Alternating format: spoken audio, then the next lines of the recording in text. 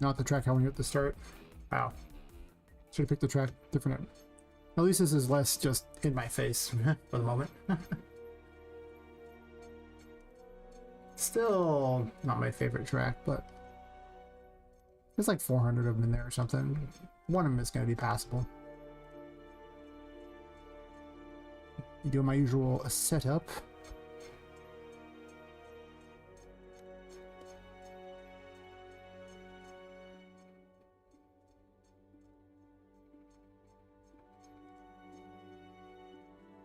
Let's see.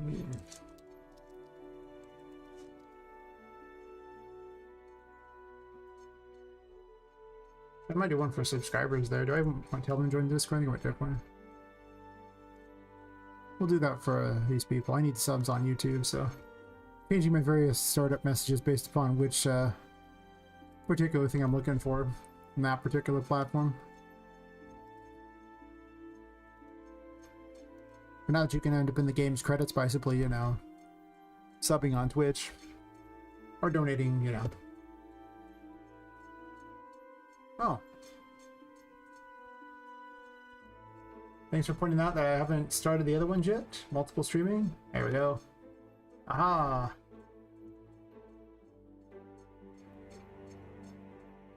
Thanks, Jonah Madison, for pointing that out to me. I did not click, I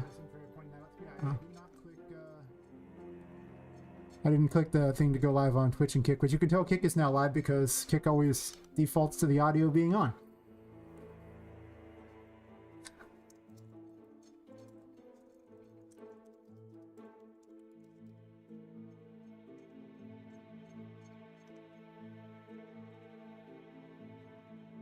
Yeah, thanks for pointing that out. I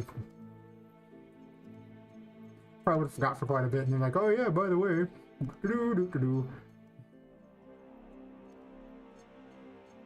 Yeah, there we go. Ah.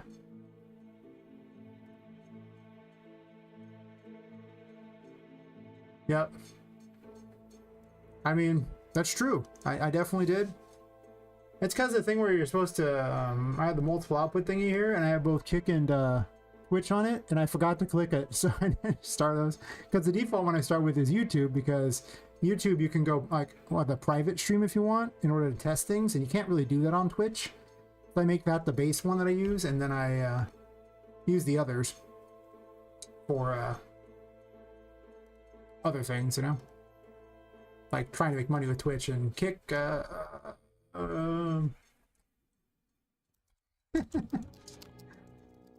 one day. Mostly just viewers on Kick.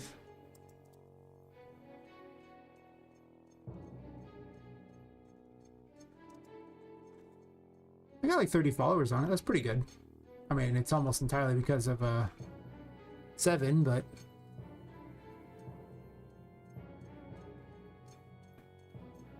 yeah, that's awkward. I didn't even know it had a stream test option on there, but yeah, YouTube's the only one that really gives you the private thing that I've seen. Kick's bare bones. Hey Arnold, how's it going?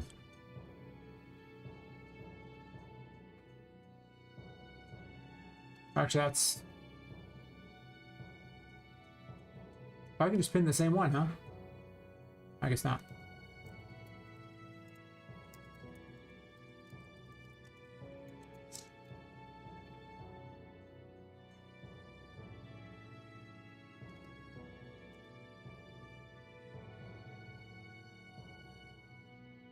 Yeah, like Kick has so little available on it. Just actual nothing in the back there. And they don't even mute the stream when you start, too. So it's just like, cool, thanks. So every time we hear a bunch of noise, it's like, oh, yeah. They don't mute. Oh, yeah, Discord.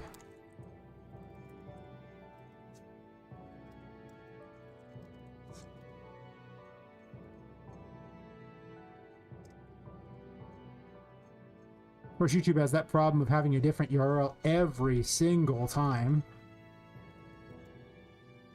Which I wish that was not the case, but it is.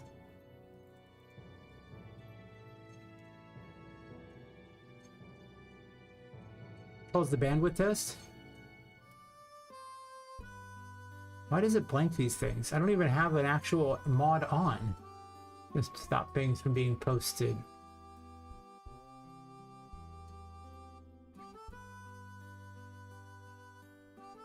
I don't know.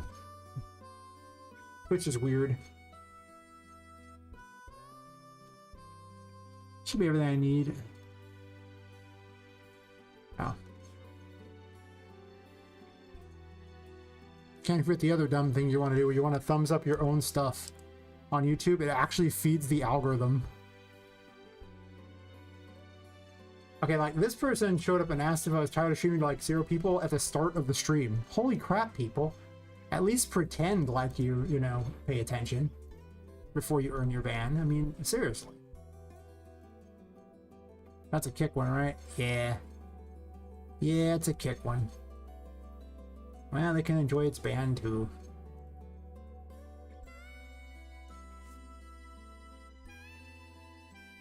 It doesn't show the video, just shows the bandwidth usage, which kind of uses. Yeah, that's bizarre.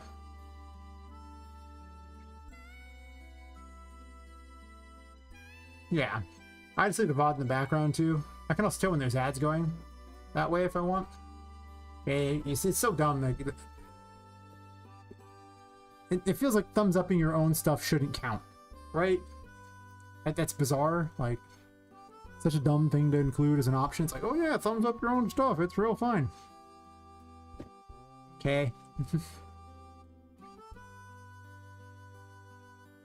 Hey, Mosta. How's it going?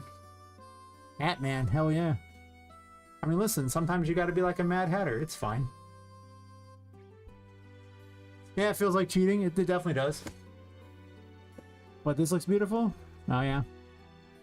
I go so back and forth on the painting world. On how much I want it to be. And in my perfect world, greetings, my excellent friend. Rescue toys and build a city. But in my let's be real world, it also seems like the one aspect of the game that could probably be cut and cause the least problem. So it's probably getting, you know, it's probably just going to be a way to travel between worlds and talk to Tinka versus anything else. Also, know why it doesn't show this glass anymore. Convenient area to test things.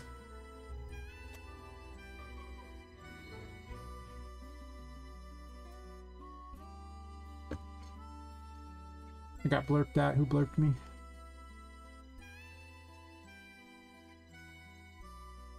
Oh. I've been greeted. Nice. Funny you should mention that. I recently decided on a theme of my boss, and it was also Alice in Wonderland. I mean, Alice in Wonderland is good. Ad break. Really? Twitch. This is why your platform is dying, Twitch. You have more ads than content.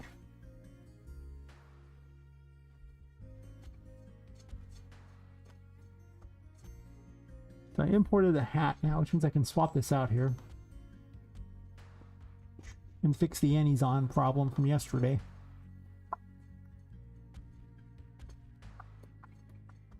Oh, my Annie has her own thing. Oh, because she has her own animations. Oh yeah, Cheshire. Good. I thought about naming the cat character of Cheshire, but I didn't really want to go too far into Alice in Wonderland territory because, well, it has a lot of similarities to Alice in Wonderland, and well, at least in like the feel of it. It's not Alice in Wonderland. Alice was never killed and stuffed in, have her soul stuffed into a doll. Alice never murdered other toys either, for that matter. Honestly, Alice was kind of just an annoying little girl who wandered around through this place asking a bunch of inane questions. If you want to get technical, she really didn't do a whole lot. She kind of stole some things, like, you know, she stole some, like, mushroom and some weird, she drank some bizarre liquids and played croquet with the queen. I mean, she really didn't do very much. I mean, in like the American McGee's Alice, okay, now she's brutal, and, you know, that's my kind of Alice right there, right? I feel like the more default story for her, it's mostly just her not understanding the crazy things in the world, and it representing like a girl growing to adulthood. Essentially, it was It's full of a lot of fun, wacky things, and I like the world behind. I mean, the actual story isn't very good. How do you get the Airhead ads? Like what? There was like a candy Airheads, or is there another Airheads?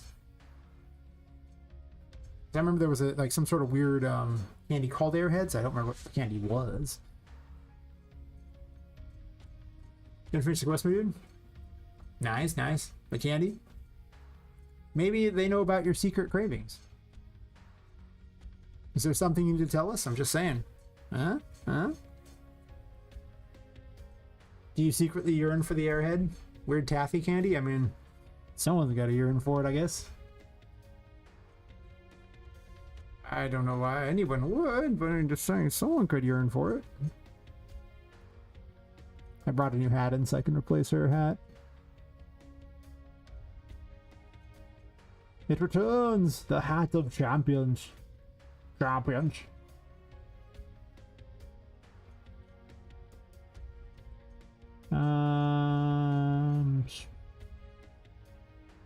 Actually, this.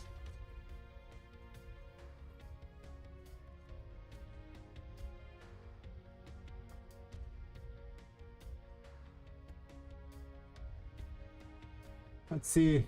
The candy, it's weird taffy candy. It's textured like plastic. Wow. Gross. I meant Alice's quest, not mine, by the way. I will not finish the raid I'm going with. Well, you wouldn't be the first person who had that problem. At some point I'm going to play through like Alice Madness Returns on the stream just because, you know, it seems awkward to call it this big inspiration for how the world is and never actually play it on stream. I don't know when I'm going to do that. After all, anytime I do something that isn't making the game, that's, well, not making the game. And let me tell you about how not making the game is probably not the best call.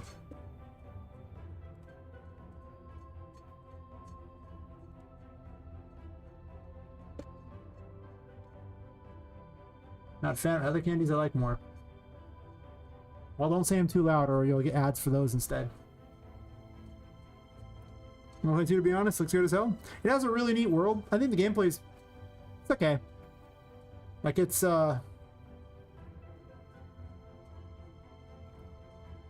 it's a competent 3D platformer. I'll give it that. It's got some interesting things.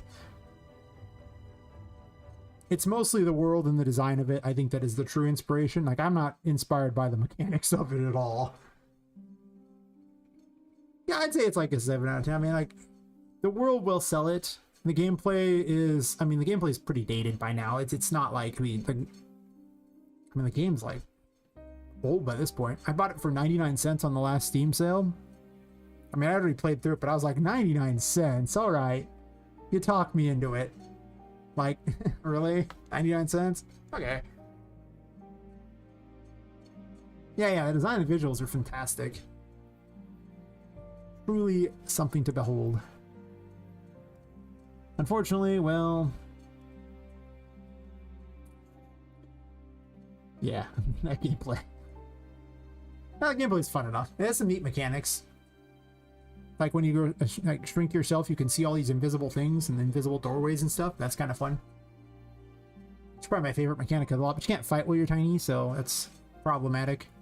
You have to shift between that and not. And the weapons are pretty fun. With the little teapot being my favorite. It's basically a mortar that fires hot tea on things.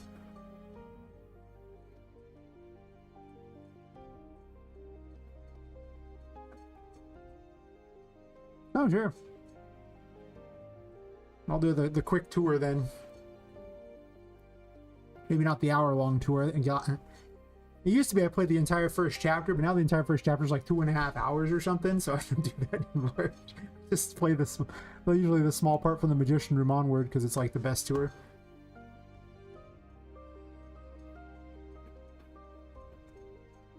Huh. Well, I guess I might as well start off with the tour then, right? Right. Right. I'll fix the bugs later. Ain't nobody care about no bugs. I'm gonna close a bunch of these extra windows though to buy myself a bit of FPS. Content browsers actually eat FPS, isn't that weird? Ah, For those people who've never had the tour. Sorry, so you probably know the game's called Poppet Quest, and you're playing as a woman who was killed and her soul was stuffed into a doll. Poppet here. I'm going to disable all those messages there. Oh, let me disable the World Tarot, which is like the ultimate cheater tarot. Because, well, it's enabled. The curse no longer affects you, so you probably don't want that enabled for purposes of explaining the game. And the main mechanic. It has many abilities, but for now, that's its main ability. A passive that is real broken. Far too overpowered. Fix that real quick. Now we can continue. Let's see. Hi, I came from a raid and you just said, "Hey Raiders, hope you're well," and proceeded to make hats. Hell yeah!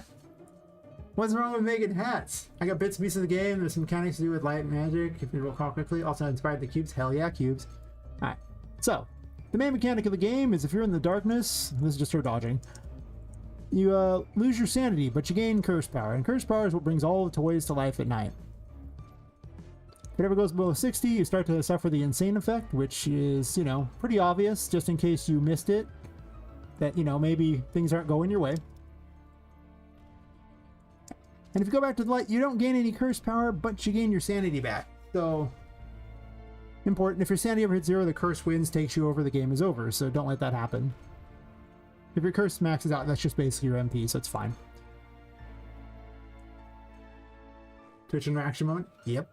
So, use tarot cards for abilities. This is the Fool. The fan favorite. It's a giant squeaky toy. I can hit things, I swear. I'm just getting stabbed to death here by now.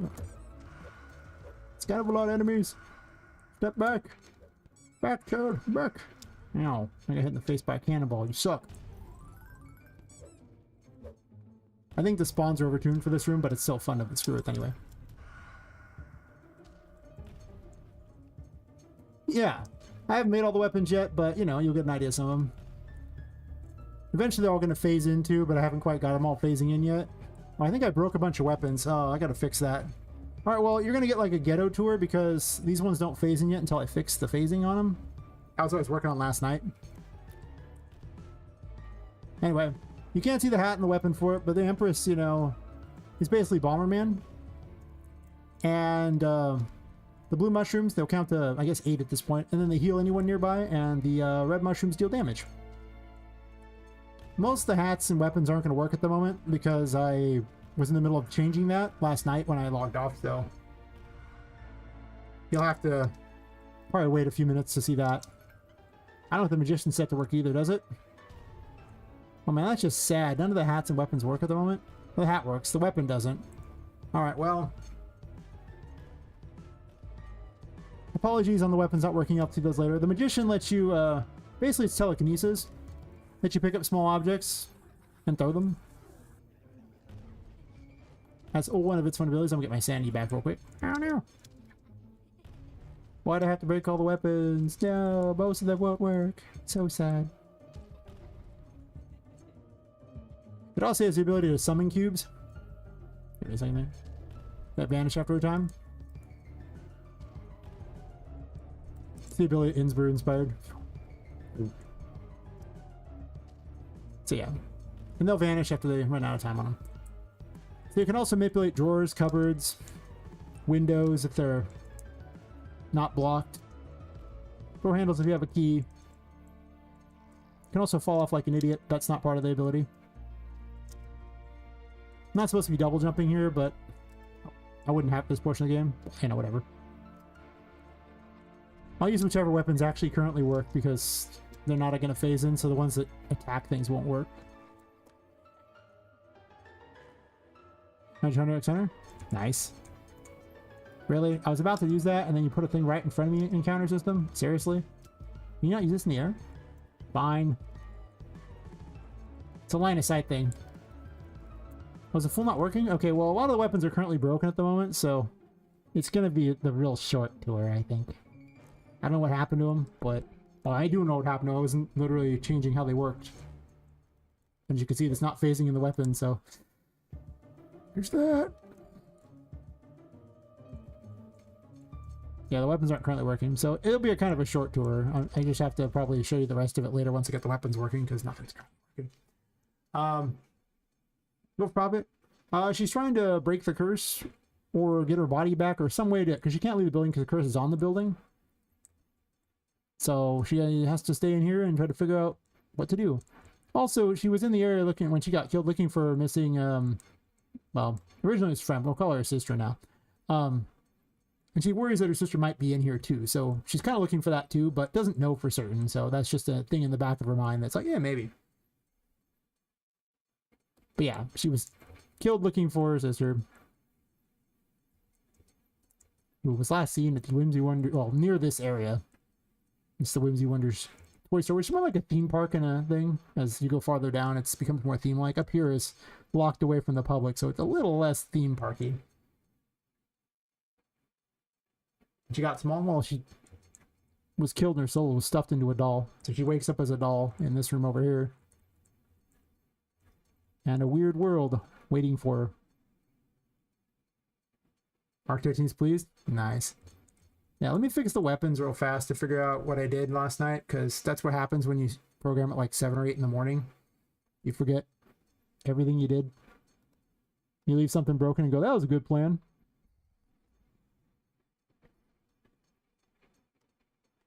They were all working before that, but I wanted them to phase in and phase out. And I was trying to standardize it so I didn't have to program it 22 times. Because that's a lot of times.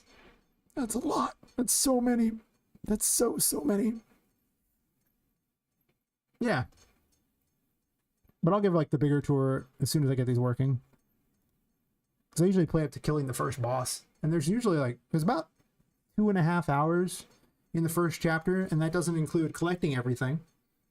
That's like 2.5 hours for me to just beat it, like from start to finish. It does not include the story yet, so that's a thing. So I imagine that the first chapter will be quite long. There's 4 chapters, but this chapter is like 95% done. And then the next chapter is like 40% done. And the one after that's like maybe like 15% done. And the last one after that's maybe like 1% done. There's a lot to go. I've kind of laid out the last chapter. There's a couple rooms in there.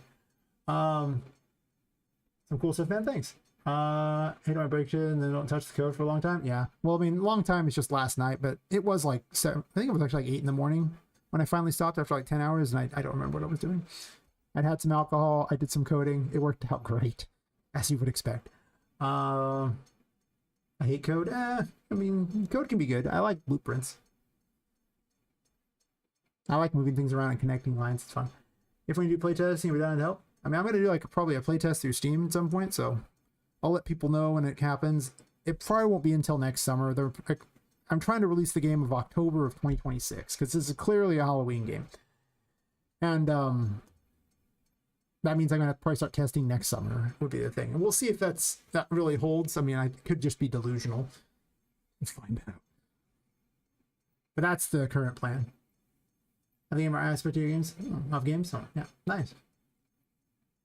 I'm in a love-hate relationship with code. That's fair. Depending upon how much alcohol I have, I'm more love it or hate it. I'm not sure which one, but I care less after a while, so that helps. How about expected release dates? Let's say, yeah, I already covered that. Nice, fair. Another example. Yeah, like we'll see. There's a lot to do, and I realize I actually cut the game size down quite a bit. Because originally it was like 9 floors tall, and now it is actually 6 floors. Well, no, technically 7, right? Yeah. No, not 7. Because there's 2 basement floors. And, you know, there's nothing on these ones here because I've split it into 4 maps because the H-load system hates vertical stuff. It doesn't do a very good job of doing that. It loads things for like 2 hours ahead of the game, and it doesn't, I don't need that. So, yeah. So I split it into 4 things, and that worked out a lot better. But, yeah, let me fix the weapons, and I'll give a much better tour. Because I don't know why I thought it was working when I last logged off last night. Well, I mean, I did a quick fix after I logged off because it was broken. I thought I had a plan. But I would say that like there's about an hour worth of content in the second chapter. It's not refined at all. What's wrong with the Empress weapon? Explains why it had some problems, didn't it? Oh. I have to actually fix a lot of these because they're not actually there yet. Super mode enable keeps weapon appear needs to go away. Cleanup doesn't need to happen. Destroy equipment does not need to happen. Those are now on the other side. So basically what I was doing is I had to reparent these because I didn't want to do this code for this thing so many times over. Wait, no I don't. It's already in the right one. Actually what addition do is like it's visibility, parameter name, and this would be like the Empress visibility, I believe. Each of these using a material. I'm property. Here in the shadows. Nice. Sometimes the shadows, yo. Yeah.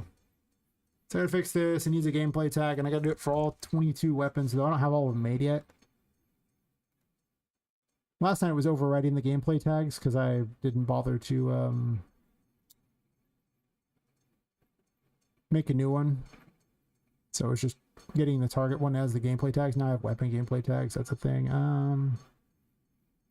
Yeah, phases in is the ability. Test this one out.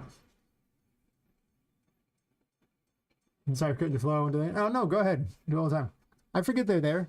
I usually stop and listen to them. I'm like, what's this? And get all excited. See it phased in there. And this one won't work yet because I don't have a thing for it. The hat's set up to work, but not the other.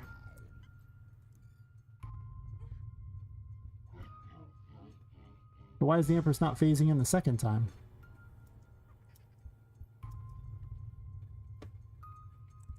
Like it should.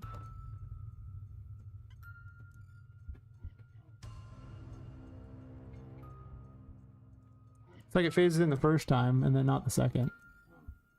But the two use different things, so it's like it's not adjusting the visibility on that. Weapon? Now none of them are phasing in. That's weird. So I should set up custom OLF for my home server. This is where I found out my home server can't make web requests itself, for whatever reason. I can't find a way. Yeah, I don't know on that one. These are things I do not understand yet. The half phased in, but the weapon not so much. Why?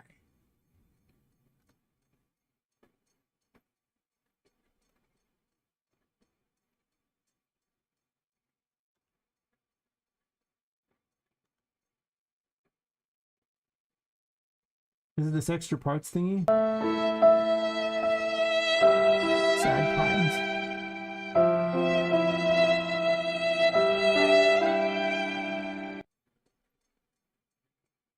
Maybe I will take this over here and just dump it on there because not all of them even have extra parts. That could be causing an issue where it doesn't want to continue on from there.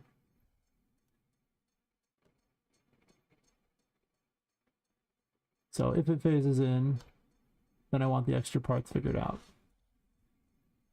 This is so that all the stuff attached to it also becomes visible or not. Not all of them are going to phase in, just the main weapon itself, but sometimes there's extra little doodads added on.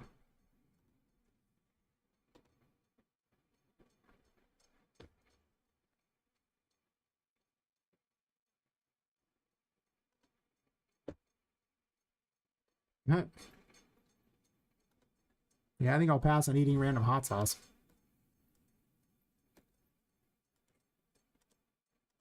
Probably like to hydrate things with it. Most of the time, I actually just I code. I really just, you know, work on games and chat with people. That's it. That's the big stream thing. All these people have these weird, you know, like act like a monkey things or something like that, and the problem with that is you just kind of attract a certain type of crowd where you have to perpetually be like, you know, that they need like something every 30 seconds to keep them entertained, and that's not really the crowd I want. To be completely honest, it's just not the crowd I want, right?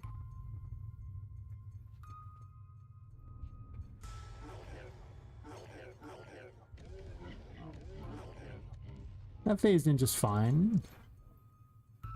So I kind of just don't, like I'll probably put some other weird ones in for people to be amused. Now it showed up. Oh yeah, there's a magician wand. Hell yeah, brother. Yeah, the hydrate one's probably not too bad. I drink stuff all the time. There's like 25 blurps or something to go through.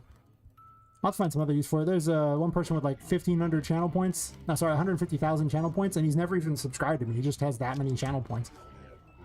I'm just like, Jesus. How do you even get that? Like, what do you even do to get that? That's so many.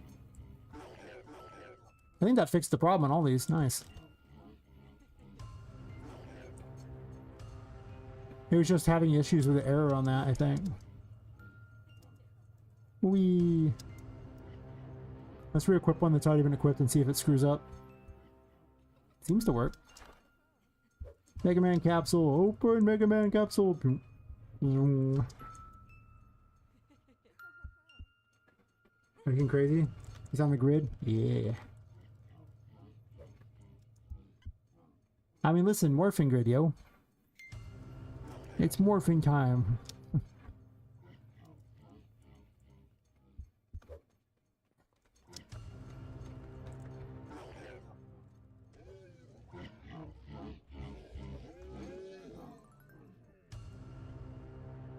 Death Tarot powers activate.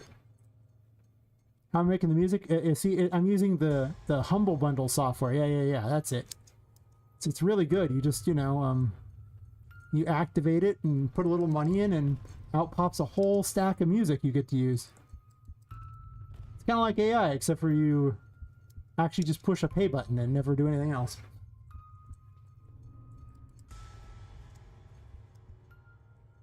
It's the most advanced AI of all. It looks like they all work now. I mean, there's some that probably don't work quite right, I assume. Though I don't know. I don't have to reparent the weapons, I don't think. This one's not working. Where's the weapon? Oh man. This one's borked. There's still a few that are borked, but this doesn't even have a weapon. But Spider-Man or Spider-Pop. Here's the Hanged Man.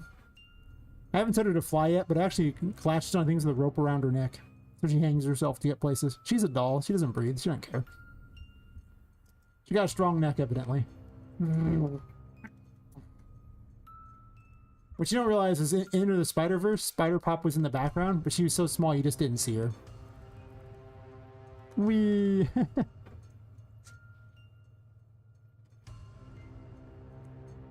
Let's see, I missed out on one of those things there. Let's see. On the grind, yep. Let's see. I think you said the grid earlier, but not the grind. I want to have some redeems, interactive stream overlay somehow. I think it's fun to interactive streams in that way, and I would like to incorporate my own. I never use them in anyone's stream at all. I just don't. I just usually show up and talk to the streamer, and if the streamer doesn't talk to me, I typically, if I like them, will lurk, but I don't usually hang out with streams so they don't talk. Also redeems for some entertainment. I'm not super big entertainer. I think it's fun to have something in the stream make me do. I guess it's fair. I mean, if that's what you want. Different strokes, different folks, right? I mean, like, I just know that I mostly care about getting the game done, and I'll sit and chat with people, and that's actually how I come with a lot of good game ideas. I'll just chat with people, and sometimes they suggest good things. Sometimes it just gets me talking about ideas, and it's like, oh, that's a good idea. How to do push-ups for games? I mean, like, possibly exercise? I mean, that would be okay. I have, like, health problems, so I'm probably not doing too much exercise. I probably should do more, but I could definitely use getting ripped, because, let me tell you, my body type is definitely game dev. Yeah. Let's see. One out of one and price one. It's called Get Toasted.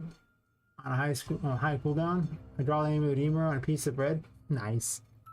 And then put it in the toaster. Be like, ha ha ha. That's right. Toasting the viewer. Why I love chatting with streamer too. Love chatting with my cat too. Yeah. Asking about streaming. Yeah. That's what I'm here for. It's basically like having a bunch of people interested in something in my hobby, and even potentially what I'm working on as well. So that alone, like, those combined for me being really excited to stream, even though Originally, I wasn't all that excited. Actually, once said I never wanted to stream, and yet here we are. I gotta fix a bunch of weapons still.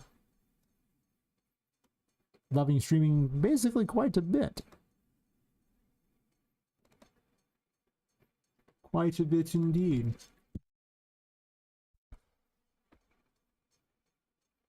Yeah, the Asprite toaster? Yeah, nice. I mean, listen. Digital toaster is good enough. That whole theme of burnout and toast, no? I mean, it worked for Disguise Toast having a theme of toast, so I'm just saying it. Something about the bread works. For sure, it's so nice to talk and chat while streaming, especially on programming. Yeah, programming is sometimes slow. Sometimes you do some. I love programming. I do. For all the griping I do sometimes, you know. Nah, I like it, but it's nice to break it up somehow. Occasionally. Especially when I have a tedious task of doing this over and over where I basically need to adjust every single weapon. At least I don't have to code every single weapon, but I do have to still adjust every weapon to have the phase in thingy. I could have given them all a parent as well. Reparent them all and deal with that coding too. I didn't do it. Didn't do that yet. My last sprite. I should start coding on stream, but I'm scared to look stupid. I'm gonna let you know a little secret about streaming. Chat loves it when you look stupid. 100%. That is the time when chat is most excited. Chat will either be like, "Oh, look, you could have done this," which is like, you know, they're happy about, or they'll all get a laugh because you said something stupid and you just own up to it. Like, don't try to hide you did something stupid. That's the worst decision. Just lean into it. Maybe make fun of yourself, whatever. Chat will love it, and it's just entertainment for them. Like those are actually surprising moments. At first, I was all worried about that, but no. Like, I do plenty of dumb. I just say I'm dumb. I do stupid things. I point out the stupid thing. Sometimes chat just, like, you know, points out my terrible programming. Sometimes chat suggests terrible programming. Twitch chat is simultaneously the smartest and dumbest people in the history of the world. It's amazing to watch. It's so crazy. Like, sometimes they're just so genius. Sometimes you're just like, oh my god, are they drooling on themselves right now? You never know. But that's what makes it fun. So, you know, you're really just kind of joining the club with them. Like, you two can do stupid things and it all works out. Everybody's dumb together. One big, happy, stupid family. Value. Best part about programming streams is that the video is super boring. Plus, it's hard to see the code anyway. You have to do the lurker chat. Yeah, that's pretty much it. Like, you don't know most of the code. I can kind of explain some things, but the system's getting more and more complicated. People watch the stream more when I'm doing level design and, like, you know, doing AI and things, like for like combat and stuff. Then they watch. That's usually like when I'm showing off the game. I think the worst thing I've ever had was when I was doing interface stuff. Holy crap. If you ever want to tank your viewership, do that. Nothing entertaining about watching them code when you aren't talking to them? Yeah. True. I'll keep that in mind. I look stupid on purpose then? Yeah, I mean, it doesn't hurt. I mean, what do you think about all those NPC streamers who are just sitting there going, like, yes, wonderful. You're like, have you seen these things? Like, and they, like, people line up just to basically donate them money so they get to do some dumb NPC interaction. Looking like an idiot on stream is pretty much gold. To be honest, don't look smart on stream. Nobody pays you to look smart. You're an entertainer. It's just that I don't do very well with, you know, boring, repetitive tasks. I'm here to make a game, right? That's the goal. And if I can stream and do it at the same time, get people interested and, you know, talk to people, that's awesome. Am I going to be like, you know, the top tier, you know, streamer out there? Probably not. Don't worry about stupid code. No one sees it. Just stream coding and don't worry about it. Yeah. For my 2 viewers, I mean, 2 viewers is a start. Like, you got to get somewhere, right? I mean, I'm streaming to like 7 total people at the moment between the 3 platforms. It takes a while to really pick up. And the longer you stream, the better your numbers get. Like, the long streams have way higher rewards because it just gets... The more people you have watching, the more places funnel traffic to you. So the longer your stream goes, the more you can get raids or people just seeing, you know, you've been pushed up there because you already have viewers. So I mean, like, you know, that's why I'll stream like 8 to 10 hours a shot as opposed to a bunch of short streams. The short streams are worthless. Like, If you're going to show up for like 2 hours, don't even bother. There's just no reason. Like, unless someone raids you, you just aren't going to get traffic. It's just that simple. So, I mean, there are times where I'll stream for quite a bit of time to almost no one. For hours, and I'll get like a raid or something like that, or the right time of day will happen, and then suddenly more people will show up. It's just how it goes. The same, I guess. Sadly, URL, eating candy on stream. Hey, nothing wrong with that. Shooting into the microphone, my favorite. Oh yeah. People don't always want to hear that. That's true. I usually mute the microphone when I'm munching something. I try not to eat too often while streaming. 9th episode from Messed Up Show. Everyone starts somewhere. Yeah. Longer, more consistent. Yeah, consistent hours make a big difference. I mean, if you want to make it big, you got to basically do what everyone else is doing, but better, right? So, you know, people are putting in all these hours, and you can't expect to show up and be like, oh, I put in like 10 hours this week, and why isn't everyone watching? Okay, I put in like 40 to 50 hours a week streaming, and I have a regular job. If you aren't going to do at least what I'm doing, you're probably going to have a hard time competing, right? That's the theory. And, you know, like, people rate each other and things like that. And, you know, the community is very friendly here. So, you know, they help each other out. But it's just the amount of time you're available to be seen is so much higher. People, like, these platforms, they reward people who already have people. So you got to build a community. And the more you build your community, the more people you always have. But it does snowball. And getting that initial ball rolling is tough. If I know, sadly, I only have 3 hours. Yeah. Since I have a day job, I do too. 80-hour work weeks are normal. What are you talking about? Honestly, advertising helps a lot. More specifically, talk about your project. People mention that you stream. Yeah. You got to build a community. It takes a long time. Get a Discord together. Slowly invite people to it. Expect it to take, you know, years to build a good community.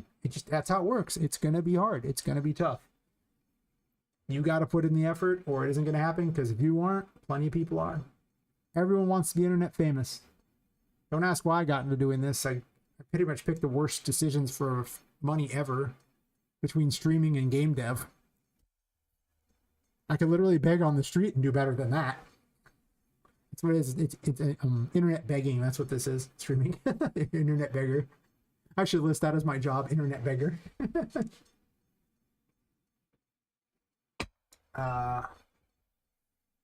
You're not for it is better than not at all. Yeah, I mean, streaming's something, but I don't think half an hour a day even matters, to be honest. You really want to combine that all into like one day or something, so you have time, because half an hour is just nothing. Like, people won't even have time to find you. You'll have started and then ended the stream before anyone even notices. Doing that a lot, but I'm afraid of looking and sounding obnoxious. Hey, be yourself. Seriously, like, be yourself on streams. You're going to stream a lot of hours in front of people. A lot of hours. And you can try to hide who you are all you want, but it's going to be real hard to do as you spend hundreds, if not thousands of hours in front of people every single year. They're going to see who you are, so you might as well be you. It's a lot easier to be you than it is to be someone else, especially for many, many hours a day. And it's not I'll start worrying about, you know, I have terrible health, but I had terrible health before. Why I took a 2.5 year break from game dev and why this game got postponed so much. Don't injure your neck. It's bad for you, by the way. Turns out it's important. Don't do it. Game dev is my dream since I was young. I took my dad's last few words to make you realize that. And there you go. Like, tell chat these kinds of things too. Like, you know, if you got stories, talk to chat. Because at the end of the day, streaming is not about selling your game. It's not. It really is not. It's about selling you. People show up for you. To talk to you. To see what you're doing. They become your internet friend, effectively, like that. You don't know them, but they know a whole lot about you because they've been watching you for countless hours, or and they've heard all these stories. They've watched all these things you've done. I didn't watch them for countless hours. I'm still working on my game. So they grow to like you. So that's what you're selling. You know, sell your product too along the way, you know, get people interested in what you're doing. And it helps if you're doing something interesting for them to watch, but it's all about you. That's why you're there. That's why they're there. You guys showed up to talk to me and you didn't even know what my game was called. and I do a tour thing, and I still need to fix it. He saw like a broken thing for the tour. Let's see. Honestly, I built a small community before I started streaming and programming through. Makes a lot of online friends and a few little people from my gaming YouTube I was not consistent with. So I started out with a bit of help, and never hurts. Also, I started becoming more of a part of other programming streamers communities and gaining them as followers and friends. Yeah. There's an ad break going. Okay, well, whenever the ad break's done, I guess I'll respond back to all that. Hey, bro, Tommy, where's it going? Did I fix this weapon yet? I don't remember. Oh, hermit weapon's broken. Nice. I just went for an ad break to run out on Twitch because I was talking to them about streaming and all these things, and yeah, about that.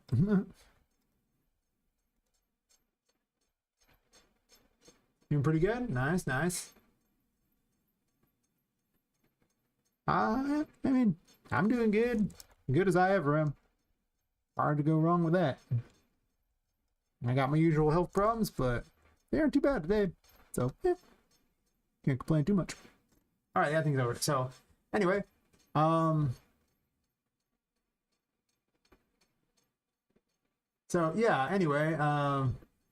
You were saying, I was reading your thing about building a small community beforehand. That really does help. I actually came from the RPG Maker community and have, like, the most popular lighting plugin there. Like, just far and away the most popular. It's also free. That probably helps. There's over 100,000 views on just the thread alone. So I already had people to start with when I came to streaming in the first place. I streamed on YouTube for a long time. I didn't start streaming on Twitch until, like, October. I should have started streaming on Twitch. I don't know why I didn't. That was stupid. I streamed a lot of times on YouTube. It took a long time to get any traction on YouTube. YouTube is rough.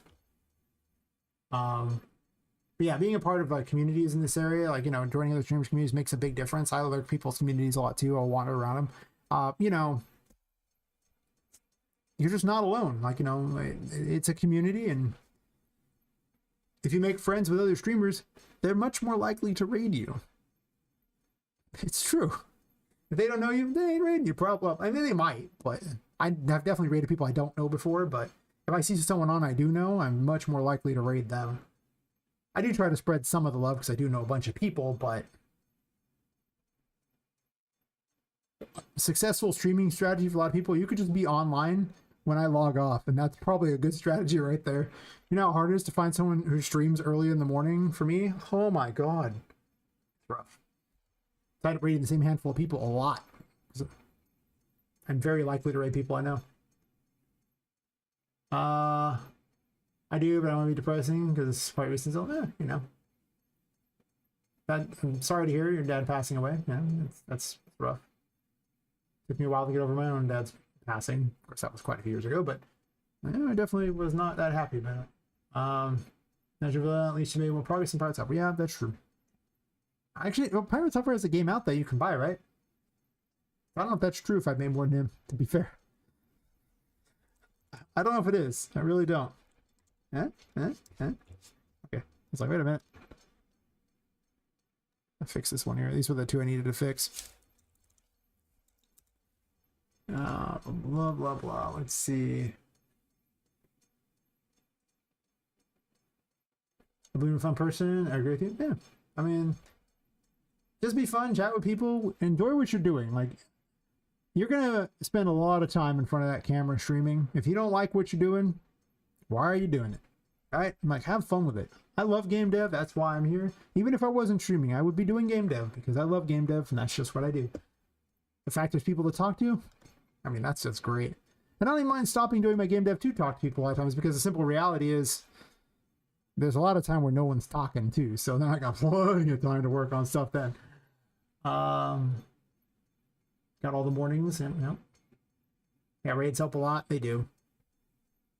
And I got started because of Fox. He kept raiding me over and over, and that's what helped me build viewers. It would have taken a lot longer without him, for certain. There's a handful of other people too, but for the longest time, nobody rated me more than Fox. I mean, he doesn't rate me anymore, but for a long time, he was like the biggest raider I had, and like, he just rated me all the time. But I don't necessarily need the help anymore, so it's probably better that he raids random people who needs it. You're a child. Oh, thanks. You like for now? Oh, thanks for now, Master. You know, it's always good to have people lurking in the chat. Someone's got to keep the shadows happy. Like, you know, they get lonely. I'm just saying, when the shadows are lonely, you know, I mean, is there anything worse than a lonely shadow? Like, seriously, you're already a shadow, and then you're lonely too? Jesus, that's terrible. Really? Damn, now I feel bad for him. Like,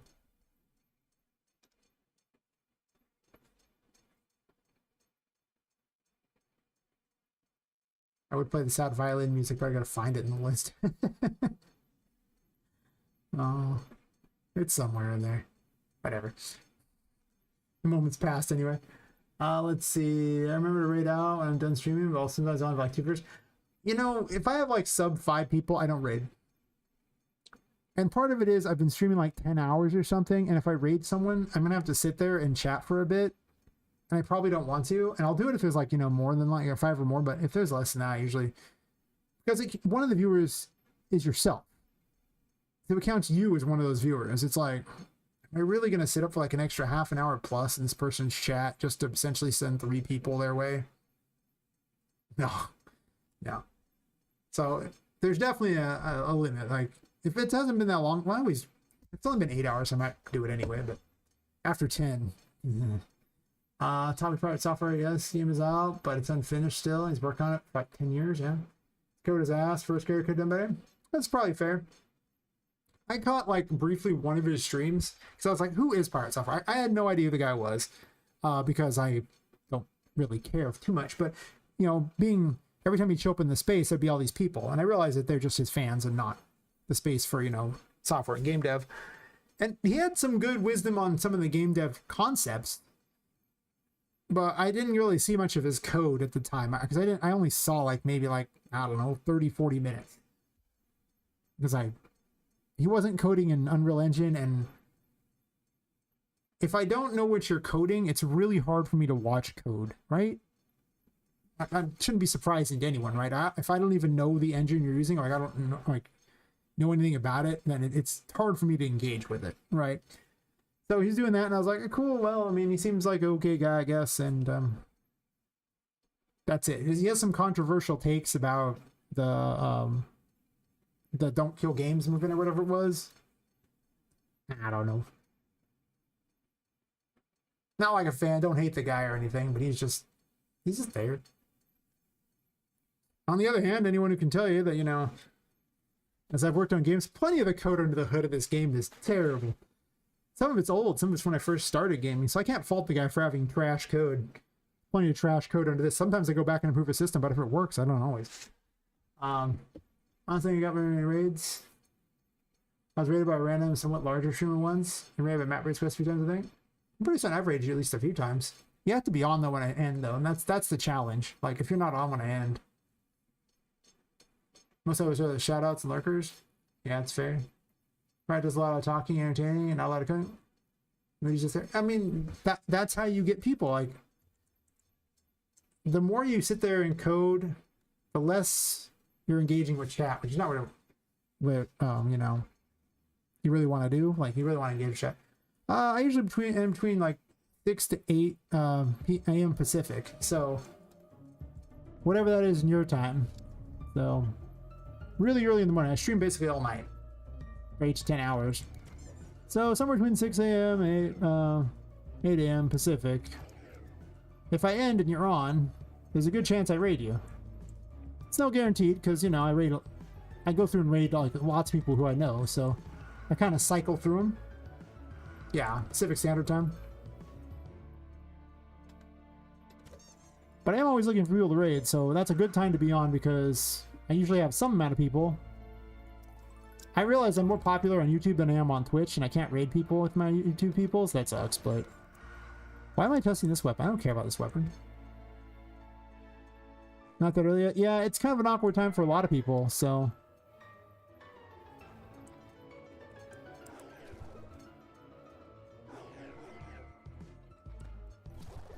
I had to change the controls on this. I don't like the controls on this at all. But yeah, I mean, like, I'll raid the same handful of people a lot of times because, well, first off, if I know someone, I'm going to raid them. But also, using Unreal Engine and being on when I'm end streaming and being someone I know are like the holy trinity for me rating someone. Because, you know, why didn't I say 11? I do start at an awkward time. You are correct. I do this because I work in the evenings, in the afternoon and evenings, and I tried streaming in the morning. That just does not work for me. I don't have the that thing there. Plus, morning time actually has probably some of the most people actually watching, so technically it's probably one of the better times. It's just that I don't know, I just don't like doing coding and everything when I first wake up. It'd be a lot healthier. But now I kind of have an audience at night too, so it's kind of what I do. I think all the weapons work now. Pretty certain. All the ones with an actual thing. Actually, don't think I fixed levers yet. I have not.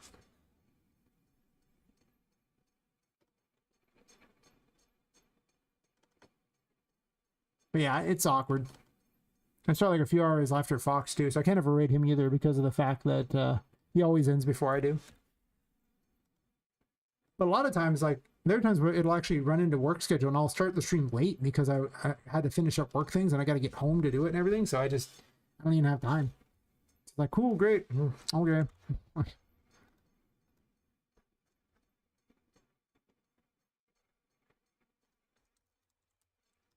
Should be just about ready to do an actual tour thingy too. Oh, why am I not doing gameplay text?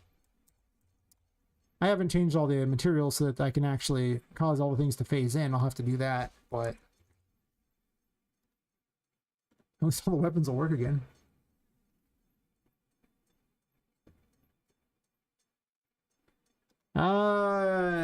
Like Pacific Standard Time, like in the evening, is horrible. Just horrible for numbers in the category. Like, there's so few people watching the category that me starting earlier in the evening would be horrible, because like I've seen it get as low as like 340 people watching the whole category during that time. Like, it is bad.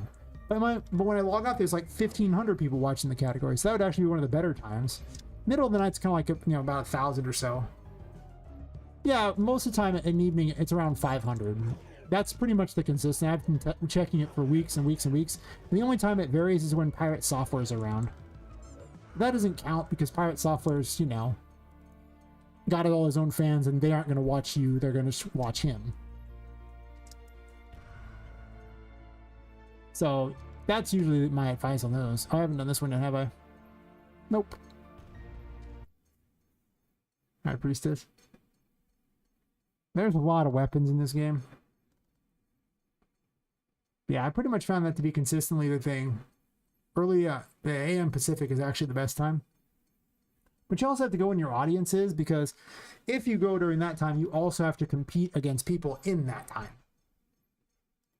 And those people are... Well, thanks for the comment, Victor. A lot of those people are already established in that time, too, so you're going to have to build your own audience in that time. So pick a time and stay with it is a pretty good advice, because you're going to get a lot of people who kind of follow you because of that time. But if you shift your time, be prepared to lose a lot of those people, because, well, they obviously had that time available and you're not streaming during that time anymore. So,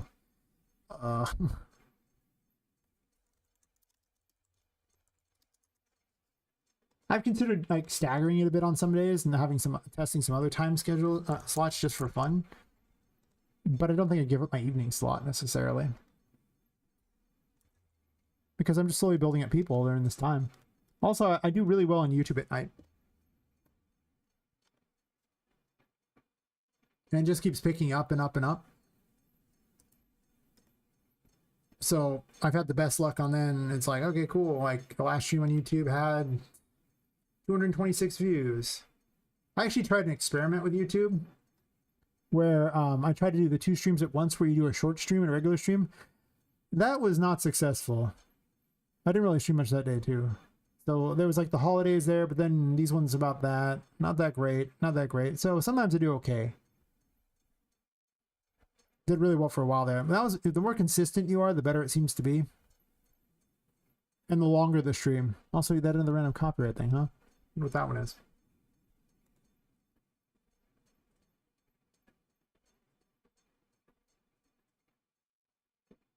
I'll have to solve that one.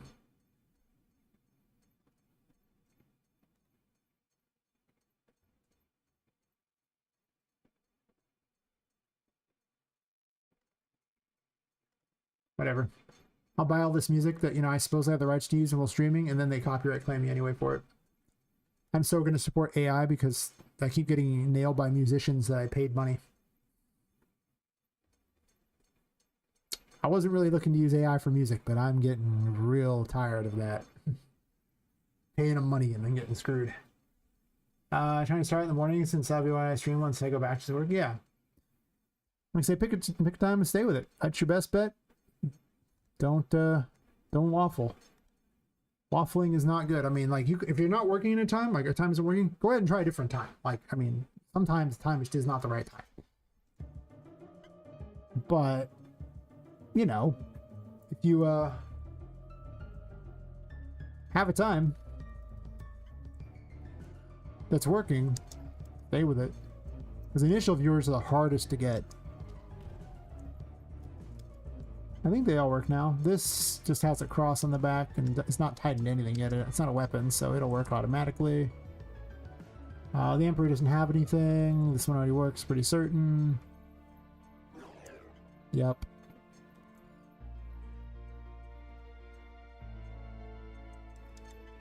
I gotta get different poses for how they're holding them. Short streams are great for discoverability, but software actually getting them to be a viewer. Yeah, I don't think they're good for discoverability at all. Like, I think they're terrible for discoverability, just outright. And the reasoning for it is that YouTube does not, like, streams don't tend to do well on YouTube after the fact. I get almost no views on my streams after the fact at all. Like, if you're famous, maybe you would, but people don't really want to watch a stream that is not live. Sometimes, you know, if you're playing a game and they want to see a particular person play a game, yeah, but for the most part, they want to talk to you. So I find they're not very good. Because then the algorithm will be like, hey, nobody's clicking on this. That means that we're not going to recommend the next video, because that's how YouTube works. They punish you. So you really don't want that.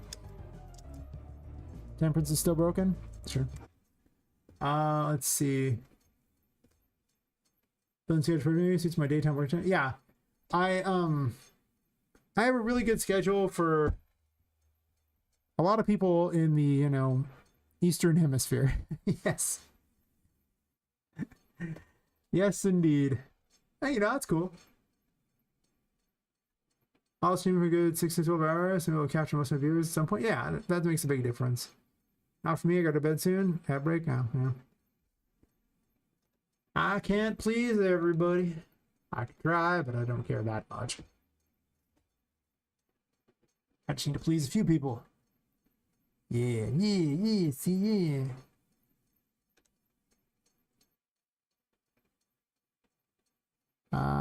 Temperance needs to be fixed now. Just this crap needs to be removed, essentially. And then I have to go over to visibility here.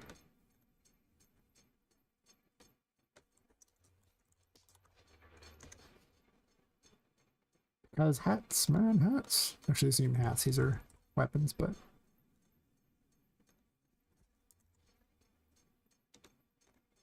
the same weapon thingy works for everything in the game.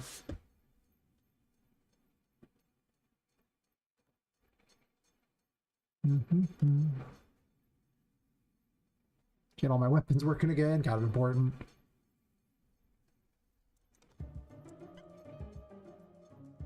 Bubble wand. Haha. Oh, it does have weapon trail. Fair enough. It's got to have more sound effects and swooshes and things like that. Like, there's so many quality of life, actually, gameplay feel things I need to add. Welcome back. Yeah, my time's just not going to work for everyone. I can't stream the whole day. If I didn't actually have the other job, I would stream 12 hours a day. I totally would. Problem is I do, and it's just too many hours.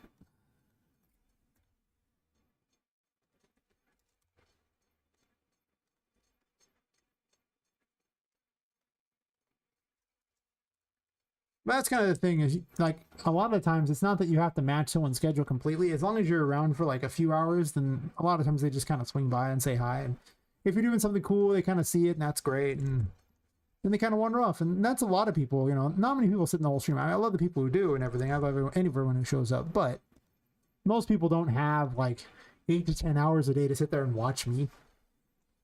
I'm happy if they do. But I don't even realistically have, you know, that kind of time to watch other people either. I'll like support random people's streams and everything like that I know, but it's just like, how much time can I spend in this when I'm literally have to do work and stream myself? Like I'm currently looking Ruin Kampsai because, you know, dude's cool, so, you know. I usually keep a stream lurked in the background. Usually just one. I don't think lurking a bunch of them actually does anything. I don't think it counts for viewers necessarily if you lurk too many of them, but maybe it does. I don't know. Sure. Trust me if you're sure, right. Me, I'd sit there all day. Well. Unfortunately, I got that regular job too. But otherwise, I would stream a lot because I love streaming and I love game dev. So between the two, I would do it all the time. Aha, the devil works. Yeah. Devil pop. Got horns.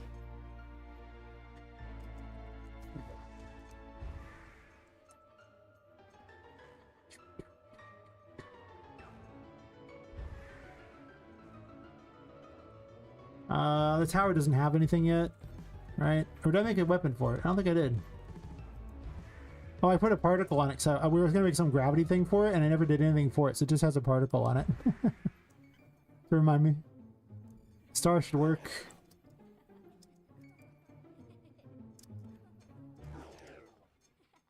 I'm probably going to turn this into a wand, just like the other one. I don't think I want back items. Both this and the Hierophant have a back item.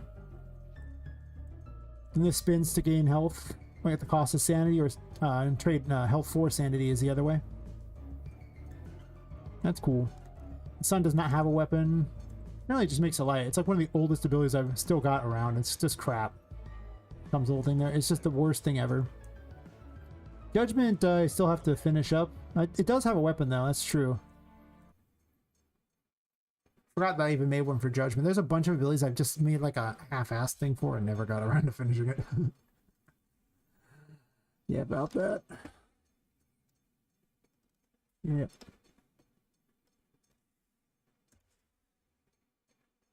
I program everything with parents, so all the code's on the parent.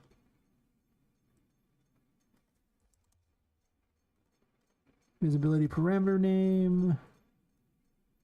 This is Judgment. And then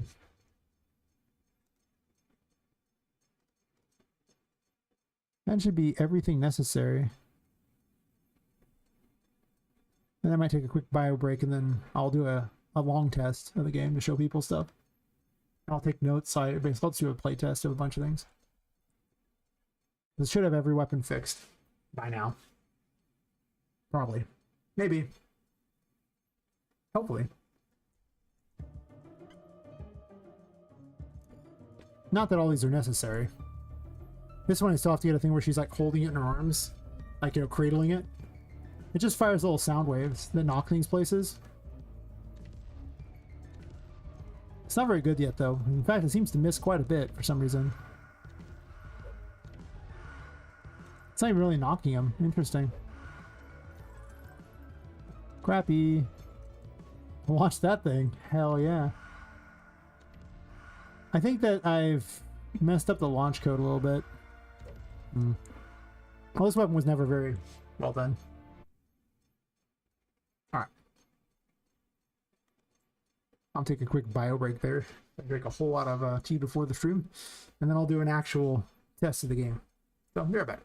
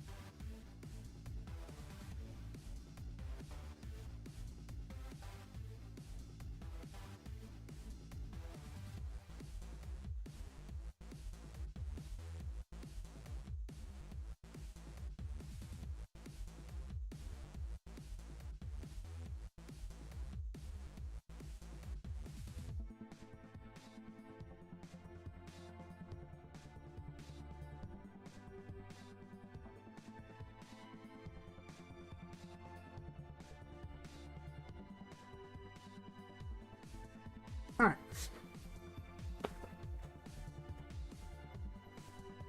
So, do people still want a random tour, or now that I fixed all those problems? I did kind of take a longer to fix than I thought I would.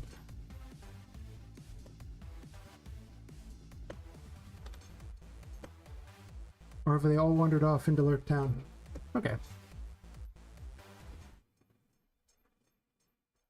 Let me close the additional browser thing over here. All right.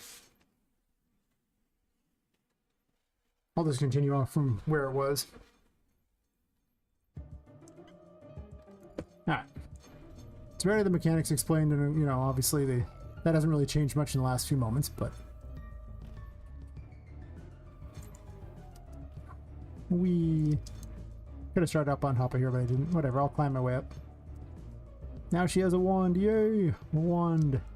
So yeah, the magician's telekinesis. So you'll use to manipulate a lot of things in the environment, such as light switches on lamps, the drawers, cupboards, doors, stuff. I might increase the height on that there a bit. As I fail my own jump, I'm so bad at my game! You always have to sound like you're falling a really long distance whenever you fall. Like, oh my god! I get thrown away, messed up by the double jump because I shouldn't be using it, and I'm trying not to use it, but I accidentally use it all the time.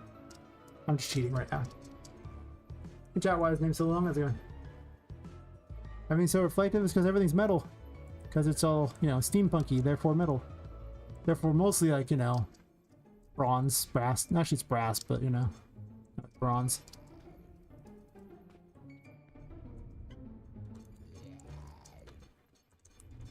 The fool can also break stuff.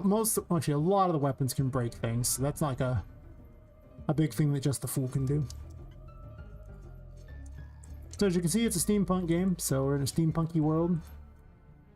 A city. Can't leave the building, but you can run around out here if you want. If it makes you happy.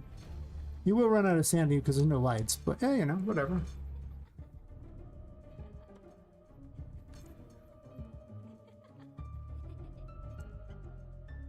This is Temperance, it's a bubble wand.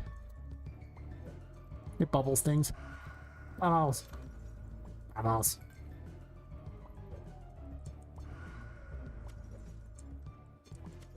Break everything with bubbles, yeah. Don't ask why bubbles can break things. Never question why the bubbles break things. I still need to fix this little spot. I don't like how it's... You know that crappy little jump there? You can fall through those cracks, by the way, and if you do, it's kind of a long ways back around, so... Oh, Temperance also features the best hat. It's just like derpy. Meow. This is the start of the game, so the enemies are pretty stupid. I double jumped, I cheated, oh my god, I'm so bad at my game. A lot of the game consists of collecting keys, hitting buttons, or things like that to get into places. Breaking stuff, crawling through pipes. I'm gonna hide behind this, like a champion. Like the coward I am. Aha, coward. I guess I'm gonna run back around this room. I need to fight for a second.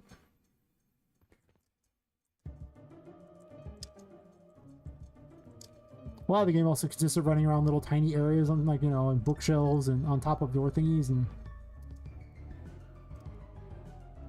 inside of pipes, jumping on cupboards, you know, just stuff. Because, you know, why not? We saw the Empress earlier. I guess I'm still gonna detonate this because it's fun. Weirdly satisfying. Doot. Yay! Okay, it's still weirdly satisfying. I don't dash often enough. You can't block in the game. You can, however, dash. I don't really ever see Metroidvanias let you do any kind of blocking, so... Because I have the key, I can open this door now. I'll slam it in their faces too, because I'm a terrible person. This is a Wheel of Fortune. It rolls dice. The black dice deal damage to any enemies nearby based on what it rolls. You do have to kind of, you know, bounce it off of things and lure them to the dice to be good. It can do a lot of damage if you do that, though. And the white dice heal you. You don't have to be near the white dice to do the heal, though. I might fix that, though, so that you do have to.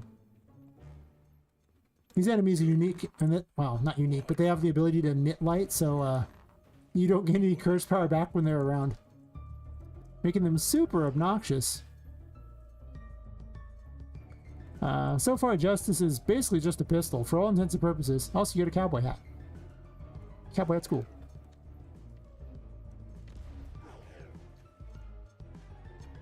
I have no curse left. Oh, you're so terrible. You get this way later. You get deputized by the sheriff in Toy City. And then he gives you justice. I'm going to make a do more. They're all going to get 3 abilities.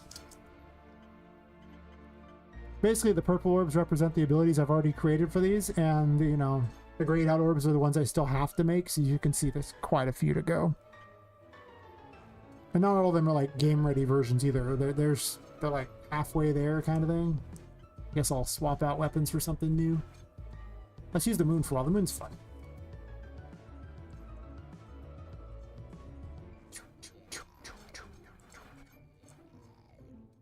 I gotta fix the moon wand. That's the wrong wand. I'm so sad. Moon wand, why? Why moon wand?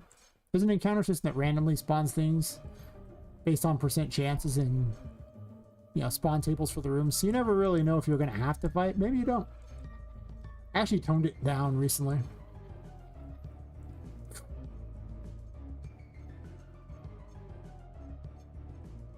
Kind of make that hat black on the big areas like that, and then have, like, you know, the rest of it be normal.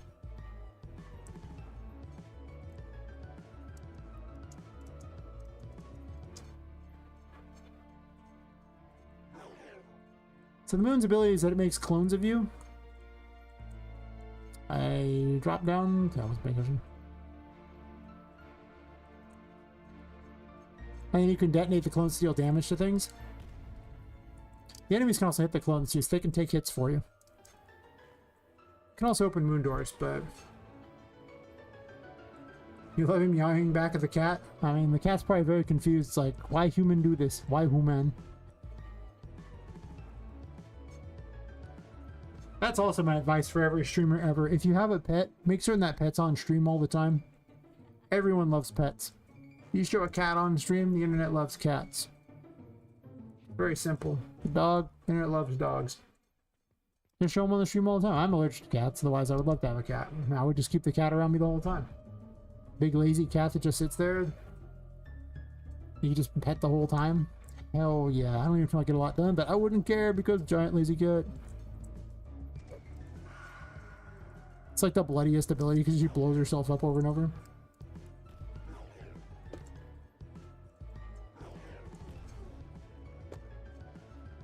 Yeah. You might as well. I mean, like, it's just entertainment. You're literally just making chat like you. They want to be around you. They want to talk to you. Like, maybe they just want to be around your cat. That's perfectly fine. People love cats. I mean, those people are really business oriented and be like, well, whatever gets them in the butts in the seats, really, you know. But I'm mostly just making a game, so I'm not quite like the businessman kind of minded here. Yeah, I've seen people do it. The cat cam is very real, or the pet cam, 100%. Because I texted the cat there and turned the webcam, yeah. And of course, there's an ad going, so I won't. Well, not much point in explaining Tinka if there's ad going. I'll run to the next room. Most of the only things I want to change are the first, the magician room needing a slightly larger thing there. Actually, I can just. Well, let's do that. I'll write down notes. That's a good idea. Yeah, add some notes real quick of fixes. What this here? Paper stack not high enough in the magician room. Fix that awkward tunnel in the carnival room. I think that's the only two things I haven't liked so far.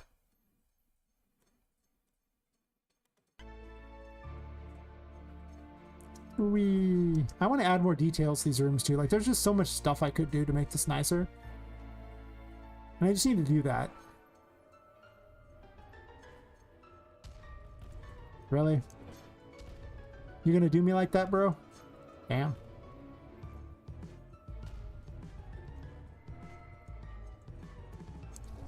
It's like the worst weapon ever against this thing. It's so bad. It's like a polarizing weapon because it's either overpowered or trash. A lot of them are like that though.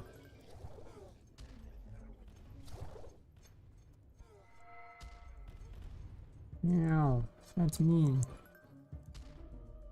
Welcome back. I was thinking I need to add a bunch of stuff there because like there's like lots of little areas that could have details, like especially back in here. Like all these little areas here could have stuff in them. Down here, it's just kind of underneath the pipe maze. There's just nothing here. So I could add a lot more details and make it a little better. I'm also skipping, there's so many items in that maze I could grab. Just like there's keys up here to grab things up. There's a bunch of stuff I don't get in the quick run just to show things off. It's a light cube. It permits light. You need to take it places. Mobile light. Yay! You can go inside these two. I will justice it down. It's hard to shoot this thing with justice, actually. Never mind. Every time I make a new contraption, like I make stuff like some of these things, and I just put them in here, and I keep adding to my control panel, so eventually the control panel gets cooler and cooler. Ever since I had grates, I have to break them now. They're too much fun to break. Actually, weirdly enough, justice is actually surprisingly fun, even though it's actually just a pistol. It's not like, oh yeah, the death tarot is like, this is like the most boring tarot. This thing just life drains. That's all it does so far. It's like super boring, but it works great. And that you'll never run out of health, for the most part.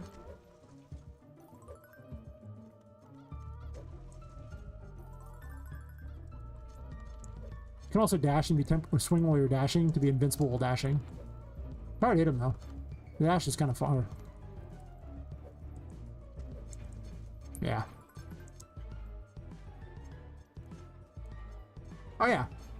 I mean, there's like breakable pots that spawn in too.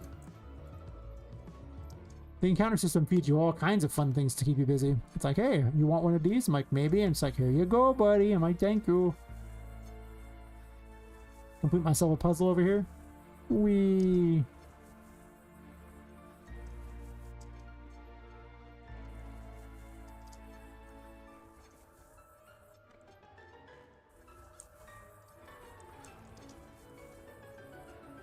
Problem is it throws us so much force now that it's actually kind of hard to land it up there.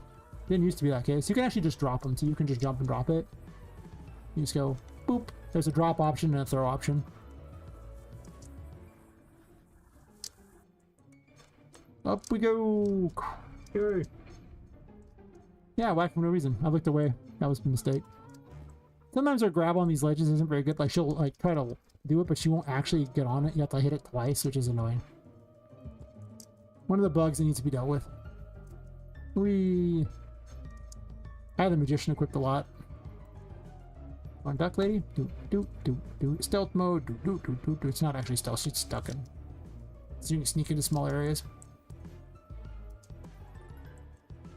Party time.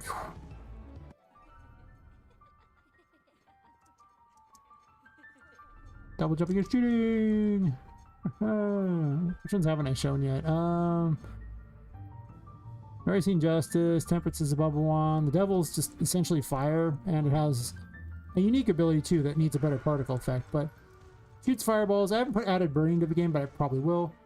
But also the thing that reverses how the curse works. Well, this is active.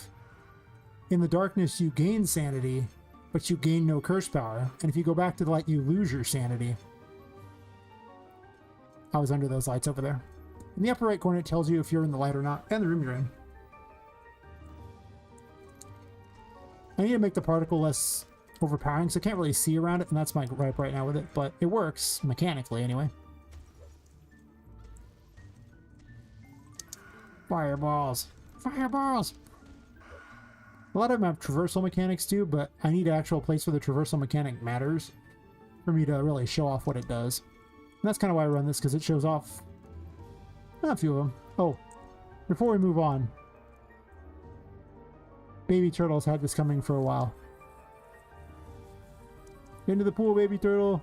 I need a better splash emoji. Last one. My water's not very good. It looks cool though. It's where Mega Man capsule is. It's where you find all the tarot cards now. Now they're in Mega Man capsules. I'm gonna hide the buttons in various places. Actually, I do hide the buttons in various places, depending upon which one we're talking about. Some of them I'm a little nicer with. I might get rid of the water there, because it's hard to see it. So anyway, the Empress has another ability. It can grow and shrink plants. Water is lethal to Poppet. There is a tarot card that protects against it. You get it in the second chapter. Actually, the second chapter is largely about getting that tarot. I make you work for that tarot. You aren't going to like what I do.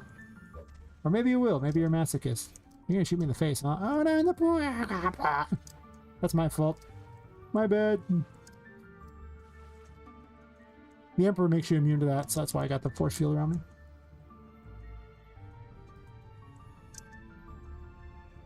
Sometimes I'm just bad at my own game. True.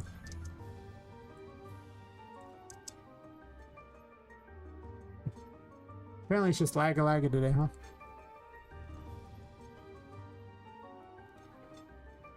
Okay, I don't know why it's lagging.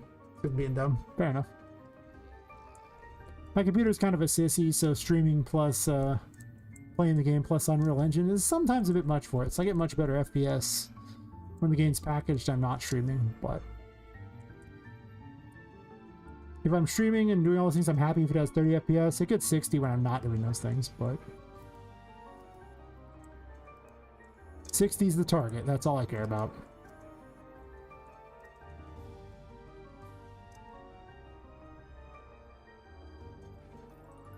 There's lots of side areas I can go to, including hidden rooms and things. I will hit some of the hidden rooms up there just to show them off, but like you can take those over there to get under those areas there and run around all the stairs and everything. There's lots of places to go, lots of hidden things everywhere. I love secrets. So I hide stuff anywhere I can. You also wouldn't have all these abilities. I'm just outright cheating. The abilities you would have at this point would be the Fool. Like the first ability where you can just, hit things with it. The first ability of the Magician, you can pick up objects and drop them places. You can't even throw them. And then the Empress's first ability where you can grow and shrink plants. You wouldn't even have the ability to drop the heals or anything like that either. You can find that in here though. I do give out those pretty quick. Over in this little secret room over here. I fell in the pool. I'm so bad at my game. You go back to the respawn if you died, so that I would be back at the respawn now for having done that.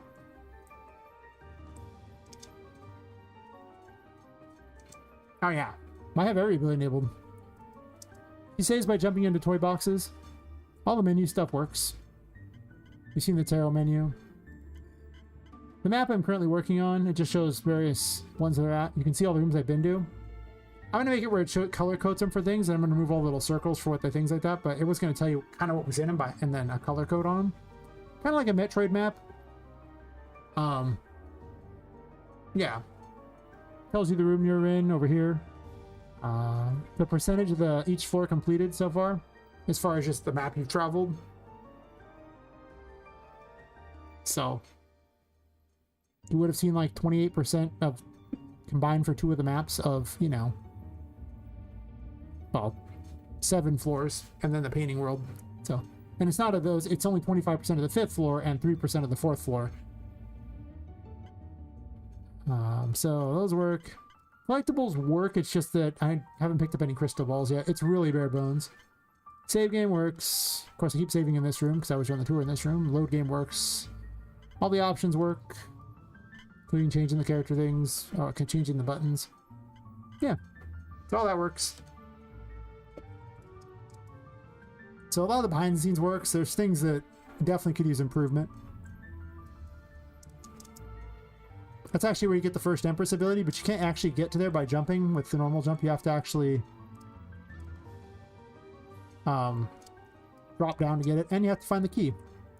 Those cases actually have a clue to where the key is at on them.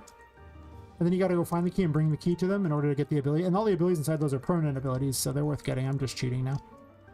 I'm just outright cheating.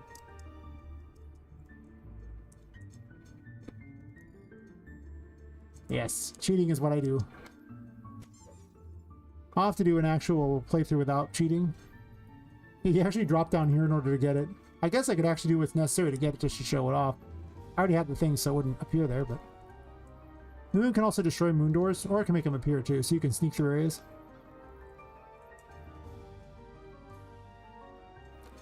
This is so you can come back later and find all these things. You wouldn't have this at this point, you'd have to go find it. And the moon is picked up in chapter 2. After the second battle with Charlotte.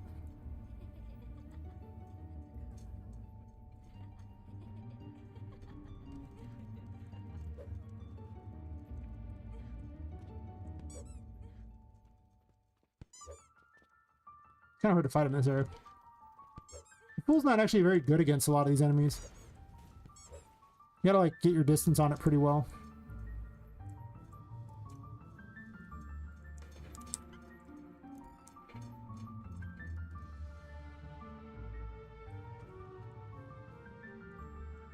I probably need to tone down the difficulty of this game because up until this entire point here, the only way you can actually heal would be to go to the painting world or to the save box. Or pick up heal items that have fallen. So I actually would have had no way to heal up to this point so far in the game. Not a single way. So I'd have to play a little more carefully than I'm doing now. Right now I'm just derping, cheating. So I'm probably going to tone down the difficulty a lot.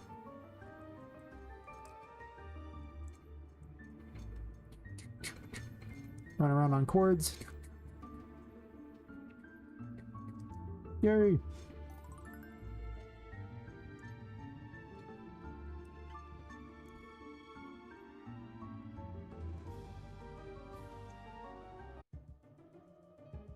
Yeah, if you want the Empress's next healing ability, what you have to do...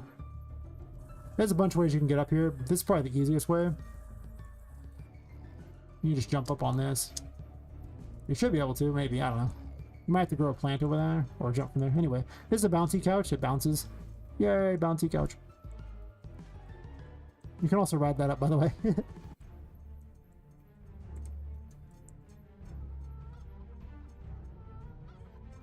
I put enemies out here, that's true.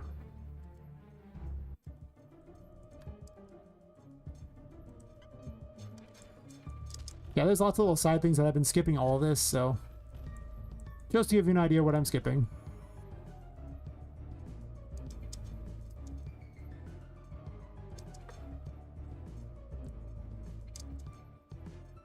That's kind of weird how easy it is to kind of grab all that thing all weird. I don't know, anyway.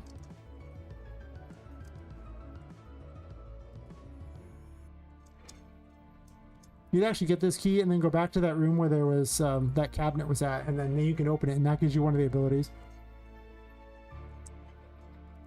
So yeah, there's lots of little secrets like that. There's also a crystal ball over there I can get to, up on top of that.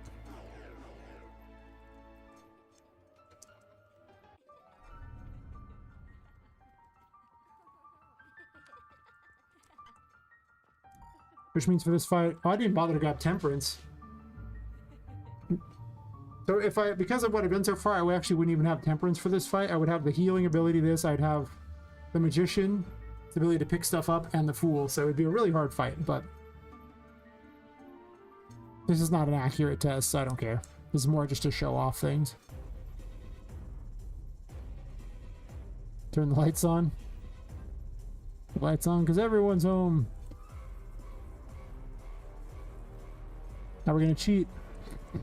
Get hit by a block, loser. Yeah.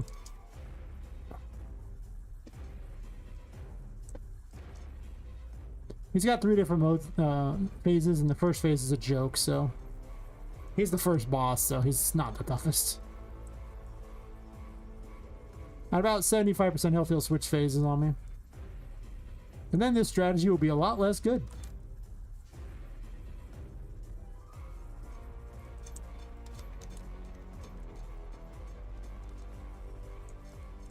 Because he starts spitting crap at you. He does a lot of damage up close. So far, this is actually probably the best strategy. Except he wouldn't have this strategy, so I'm just cheating.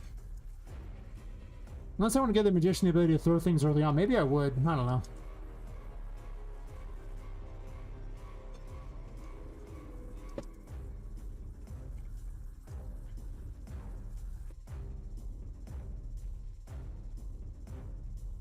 These can heal bosses too, so they can heal anything, but bosses usually don't have enough health to actually care about it.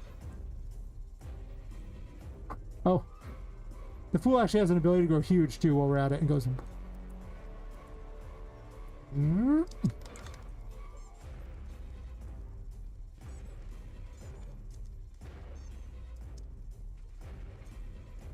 That didn't go very well for me. I took a bunch of damage.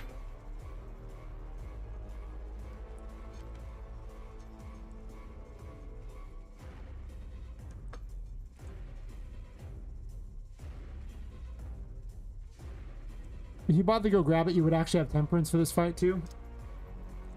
But it's a secret. Tarot, you don't have to get temperance. Well, if you want the good ending, you're going to have to get all the tarot cards, but... Temperance does not have a traversal ability that requires you to get it, so it doesn't really matter if you miss it. I'm gonna start doing that with the tarot cards that are just weapons, where it's just like, oh look, you can get this weapon, but, you know, yeah. Well, these enemies explode when you get near them. They'll, like, hop in the air and explode, but only if they're, you know, not bubbled. They will break the bubble eventually, but you can kill them fast enough, it shouldn't matter. I took a lot of damage, buddy. Ow, that's mean.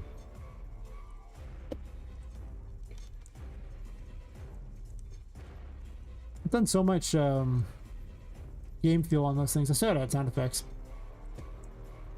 Yeah, you get near them and they go, wee.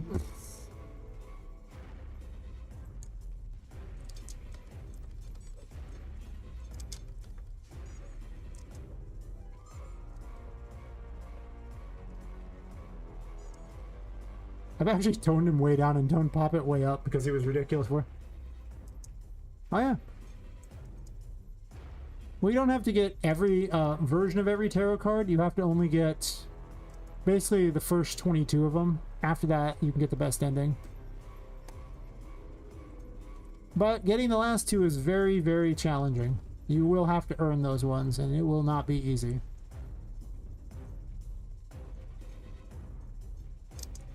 It will not be easy at all. Nah.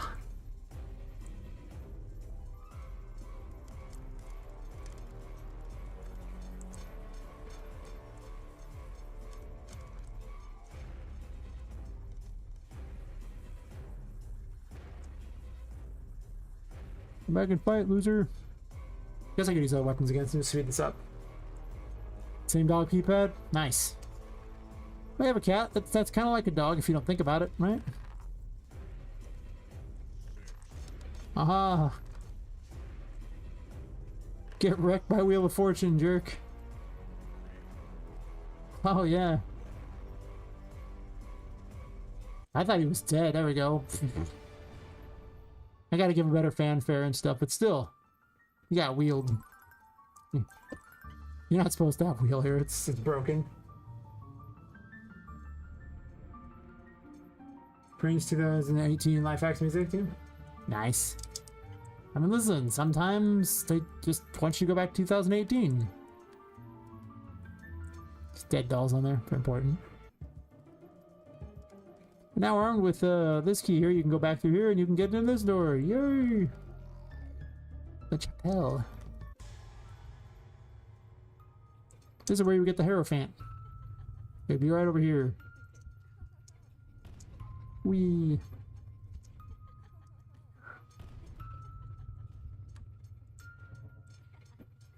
I might move these buttons somewhere else. I need to go through and do a difficulty test because I haven't really found many bugs this time around. So this area is pretty good for purposes of, like, they're just balancing issues, really. So the Hierophant makes possessed objects behave. They're just floating around the world doing their thing. And as long as it's active, they'll behave. And you just gotta hurry up before it runs out. And you'll probably get shot a lot while doing this. Because some of the cannons are out here and the cannons are annoying.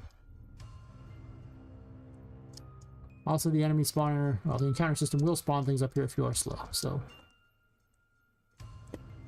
Get my curse back a little bit here when no one's around. Lower my sanity. Oh, there's a dude over there. I was taking too long. The curse system's like, oh, the encounter system's like, ha ha ha ha. You stopped. Don't stop. Keep running.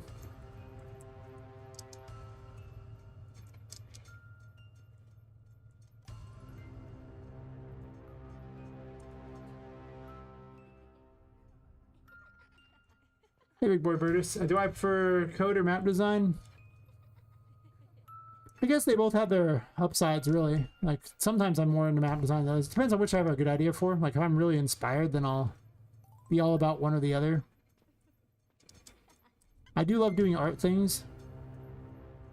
The thing about map design for this is you have to build your map design based around the abilities in the game, so it's not even like make it pretty, it's more like it has to be functional too. So that kind of changes things a bit. So I kind of like both. I like basically everything besides sound design. That's Charlotte. She's like the ghost girl who kind of runs the place. She plays with you a lot. She doesn't play very nice. Don't get caught. So basically an instant kill if she catches you. I need to put a jump scare in for her catching you. You get sent back to the respawn point.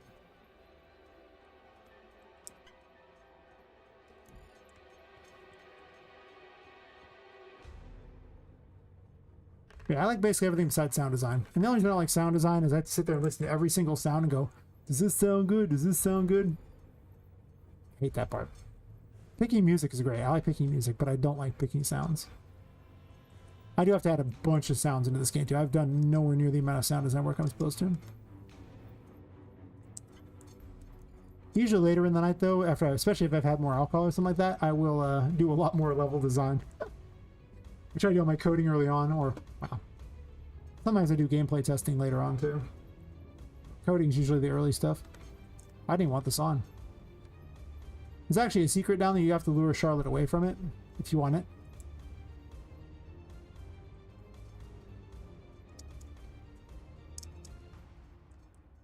Show off some secret areas. Like I said, I'm not collecting everything, but I have everything.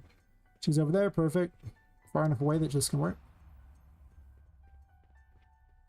She can appear from the smoke, so this is still dangerous. Oh. Got a raid. Oh, nice raid room comes up. Look, I'm watching myself too. Yay! I was looking at your stream, but now I'm I'm watching myself. Streamception. Oh my god, streamception. Sound is so important, but my goodness, does it sound important? It takes a lot of time and effort to pick the right sounds. Ah, hello again.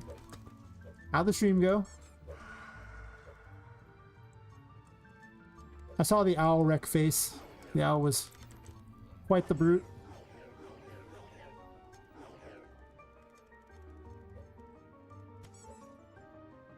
The owl understands that fire solves all problems. That's what true wisdom has taught it. I mean, to be fair, I agree with this wisdom. Went pretty good. Nice, nice.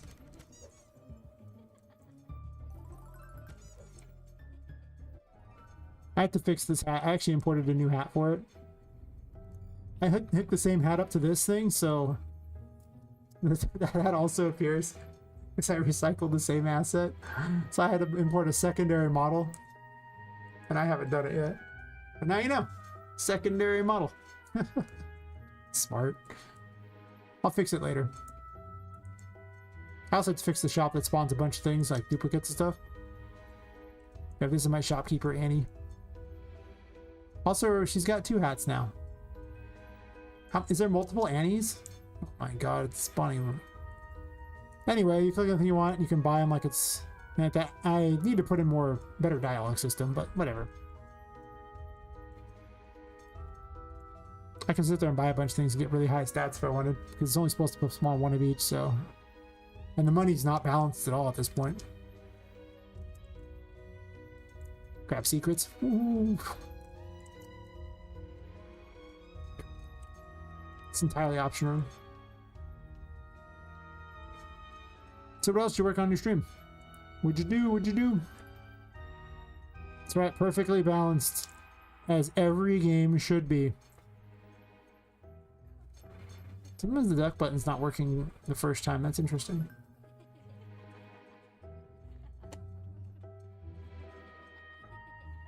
The stream gets a lot harder because of the fact that keeps phasing out whenever I swap things and I have to swap.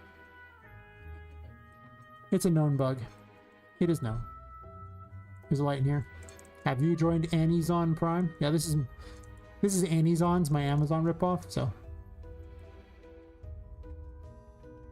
They had the best lore. this particular type of doll is all fighting for this one hat, and whoever gets the hat runs the shop. She hates your guts, because she's still an enemy, but she's compelled by the hat to run the shop. That's their whole lore. They're often just straight up suicide bombers. They're like some of the worst things out there, but for whatever reason, they really want to run the shop. Yeah, you know it. This is actually still here, by the way. It's just the phase out doesn't actually make it go away. But since it's tied to that, you can't see it. Game is flawlessly programmed. I don't know what you're talking about.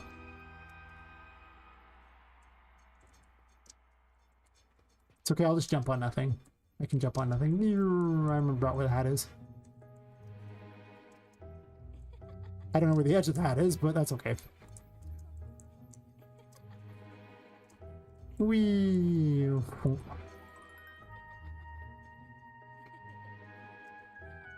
Yeah, going this way basically gives you access to the shop and a bunch of upgrades you can buy, and then it also gives you access to a potential upgrade later on if you happen to grab the key in there. It also lets you open this door, which this area might look familiar. You don't have to go that way. If you're curious where Temperance is, it's up there. So if you're paying attention, that's how you have to get up there to get it. That's all. Hidden away in the little bubble up there. Just waiting for you. I hide secrets all over the place.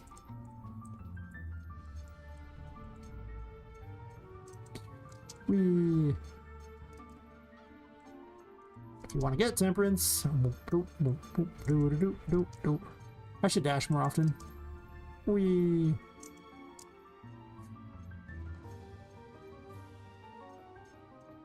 It's gotten by going over here.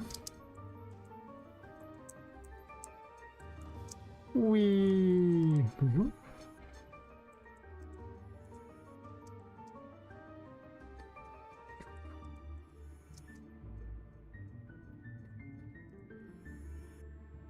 These are light emitters too.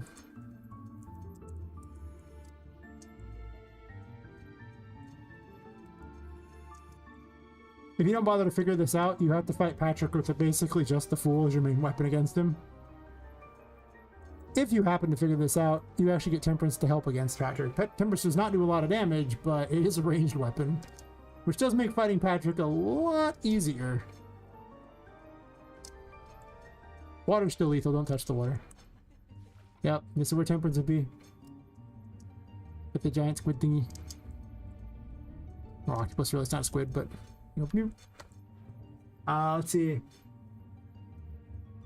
At this point, it just kills you and forces you to respawn. Basically, the curse takes you over. I just have a bloody mess type of death at the moment. That's all I don't have any other way she dies yet. I'll probably put something else in for a sanity death. I just haven't coded it yet. Soon, though. Soon. I could have skipped this whole thing I just did. All that was optional. I had the wrong game mode enabled. This is the testing game mode, and the testing game mode is for just when I want to jump in the world. The regular game mode doesn't let me jump to wherever the camera is, because I had to redo the whole way the player start worked, and I had to make some changes. So it's not enabled, so certain features don't work well. Basically, anything that would send me to a particular player start does not work right, because the code for that's in the other game mode. So if I die, I'm going to end up in a random location, so it's pretty bad news, because I might be unable to continue the game if I die. And if I use the paintings to travel between places, I will get to a random location. Also, now you can see Charlotte walking around more. Don't let her catch you. It's bad news. These are friendly landmines. They tell you things. And if you jump on them, they say things. And then blow you up. Charlotte can teleport to the smoke, so... Whee!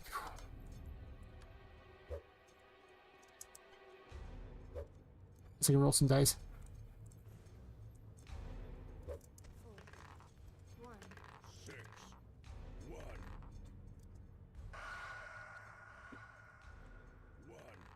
Die rolling's a lot of fun.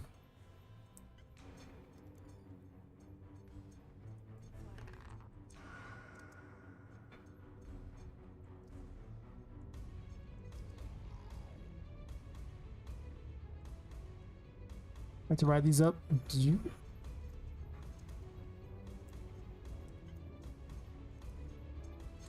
You would have temperance for this?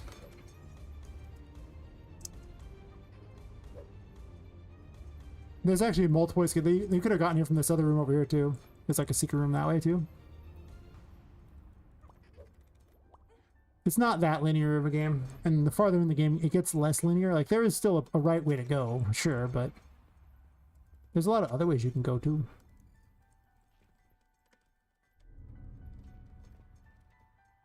I made these way faster. They used to take 10 seconds. Now they take only 8. It's kind of nice.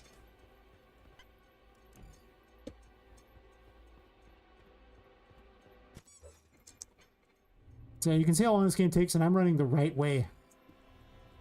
And skipping almost every extra. I did show off a couple of extras just to see how I get them, but...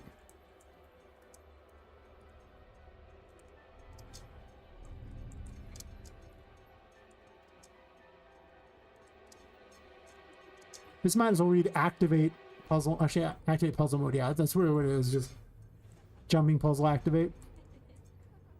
I can do other things with it too. I mean, they'll just block things, but... Oh no, I fell. No, no. Get up here quick. I'd be in real trouble otherwise.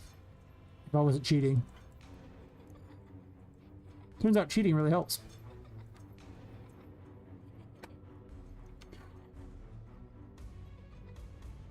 There's a bit of an issue with duck. I'll make a note of that real quick. Let's see. Ducking doesn't work on the first try all the time. All right.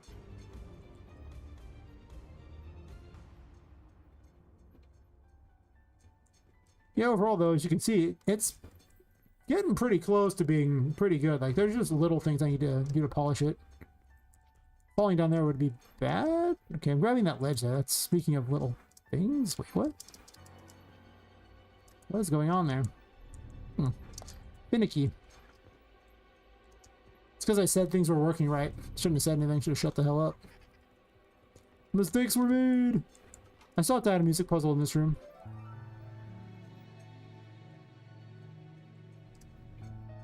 It opens up something secret.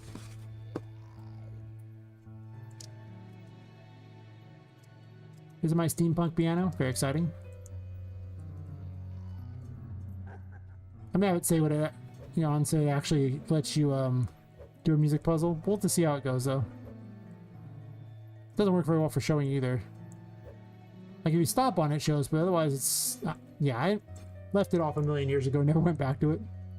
Mistake for me.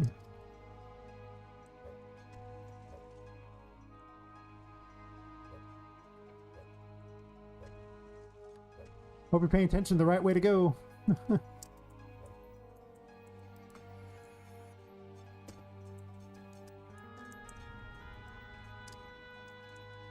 Is that possible to reach? It should be able to reach it. Interesting. I should disable double jump just to see.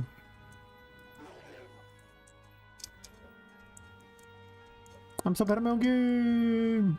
I always sound like I'm falling whenever I do anything. Just more fun that way. There's a pipe maze in order to find a key in there too, in case you want it. In case you want an ability. I'm gonna skip it because I don't care that much, but... Oh.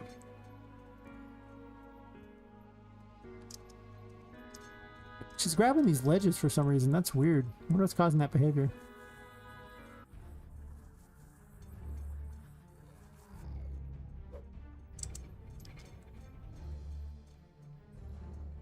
I recently worked on the outside of this too, so now there's like places to go and everything out here. So I need to block some areas off. I need to redo all that, but... Premiering source is actually a secret room out there, but I don't think I have enough sanity to make it anyway. I just want that key.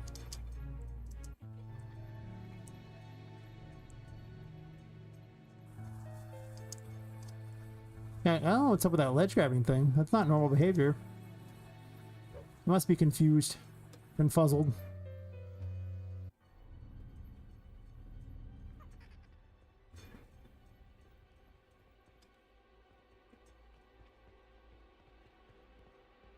So, I didn't show this off earlier, but Not this. I need to make the text in that smaller.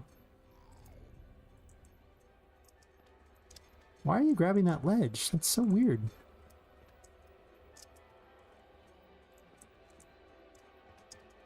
How are you grabbing that ledge? I don't know what's up with that. Anyway, bouncy couch. Yay, bouncy couch. So there were a bunch of women who were killed and their souls are stuffed in the dolls. Actually, people in general. One of them still got stuff in the paintings, and she lets you travel to the painting world, which is like a liminal space that connects all the paintings. Unfortunately, this will random me back to a different area, so it might random me back to an area I can't leave. Oh. Doesn't auto heal when I first come in, huh? Fair enough. Let you heal, let you save, connects all the paintings. Every time you unlock one, they appear here. So if you jump through one.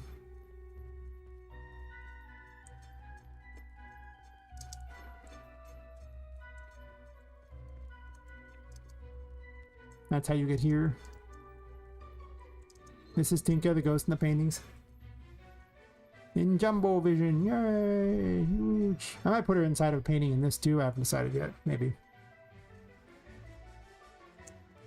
Originally, there was a mechanic where you rescued toys and brought them to here, and they open up little shops and stuff. But that might be just a little too much extra work. There's so much left to be done in this game. I don't think I'm gonna have the time to build a city inside the painting world. Maybe. Could have doubt it. Okay, that is not a place I realized you could end up at. And can I even get safely back now? I don't think I can. I think this will kill me. Yeah, it does. Yeah. There's a death thingy there. So as soon as I hit it, I was dead. But it only spawns blood when you hit the ground. It's, you know, it'd be weird if it spawned blood in the air. Or what random me to this time? Alright, perfect. See, I got right back here. Not the usual way, but yeah, whatever. Don't hate the player. I'll take a secret way back. I actually have the key to open the library doors, so technically I don't have to do this, but there's a lot of don't have to with this game. Why keep getting ads for diapers and baby stuff and you want kids? Too expensive, time consuming? That's fair. Well, I think that, you know, whoa, I can just call to that pipe, huh? I think that Twitch might have something to say about its viewers, and it's like, you know, listen, they're kind of like babies. I'm like, you're like advertising adult diapers. You're like, oh god, that'd be funny. Twitch is just saying something. Nah. Whee! That was quite the. Oh god, that was not what I was expecting. Yeah, I don't know. I decided that they were like a psyop. They were so bad that I actually just pay for Twitch Turbo. Every time I see that, I'm like, I can't handle it anymore. It's like, it's only been one ad. I know, but it's so stupid.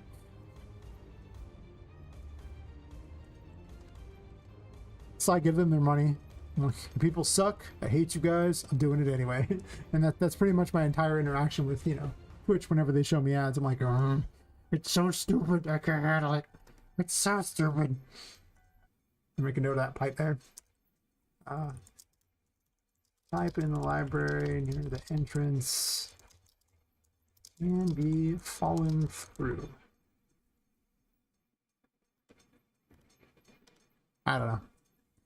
Yeah, I definitely think they're terrible. I can't watch them. Just can't do it.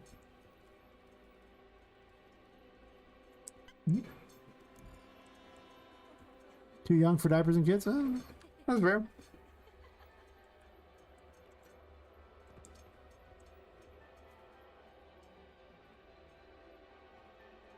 I believe it pays a lot more. I really do think it pays more. And there's a simple reason for it, is that, you know, Turbo is like twice the price of a subscription. And I noticed that there's people watching with Turbo in my chat. I get paid a lot more money than with a sub. That being said, the sub is like guaranteed money because they just give you the money right then and there. So that's also a thing to note. And don't get me wrong, like, the difference isn't that huge, and the upside to Turbo is, you know, you get access to every single stream without having any ads. The downside is you don't get a bunch of emojis, but I have my own emojis because that's one of the fun things about being a streamer is you get to make all your own emojis, so you can use your own emojis in chats. And I just basically only use my emojis for the most part.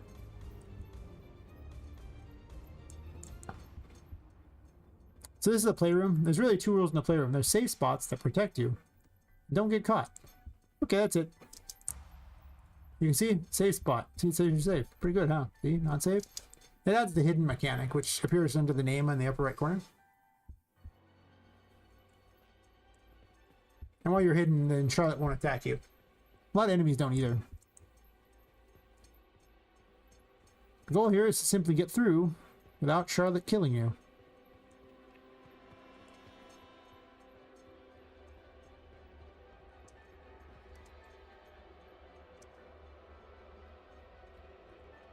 Kind of want to put things on the floor so they make it look nicer. Can't go in that way. Actually, I should probably run back for this. I'm running out of sandy.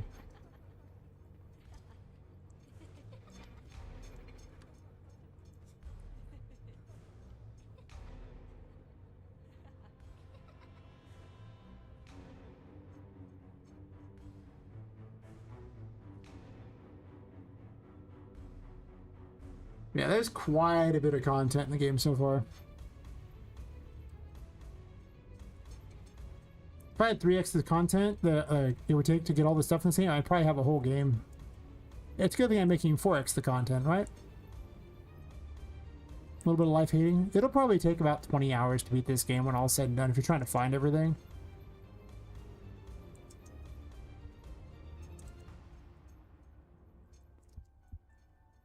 I mean, keep in mind, every time there's any kind of a maze, I know the right way by heart, so... that tends to make a difference. Because it's pretty cold and unforgiving otherwise. Oh. Too close. I should probably make it where she can't quite get you through those.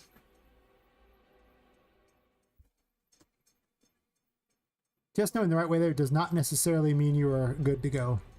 I decided to point that out. In fact, she can still kill you.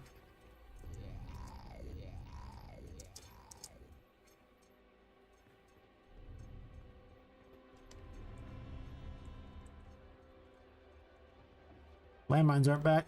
Get up. Get up quick. If you get high enough, she won't attack you. Don't fall. I might take the landmines out because it's more nerve-wracking to have to jump your way up. See, now the edge thing is fixed. I don't know what the hell was causing that problem, but it's kind of a weird issue.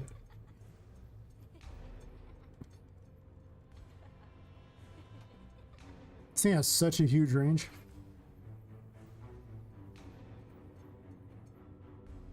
I wonder if those clocks are actually accurate or not.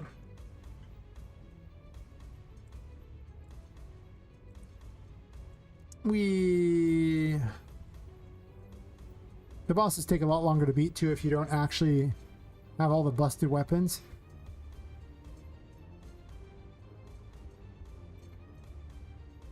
Like, it'll probably take you like 20 minutes to kill the final boss of the first chapter. She is brutal.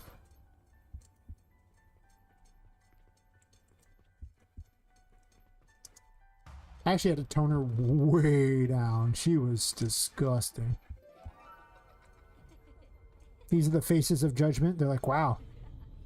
I can't believe you missed that jump. Wow, you died over there too? Jeez.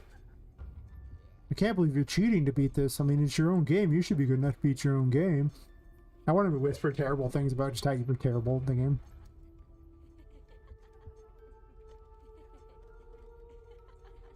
That should put me close enough to a light, yep.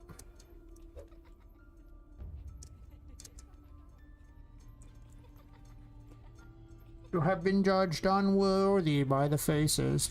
These are platforms too, so you can watch. In case you want to get some of the hidden items over there and everything that I haven't been getting. Whee!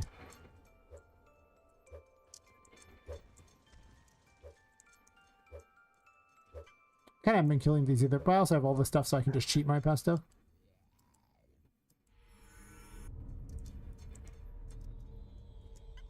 All right.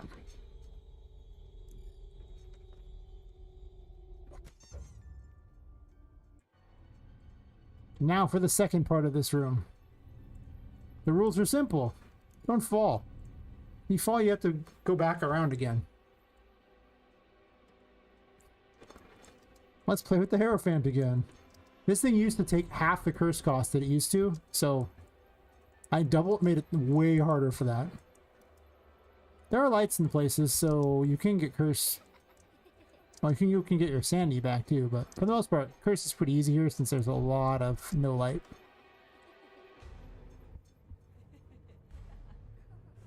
One of the hardest things to get in the game as far as collectibles is actually over that way. It is so difficult. It's a stat upgrade, so, you know, that'll make it easy on you. She'll try to grab you out of the smoke up here.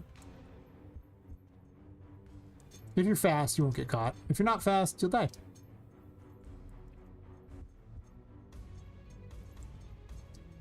I'm cheating. She has limited range. She does kind of rotate around, which is kind of weird. I didn't fix that. It's a little jank. We don't get caught.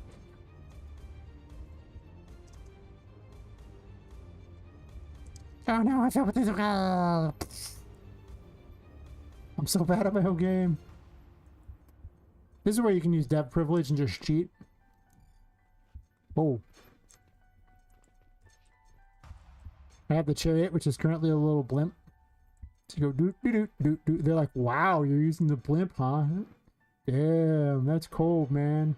Just outright cheat. Whatever. I don't feel like taking the long way. Probably because I'm not really testing that. I'm just kind of showing off some stuff. Oh, did I fix this? I might not have fixed this, in which case I can't do this fight. I'll have to load back in to do the fight. I forgot I need to fix this. Her battlefield might not spawn in. No, yeah, the battlefield's not here. Alright, well, I can show you the fight, but I need to fix that.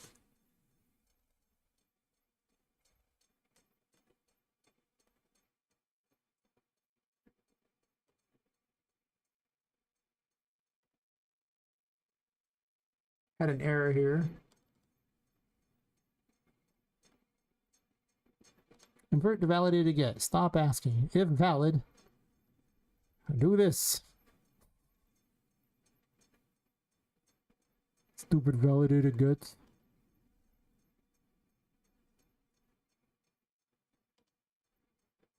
Actually, why? This is the same one. Why in the world am I not just getting the object size on the other side of this? And using one validated get instead of a lot of validated gets. I guess I'm just dumb. No other explanation is required. It is dumb.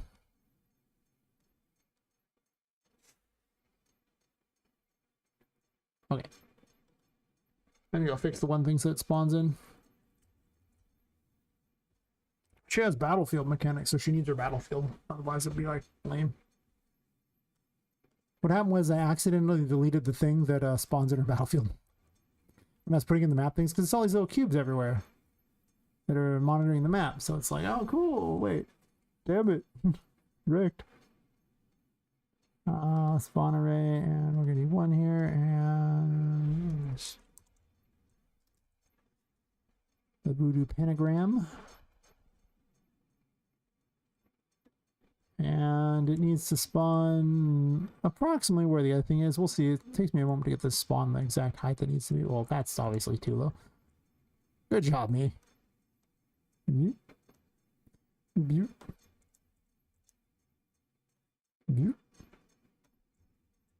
That work?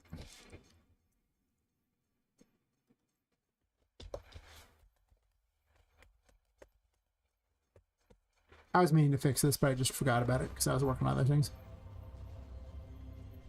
Well, it's supposed to be bigger than that. Good sad little thing.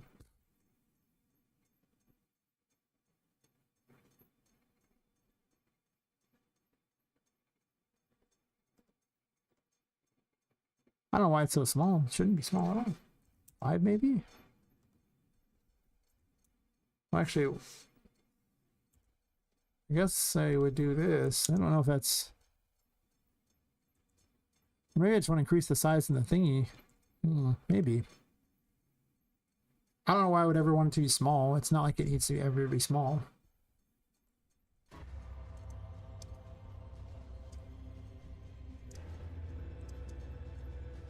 Wow, that was awkward. I'm just going to increase the size in the other one there. I'm going to drop it in the world, and then I'm going to swap the numbers on this thing here, just so I have exactly what it is. Well, I'll just have it spawn in that way. So let's get this here. So I've totally forgotten how big this initially was supposed to be. Voodoo pentagram. Got a content drop, so I don't have to keep doing that. A dock and layout.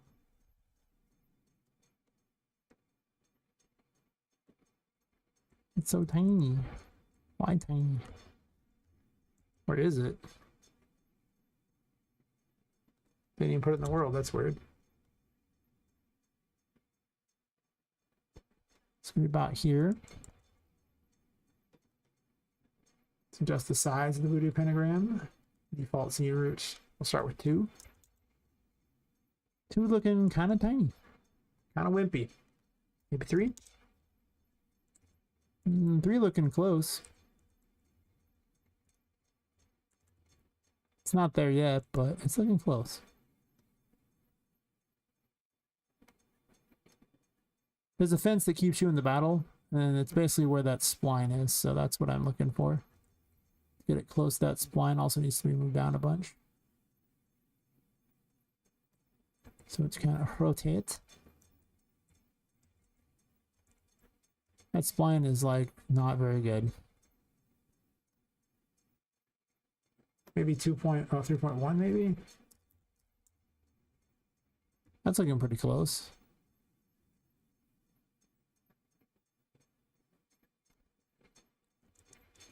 I can make it slightly bigger. I noticed that these things are kind of sticking off the sides. So let's do like 3.3 and make it just a little bigger than the thing.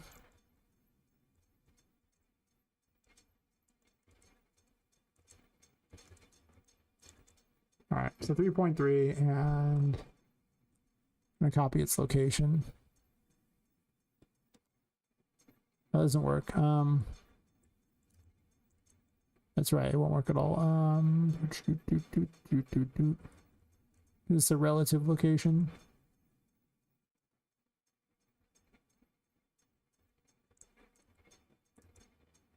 I think it's a relative.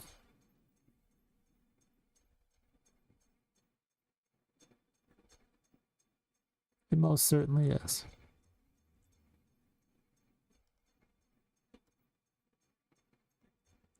Like right around here or something. Approximately. Sure. Because I changed the pentagram thingy there, I can probably just delete this and move on. Okay. Can't leave it spawn in the world because anything you spawn in the world is get out of your resource requirements. That sucks.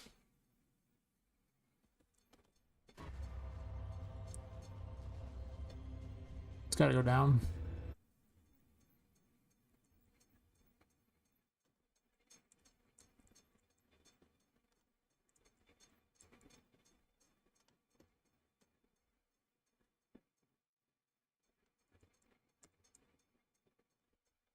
You're not that far down, but it's definitely gotta go down.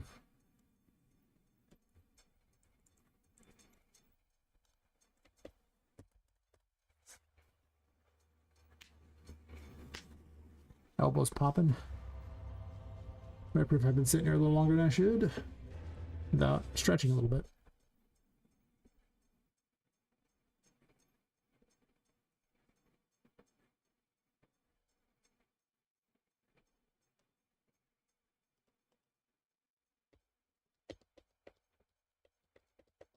I guess I don't have to increase the Z size. I could just not do that, but still not low enough. Let's do like 1350. Stupid relative coordinates.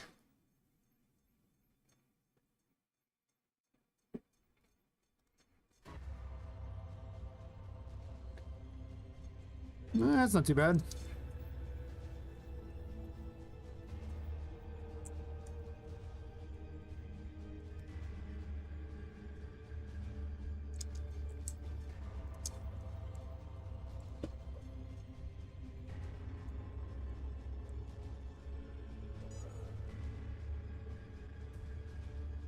Boo's very deceptive because you think you're really hurting her, but the first two phases you kind of are. But that first half of her health takes very little time to take away, and the second half of her health takes a long time.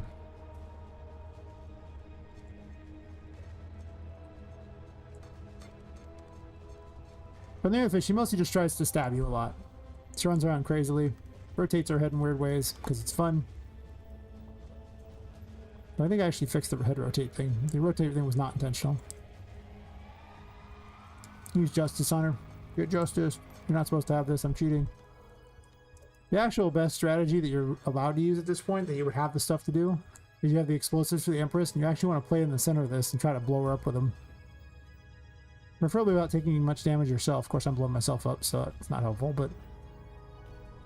And running to the sides for sanity.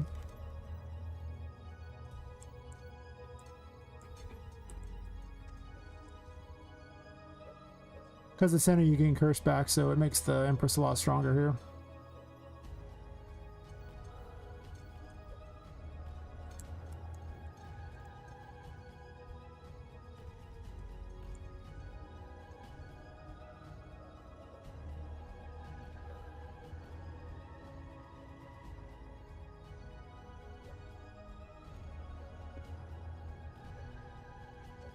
If you can hit her.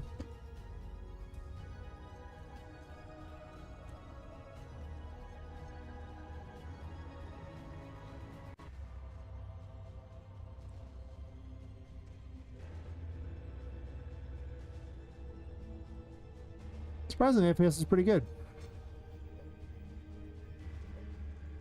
Actually, going to improve it a slight bit by closing this thing over here.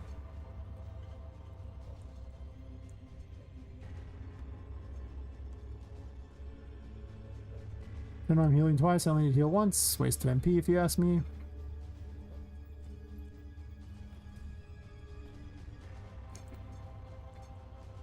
If you hit her.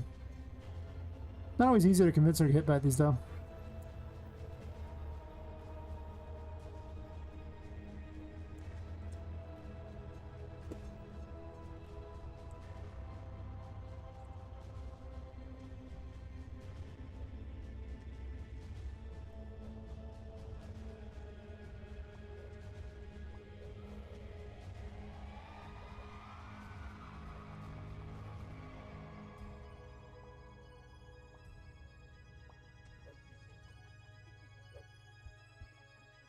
You can also play hit and run with her on the sides. That's also another strategy. Out here you have to try to dodge her stuff because you don't have a lot of curse. In there you have a lot of curse, but you have less sanity to play with. That's okay. I need to make a better differentiation for her second phase. Not because the second phase she starts summoning helpers, but she doesn't summon that many. It's really her third phase where she gets stupid. I always have absurd third phases.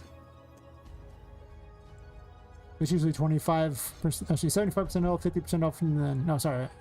Yeah, 75, 75 and 50% when she swaps in the phases.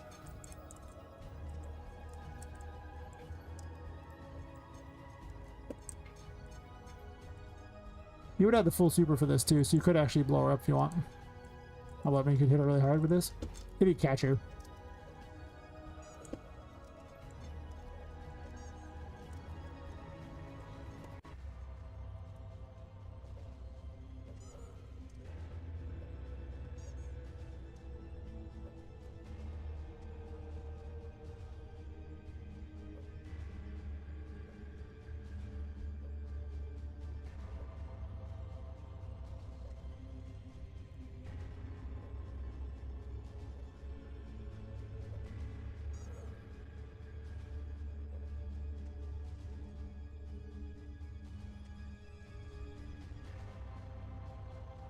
What you doing, buddy?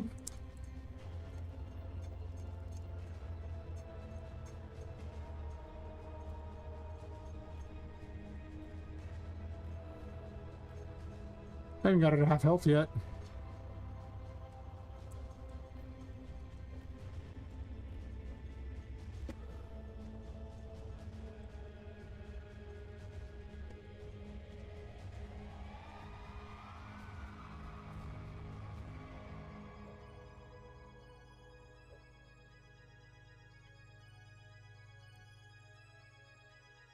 Temp is really good at dealing with helpers.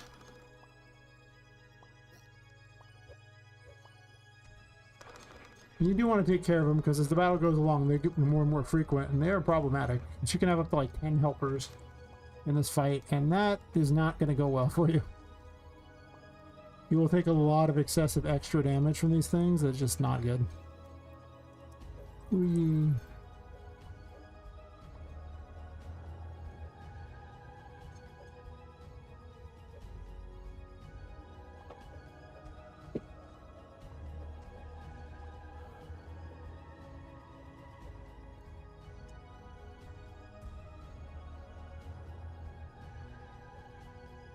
I don't heal.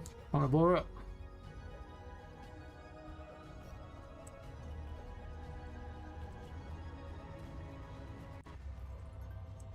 It's so hard to hit her with this sometimes. Depends on how she's just feeling that day, I guess.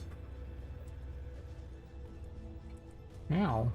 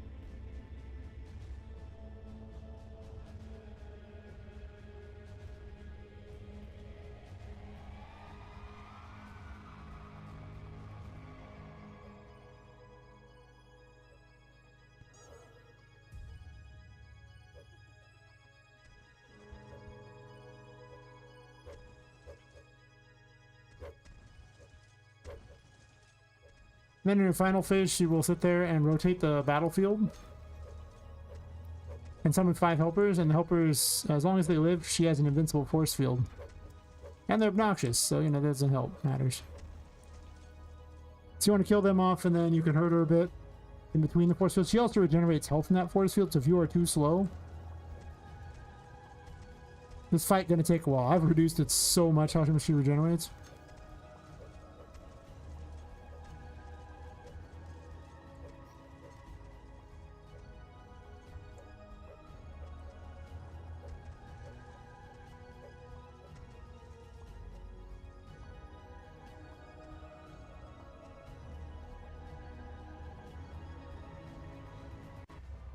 The rotating battlefield means you need to watch for your sanity too, because the candles keep moving away from you. And if you try to run against the rotation, then you barely move at all. It's really annoying.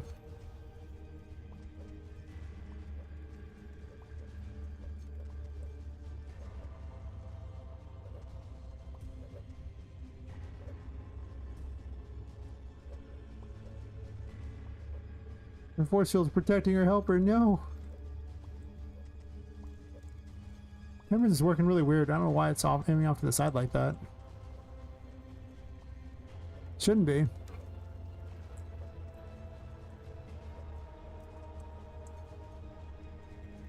Start cheating.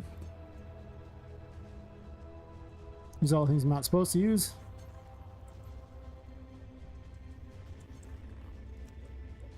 The moon roughs her up if I want to use that. It's just so overpowered against her.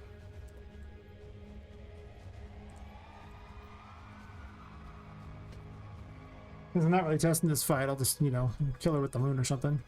Let her field drop.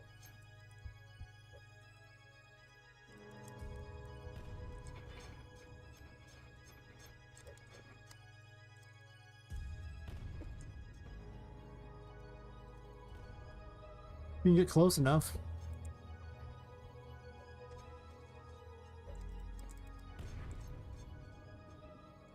If I can hit her at all.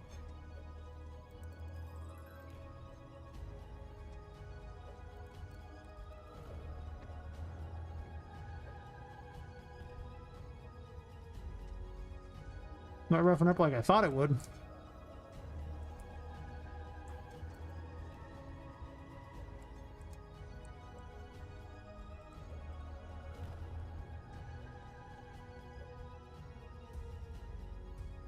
She does have a lot of health, so.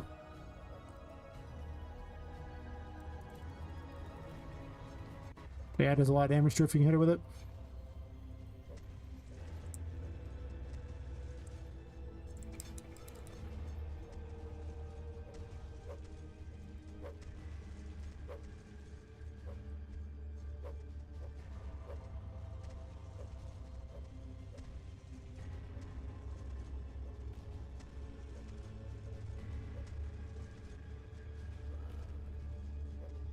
She taking damage to that force field? She shouldn't be.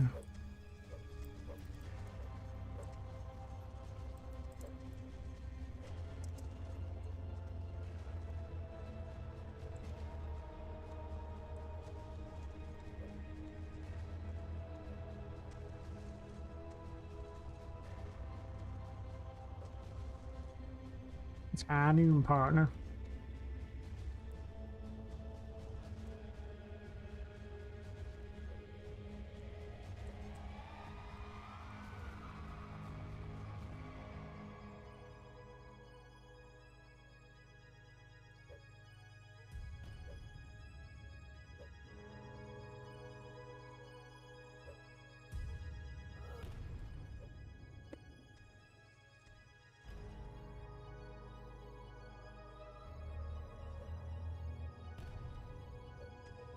Keeps killing him.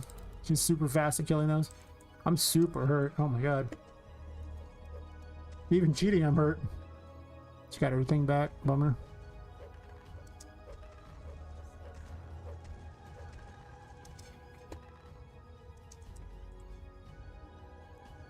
I guess we can double pop. Oh.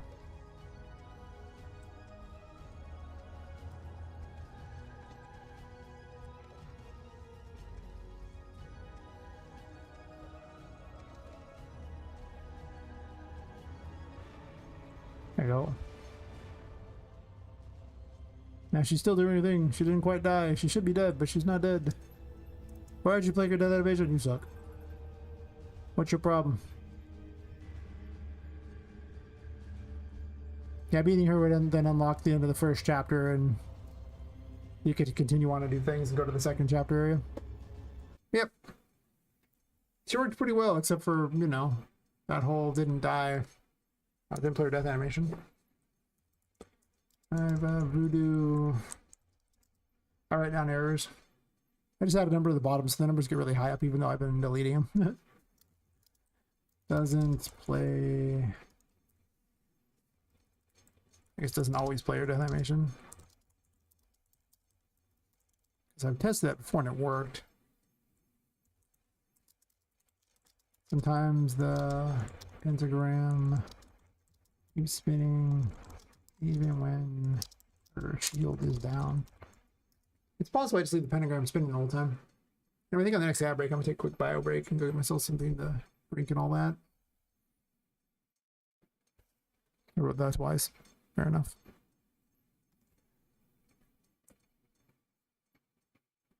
I gotta get a haircut, so I'm gonna keep getting hair in my eye. It's annoying. It's just long enough where it goes like right down in my eyes. As you can see. Super irritating.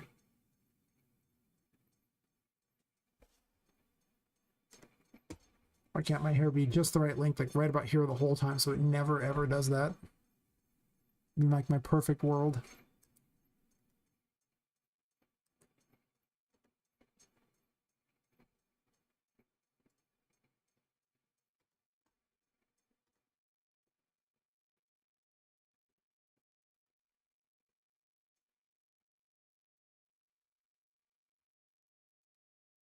Yep, more game feel. Maybe I'll add some sound effects today.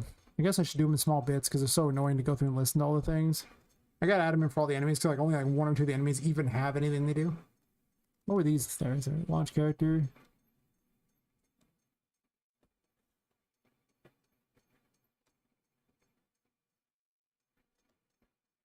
Oh.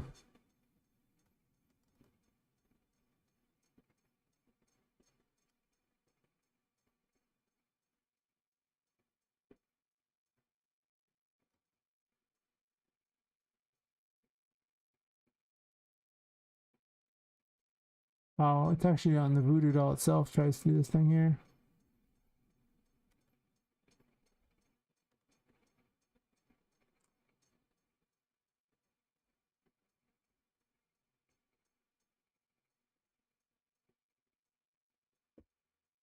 There's literally it is valid right here. How is it causing a problem there if it's... I guess on the actual thing itself it needs to have an is valid? That's awkward.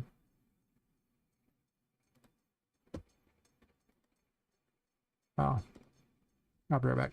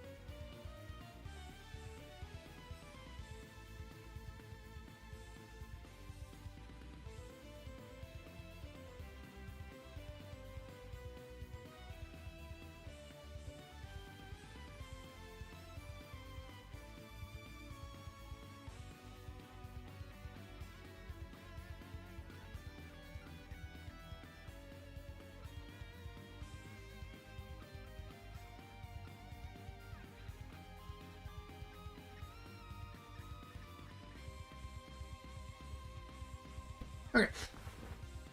Here's a wreck as usual.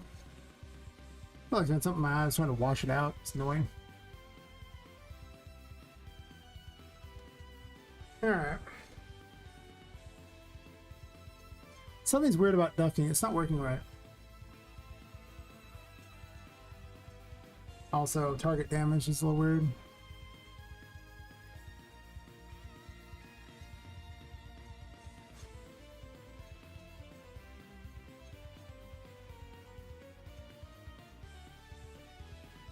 I don't think this matters that much, but also doesn't do much to a validated get here. And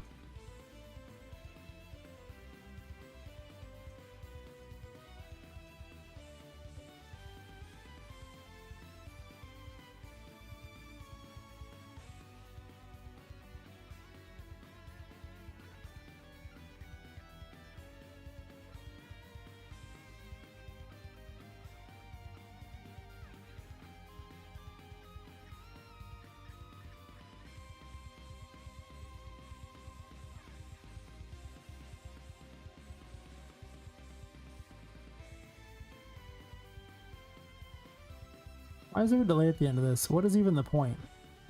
Well, I think it's just the then and then that. Okay, sure.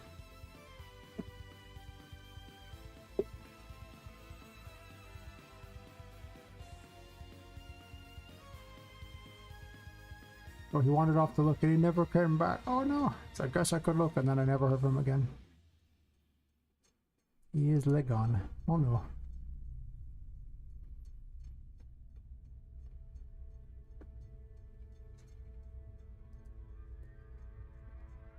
So let's open up Poppet here, because ducking should work the first try every time, and I shouldn't have to double tap. That's weird.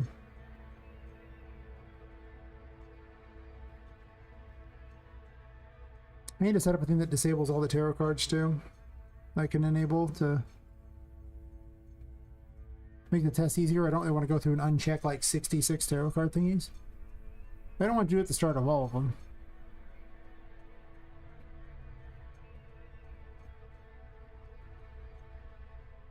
Or could I just have it on the title screen too that does that as well? That's an idea. Well, and I'll come with the testing mode anyway. It's on the movement graph over here. I don't know why Crouch is being stupid.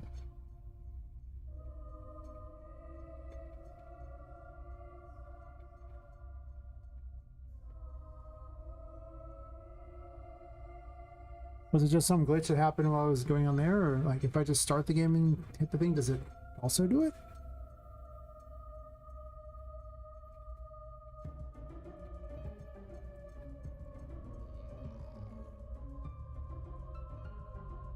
Yeah. Why?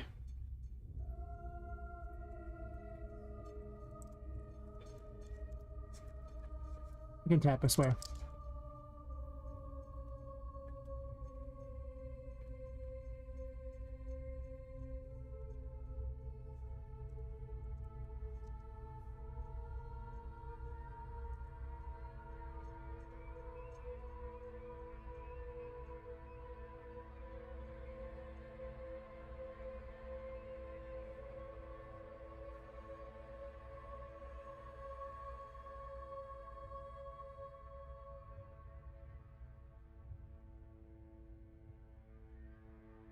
Probably something with the capsule half height. Maybe it's making you bounce or something? I don't know.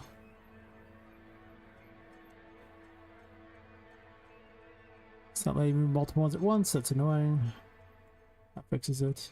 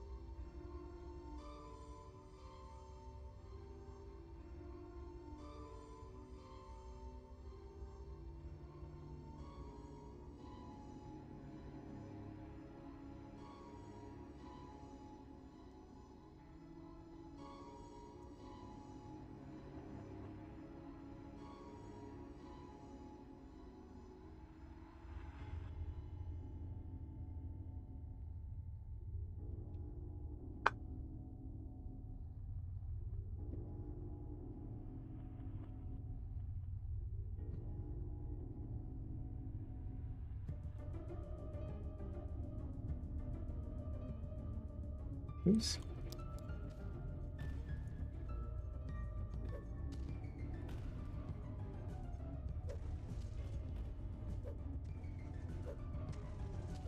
That's interesting. It goes, dude, and then it's like it's falling.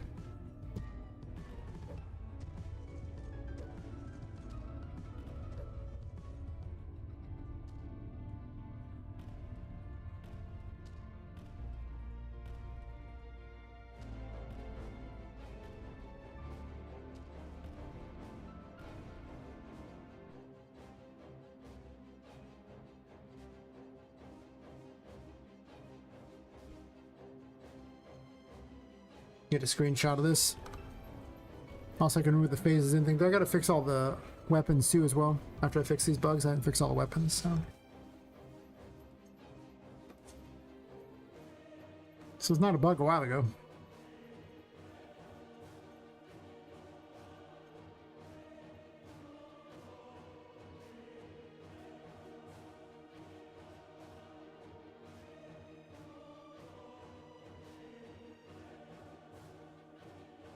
I think it's setting the relative transform in the air and just needs to fix that because I've kind of moved it a bit.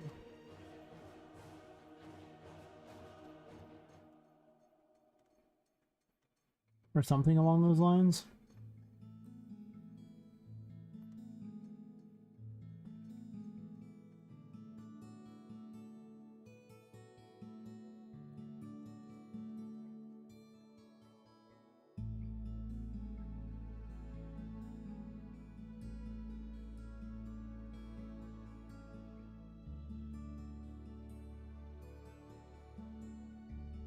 Do I really want to change the spring arm, I guess?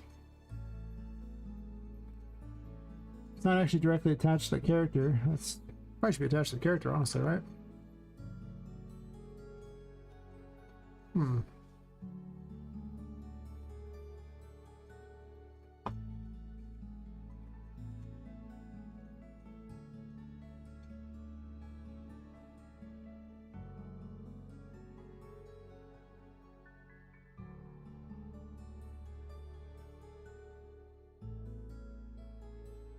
Let's see what happens with that, because I think it's just putting it in the air.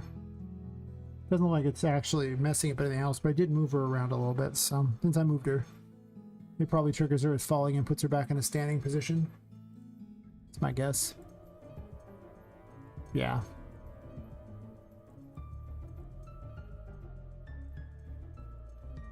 So every other one is like, it puts her up in the air. Greetings, my excellent friend. Hey Lepus, how's it going?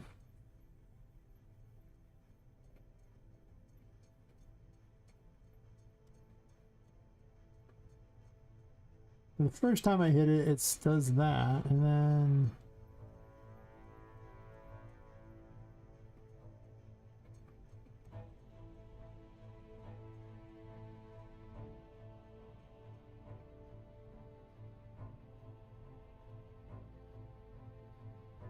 First off, this probably should be a teleport. Chilling a little? Nice, nice. I can get behind that.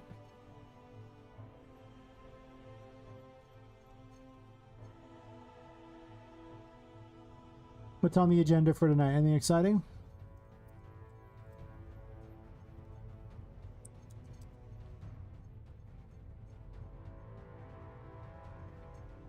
I'm gonna print string this relative location here. I'm curious to see what's happening.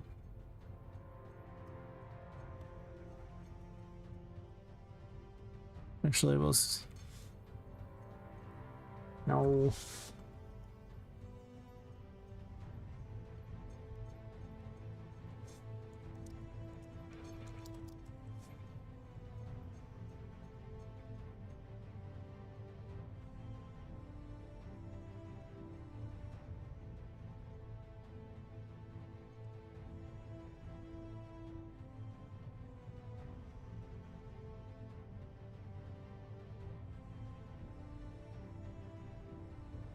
Oh, I'm fixing bugs. I did a quick test there, and I made all the weapons have the ability to phase in and phase out. I need to adjust some materials now. I fixed that problem from last night, and I really didn't find that many bugs in the last playthrough, so I'm just kind of fixing some obnoxious things, and I'll probably fix those, and after that, maybe I'll work on some sounds or something, add a few more in. But right now, when you hit this, it jumps her for some reason, and then does that, and then works fine, and then jumps her, and then... So it's not quite working. It's like, sometimes it works, sometimes it doesn't. I don't know why. This will vanish eventually anyway.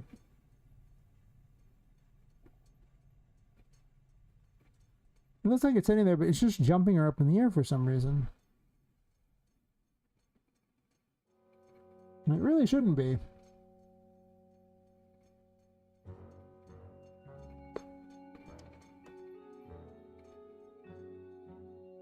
Making videos promote the template every day now and post multiple sites. To be honest, I'm starting to understand that price was not the problem. Maybe not selling. Mostly it was just so niche selling few types. Yeah, that's gonna be the thing. I find that a lot of coding is very niche. Like you really don't need a lot of things. It's usually assets that tend to sell better from what I can tell. Yeah, maybe you just charge more because, you know, you find that person who needs it and then you can charge whatever, right? I don't know, maybe. But getting your name out there for things is hard. It's so much work to get your name out for anything. Anything at all. I swear this is jumping me up and down. It's so weird.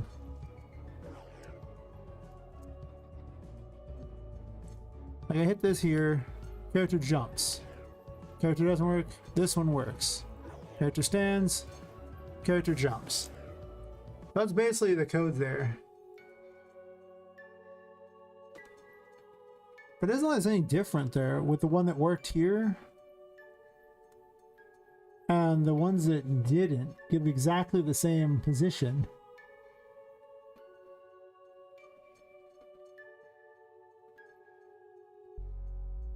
But it jumps. Like it puts her in the air and then she falls and it fixes the issue, unfortunately, making her fall again, so. Maybe I made the cap's lamp height like 36 or something?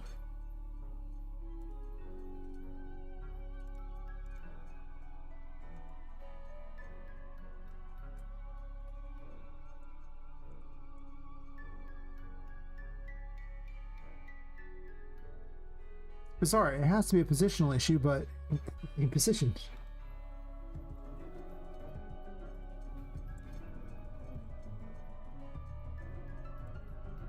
The crouch half height was maybe not big enough or something.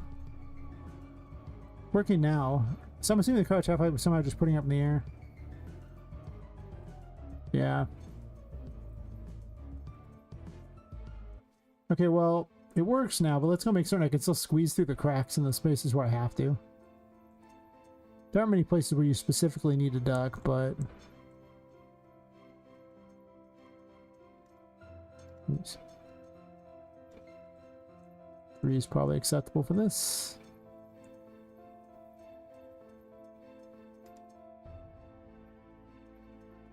No, it's just the capsule half height on the crouch was set too low.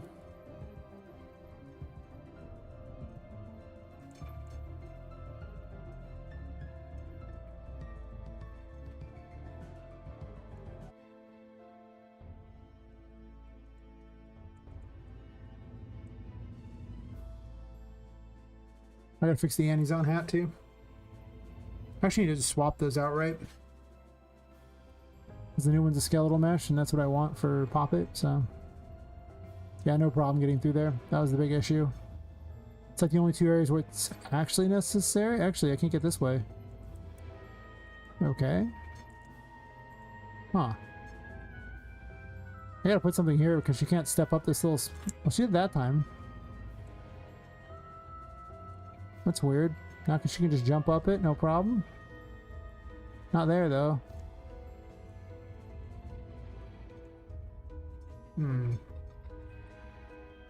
It's kind of awkward.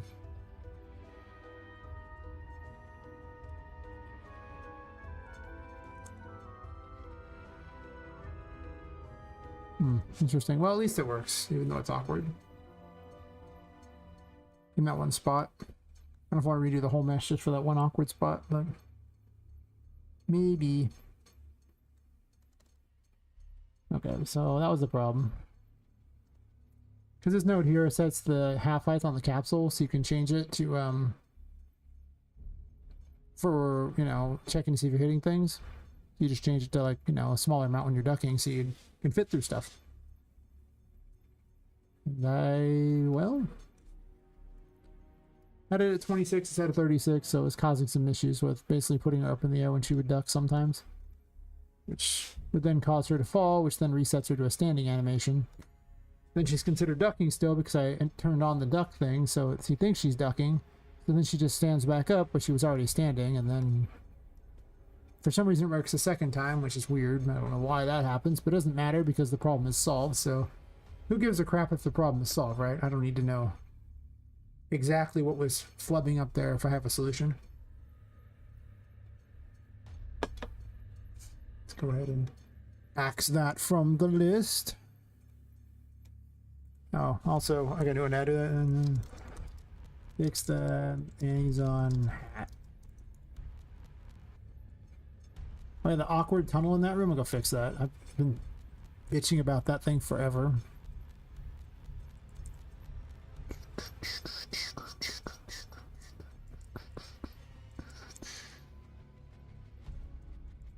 Let's see, so there's a new scene made in Unreal that's really not well optimized. People asking refunds for it. It's called Wu Chang. Strange thing is that there are people putting clowns on those reviews, even though they're all invalid. And the strange was, yeah. Well, there's a lot of companies, they basically just hire bots to say that everyone's just hate rating their thing. And then those same companies will also pay people to put 10s on all of their stuff. And then be like, it's just people giving a low hate rating, blah, blah, blah. And they're literally just giving it all 10s. So it's like the reverse of that. And it's just so dumb. It's dumb. Like, seriously? It's dumb.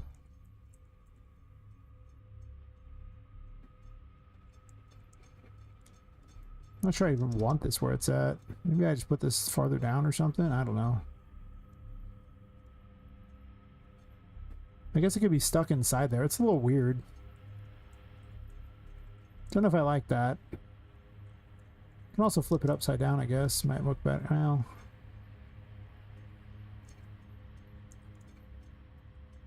this area sucks because this little jump here is just in the way. And it's hard to get through. You gotta do like a little dumb hop here and it feels real bad. So I'm not a fan of it. It's possible I put some of the little, like, you know, the little spline thingies. I kind of like the little welcome idea here, but I can also put the welcome up higher and just put something else there. Yeah, that's what I'm doing.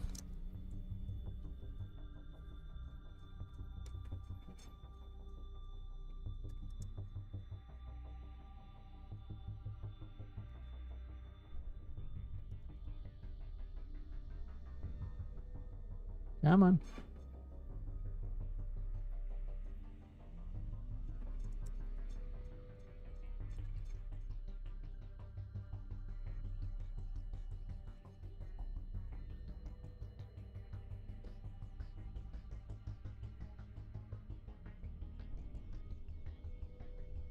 Yeah, you should definitely optimize the crap out of your game.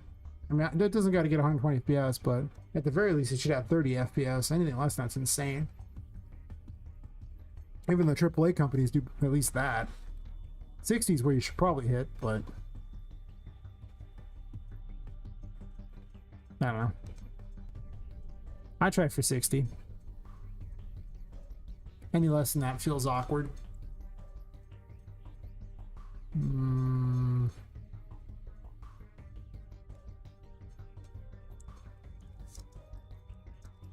Oops.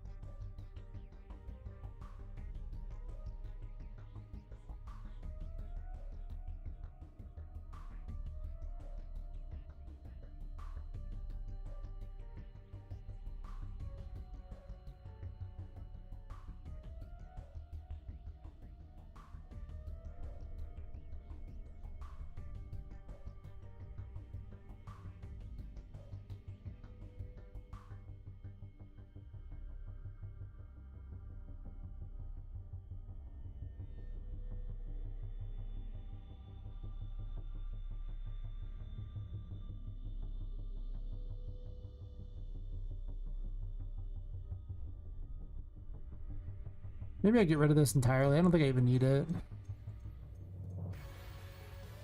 I can just get rid of this crap. Just have a giant welcome sign hanging up here.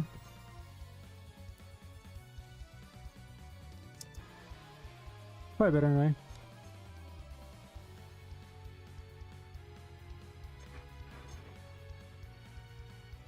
Less awkward.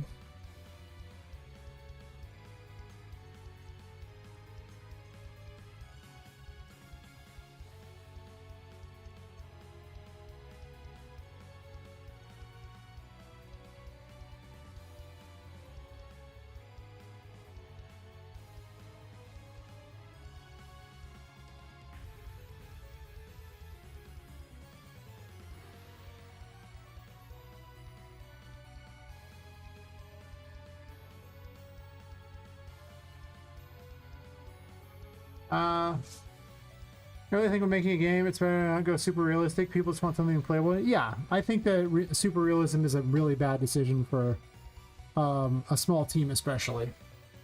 It's just, if you make one thing of like that super realistic quality, everything has to be that.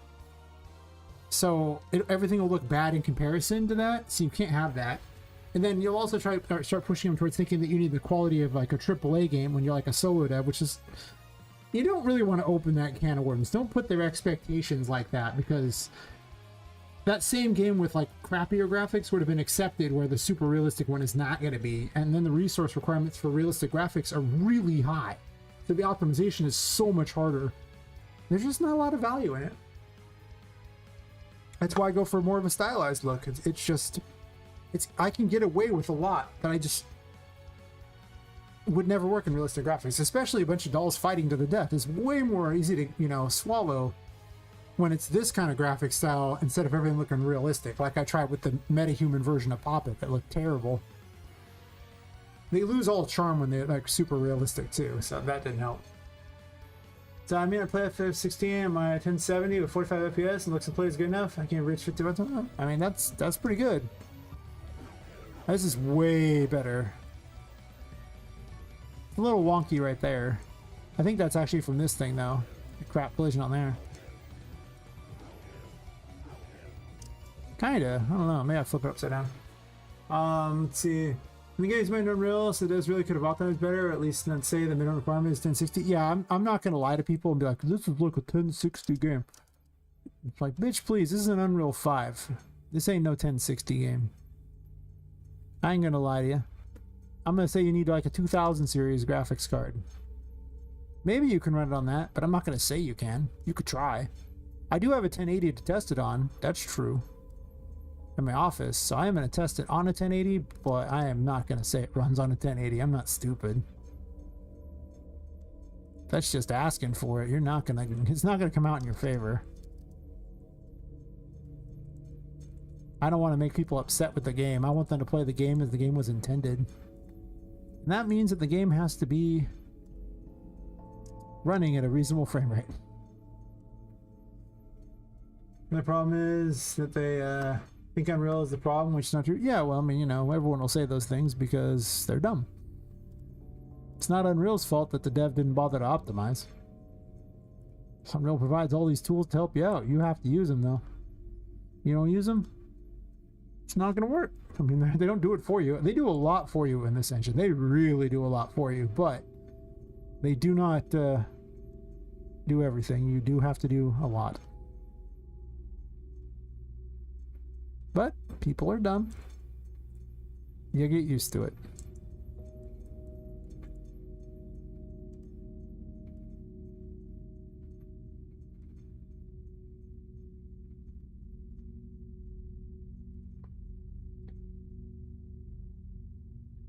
It's also people who have really crappy graphics cards that say these things. It's just like, you know, are you really trying to cater to this this audience of people who can't afford real hardware? Probably not. At least not with your Unreal Engine game. I mean, let's be real here. If the graphics look like they're, you know, pretty great, like, it's not really fair to compare it to something like, you know, Final Fantasy 16, because that game has hundreds of millions of dollars into it and teams of like hundreds of people. So, you know, you're not going to achieve the optimization they do. That's crazy. There's no way you're going to do that. You're going to be using a bunch of assets that are made by other people. You're going to optimize as much as you can, but they're going to have like specialized assets that are designed to, you know, be the best possible and operate under the constraints of all those people.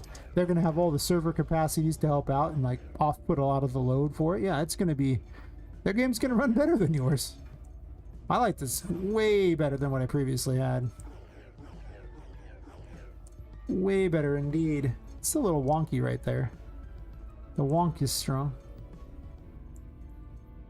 Is it this thing that has this crap collision? It can't be that spline, but this might have terrible collision.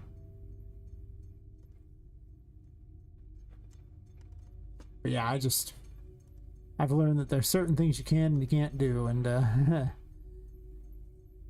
that's kind of one of them. Just, you know, don't assume you are the chosen one of optimization. You probably aren't.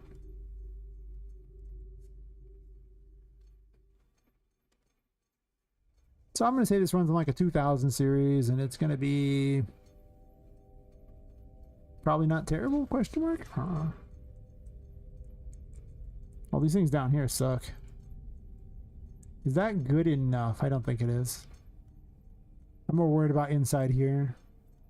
It matters because Poppet tends to hit little things. I never want the player to hit invisible stuff. I hate that. I hate that in games so much. Wow, that's actually somehow worse. Did anyone notice how much worse this got in the center here? Like, what the hell? If I do a smaller one, is it like better? And I'm curious now if that's how it works. I'll pick a tiny number. What does that do for me? I'm sure there are people expert in optimizing for Unreal. I mean, let's be real here. Well, let's be unreal here. These big companies, they got to do this stuff. They're gonna have to. They got to optimize it. So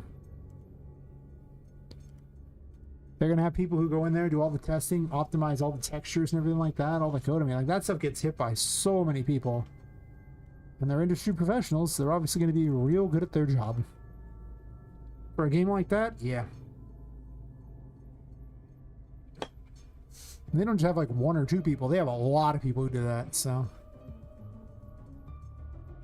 This is a little better right there.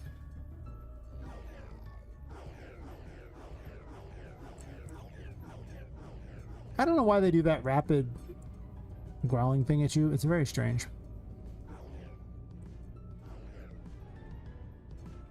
They're also the only ones that make noise at the moment. That's infinitely better. That's when everything's about game feel at this point, because this area is basically about complete with the exception of maybe a music puzzle. I mean, it's kind of like laughing in a way, I guess. It just does that. I don't know why. It shouldn't. It should actually do it like just one completed action and then continue. And yet, it really doesn't do that. I'll let me remove the other thing from the list, so I can feel like I accomplished something. I have hated that tunnel for so long, and I just keep forgetting to fix it.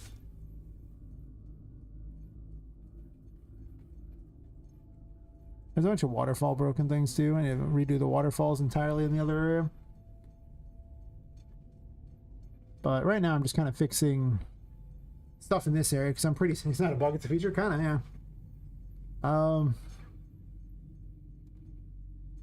What are those things even called? I forgot what I even called them. Oh, they're bites. That's right. A bitey.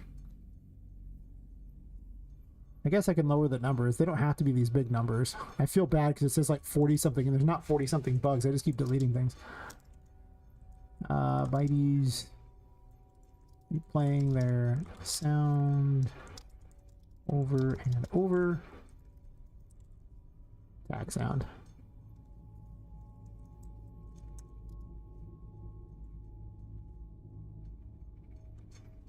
Yeah, there's certain things that just feel real bad. Like this paper stack here is not tall enough. I don't have a lot of paper stacks. Also, this thing is just floating in midair, by the way.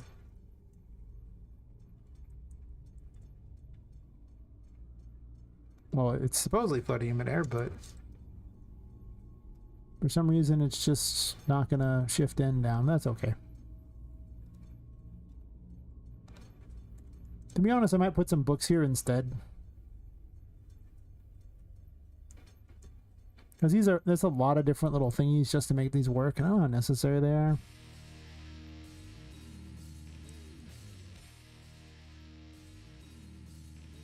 Oh, these are stuck in the thing. No wonder it was too low. I was trying to figure out for the longest time, like, why am I just having issues here? Okay, I don't like this at all. Let me change this up a bit.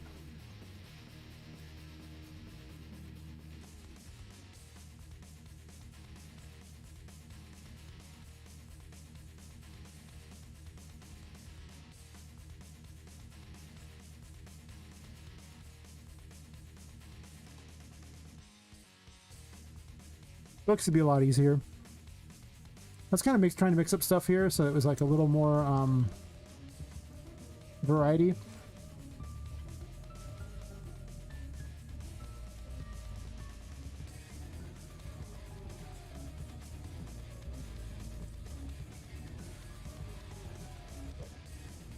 Now.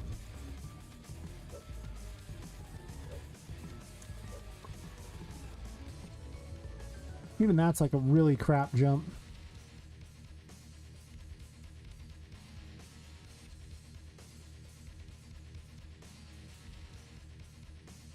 Oh, I don't like that. You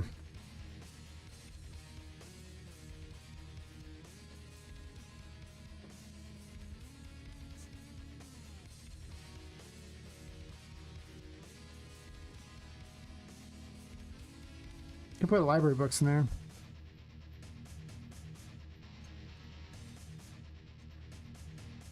Or I can actually just use one of the spline things and not put a bunch of books here. You would think there'd be more books in this room in general anyway.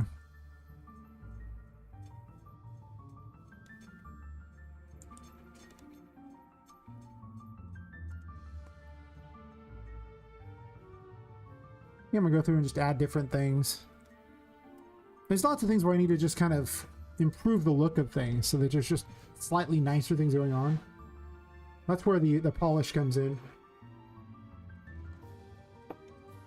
As I try and make this place cooler and cooler and cooler.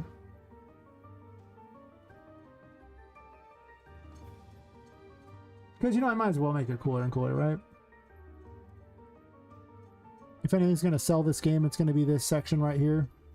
This particular first chapter. So the first chapter had to better be the best chapter. As far as just, it better be amazing.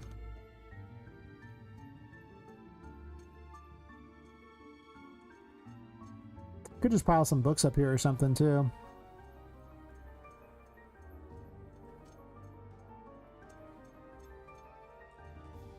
One of the things I could do is I can put like little mini carpets on top of here. It might look nicer.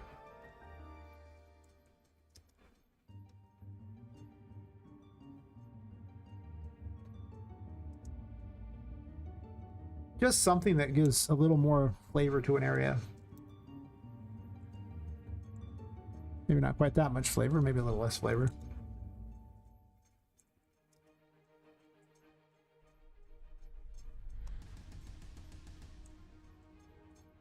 I don't know if that even helps. It just looks like a little carpet. It's probably not that great.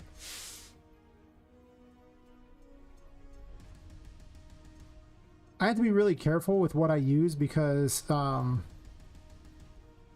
Poppet can jump on things, so it becomes a real problem if it's not, you know, perfect. Right? Or if it's not like, if it gives her something she shouldn't have.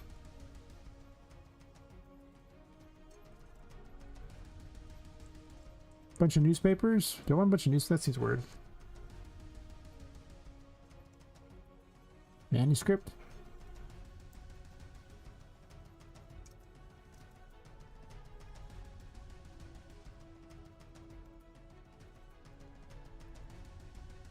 That's a lot of pile of crap. I can also merge all the meshes together if I want.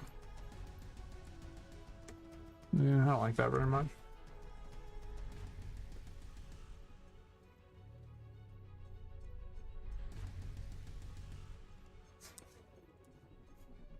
I guess I do have a book spline for the magician thingy.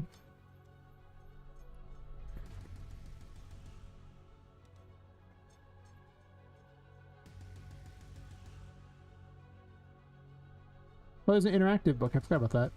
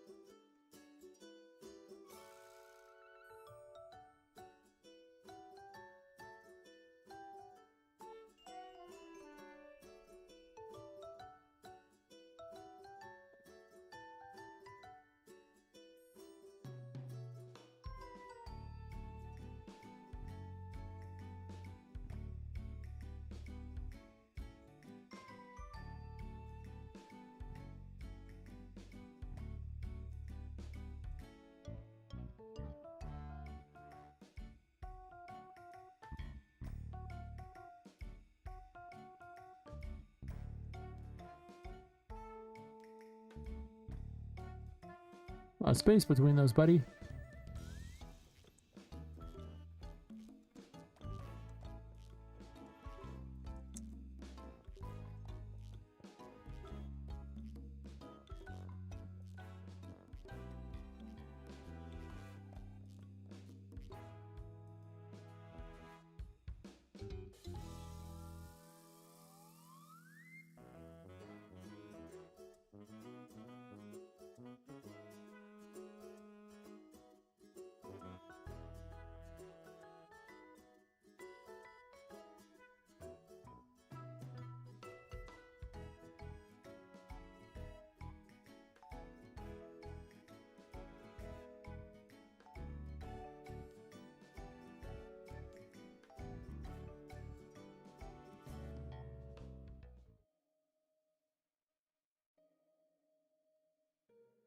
Every time you click these, it does one of those. I see.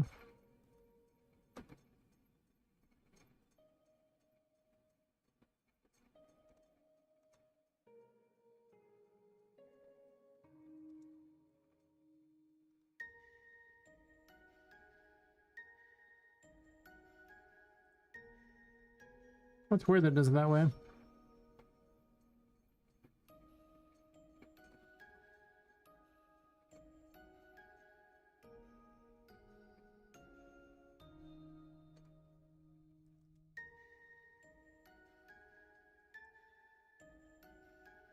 Might have to then change it from there. If I want to do that. Or am I just going to put books up here and call it square, not bother?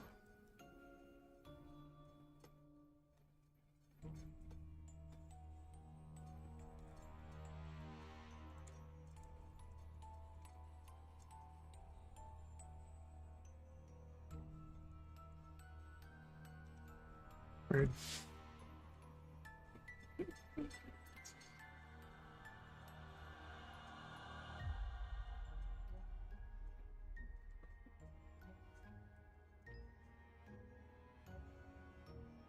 There's some other books right here I can use.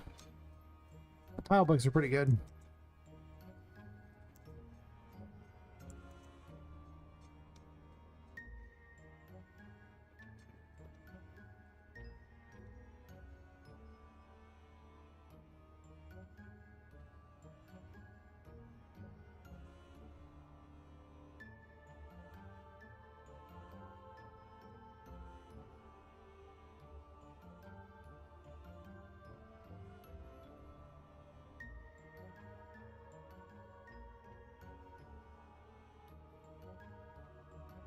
There's like a lot of extra little things I can do to really make these look better. I know I can. Like little details that just aren't there. There's a lot of bland. The more I mess with this game, the more I'm starting to think that maybe, just maybe, my timeline is stupid and there's no world and I'm ever going to get all this done in that time. Even then, I didn't make that jump either. Oh, you can make that jump. You just have to be moving. If you're not moving, it's hard. You can build back some. Yeah, you can make that jump. I actually don't think I want this one on here. I'm just going to stick with random paperwork and stuff on here. So it's just more stuff going on. This shelf was really boring before. Now there's a bunch of crap on it. It looks like a thing. I might make it more interactable too. I don't know if that's going to be the case, but I guess the fact that I can also just level instance them makes it much better. Like before I was worried about that, but now that I know level instances are a thing, it's not a big deal. So. Also, all this crap should be in the Magician room anyway.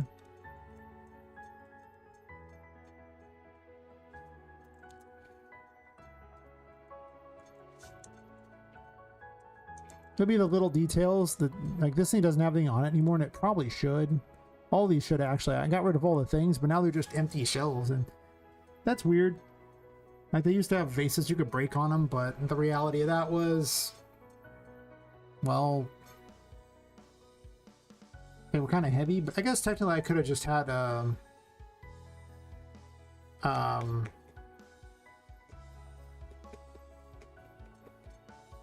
level instance stuff and spawn those in. I removed all that because I originally thought that was a problem, but now it's not really a problem, so I could have giant breakables again. I don't know. Because just having these as a level instance is good. Like, this is a level instance destroyable event, and like the difference is night and day on level instances versus not. Where everything is just a mini little level. Well, okay, not everything is one. Like, these need to be replaced by a level, I assume. Just like this chair. For optimization purposes.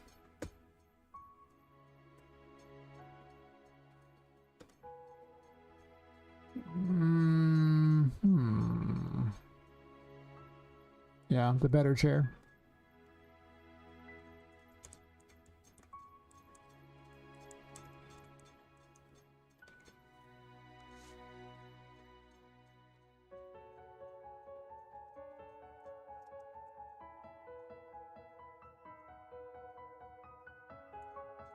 I learned out this great thing where you can right click one of these things and then you can edit the level, and then it goes boop, and now you can edit the actual level inside of your thing without having to actually deal with anything else. You can change all the stuff, and then when you're done with it, you just click save and it goes boop, right back to normal.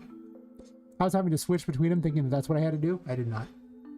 I did not have to do that. So now you know.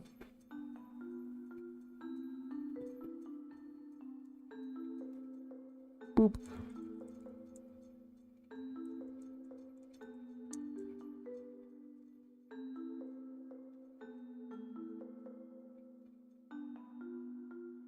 I thought I did this already.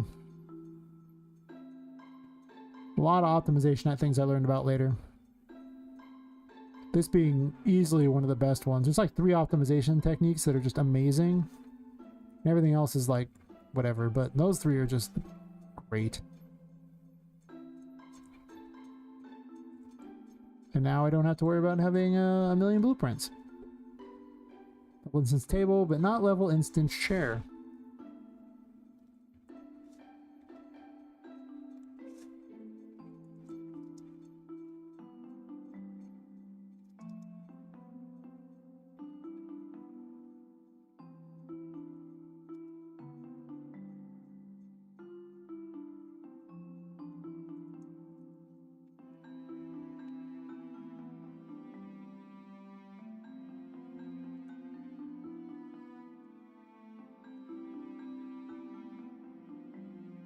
Yeah, these need something on them to do. Just like this has something. There's not much point in these. There's actually a key up here you can get, and then there's the orb over there. Which, to be honest, should probably actually be over here because it's harder to reach. It's already kind of by one, so I should probably drag this over to there, honestly. This seems too easy. Especially because you already want this, so you just hop right up there. The other one here, you got to get over to this, and there's not an easy way to that. It's just get up this way, or get up that way. And then go all the way over. Wait, is this not touch? Okay, I was just looking at the ceiling. I was like, wait a minute. Is that broken? Is that the world we live in now? I hate it if it is. These toy stands should probably be level instance as well, honestly. Because I can individually change the scale of a level instance, right? Like, I don't have to... Can I? I can. So why not just level instance a toy stand? And maybe like a 4 or something, because all these other ones there, it's like, why is there 9 million copies of this thing when I could just stretch them as I see fit? Same thing in here. Honestly, these could be like massive optimizations as a squat version of this.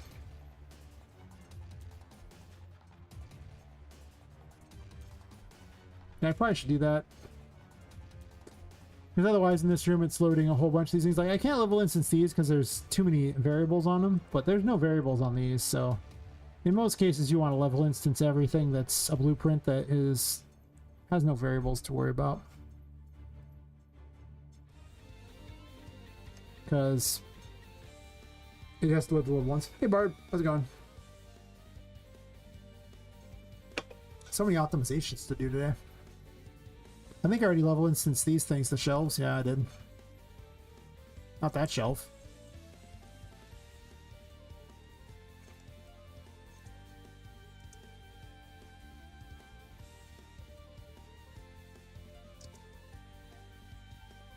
Every time I make a blueprint, I should immediately convert it over to a level instance. I don't know why I didn't do that.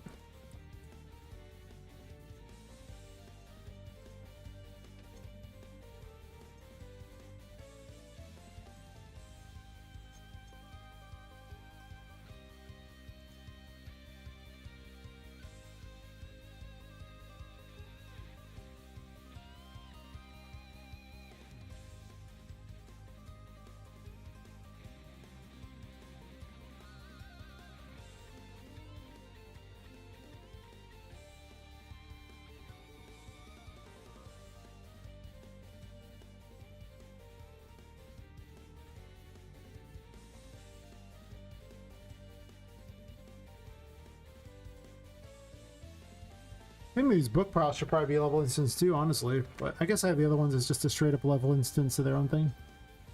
Nah, I'm gonna do that. Level instance. Nope. Chest with drawers is not a level instance.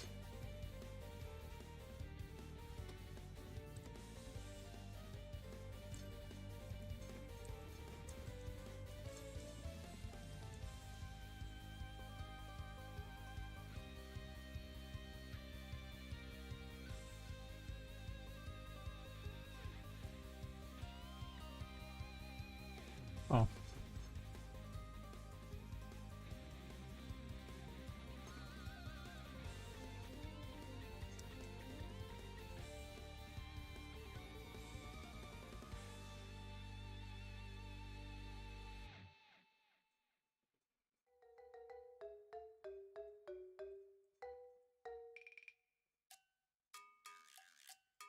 I feel like I should be hunting chocobos to this music or something.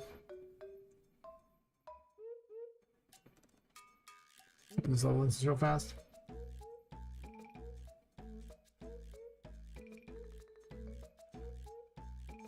I just want to put this at all zeros. With no rotation. I'm probably going to hate myself for that one, so I have to adjust a bunch of them.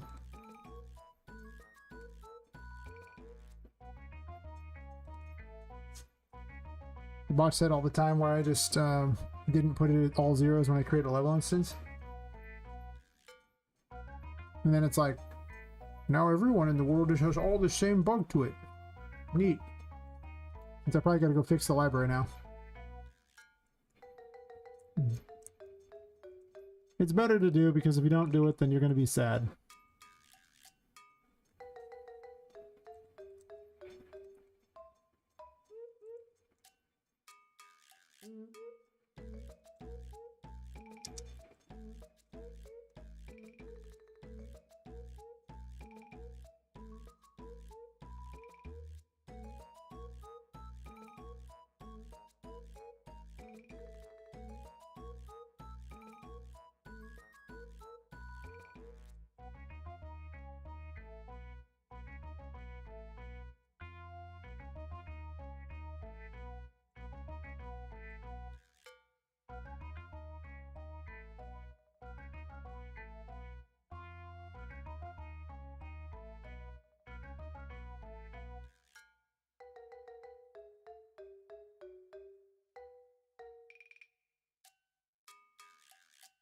How strange, when a second came back, my shadow is still on screen, but not in the chat room. I see. Ran away, you did. Oh my god. Computer's trying to cheat and escape. Now to go see the dumpster fire created by Movie Nose. The dumpster fire did not happen. I guess these are all bookshelves and not the other ones, so they wouldn't be affected by that particular one. Just like that's not. That room's not even really finished or game ready at all. Is that really just in one location? Huh.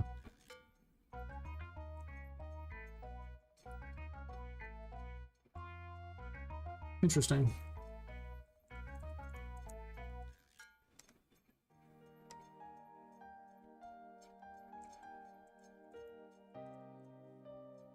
I hate having to adjust all these, but it'll increase the FPS even more, and I might as well have 60 FPS.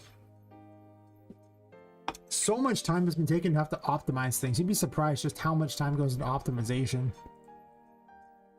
Am I gonna put the grandfather clocks in there? I mean, I don't know if I'm gonna have code for them or not. Maybe they just show the game time. I'm not sure if I'm gonna do a puzzle with them or not. Probably not, but maybe. I'll think about it. Then there's these. I'm probably just gonna do it on all fours or something, like one of these ones here, and then just convert over.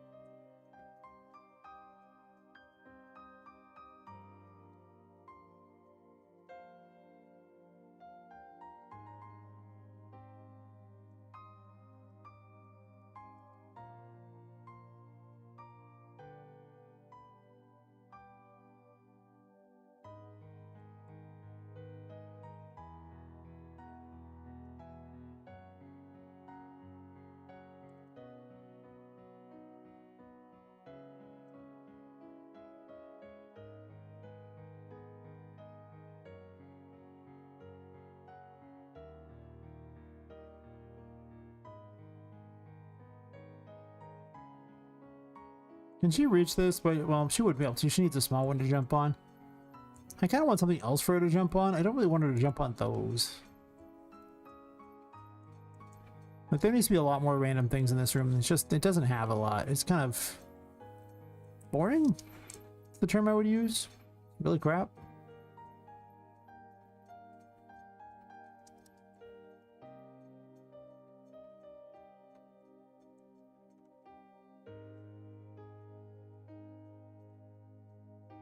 You look better with something on the shelves. I also need to find some sort of crap to put on the ground for Poppet. That's not, you know, just something that she can really abuse, but something that lets her, you know, it look a little more interesting. I mean, I guess to be fair, being ground level is not terrible, but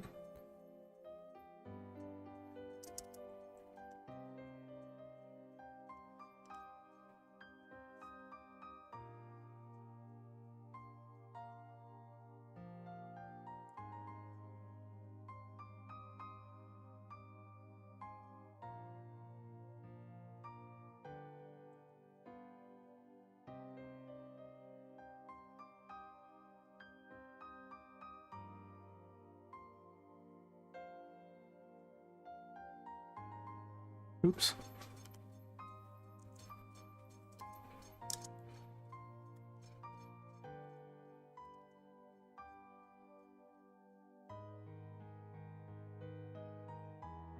No, I just want to make it taller.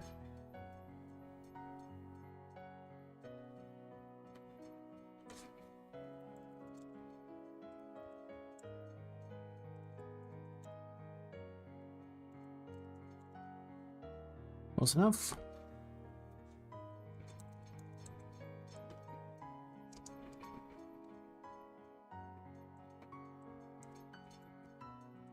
Even this feels a little weird. I don't know. Should wait, undo that. I want to get the other one about the same height before I do that. Oh, optimization. Why are you just so much fun? Yeah, fun's the word I'm looking for, sure.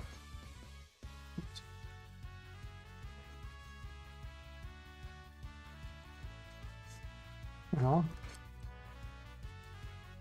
why does number lock keep turning off? How annoying.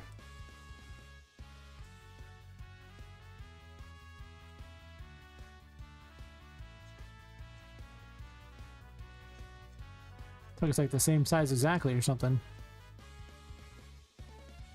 Wait, where'd you go?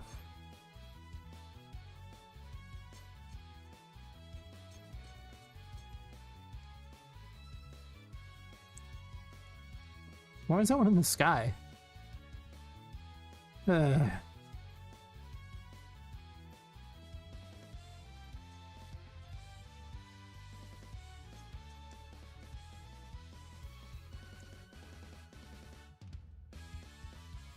Should open the level first and fix all the numbers on it. That was my bad.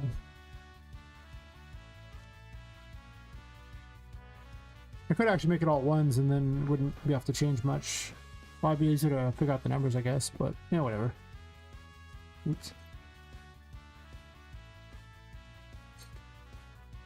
I gotta remember to do that. Make level instances of every blueprint immediately and then build with those to save myself time instead of having to redo them like I'm doing. To be fair, these came about long before I learned I could do this. But still, in the future. What I did was the dumb.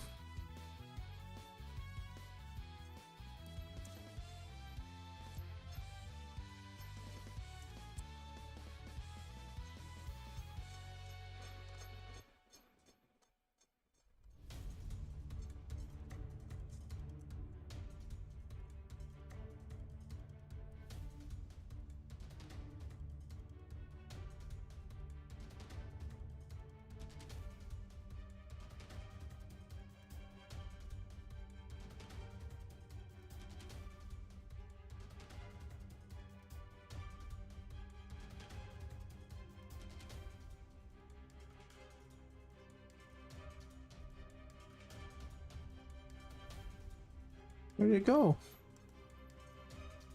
Snap it to this floor. What in the world? Come on.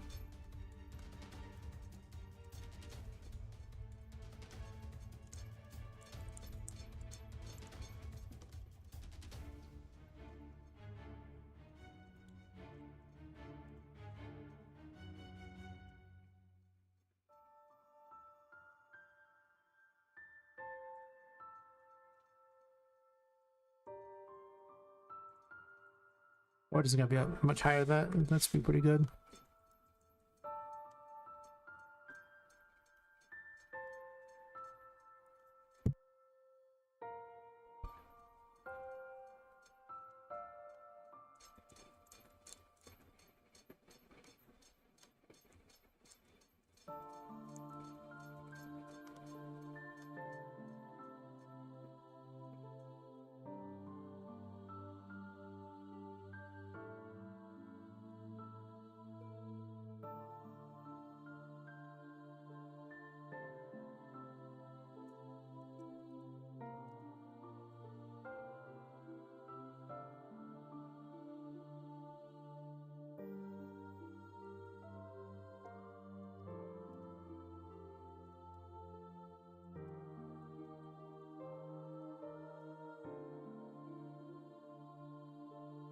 Making secret notes.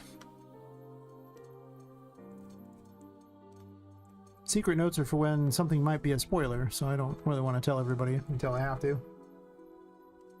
Yeah, just in case they don't want to know. Which they might not. Possible.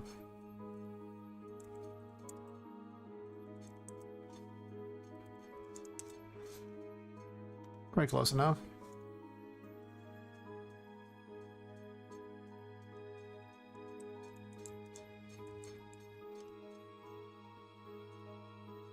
That should improve the speed of this room immensely. I thought I had non-level and I thought I had everything level instance, so it wasn't so bad, but I can see now that that is not what happened. Not what happened at all. Well, what I could level instance anyway.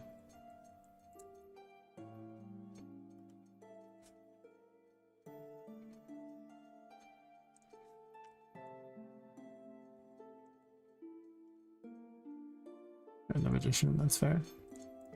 That fixes that. Fixes up here. This should be no longer awkward, so I can easily grab it. I gotta admit, this still feels a tiny fraction awkward. Maybe potentially I make it a little harder. Just a little bit, so this way you can kind of hang off a little bit. So maybe they're kind of sticking off a little.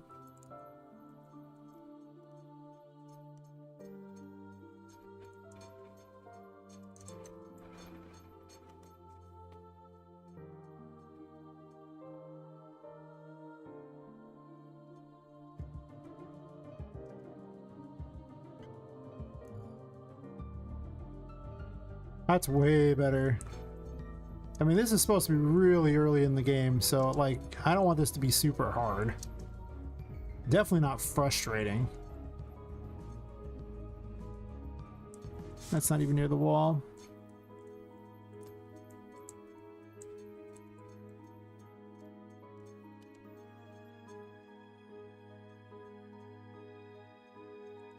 This is why we build in the light, so I can actually see where stuff's supposed to go when it close to these walls, otherwise it's really hard. Well, it's too dark in this place.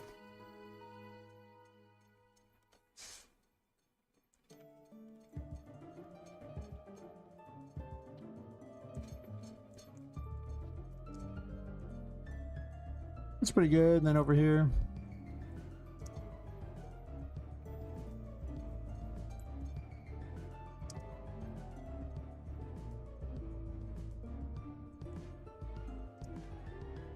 All the secret areas you're supposed to get to.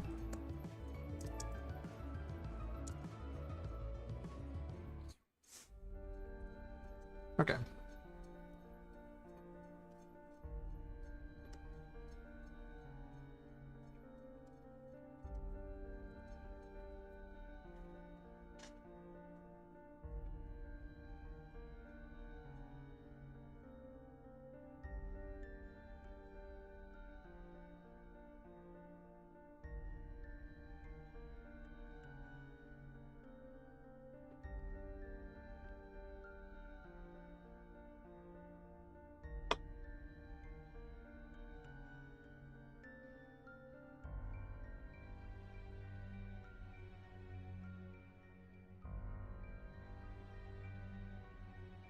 Go fix the Annie's on hat problem.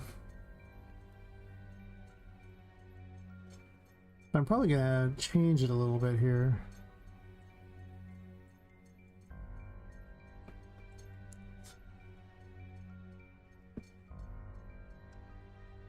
I think the new hat I imported is actually a skeletal mesh, and the other one's not. So I think I want this to be the skeletal mesh one for Poppet herself.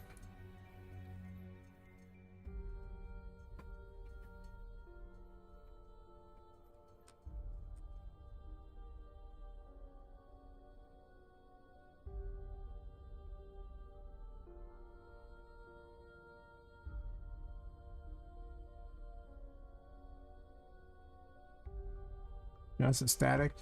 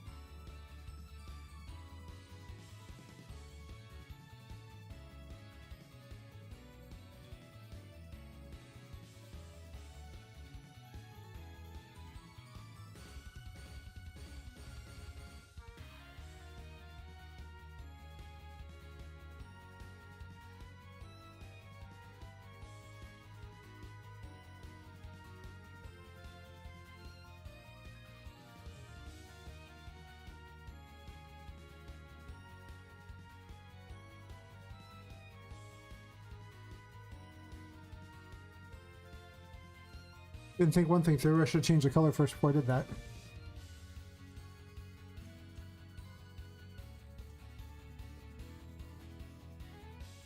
It should actually be over in the stuff that I save all the time rather than the Daz to Unreal thing, so I don't lose it probably. Oh, I don't want that.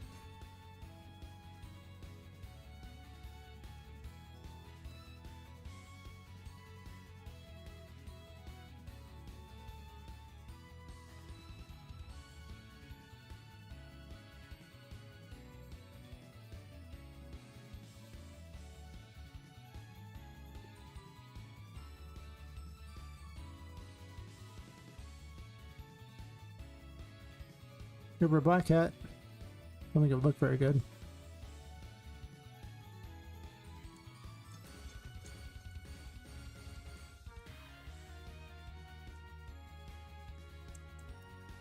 Especially because it makes all of them kind of a little weird.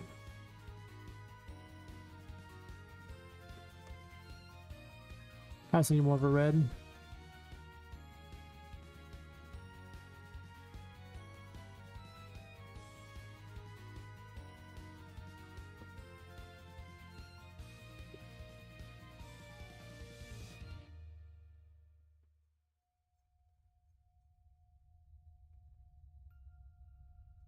As you can see, there's a lot that has to be done on these.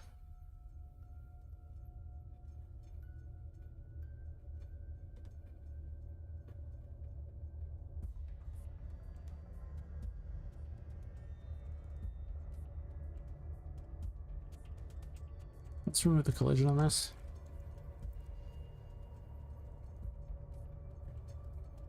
And this is all you do.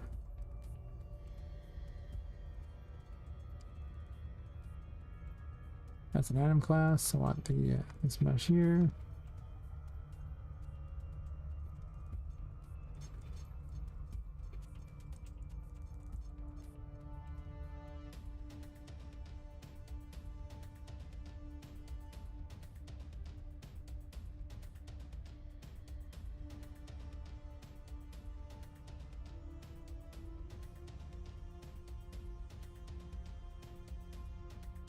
Let's see about making these look similar in size without me having to move it.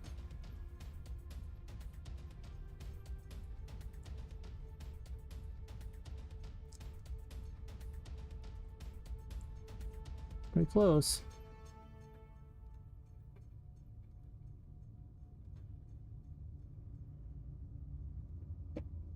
Position it.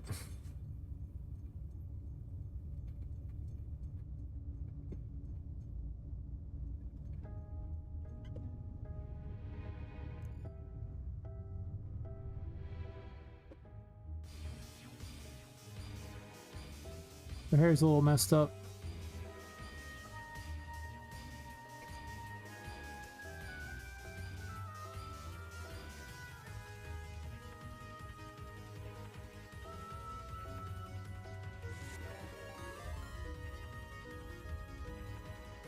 Oh. Wow, thanks for the raid, MC Units. How's it going? Fashion raid? Wow.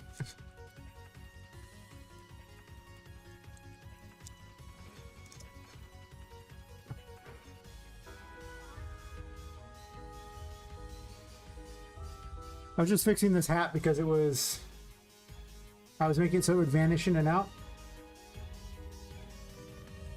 And you can actually fix it by moving it in the blueprint. I don't do that like an idiot here. In the game so I can get it positioned correct when I add. Like that. Do. Wow.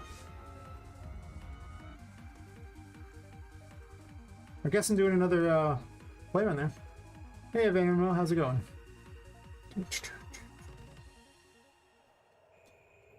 Where'd I put those at?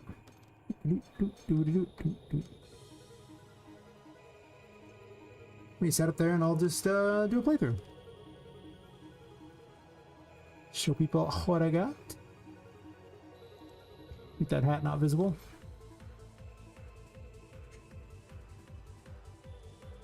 Fix the lighting real quick.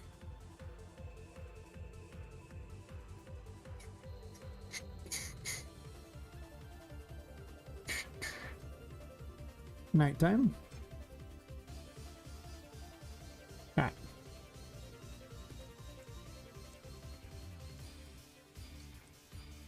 I'll just do a tour. And that music off there. Alright. I actually just ran like the tour earlier today. I have all the stuff unlocked, so it won't be at the real playthrough of the game, but you get an idea of what's going on.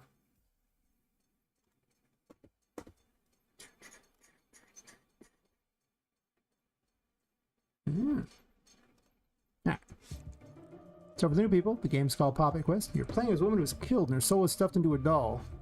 I disable all those messages because I was in the middle of testing.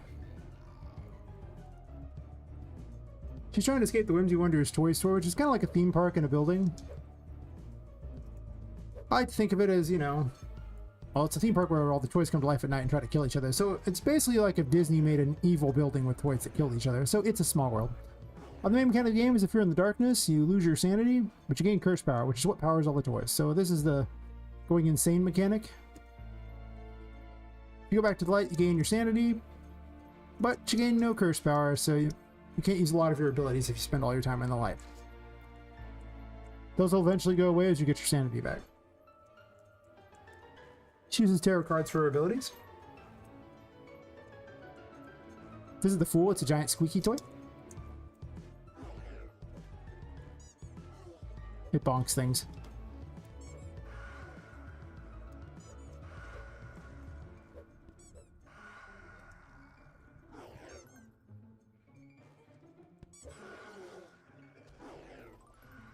You can also break stuff with it.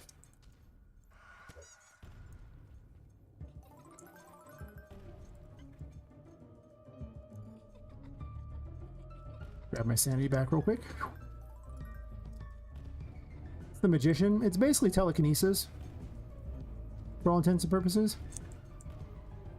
You can pick up small objects, well, small inanimate objects, and throw them. You can also create them too.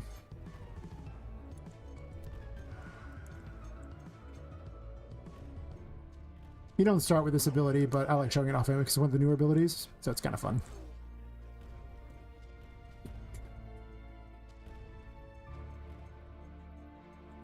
Go get my sanity back real quick. Oh.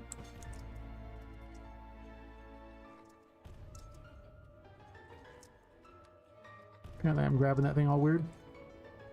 I've been working on it about 16 months now. I'm trying to release the game around October 2026. We will see. This area is... The first chapter is like 95% done, except for it needs to have the story tossed in. The later chapters, there's 4 of them, are much farther apart. Okay, I'm much farther away. Like, I think it's like 40% on the second chapter, like maybe 14 or 15% on the third, maybe 1% if I'm being generous on the fourth. We'll see on that release date. Your name is unsub button. That's great. I love it. I didn't notice that at first. That's awesome. So that's the tutorial room. The Magician can manipulate drawers, cupboards, light switches, windows that aren't blocked, doors if you have a key. You can also break stuff with the Fool, and a lot of the stuff can actually break things.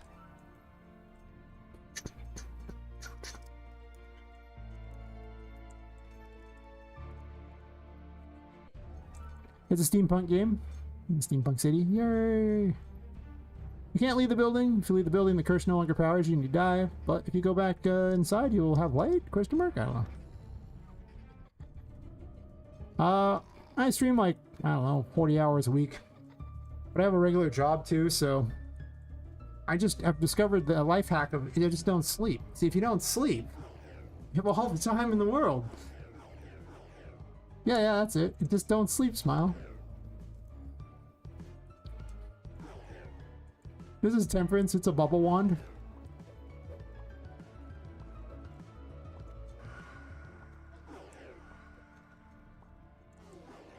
It also features the best hat.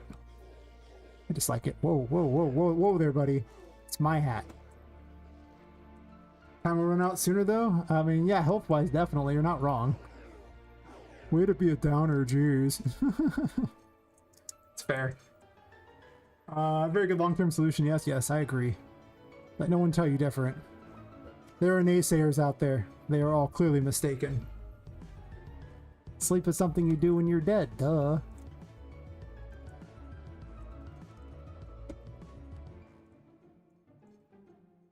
My best advice is, just don't think about it, and you'll be better off.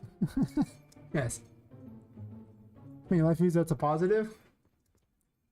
I mean, true. You know, some people, you know, they're just like, you know, I get plenty of sleep when I'm dead. It's fine. And then, you know, they're usually super hardworking people. I would say I should emulate them, but I guess I already am, so I not really should emulate them. It's already emulating them. There are plenty of mornings I question why I'm emulating them, but then I make the game and, you know, I start playing with it and I'm like, this is so cool, I'm so happy, and, you know, all that melts away. Well, at least I think it's cool.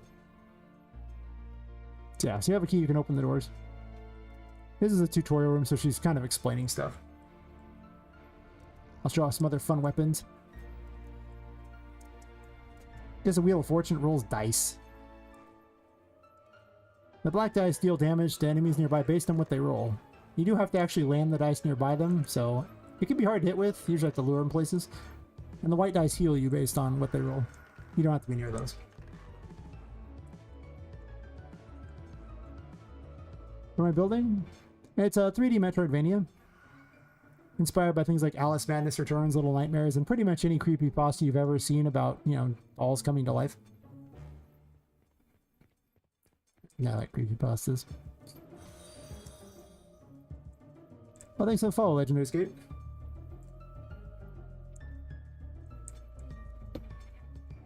I mean, who doesn't want to play with dolls that kill each other all night? Seriously, like, what else is a doll supposed to do with its free time?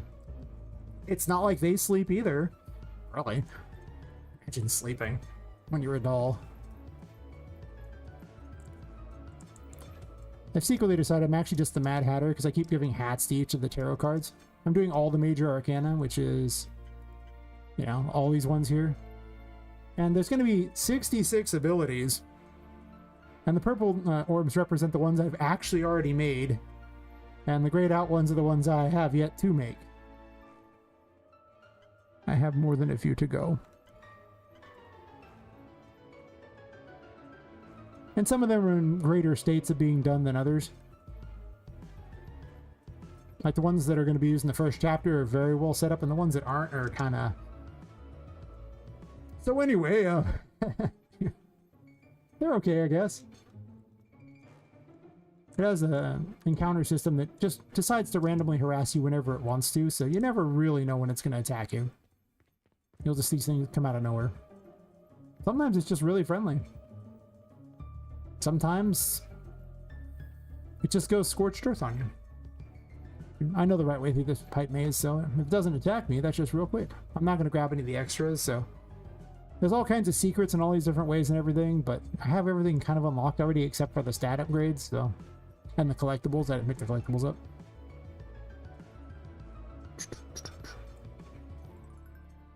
So there's a lot of women who were killed and their souls were stuffed into dolls, but one of her souls got stuffed in the paintings, and she lets you travel through the paintings to the painting world to get to various locations. Unfortunately, I have the testing game mode on, so if I jump in there and jump back out, it will random me to a location, so I will show you later that, because it can random me to a place where I can't continue the tour. I do have a game mode for actually for actually playing through the game, but I didn't really set up for a true playthrough. I just kind of went with the, well, there's people here. Oh my god. I mean, there was already people here, but they've seen the tour. I did a tour earlier today. It's like light cubes. Portable light source. Yay! Throw this at it too. Got other fun abilities here. We'll use the Empress. I haven't used that yet. The Empress is basically Bomberman for all intents and purposes.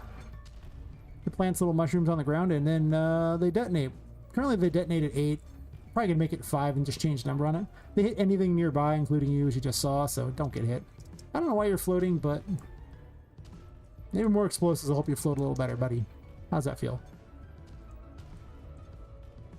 Look, it floated great. Perfect, perfect.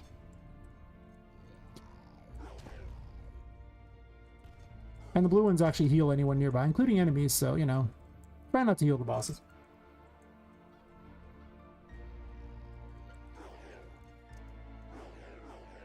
Now. It's just her dodging.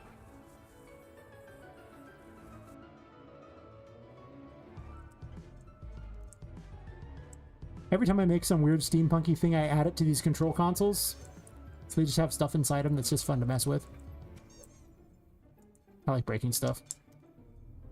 The most recent addition was those grates that were breakable, so now every time I see them, I just have a need to break them. It's just a thing. I don't know why I need to break them, I just need to.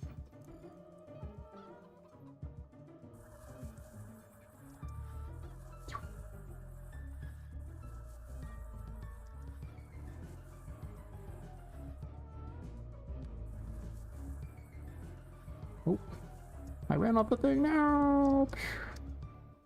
Terrible mound game. I'm cheating and using double jump, but I try not to use double jump early on because of the fact that, oh, you have the option to drop the cube or throw it. I opted to drop it there. As you can see, dropping it was less than bueno.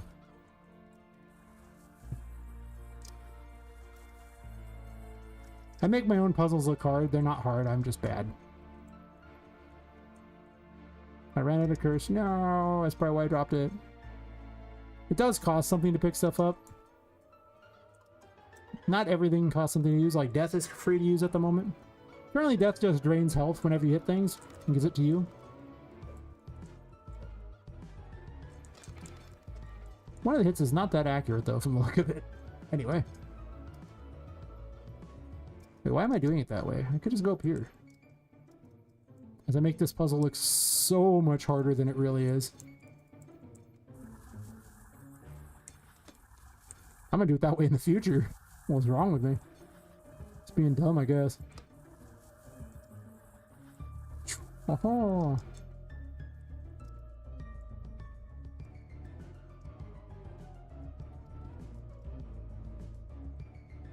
Wee.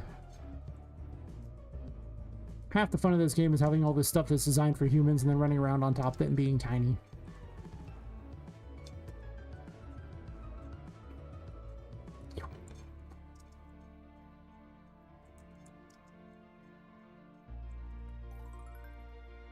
I recently changed the magician's hat, and I've been debating on if I like it, but I actually really do like this hat for some reason. Seems nice. Also, that goes through the wall there a bit. Show off some other fun combat abilities. This is a weird one. This is the Hermit. It has a shield where you can take damage with your curse if you want. It needs a better particle. It also creates little orbs behind you, and then you can detonate them to your heart's content. It's basically a runaway mechanic, you know, because you're the Hermit, right? You don't want to be near anyone.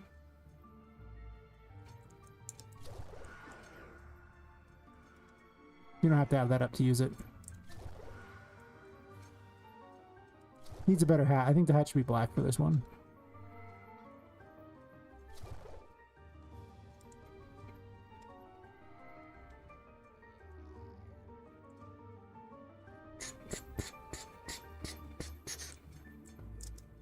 Wee. I always saw the baby turtle in the water. It's like the cycle of life, really. Just imagine that meme where you pick up, they pick up Simba and they hold him up, but instead they yeet Simba off into the distance. That's pretty much what happens here. I do need a better splash particle for it, though. But that's okay. The tarot cards are actually hidden inside these things, and you hit buttons to open them. But I had the tarot cards, so they're not in there. You would get the Empress here. The Empress has another ability. This is its traversal ability. It can grow and shrink plants.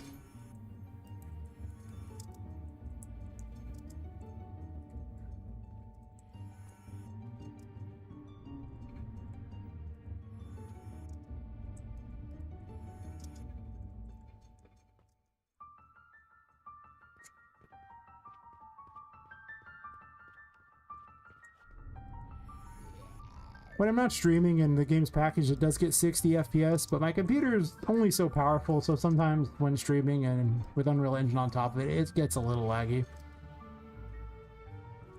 Rest assured, the FPS is much better when I'm not doing those things. Yes. Not that it's that incredibly bad most of the time now, but I've done a lot of optimization to make certain that was the case.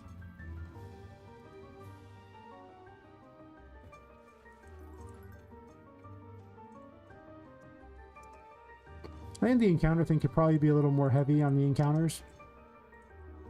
Maybe not, though. You wouldn't really have... Oh, don't follow it now! Water would be lethal. There is a tarot card to protect against it you get in the second chapter. I do have about an hour of content in the second chapter. It's got a lot of empty rooms, though, as you're running through things, so there's a lot of work ahead to get the... Like, it's got the layout from start to finish ready to go. It just needs stuff to do. Oh, thanks, unsub button.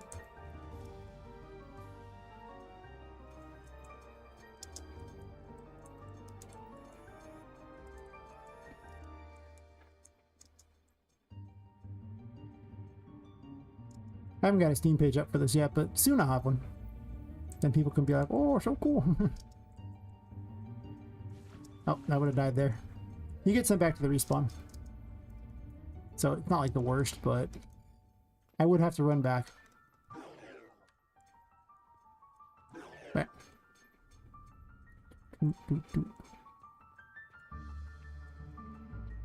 You say by jumping into toy boxes? I need to fix this picture. I think it's broken. You've seen the tarot menu. The map system's not great yet. Currently, I'm building it kind of like a Metroid thing where it just shows squares as you've been to. I need to do a bunch of changes to it, including making these color-coded and stuff. I'm kind of trying to go with the Castlevania Symphony of the Night style map. We'll see. Collectibles, they show up in there, but there's not a lot to them yet. They need to get there. The save works. The load works. And all the options work. They're all there. So that's good. So a lot of it's just I need to put in information for what the abilities do and stuff. These enemies emit light, so you can't gain curse power back when you're nearby them. Don't use any of those against them. The devil shoots fire. I'm gonna give it a burning effect too, but it doesn't have that yet. For some reason it's... Okay, it's hitting it. I'm just missing. Don't know why those spawn blood when they die. They are a machine, but sure. Let's see. If a backpack is just a pack of things you put on your back and then make pockets, leg packs. I mean, I could see that. I like leg packs. Pocket sounds kind of boring by comparison. Leg pack, however.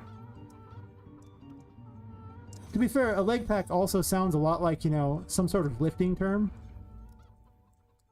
It's like, check out my leg packs. Like muscles or something, maybe? Can we turn that into a meme? Thanks for the follow, Allison LBR. You know, just in time for us to discuss leg packs, which is an all-new thing, a new feature.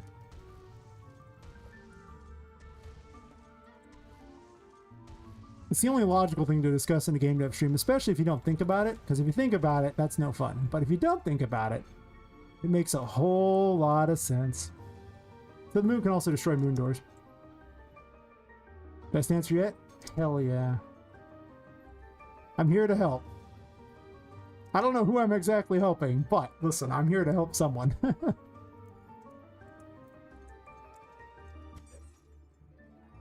Sometimes I think it's just, you know,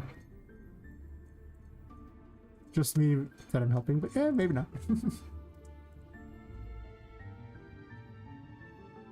The secret is, if you just drink more when you game dev, you'll make lots of mistakes, say lots of dumb things, but you won't care.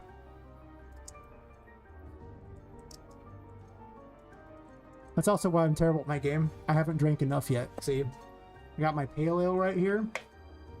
It's in a green can, so the green screen completely makes it look like a black can and way cooler. It's like the ugliest screen in the world. You're hit in the face by that thing. I love those things.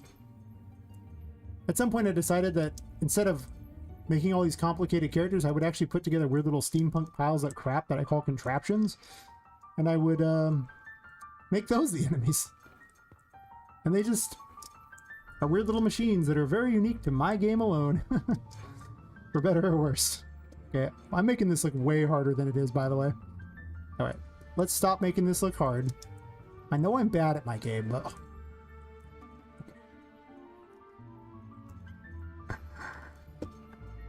Haha! I will throw dice to heal myself. This one's actually better if you throw the dice against a nearby wall and stand by the wall. That's like the best strategy with it. And then you hope you don't roll ones. You actually hope the dice are evil, because then you roll all sixes, and that's like the highest roll, so... Evil dice means you do a huge amount of damage. Hell yes. Sounds like it should be the devil ability. Cheating and using double jump there. Beautiful. Aha. Oh no. That's actually a little slippery. Not super slippery, but slippery enough where it's like maybe a little uncomfortable, you know? You're running around on cords, so I guess that's kind of fine. I mean, at some point I do have to challenge the player. There's actually a secret out that window too. I'm skipping like every secret, so... Well, not everyone. This is an optional room. These last two rooms are completely optional. Ow.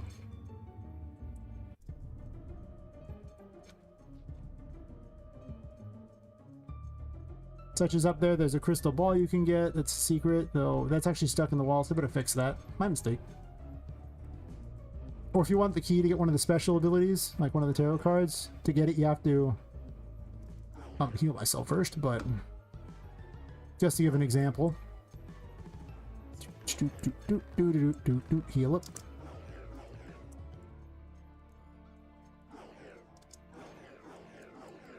Ride the flower up. Woohoo! Bouncy couch is amazing, because it bounces! Yay, bouncy couch! Also running out of sanity.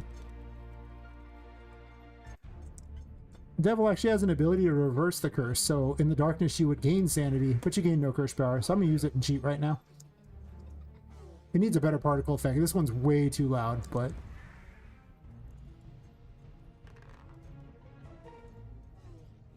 Yeah, outside world. Normally you'd want to probably drag a cube over there to make it easier on yourself. But I don't need the Emperor. The Emperor, currently just makes him immune to water. Has a passive. You might grant all of them a passive, give him a fourth ability. That's possible.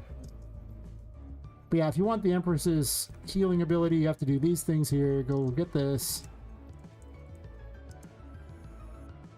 And then you would grab this key. And then to get the ability, you have to go all the way back this way.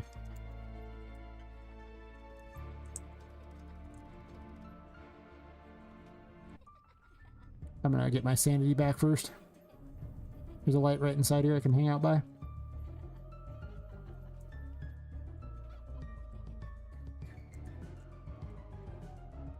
Close enough. I don't stop you from going over these things if you want. You can just go run on these areas. It's fine.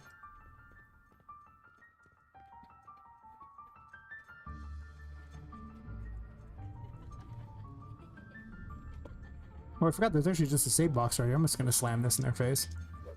Hey buddy, how's it going? And it opens that case right there. In order to get to that case, you actually have to fall from above because you wouldn't have double jump. But I'm a cheating double jump. They give you little clues on where their keys are, and then you'd open the key and you get the new ability out of here. They always have permanent abilities. Will the words cover the screen? Oh, they'll get pretty savage if you let them. They only go away when you get above 60 sanity, so if you just sit there and keep yourself below sanity, like, you know, below the 60, they start to get pretty obnoxious. I'll show it off real quick. Just watch it get crazy. Apparently I'm near a light somewhere. Must be outside the room? No, I'm near him. Ugh. Really, buddy? That thing emits light. Let me kill it first. If it emits light, then I can't lose sanity.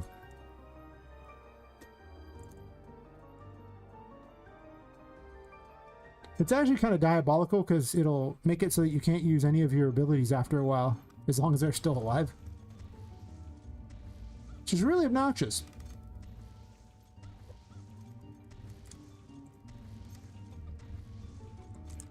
No, get away from me. Don't give me my sanity back.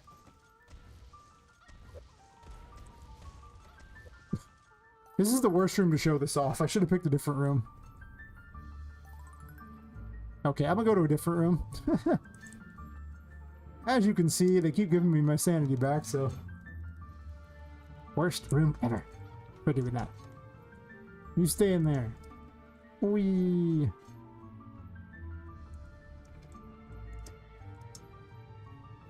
There's actually a hidden ability up there, hidden tarot card. If you want to get it, there's this big old path to get it along the walls. I should be able to do it in here. Well, let's use the moon against him. The moon's fun. The moon makes clones of you. The enemies can attack him and kill him. You can also detonate him to deal damage things. How'd that guy get back up? I have so many questions. What are you caught on?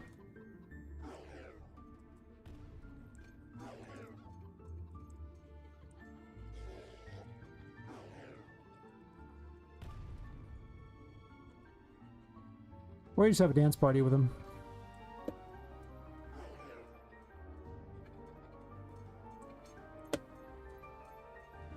Then run back over and get a little bit of sanity back. Not all of it, just enough. To keep the chain going for a while.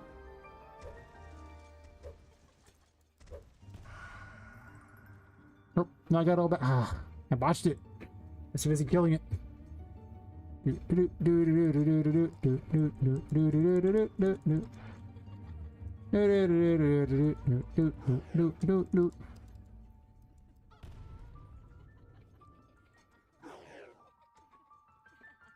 Oh no!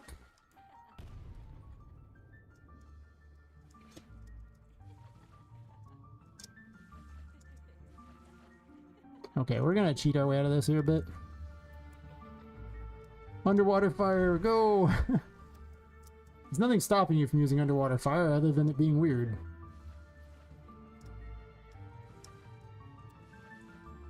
There's no easy way out. I didn't account for this because you would have double jump and have an easy way out normally. That's okay, I'm just collecting words everywhere. Okay, I'm making this so much harder to get out of this water. I'm gonna use a cheat to get out of this water in a sec. Okay, I'm using a cheat to get out of the water now. The chariot's a blimp that gets you places. Currently works under the water because it's not even remotely game ready.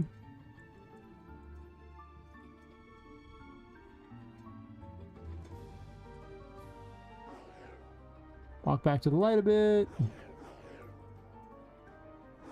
There's really nothing stopping him from being quite a few there, so these keep going away and adding to him. Because I don't think I put a cap on them. They're just kind of here. Doing things.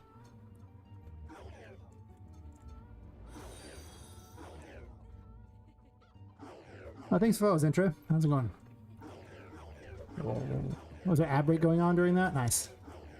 As you can see, the words get a little crazy. If you let them. I'm sure at some point you could lag your game out by just doing this forever. I don't know if you'd want to do that, but you could do that.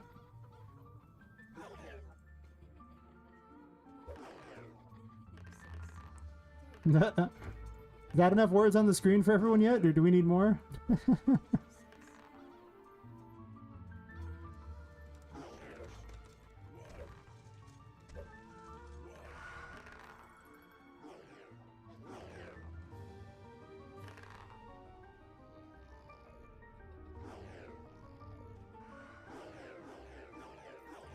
I think the madness is eventually winning. It's probably screenshot worthy, honestly, how much words are on the screen. It's probably the most I've ever seen. I ran into Sandy doing that. I got a couple of them on there.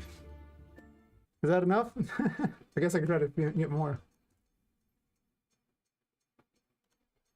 Oh, that's right. This game mode screws things up, so it doesn't matter. That does break the music if you respawn with the wrong game mode, but that's okay. As soon as I go back into another room, it'll fix the music. Never mind. I went into a different section of the room, that's enough. Yes.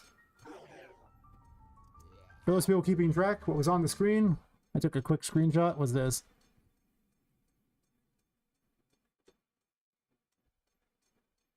I think there was at least a couple words somewhere in there. Not 100% certain, but...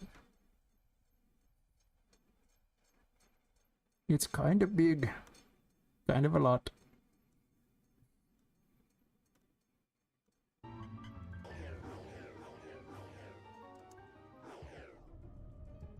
Alright, now that I took that detour.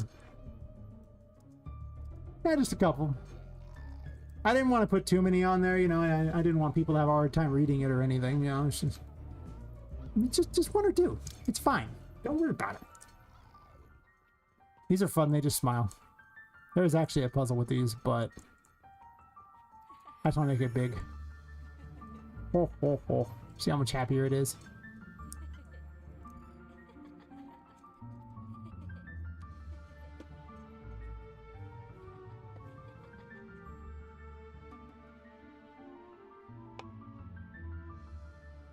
Aha!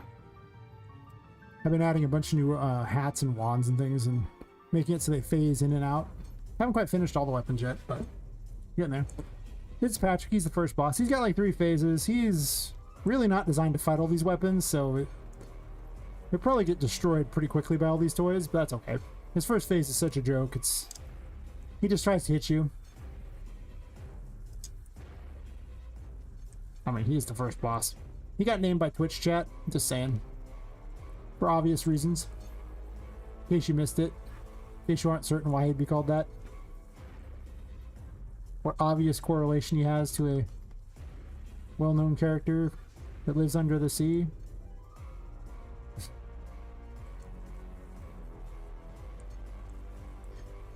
He switches to like 75% health and like 50% health. There's other ones there. It stops being effective after the first little bit. Pretty effective for the first phase though, because he doesn't shoot at you.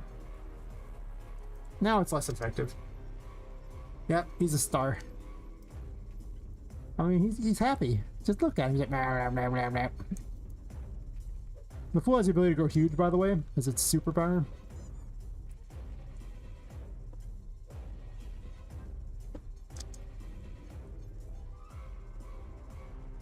No. He hit me in the face. That's so mean. It's okay, I hit him in the face. I guess it's only fair.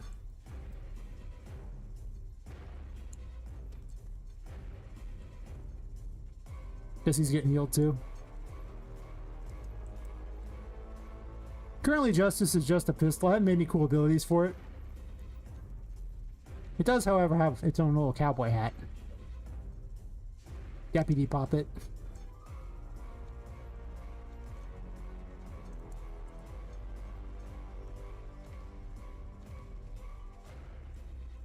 It's actually really not very effective against him because he shoots about as fast as you. The only difference is you have a lot less health than him. I have a star too. The star trades sanity for health or health for sanity depending upon which way you spin it. If you're in the light, it's basically just a heal. If you're not in the light, it'd be very costly to your sanity. My fall back. Or you spin it the other way and then it gives you sanity so you can go in the dark for longer.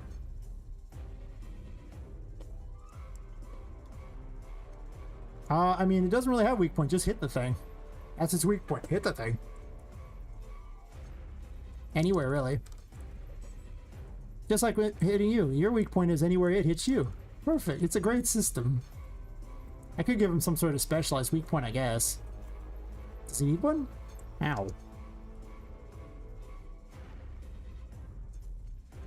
He mostly follows a somewhat... It's not really a pattern per se, but he has a fixed group of behaviors that he does, so you can usually figure out about what you should be doing. So I gotta admit that my current strategy is block with my face. It's a solid strategy. all those projectiles that would miss, you're like, nah, and they just block with your face. So far, the best strategy against him is largely just hit him a few times and then run away, or make use of the magician to throw things at him, both of which are pretty effective. Or you can hide behind some things too. And you want to basically go between two different, taking a beating here.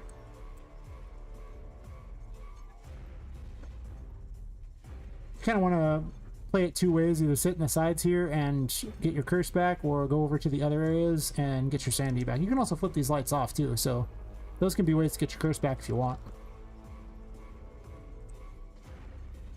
I think he could probably be toned down a bit though, because he does do a lot of damage is what I'm seeing. You also would have temperance for this fight if you find it. If you don't find temperance, you would not have it for this fight. This is a completely optional tarot.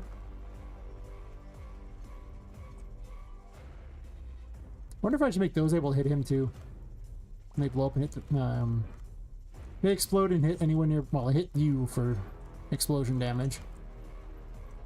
He'll barf up 5 of them every once in a while. Cheating.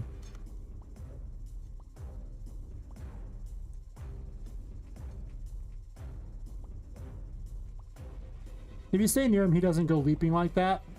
And I think the best weakness when he has is actually if you just keep jumping to the side, to his right side. Let me heal up real quick. Because his weapon is on his left side there. Well, technically it is his right side. So you're jumping to his left side, but it's your right that you're jumping to.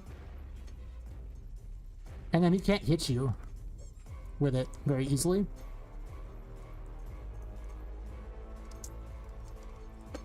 So he does spit those really fast, which is obnoxious.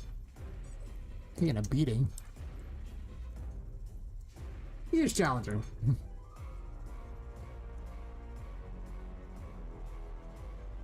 So I probably need to tone down those a little bit. There's a lot of balancing going on at the moment. A lot of balancing. Ow.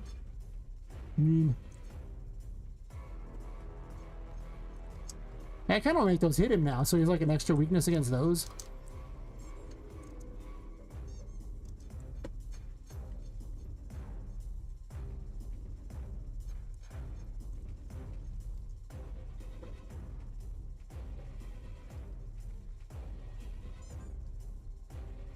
Hard to close with this weapon. He might need a slight tone down on that. I mean, as long as you have like the Empress's heal and the Fool, you can beat him with it. But for being the very first boss, he is a little bit overtuned. I am winning the fight though, slowly. You do have an invincible dash, which I don't use often enough. Costs a bit of curse. And you can swing your weapon out of it, so it's actually not a bad strategy to do that to get close in on this.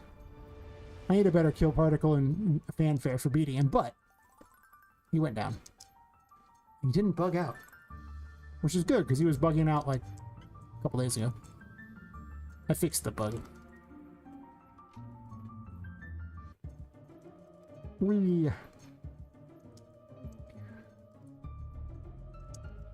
I like opening doors well in the air. This is where you get the Hierophant. Be up here. Oh. Well, thanks for hanging out, Legendary Escape. And chatting with me and all that. Always a pleasure. See new faces.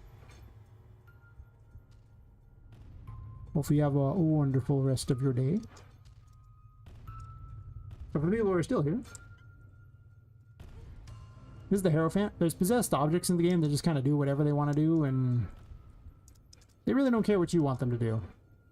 But if you activate the Hierophant, they'll behave. Let's use them as platforms. There's actually another group of platforms over there too, but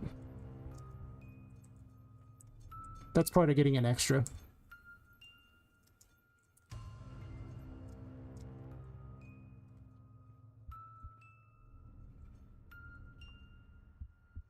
You doing, buddies? Now.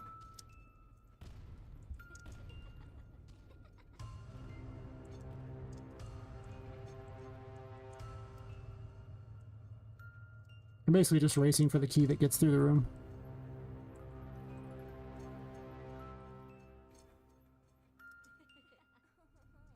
Normally you have to use a big old long way to get over here, but I'm cheating. This is my Annabelle reference. If you know anything about the War Museum, this is actually the exact warning that's on the Annabelle case.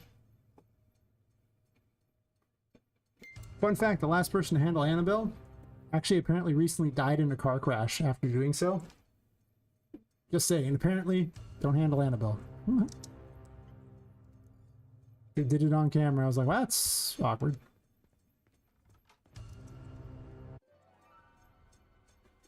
The legend gets worse. Ah. So there's a ghost girl named Charlotte, and she is the de facto ruler of this place, and you really don't want her to touch you. She just wants to play a game. In this case, she's just, you know, chasing after you. She'll appear various places. If she touches you, it's just an instant KO. It sends you back to the nearest respawn. I haven't had a jump scare for her. I have not made one yet. I need to. I have to figure out how to program a jump scare. I mean, it's mostly probably just me moving the camera and then some kind of visual effect for it. That is why I have not done it yet.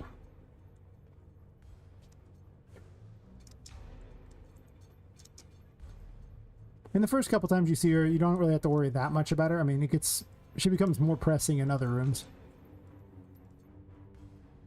I actually need curse back. I don't need sanity. There's actually a secret down there. There's a giant arrow telling you there's not a secret there, so clearly there's no secret there. So if you can lure her away, you can actually get the secret. Or you can take the other way, where you just would take the way that would lead towards the way that you're supposed to go, over there. Both are options. In most cases in my game, you really do want to go the secret ways if possible. You are heavily rewarded for doing so. Wee. Just gotta lure her away a bit. She doesn't gotta be that far away. Probably gonna want this out.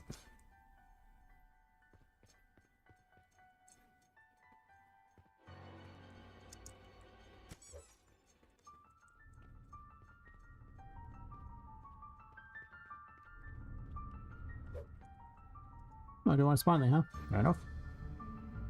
It's scamming me. It's funny, it just sometimes spawns weird things there because it wants to. I'm tempted to make it spawn a little farther out so they don't spawn so close in front of you. There is a cap on how close it can be, but you can move and kind of mess it up. I was just fixing this. This is my Amazon ripoff. Amazons. The item things are broken, so it's spawning too many of them at the moment. But you can buy them, technically. Yep. I guess her head's not attached to her head correctly. Yes. Have you joined Amazon Prime? Yes. Oh, I'm equipping that. I don't really care. Made a better dialogue system. I mean, it works. It does let you buy things, but it's not pretty yet. I guess I want to buy a bunch of things. There should only be 3 upgrades here. I'm just outright cheating by getting a bunch of them. Why not?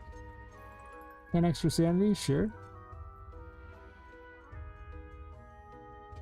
Hey, WannaCry virus, how's it going?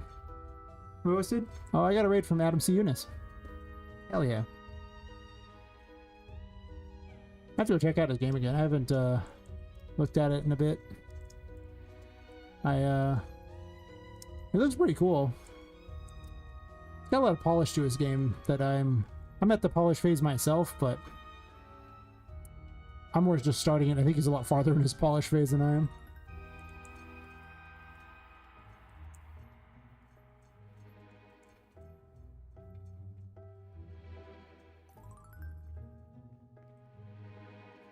Between my, 40 hours of this and 40 hours of work in a week, I don't get to catch a lot of streams. Not much of them. Like, I catch like little small bits of them, but there's not a lot of free time in my life. But I get to do what I want, which is largely game dev, and I enjoy streaming immensely, so between the two of them, I can't really complain, Life's pretty good. Got some assorted health problems, but they've been getting better, so hey, even that's good. Ooh. I gotta add a bunch of extra stuff in these rooms. That's part of the polishing it up. Like, there's just empty things that don't need to be there. I can make things look nicer. Just add more to it. And that's kind of important. I need to add in more particles for things because I just haven't put in all the particles or sound effects for everything. There's just lots of extra things I could do.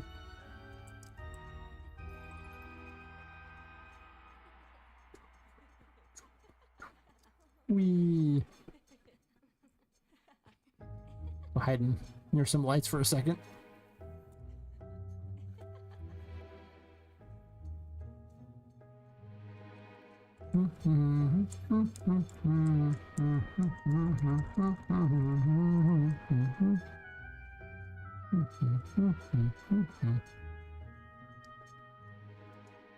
Yeah, so far the game's like, there hasn't really many errors, actually bugs on this trip through either, so I'm really hitting that point where I just need to add in story things and then a couple extra tutorials, and this area should be basically completely done. Gussy it up a little bit. Wait, why am I going back up here? I don't gotta go up there. I could go back through there and get the other way, but I also just have the key to this door now, which I just got over there, so I can just open this door. And that lets you go over back through this way if you want to go back through this room. Not a bad way to go.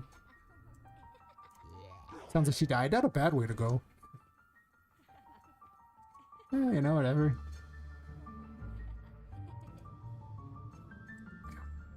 Wee.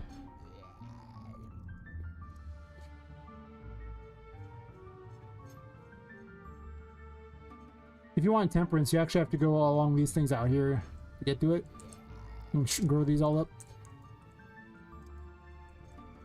If I can jump through here, it's not that hard. Apparently it's impossible. I made that look way harder than it's supposed to be. I did it earlier with no problems.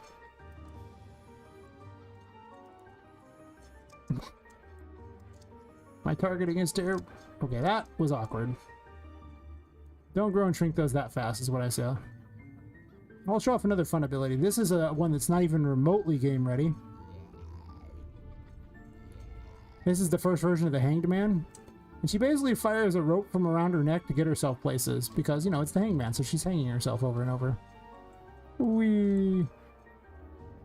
I basically like to say that, you know, in the whole Enter the Spider-Verse thing, Poppet was secretly in there. Spider-Pop. But, she's so small you didn't see her. But she was in there. In that scene with all the Spider-Men? Yep. Spider-Pop was there. Probably should go back and look for that scene too. Yeah, exactly where she is. She's probably near like the ankle of one of the people. Third from the back. She kind of showed up late to the shoot, so you know she couldn't get a very good spot. Happens.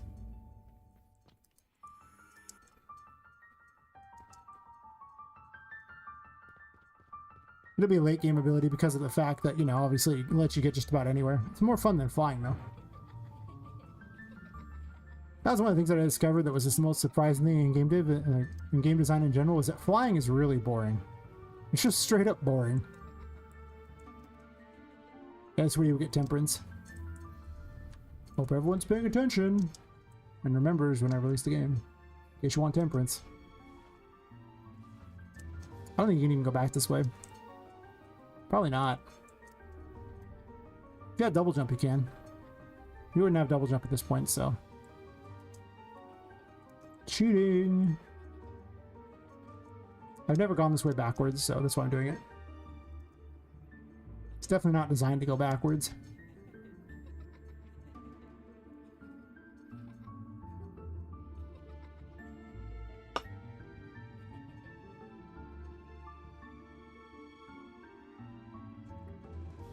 Stealth mode.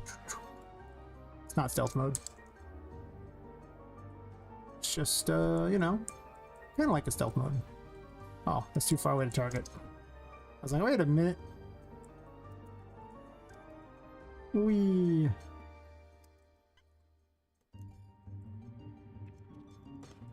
Now I took a bunch of detours for no reason, just because to show off some things. Charlotte's also in this room. She's more of a threat in this room, but she's still not the biggest threat in this room. Unless you fall. She's a pretty big threat if you fall. You'll encounter in the later room where you don't get to get above her. And later in the game, she just straight flies around instead. Like, she's a ghost, so, you know. She's just playing with you right now. So throughout the game, she's going to show up and get progressively more obnoxious.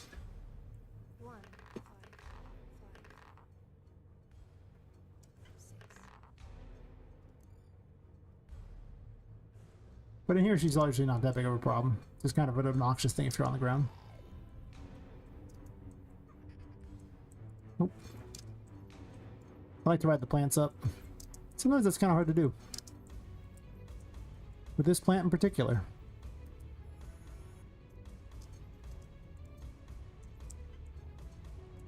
I'll justice it down.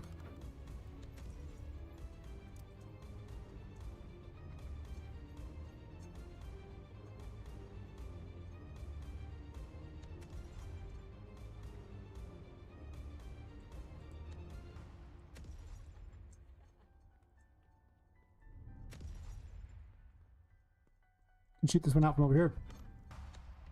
Save myself the trouble. Aha! It's like technology there. The best tech. Speedrunner tech, really. Get your sanity back, blow this up so you can sneak out here and drop onto the books.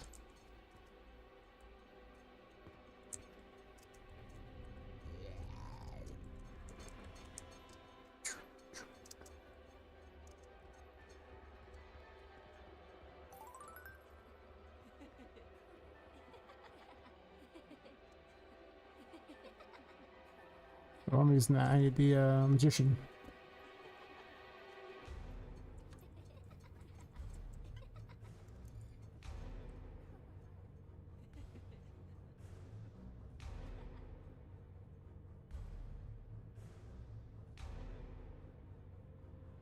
I might shrink this down to where it's a small thing. I was thinking about turning it into like some sort of wand or something, because whenever something has a weird effect, I usually just make it a wand.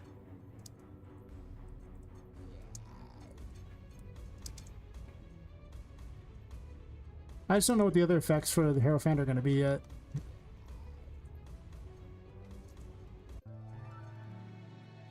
We want to stay in there.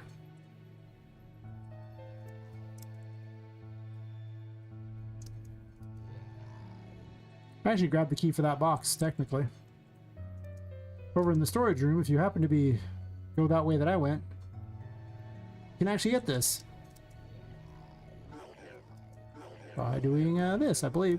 Let me double check you can get it without cheating. Oh, you can totally get that without cheating, not a problem. But I already have it, so obviously it's not going to appear, but if I didn't have it...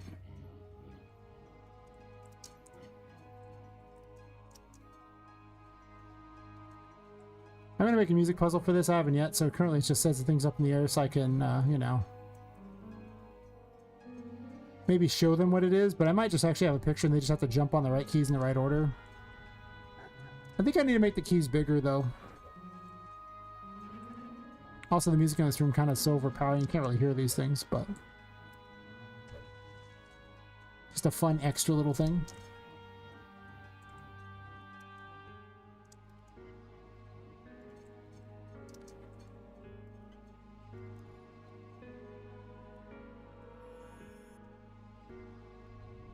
Oh, you gotta stand over there to grab that. It's an easy grab at that point. There's actually a maze over here in order to get an ability if you want it. Assume that you would take this with you and try to run through.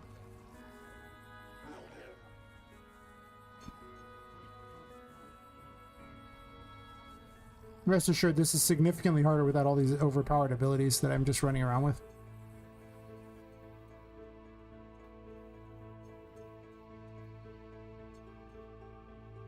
Also, if you don't know the right way, in these locations, it's a little harder too, but...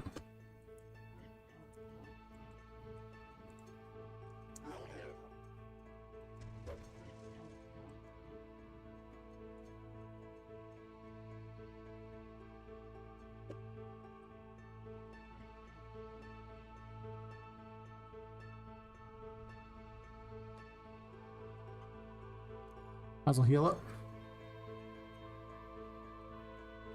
I do kind of want those dice to have to land by you. It'd be a lot cooler. Instead of the other one where you don't have to do that. I actually kind of want my curse back. I don't even want to bring a light with me.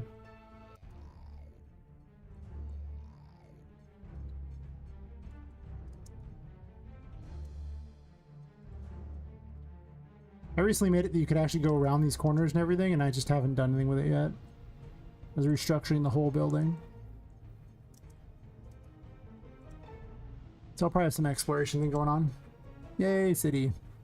Oh, creepy Poppet.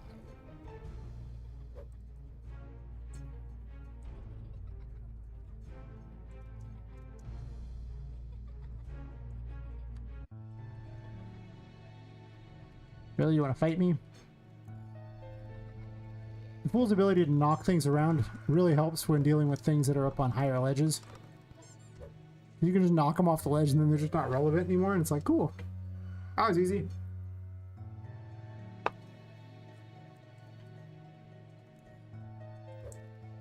Kind of want another heal ability in this game. Well, that's underneath there. Okay, that's weird. Wait, are you hovering? Huh. That's a new one.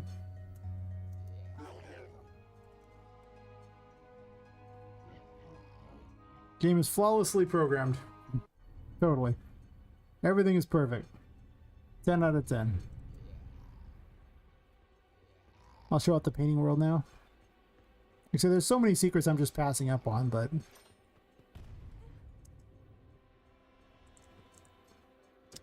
Wee bouncy couch. Boing. It started with a bouncy bed, and then I was like, wait, I can make it look like the pillows bounce you. Sweet. This might screw up the playthrough, maybe. We'll see if it does. If it does, I can always just start from wherever I was at, too. It's not like I have to...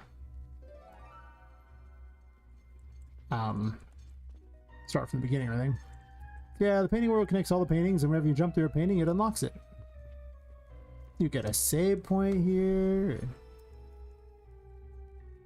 I may put some extra weird things here. Originally, you could rescue toys and bring them here, but... it's a very extra mechanic that probably doesn't make the cut in the final game. You show up and talk to Tinka, the ghost who lives in the paintings, and she tells you things as you travel and things like that. I'll probably have more paintings down here or something, if not more toys, just to connect up all the places in the toy store. But because I have the wrong game mode enabled, it's going to random me back to a location, so let's see if it's not a bad one that randoms me to. We'll find out.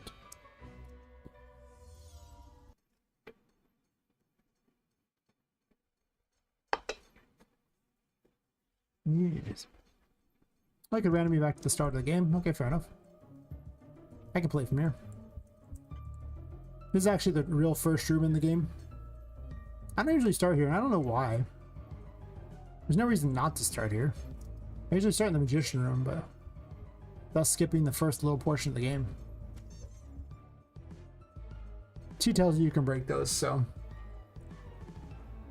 it might not look breakable, but I figure flat telling the player they are should be enough. If not, well, anyway. Yes. Right in front of mirrors. Mirrors are fun. Kind of heavy on the resources, though. Don't think I want them that often, but every once in a while.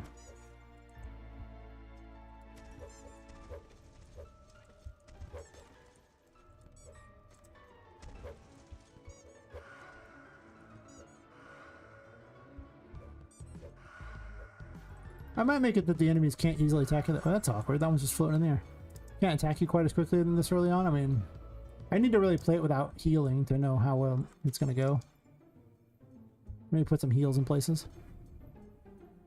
You would normally have to go through this room, but since do I have the magician key? I don't think I even do. I didn't grab it. Nope. You think I would give it to you if you talked to her. But I have double jump, so I can just cheat. Common key, cabinet key. Where did I even put that key? It actually says where the keys are at. Science key makes an awkward book. Oh, it's in the library. Fair enough. Oh, I know where it's at in the library, if I really want it that bad. I could get it. I don't really care.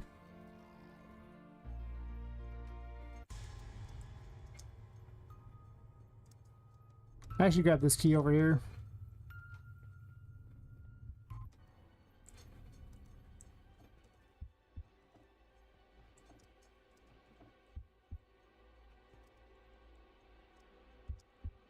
Oh no! He's coming for me. Uh-oh. Run away. Trying to be all slick and I botched it. Should only attack you in this room. It's not part of the game to attack you in a different room. That's no fun. How am I botching this super easy jump? I do this all the time.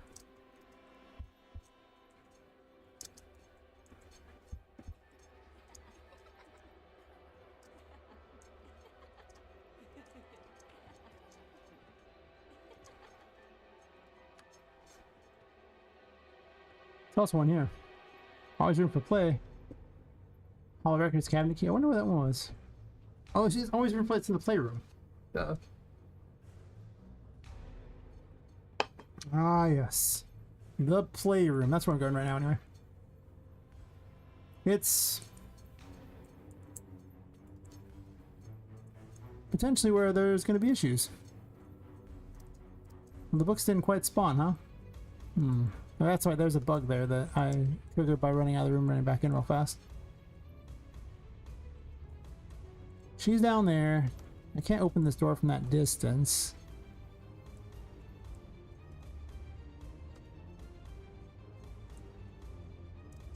What I can do is hit this, though.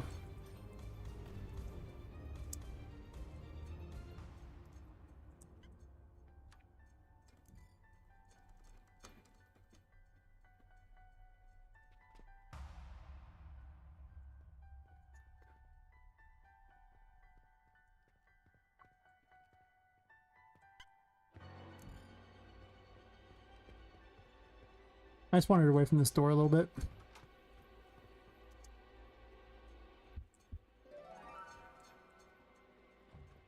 The playroom really has two rules. There's safe spots will protect you and don't get caught. These are the safe spots. You jump inside them and it introduces the hidden mechanic. In the upper right corner where it says dark, if you're in the darkness or which room you're in, it also says if you're hidden or not.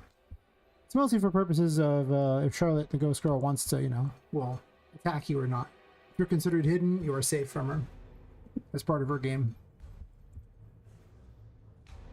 Get my sanity back. I guess I have way more sanity than normal.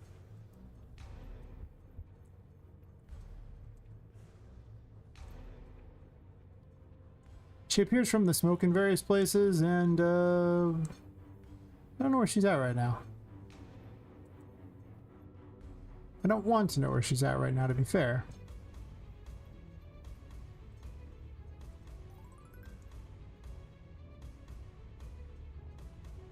Where are you? Oh, you're over there. Hello.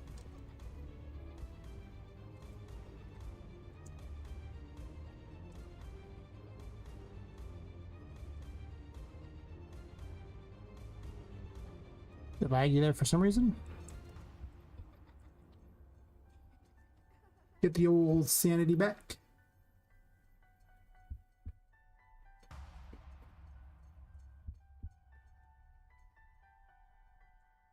Dun -dun.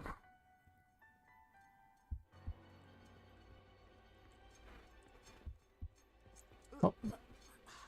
I gotta fix it so that she can't get you through right there. Because it's through the wall. She is a ghost, so it's fair, I suppose, but... That's probably gonna put me back in the playroom, isn't it?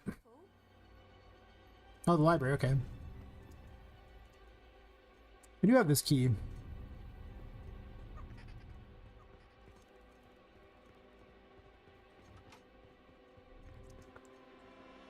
Watch your first step. Tried to tell you. They just say funny things. Wow. Funny things, I guess, for a landmine. Wee. You stay there.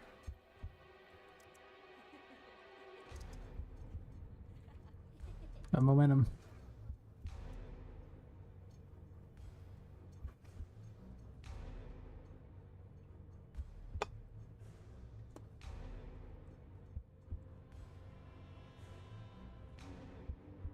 So this area is actually secretly really dangerous because she can get you through the wall right there. She got me earlier that way too. I could let her pass just through the walls and make her slower. She's like right behind me, isn't she?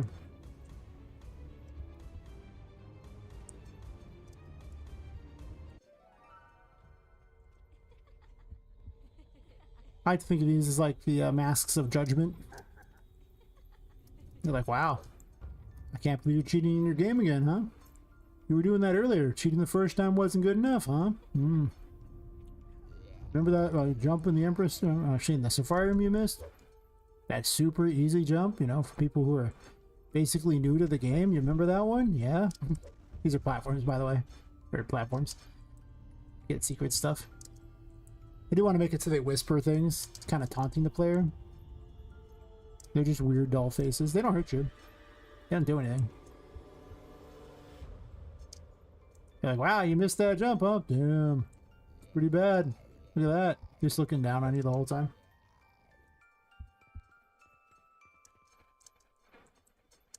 There's a couple secrets over there if you want to get them. One you gotta bounce on the thing, you know, to get up to, and then the other ones are just that. I don't know if I've ever even bothered to get that one.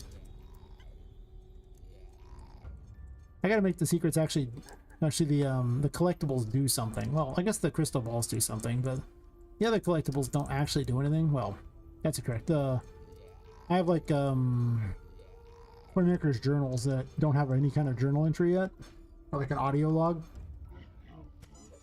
There'll probably be an audio log because I hate reading things in games and I never read it. So like if you put a book in a game, I'm not going to read your book. It never happens. I think the only book I've ever read was The Lusty Argonian, and that's because it's literally a meme and I couldn't help myself. I went back and looked to see what it actually said.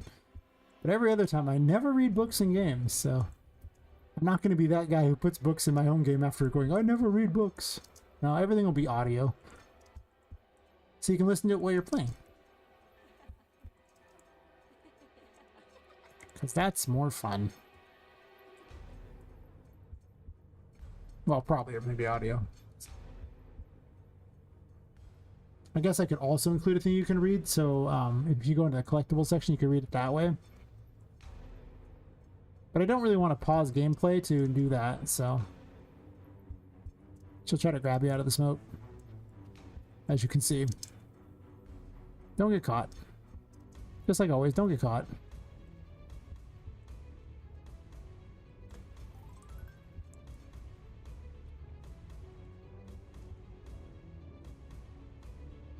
Not a good idea? Yeah, having the actual text there plus thing probably is actually.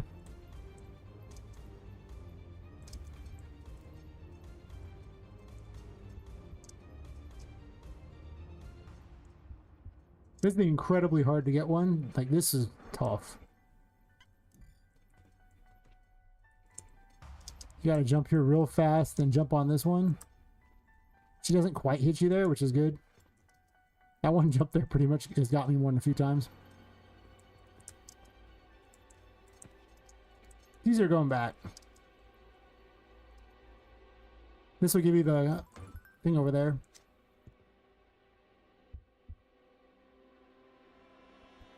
Like in the other room over here, if you want to get the upgrade. That's how you get it. Yay! Of course, you got to run back through there if you want to get back through there, but let's say you want it. Aha, that's how you get it.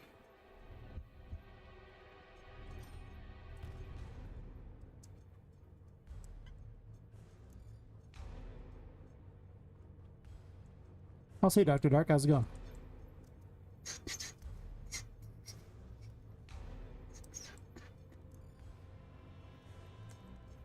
Yep.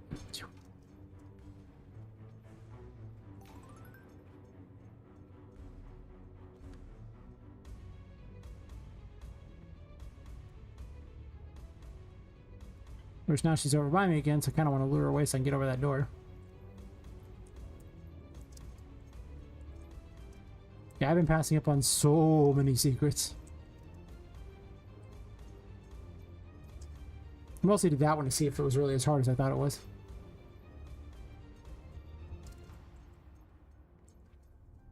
Doing pretty good. Trying to learn and make my own game in Unreal as well. Nice, nice. I always approve of people learning Unreal. I mean, I approve of game dev in general, but I doubly approve of anyone learning anything in Unreal. Always. Partially for selfish reasons, because then, you know, a lot of people stream it and I have something to watch too. I mean, I watch other people's things too, but I'd be lying if I said I didn't have a preference for watching Unreal because it's the engine I understand, right? It makes sense, right? I don't quite understand the other engines very well. I have a little knowledge of Unity and Godot, but more of Unity than Godot. But not a lot. After I went from RPG Maker to the only logical conclusion upgrade you would ever do, which is just straight to Unreal Engine, right? One just clearly prepares you for the other.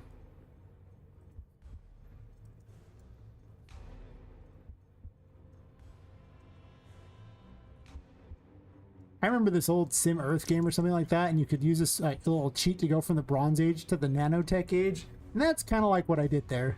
It's just straight up Bronze to Nanotech. Like, oh yeah, Nanotech, it's just normal. You just go straight to Nanotech. Don't worry about it. I guess I should get my sanity back before I get this.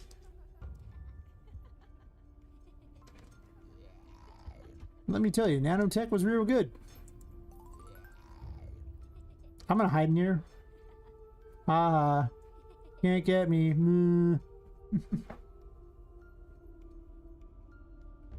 It's a strategy. These emit light, so I didn't want people dying while they were reading tutorials on like various tarot cards. You got inside there.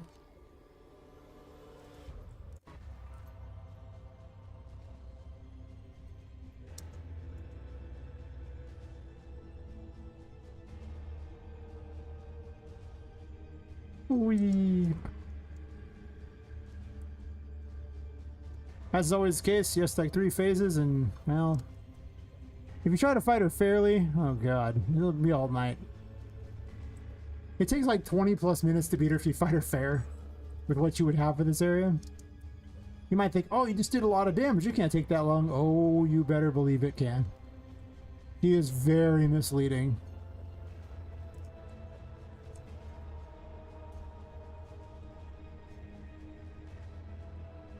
The actual most effective strategy with the stuff you have is actually use the Empress against her. And stand out in the center here, and then run back to the Sanity every once in a while.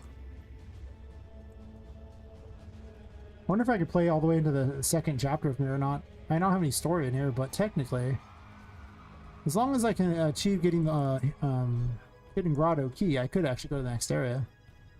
Of course, I don't have anything down there to spawn enemies, so it would be no enemies to spawn. I'd probably just play from there instead of continuing through this.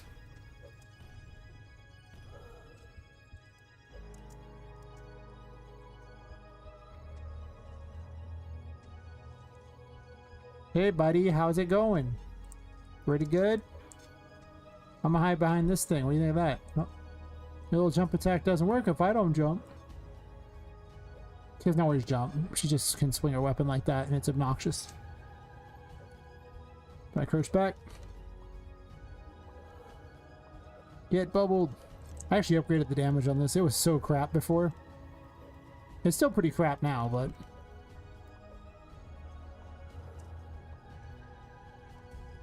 it does crap damage. Damage.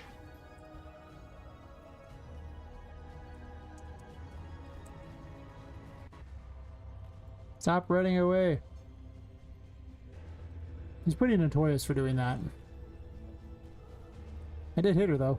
That's exciting. Ow. That hurt.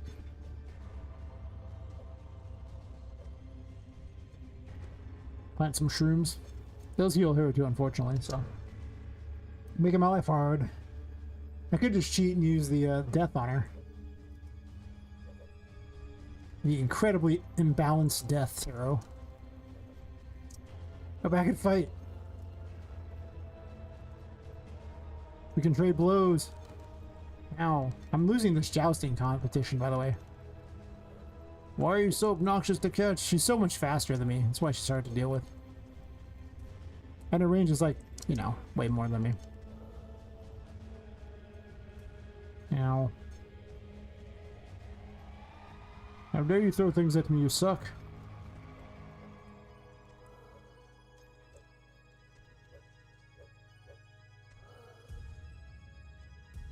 This thing is so imbalanced.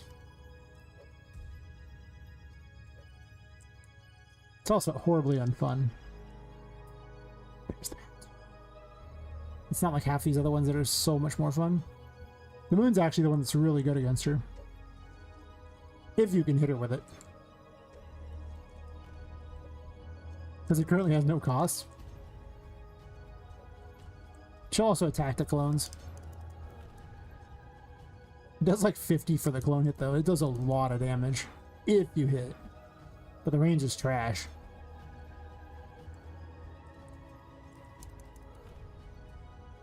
Get her to half health.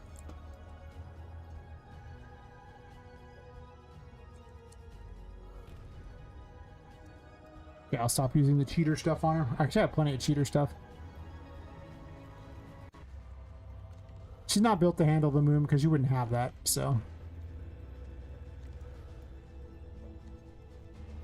Same thing with this, you wouldn't have this either. This would be the second time I fought this battle today, though, so. Actually, second time I played through the game today. Not finding everything, of course, I mean, that makes it take way less time, but.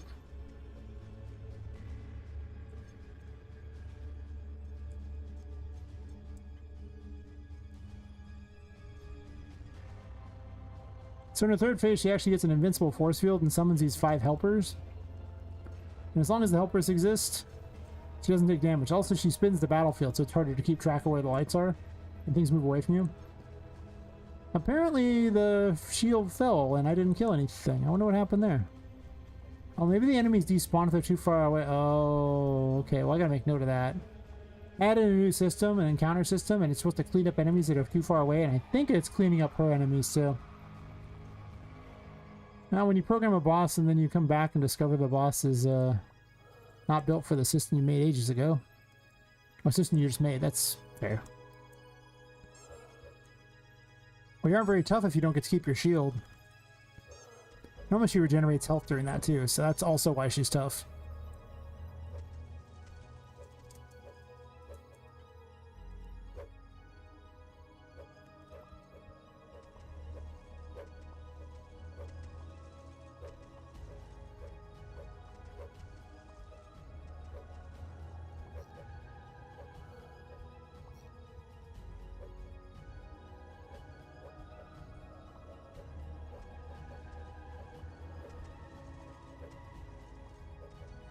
But overall, not really any game-breaking bugs. Some obnoxious little bugs. A bug that makes the boss easier. I mean, that's annoying that it exists, but...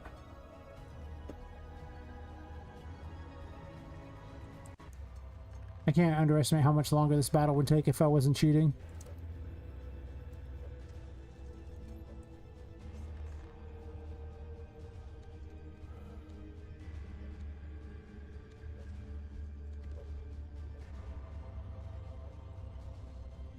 You have to kill with the Fool, or the Magician, or the Empress. Or Temperance. Those are your weapons you have at this point. Oh, I don't want to heal it. That's no fun.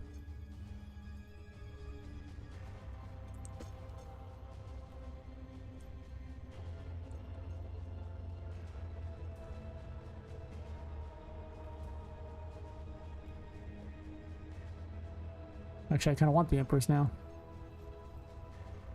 Plus your heal can heal her too, so that kind of sucks for you. So if you had to fight it fairly, this is a really long fight.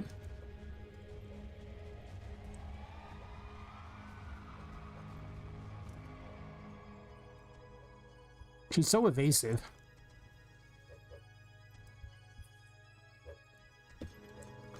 But if you don't fight her fairly, then, well, you just get the record. But that's kind of how it should be, right? If you have abilities you're not supposed to have.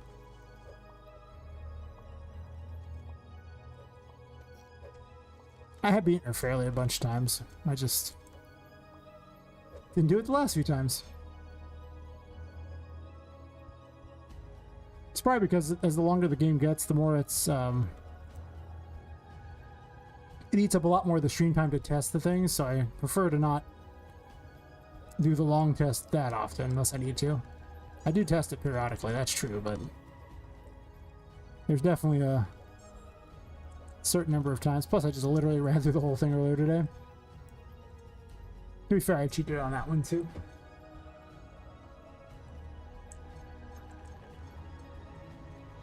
If I test combat, I usually just test the fight directly. I don't bother to play the game up to the fight.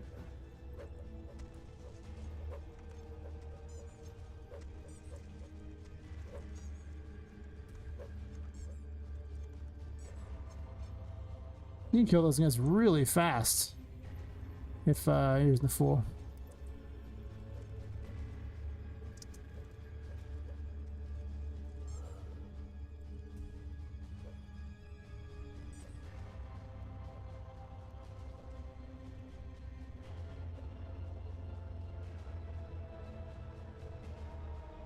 Yeah, Leposidian. I'm got a big raid from Adam's Unit, so I was running the basically the full first chapter, except for I have all the stuff unlocked, so it's like kind of like the ghetto first chapter. It's more exciting that way, right?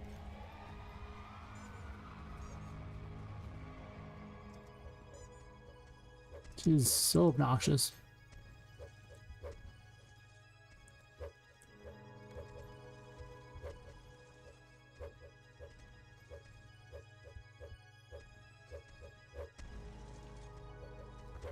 It's hard to hit with this weapon because of the spinning thing. The spinning battlefield.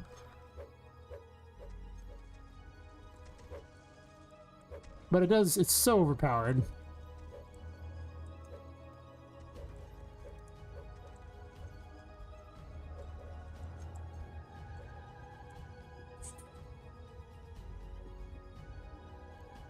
Just justice them down would have been better. How's your shield back? I was like, you cheater. I know I'm cheating too, but only one of us is allowed to cheat here, and today it's me. Ah, I get justice. Haha, justice so good.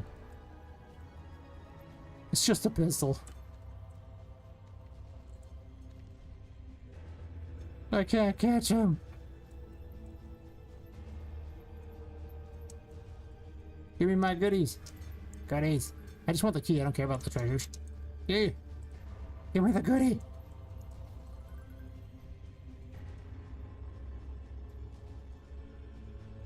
Oh, yeah.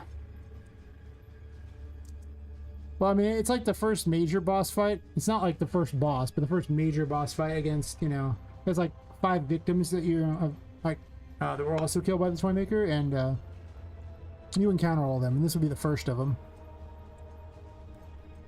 She gives you the key to Oliver's case, which I just have defaulted open at the moment. You would talk to Oliver. Apparently climbing the case is harder than I thought. I guess he already gave me the key? I guess I got it. Oh, I have it set to get from her. Okay, fair enough. So I technically have the key to Hidden Grotto already. Let's go see if I can run into the second chapter. The second chapter needs to have a nav mesh put down. It's not... This chapter is real close to being finished already, basically. It's like... pretty much... It just needs stories, some tutorials, and a couple little fixes. Maybe a music puzzle, but I might not even include that. I might just leave that out of this thing here. There's so much going on already. Normally I would use the paintings to get there quicker, but the problem is since I have the wrong game mode on, I can't do that. Well, I can try, but it would random me. Grab a light.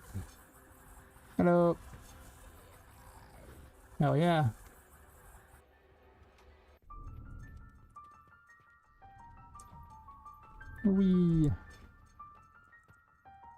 We're going for a ride.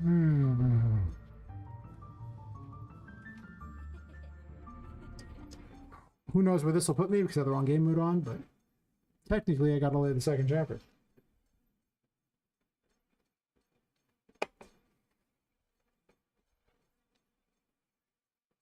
I actually have probably like an hour of content, if it works. It might explode. If it explodes, that's fine too. There we go. It randomed me over to here. Conveniently, it's in the first room. The door I would have gone to was over there. I don't think there's a game mode enabled though. Actually, there is a thing.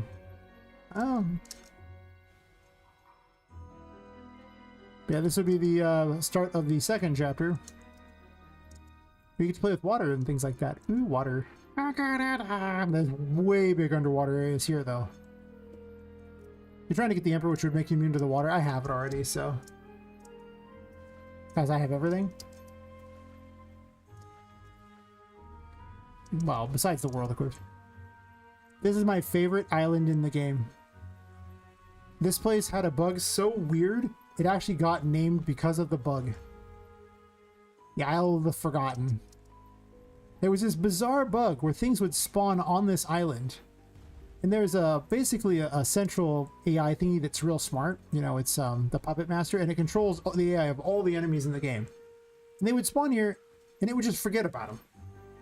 And they would just sit there, and they'd be unkillable. They would just sit here.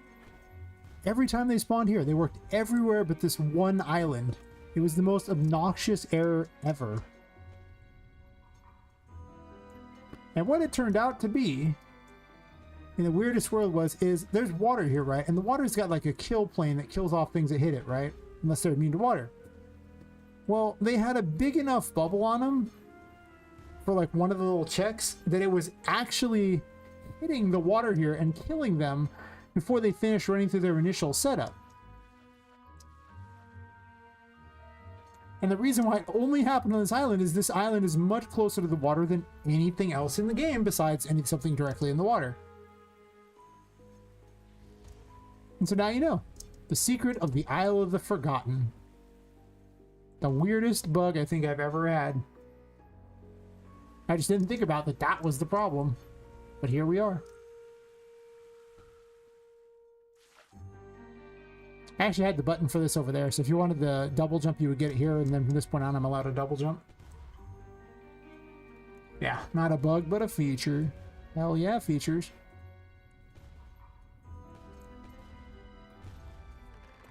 Yeah, the second chapter is super not even remotely done. I could spend like an hour running through it. I think that because there's no nav mesh in most rooms, it'll be kind of dull because there's nothing to do in a lot of the rooms. But you can see the layout of it. That's true. I haven't set up encounters for a lot of the rooms, to be fair.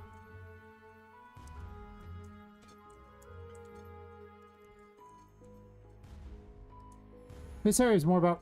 Did I get shot through that? I fell through it. Okay, so you can get shot through that. That's interesting.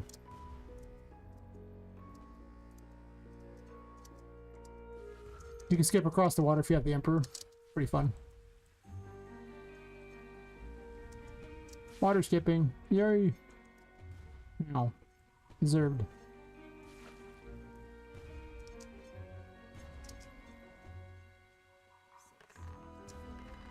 I'm totally cheating even more. It's just what I do now. Let's try this again.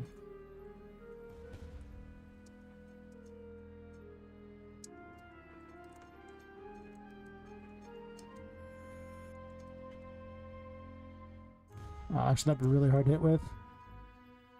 You'd have temperance at this point. You could hit it with temperance. Oh no, I'm so bad at a game. You don't actually have to go the way I was trying to go that way for those people keeping track. It's just an extra way you can go where you can run through the pipes and land on something. And also leads to some secret areas up there, including a secret room. Because there's definitely rooms I didn't visit. The actual way you can go, there's another way you can go without going through the pipes.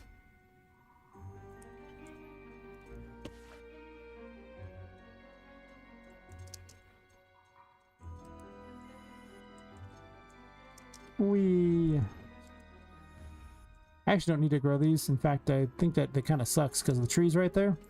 I put new trees in because the other one's bugged out. I didn't know trees could bug out before, but believe it or not, they can.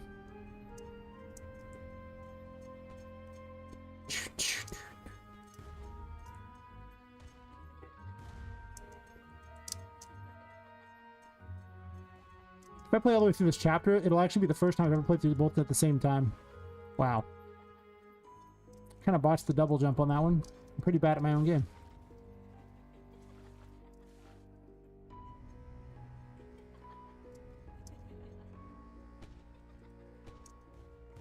Making my game look harder than it is. Harder than it is. Harder than it is. Oh yeah, all kinds of things.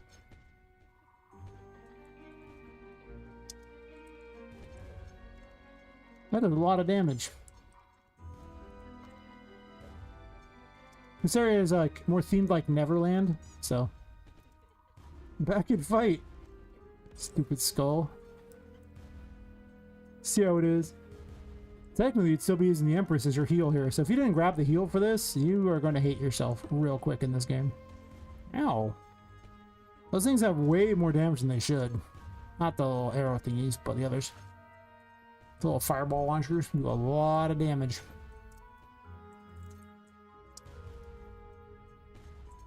I'm making this look so hard. Okay. Really? Am I this bad? I am bad. I mean, not everyone knows I'm bad. That's true, but...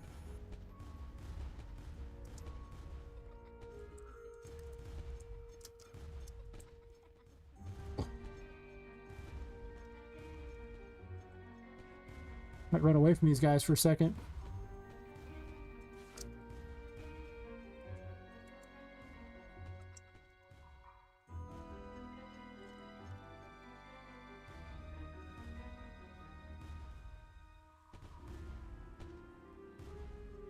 The preferred way is over this way because it's more fun, but I botched it a couple times. I'm just terrible today. Oh god.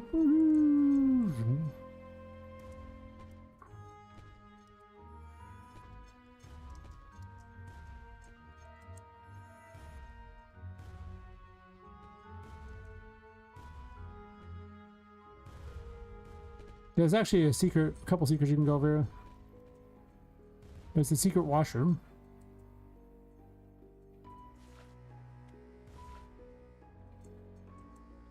I still have to put things in these areas, so, you know, as you can see, there's not a lot going on.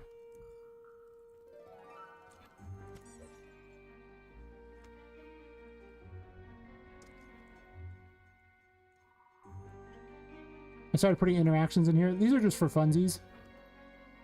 You can turn on the faucets if you want. Just cuz.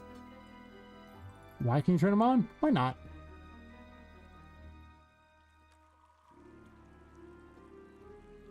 They actually make it more dangerous for you because Poppets, you know, hurt by water.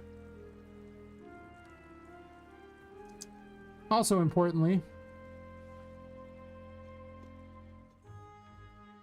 can you open this? Why can't I open it? I guess it's broken? Well, this is the area that's barely done, so... Really? Okay, well, never mind. I was gonna say, those should be able to be moved around, but I guess I broke something on them. Happens. Probably the new interaction system doesn't quite account for something yet. Well, that's unfortunate.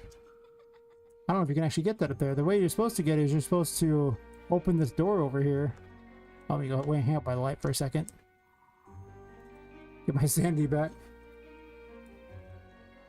You're supposed to open this door and then you can grab it and get your way up, but for some reason it's not checking for that. I can cheat and do this, I guess, and just grab here. I don't think I can make that jump without cheating, which I'm just going to cheat, obviously, because no reason not to. Oh, I can make that. Who am I kidding? I thought I hit a key up here, but did I not hit a key up here? What was the point in this? Unless I checked there was supposed to be a key up here. I never did it. Anyway, doesn't matter, I have this door so I can get out.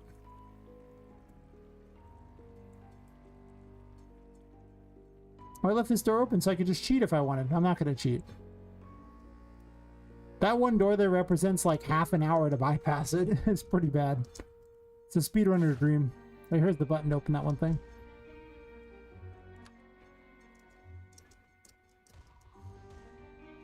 In case you wanted to open the little thing over here to get the tarot card.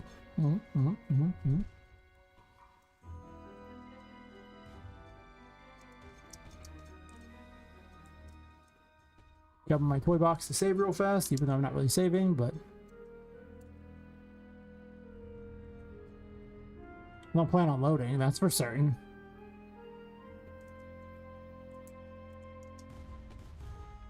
This room is so much more dangerous than it needs to be. I have to decide how much power you can get in the first chapter before I balance the second chapter, I think, is really the problem. I still have to add one more mechanic to the game that is very base to the game, and it's just not in yet. I've been very secretive on what it is, though, because it's a story spoiler. And I try not to spoil that stuff for people. Oh, it came back. It regrew. Yay! Self-healing grates. Ow. Brutal, man. Brutal. Get bubbled.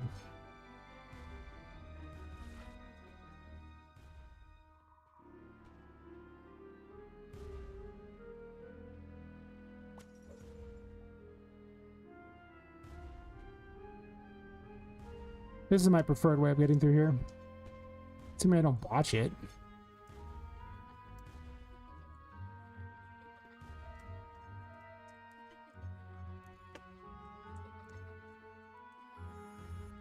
I'm a real jerk where I hit this key. I think shooting fireballs at me. I'm so glad I landed on that. Ow. What a dick. What a dick. Might heal myself there and kill that thing.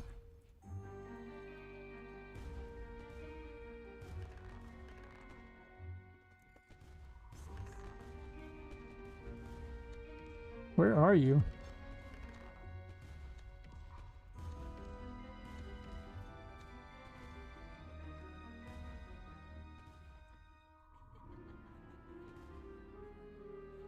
My sanity's running out. No.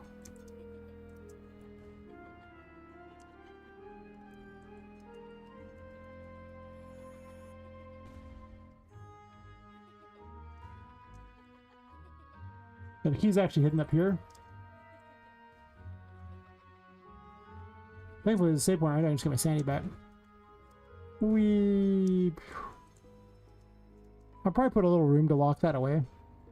Just so they can't spawn enemies on top of you in there. This room is so big that I could probably use a tiny extra room. I might take a quick bio break in the middle of this play test here.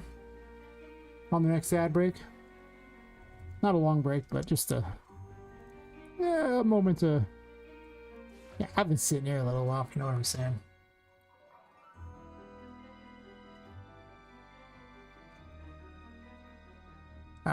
Just a small small point. Interesting. Like, it's just a room. Yeah. Basically, it's a little toy chest. I mean, it's basically the same toy chest. You know what it looks like, but to give you an idea of, you can jump in there to save. He starts out by waking up in a toy box, so it's kind of iconic for the game. But I need to make it where they're not like so easily exploitable. So then you'd have little special rooms for them or something where there's no enemies. Otherwise, it's kind of lame because you could just sit there and farm forever. The game doesn't have experience, so it's a collect-a-thon, so you collect upgrades. You can kill things to get bored. You get more money. That's the only thing you can actually collect is money, which can be used to buy things, so there is value in money, but it's not like you gain levels or anything. Unless the door hits me in the face. Beautiful. A lot of these rooms are not done. This area is super not done. Oh, I'm gonna take a quick break real fast since it's in the middle of an ad break. I'll be right back.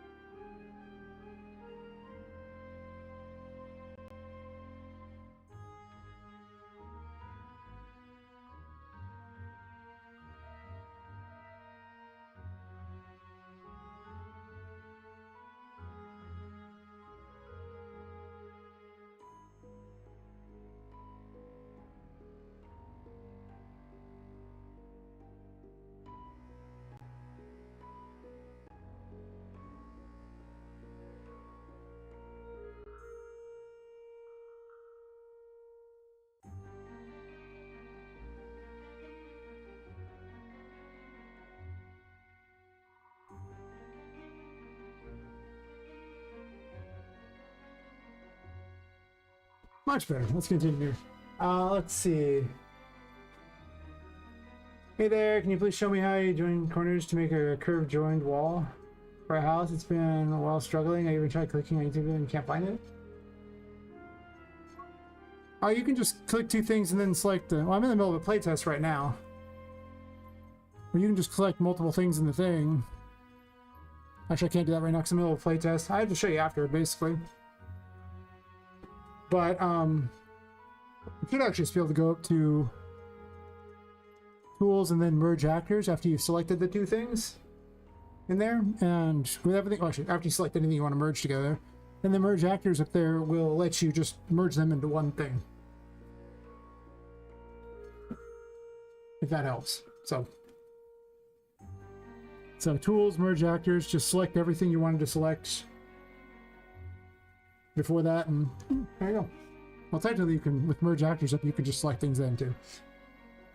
But yeah, I'm trying to see if I can get all the way through the second chapter, even though it's not complete. It's not feature complete at all.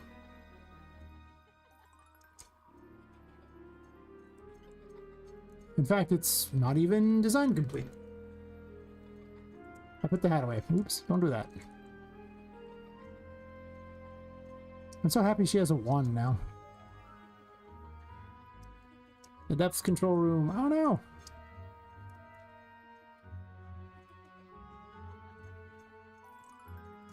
It shuts off a waterfall that you can't see because I moved the rooms it's in. How many years have been working on this project? 16 months.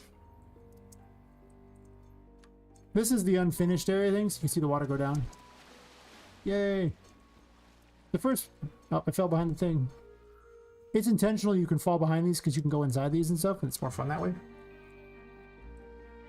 The whole point of this area is largely built around 3 different water tanks, and you have to raise and lower the water. They're basically fish tanks. Very exciting. You gotta lower the water to get in there and get all the stuff out of it, and then you gotta... There's gonna be a boss there. I haven't put him in yet. How many people? 1. And just in case anybody needs proof that it's one guy, I actually have let me go to my thing. I have a playlist of all the streams I've done for this sitting over on YouTube. I'll link it so people can be questioning all their life decisions and all my life decisions too while they're at it.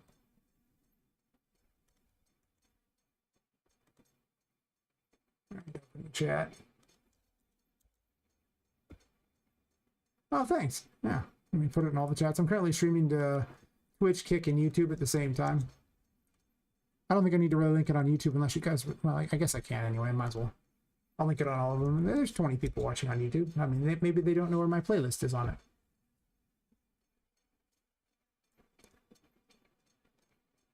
But yeah, I've been at it for a hot minute. And it's getting there. Slowly. The first area is almost completed. Like, you know, it just needs story tossed in and a few bugs fixed for the most part. The second chapter here is only like 40% completed. It's missing a lot. Oh, thanks. I appreciate it, Mikella. Definitely. I'm trying to get monetized on there. I need to get 1,000 subs so then the YouTube can help pay for my game. That's my funding plan. Yeah. Stream making the game on a bunch of places. Get all these companies to pay a little bit towards my game every month. I mean, I'm going to play it for an Epic Mega Grant too, but you know. Lower that water. I'm going to put it on Steam. I actually paid for the Steam page. I still have to finish making graphics and stuff. I have a full-time job, so things often get done when they get done. I think I paid for the page, I think like a month ago. And I have half the stuff done for it. Soon though. Soon, TM. Soon. It'll be on there. It'll be on the Epic Store as well. Because, you know, Epic charges you, if you ever make over $1 million, then Epic will, they take 5% of anything over $1 million your game makes in a year. But if you put it on their thing, I think they take like 1% or something. Not that it makes a difference, I mean, but they take a very low percentage in general for when you sell your game on there. So I think it's like 5% or something. It's super low. So I'm gonna sell them both. And if it does well, then I'll put it on consoles, but I'm gonna go with one platform at a time. We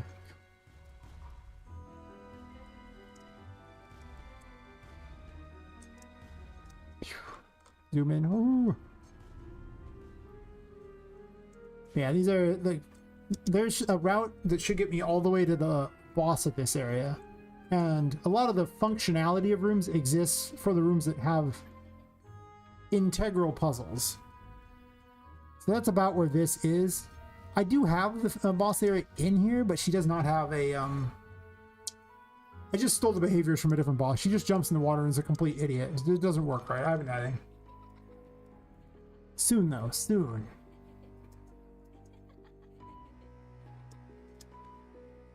I'm gonna go hide by this light right here. Probably should not jump that. You can raise the water back up. The actual plan for this area is that you have to lower the water to get the key from the bottom by beating the boss. The boss is not functional yet, so that's the thing.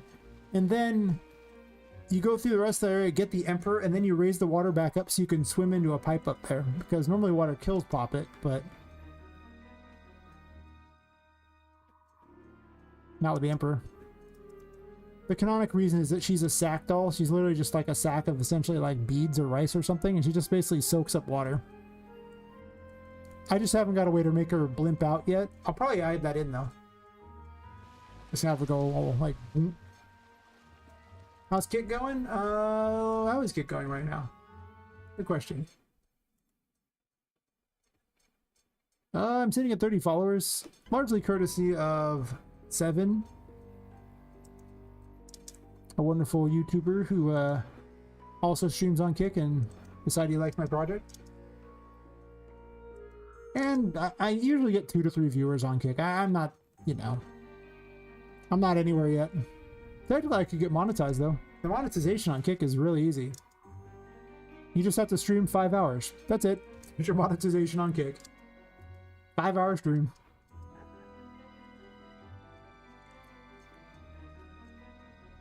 I could fight these things, but I could also not.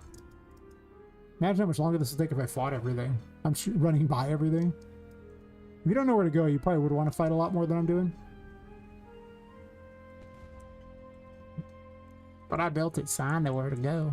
I'm gonna go hide by this light for a second though, because this is a long run to make with no sanity. Put a mushroom on a mushroom. Mini mushrooms. You should almost regenerate health because they're the same mushroom as the one that heals you.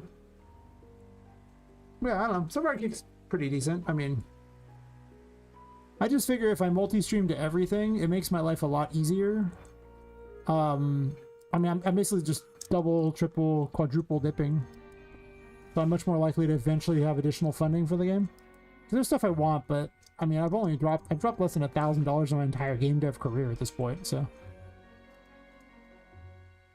Imagine if I actually had money behind this game. That'd probably help. Oh no, don't find the water! I'm so bad at my own game.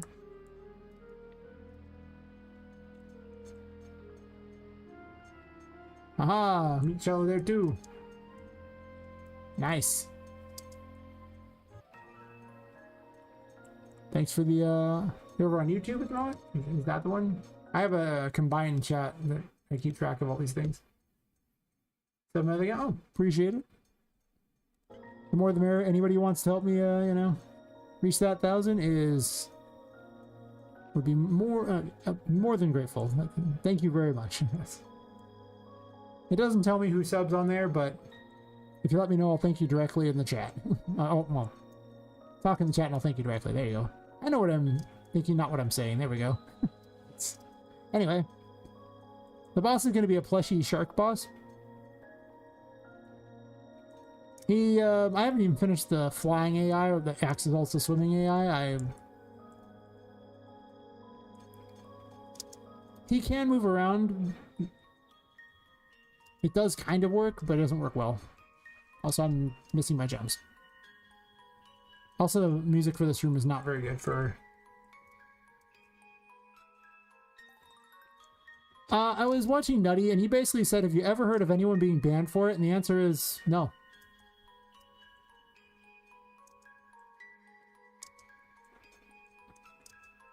So, but mostly I have a combined chat right here that I'm watching, but I forgot to put the thingy to show who is on what.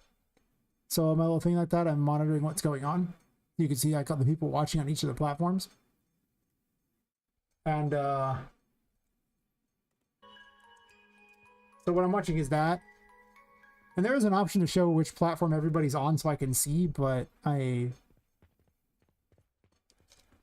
forgot to check that when I turned it on. I'm a dumb.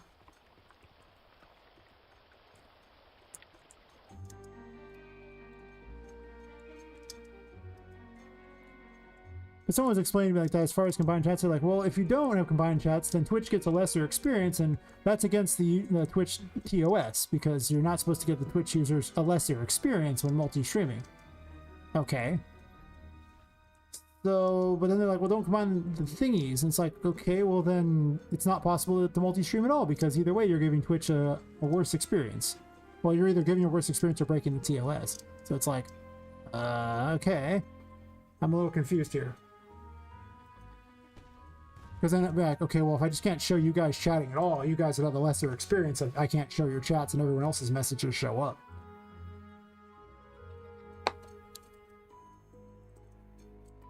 As is the case with most Twitch things, it's basically a shit show behind the scenes. Yes.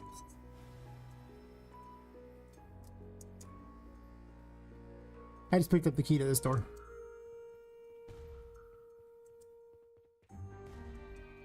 Whee.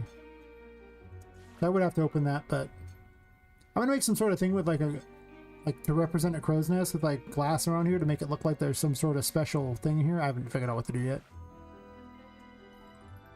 And then I have... There's gonna be storage rooms on every level, and I'm gonna put little Annie's-ons in them, so she's gonna be like the little store person and have different things at every single one of them. This one doesn't even have stuff that she spawns yet. As you can see, the game is... Well, we're well beyond the pale at this point. There's just stuff that's just... Yeah. But it is actually, you know, beatable. I just haven't put anything in a lot of these little rooms, so mid rooms. Oh, these enemies are weird. They vanish and then appear, and then they just all explode nearby you. They're very obnoxious. Slime in your face. Ah yes, the infamous secret garden.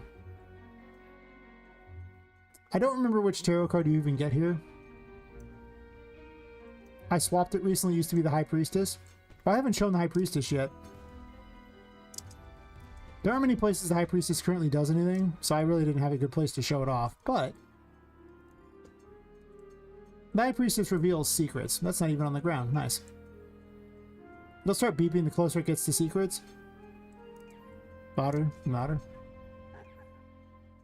And if you activate it, she wears the eyeball and it reveals the stuff. Comes the eyeball hat. And who doesn't like eyeball hat? Right? It's very exciting. These are in the world the whole time. I'm so bad at my own game. It's just you can't see them, but you can still jump on them if you, you know. You can find them if you want. Ain't nobody stopping you. Wee. Wee. Yay. There's supposed to be a key up here, but counterpoint, there's no key up here. Okay, fair enough. Yeah, there's a tarot card that would appear in here. I don't know which one it is. Also, you encounter Oliver's wandering around here. He's walking through the air. Don't even worry about it. Oliver's one of the NPCs in the game.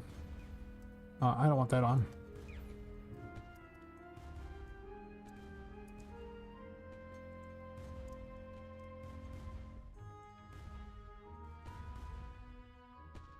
That's true.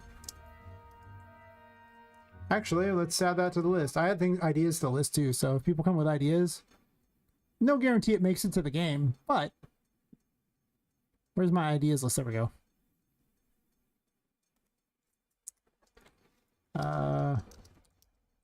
Some enemies only visible if the High Priestess is active. Can't type today. Because High Priestess reveals secrets, so it would make sense that it did that. God, those things do so much damage. Why did I set the damage so high? That's wild how high that damage is.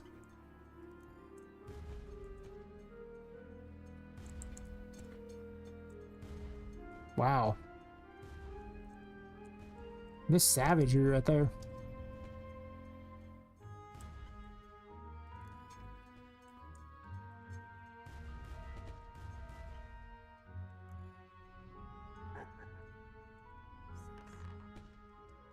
Encounter things just going nuts on me. It's like, hey buddy, what you doing?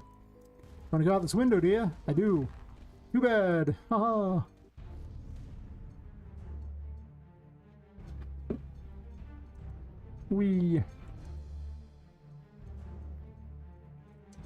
So I recently reworked this building, so it needs to have a bunch of things added into the outside goods there. The previous version, it had some issues. I wish I could run on top of those power lines. Maybe in if there's a part 2.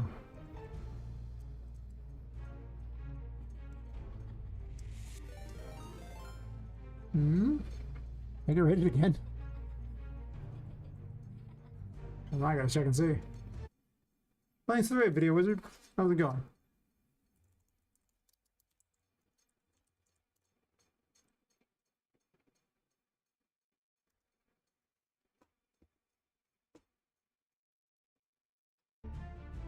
Here's some time for me to be playing through the second chapter or a test of it. Does this light not work? I gotta fix that light. Uh-oh. I don't need no stupid lights. Playing Xenoblade Chronicles? Nice, nice. What's it like to actually have time to play games? All I ever do is game dev. I have so many questions. They don't even let me out of my box anymore. They're like, back to game dev. How dare you do something else? And I'm like, yes, master. Right back to the game dev. That's my life now. Oh, I should mark that there's a light broken while I'm thinking about this. Since I'm basically doing a test here, I just have to add to the bottom so the numbers like in the 40s, even though it's not really a thing. What's this room even called? I forgot. Gangway? Sure. Oh, you can see I've got a bunch of the 4th floor figured out. You see on the map I've explored all these things. I've actually explored a bunch.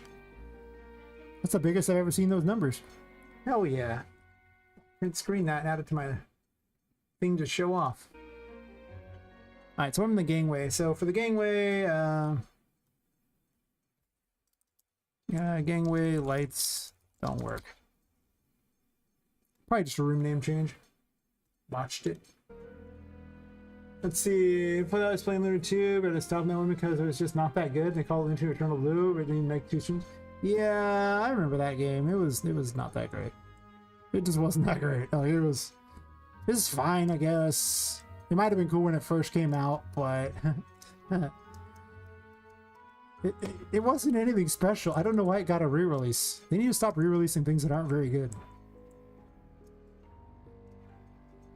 It's like, it wasn't good the first time. It's not better the second time. Nope.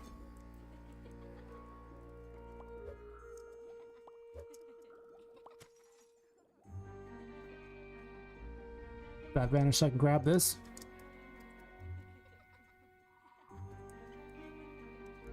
My light cube, not your light cube, my light cube.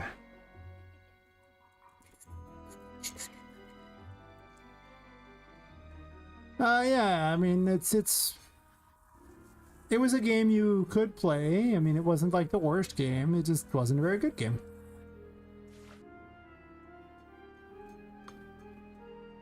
So I don't really have a lot of nostalgia for a lot of those old games because I remember the games we had to play back then, and I can tell you right now, the reason we played them is there wasn't better games.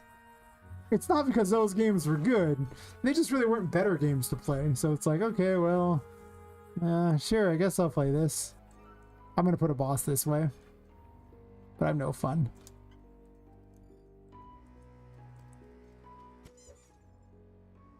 You have to lower the water in this one too. You go, boop, it goes. No more water. There's also a key in here.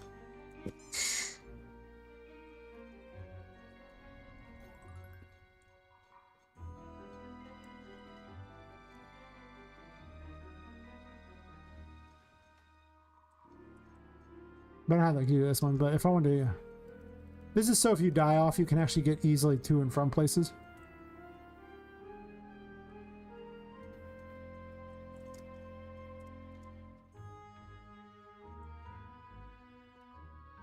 Is there a shortcut I can take over by doing this? Maybe. I think so. Oh yeah, I totally can. I try to cheat my own game.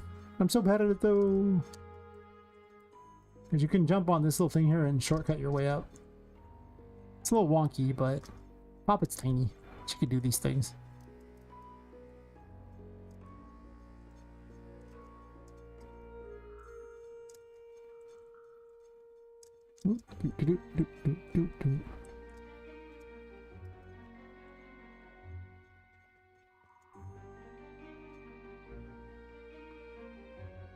People think I'm too harsh, game Secret Mana a C, but the reality is, they had some jank-like characters, getting stuck often, questionable AI, etc.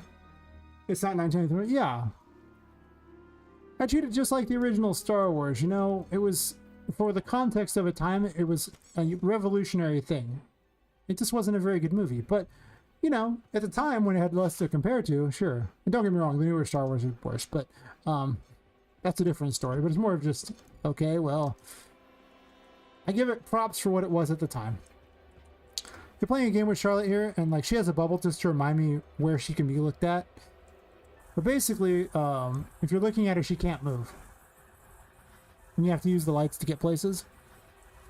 Well, all your lights are movable here.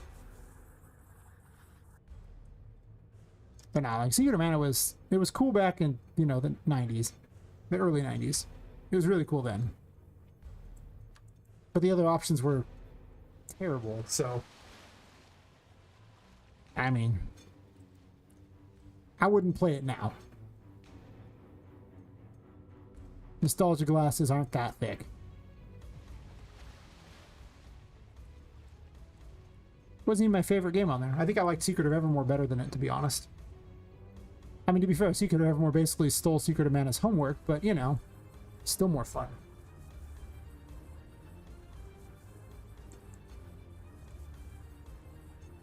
Go for the Buddha! Throw that over there.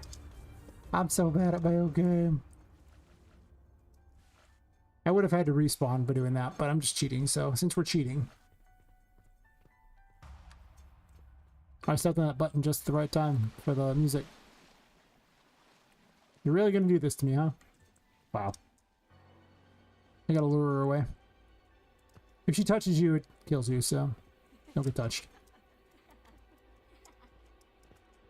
Obviously this area is like, it's got mechanics ready, it's just not like, I haven't done the things to make it look good yet.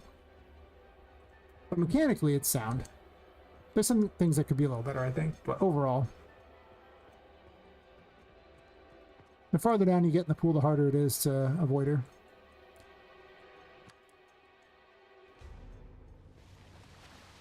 Your look range isn't that far, unfortunately. I could probably increase it or something.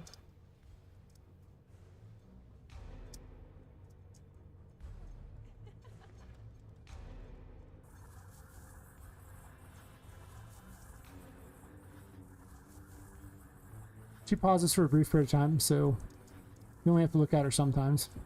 You do have to platform, so...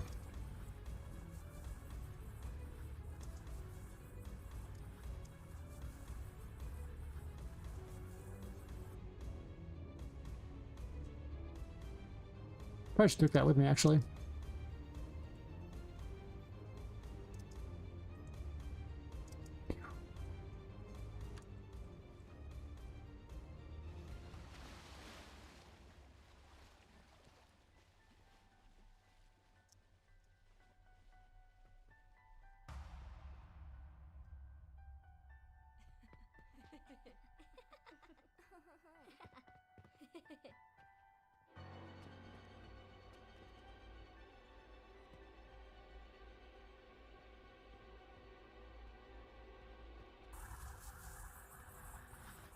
Yippee-ki-yay! 2 points. No, you.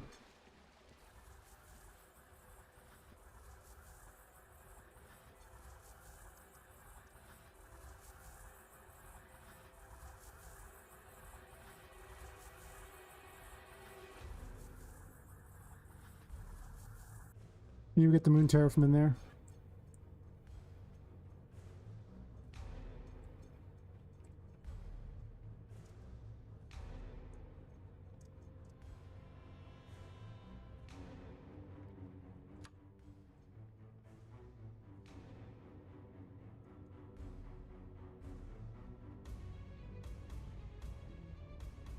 What you doing? You just have to get out. You would just grab the moon tower out of here and be like, yoink. That will let you destroy moon doors. Oh no!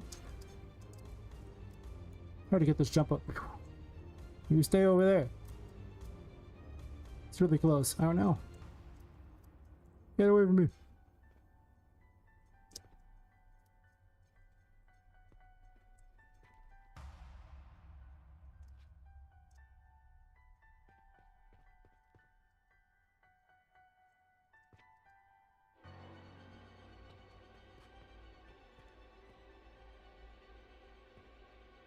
Boing.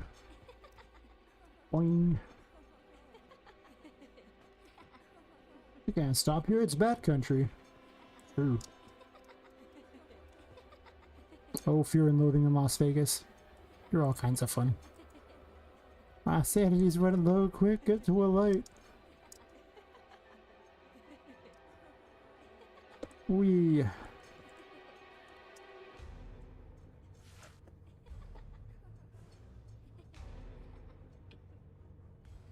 The secret to my gaming skill is more alcohol. The more alcohol I drink, the worse I get, but it doesn't really matter because I stop caring after a while. I'm just saying.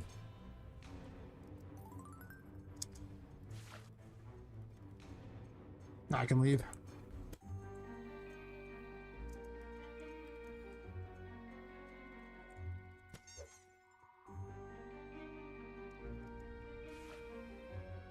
I'm gonna make a save on this area.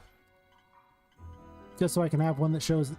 Oh, sorry, I didn't change the picture for this area. That's right, because we're so far past what I have completed that we're just in the concept areas. Well, actually, to be fair, a lot of these are... The concept is ready. The game itself is not pretty yet, but a lot of the extra stuff isn't here yet. But there's stuff to do. Sort of. Thought I was going to fall for a second there. I got tricked by my own game. I think I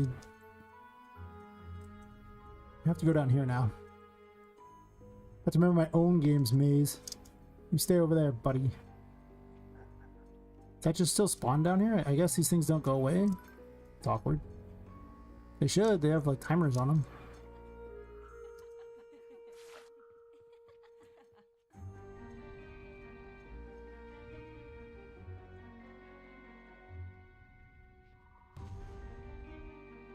That's mean. We have a secret character over there. All that to get the moon thingy so you can actually destroy the moon doors. Get to this area. You go into the first of the areas down here. On the way to the Emperor. The current hardest to get tarot in the game. It's not going to be the hardest, the world will be the hardest. And the lovers will be the next hardest.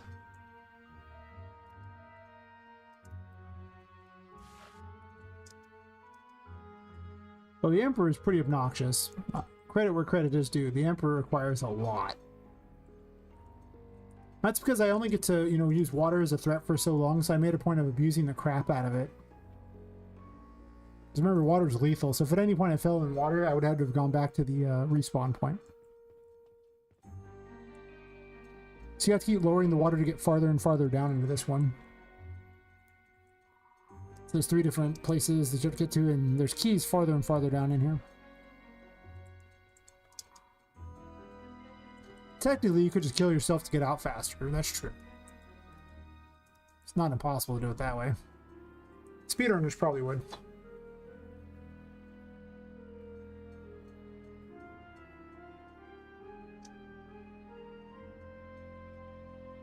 That one is done. I actually don't drink that much alcohol. I drank that one over the course of 6 hours.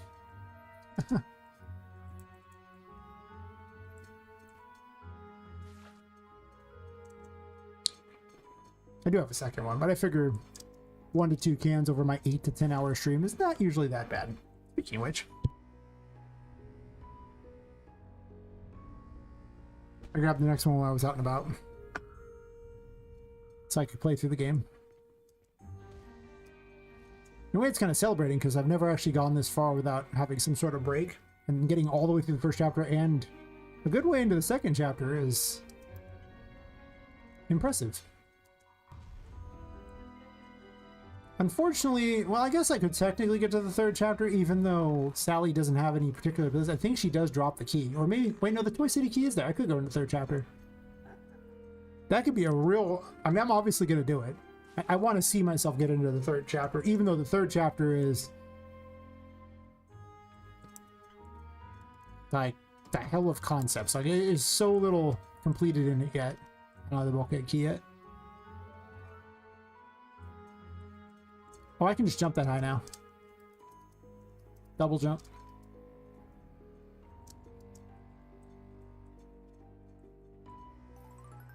Get the bulkhead key from here also.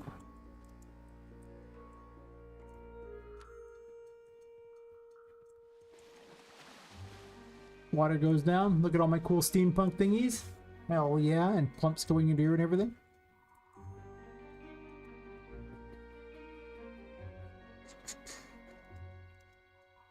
I'm gonna put all kinds of secrets. There's even gonna be a secret back here. I don't think I put it in yet, but there's gonna be a secret back here too.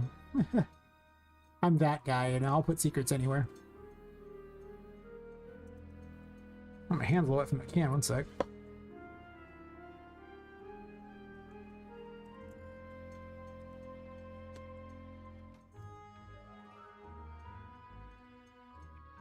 I put the key in here for this thing just so you go to the next area, but I haven't put much of a puzzle in here yet, so.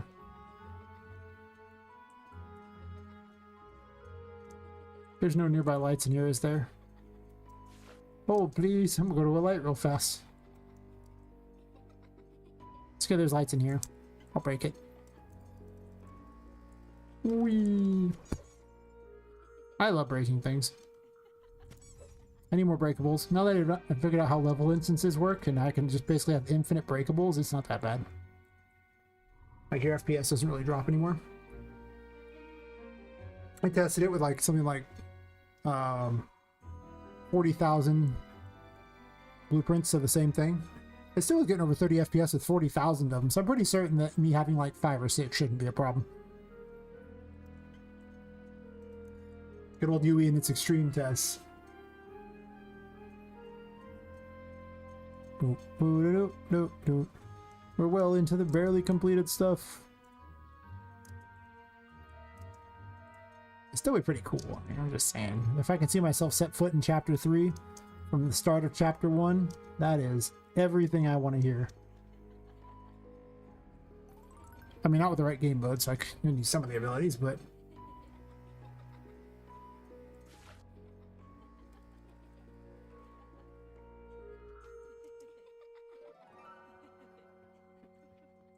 They watch you. I think I'm going to take the blood off of these. I don't really like them very much. Also, I made the decals way too big so Poppet gets covered in blood.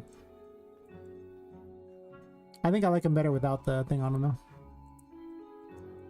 Or they're just a skeleton.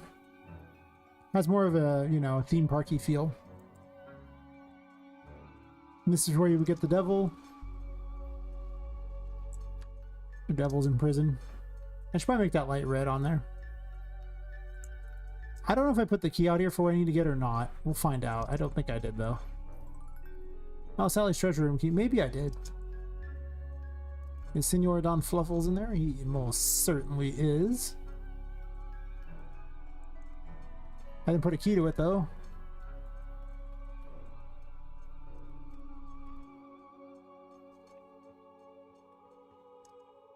Guess I put that in there. I don't know why I didn't lock his case though. I have a bunny and a cat, so I can fit the Alice in Wonderland trope, right? And I named him Don Fluffles in honor of Sword Art Online Abridged.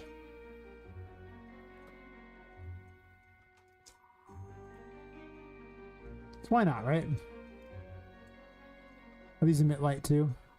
I need to probably fix it so they don't go into the sides like that. It's kind of weird. Ah, you know when you make all this weird crap. Yeah. I'm responsible for making lots of things like the entire building and these weird monstrosities, this thing here with all the stuff inside it, Tesla coils and the pump thingies. I didn't make the little pressure valves, but I made like everything else on them. I just make all kinds of crap. I haven't made literally everything in the game. I made Poppet. I made her wand. I didn't make the hat though.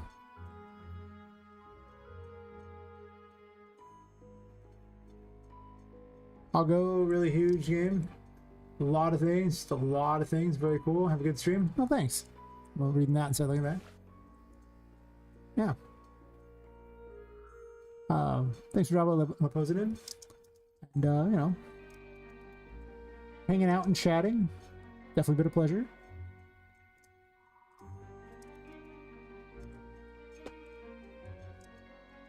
Maybe if you swing back at some point, the game will be even longer.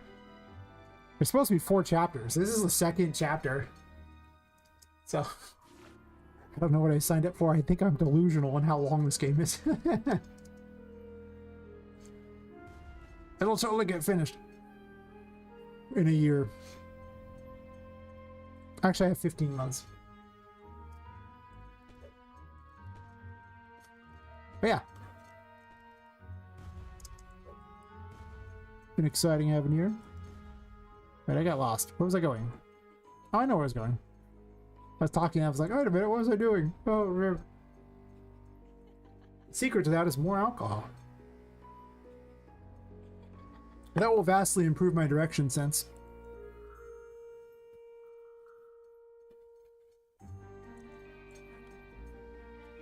I'd be like the best traveling companion. Just like, it's like, where are we going? I don't know. Give me some more alcohol. We'll go wherever you're going. It's fine. I lowered the water. That's right. Did I? I think I did. When even I'm confused at the layout of my own game. Amazing. Boing, boing, woohoo, boing. I guess these moon doors don't remember that they've been closed or opened.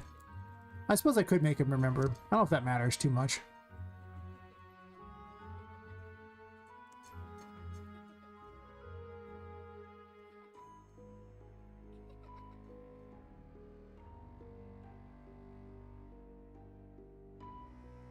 Get my sanity back. Now they see the water's gone down even farther. So I can go after the next key down here. This is a lot like that one, was it Oak Island or something like that? Where, you know, was a treasure that was farther and farther down and they had to keep doing all these things to try to reach lower levels. I hear they finally found it, but that was the big thing about it. It's just every time you would find your way through one of the little traps to get the treasure, then there'd be yet another one, like yet another like thing below this water. And I think it was like well over 100 feet down or something. When I last heard. It's crazy.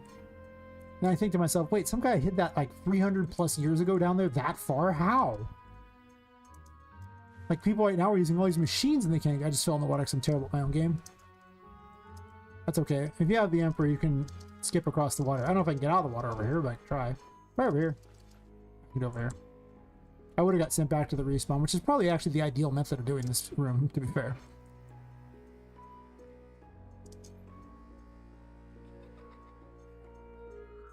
I probably should have a thing where it remembers what you were at, like what your save was, and just sends you back there and you don't get to keep anything. So you can't just kill yourself in order to shortcut everything. Or maybe I don't care, I don't know. Hard to say.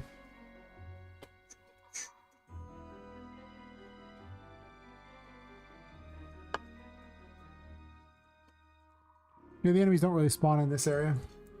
I have to put a nav mesh down.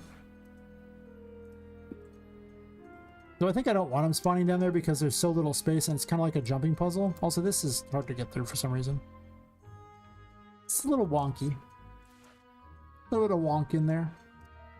Not ideal.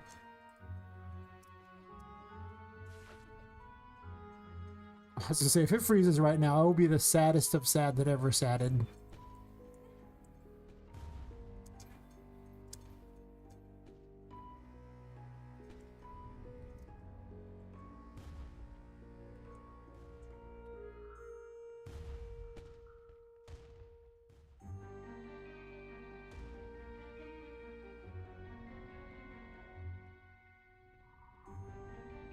I could have taken a faster way down. That was terrible of me. I forgot that I'm heading down to this area.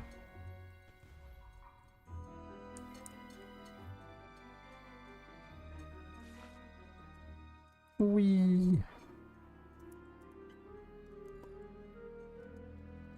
I'm still looking for a better way to switch between things. It does work a lot like a weapon wheel, but there's 22 cards, so it's pretty hard to make a wheel with 22 cards.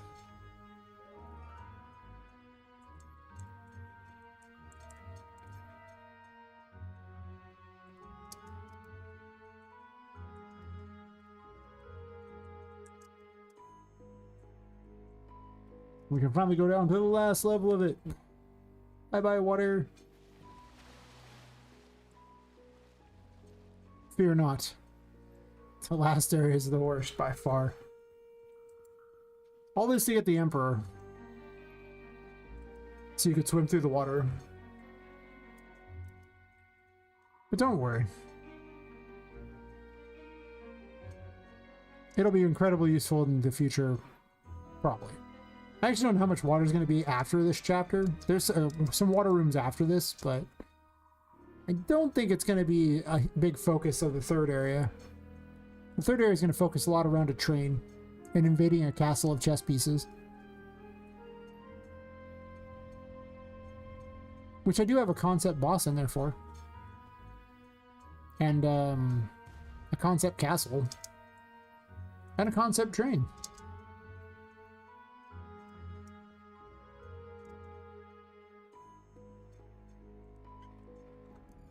In fact, I have a lot of concept rooms laid out for that area, but it's just, whew, it is early on in that one. At least this, you can see that there's basically a design to the gameplay. Like, I didn't make a lot of prettying it up, but there's stuff to do, right? I'm such a big one for hiding secrets. There's actually a secret back there, too. If you're clever. I haven't put the secret in yet, but if you happen to be paying attention. I'll put a secret back here.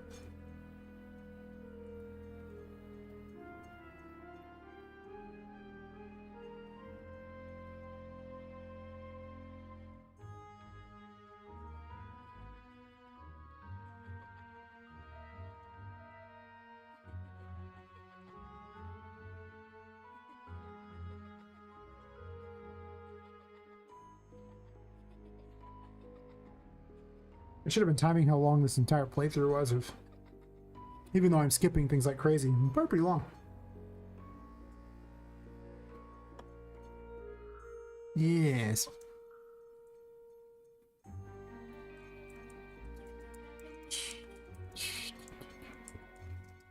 Alright. So the last attempt for the water to be completely obnoxious starts here. With these low ceilings making jumping obnoxious, like I would have died right there. Beautiful. Very good at my own game. You can push the camera in more so it's a little easier on you, I suppose. Probably is a little easier if you do that.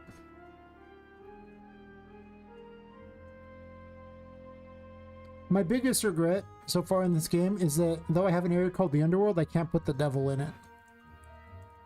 It would have been so perfect. But unfortunately, it wouldn't work out for the game itself.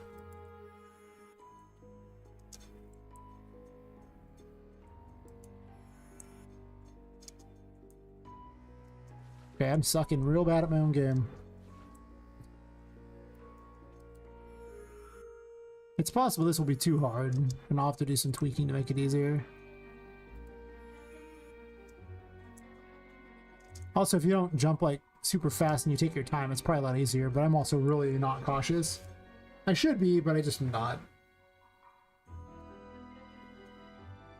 At some point I'll try this fairly where you pick up all the cards, but that is not tonight.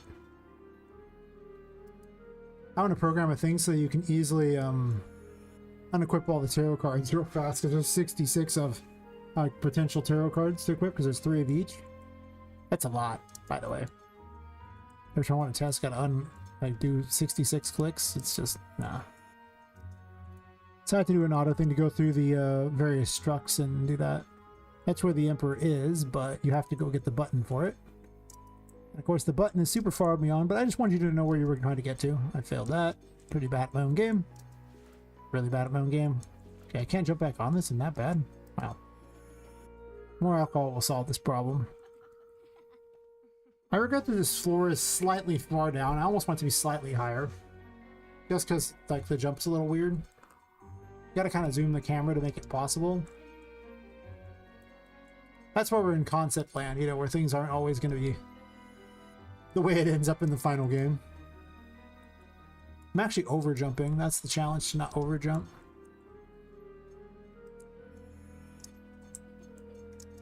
Or not fail to jump too.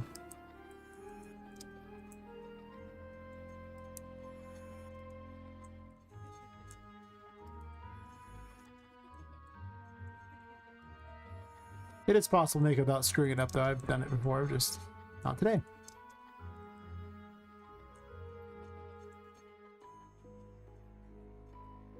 And the button is right over there. Once you get the Emperor, you can just jump in the water freely and never worry about it again, but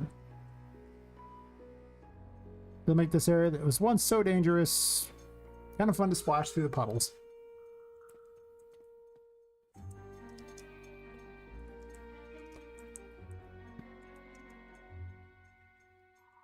It's possible I could also just lower the height of all the stuff too, so that you're not jumping into the ceiling. So over here it's like perfectly fine, so that might be what to do. Like double jump would hit the ceiling, but I mean that's just the nature of the beast, you know. At some point double jump is going to hit the ceiling.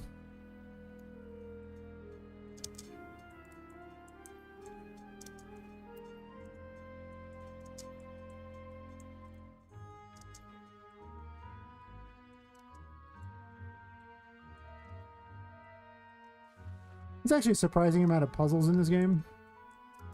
Unintentional there. Most of them are like jumping puzzles or things like that, but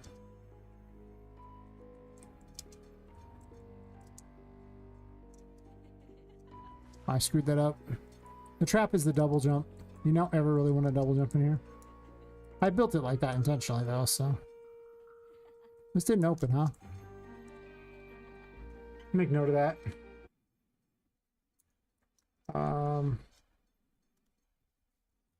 Wait, Emperor capsule didn't open. I mean, I have it anyway, so it doesn't matter. But that's interesting that it didn't open.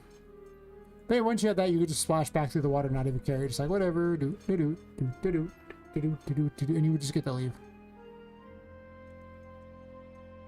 I could put a secret over in a corner too, so this way you have to have the Emperor to get it. And if you're paying attention, you'll catch it. With 66 tarot cards to drop, that's a lot of collectibles. Plus, there's like 25, at least 25 crystal balls, probably 25 audio logs. Some amount of stat increasing things too. I don't know if there's going to be another collectible or not. At some point, I'm not sure where I can put them all. But there's 3 different stat upgrades. Potentially a secret extra thing. I'm not sure how collectible it'll be, but we'll get to that.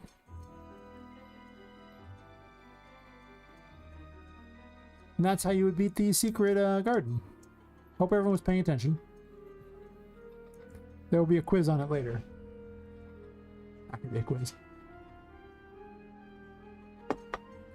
Now, and I was having myself some alcohol, and then you just had to do that weird little, like, stab me or whatever with that thing. It's a Tesla coil that pops out of its mouth. They shoot fireballs at distance or shoot a Tesla coil out of their mouths the rest of the time. I played dress up with one of the bosses. I figured because, you know, 14-year-old ghost girl is the rule of the place, she might play dress up with the dolls.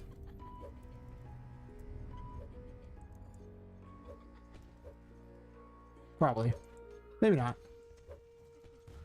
Really? I slammed at my own face. I'm terrible at my own game. Wee. Ouch. Deserved. Always deserved. Actually, there's just a save box over here. Save box, save box, save box. This is the farthest I've actually ever been in my own game. It's wild to think that this is like just all the game there. I'm gonna save over this one too. How's that map looking, buddy? 74%. It takes a picture of whatever she's currently doing. They're basically a giant square, and they're eventually gonna have different things there. It used to be that I had like symbols for what they were in there, but there were pictures of the rooms instead. But I took the picture of the rooms and shrunk them down, so I haven't fixed that yet. But just the knowledge that I've seen almost 2/3 of this floor, pretty good. Color me impressed. Now you can just jump in the water. Whee! Splash. Oh. Well, I can just jump in the water, but counterpoint, that was stupid. Because I gotta raise the water up. That's part of the thing here. The water stayed down, too. That was something that was a problem, is it wasn't saving the water state. Now I can just jump in the pool. I don't care anymore. Whee! Gotta raise that water back up.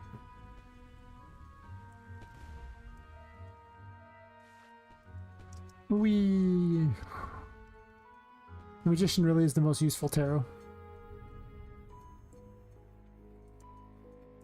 I kind of want another one that does similar effects to it, so you don't always have to have the Magician. Like something that's got like kind of a thing that it does. Not the same, but kind of a thing that it does.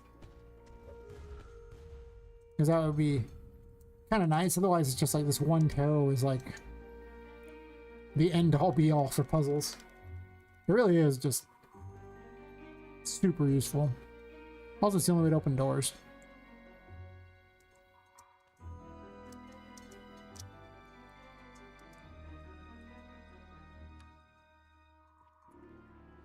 Hmm.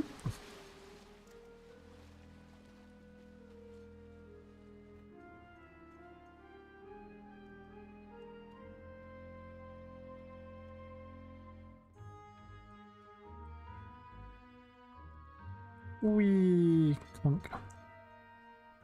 Going up.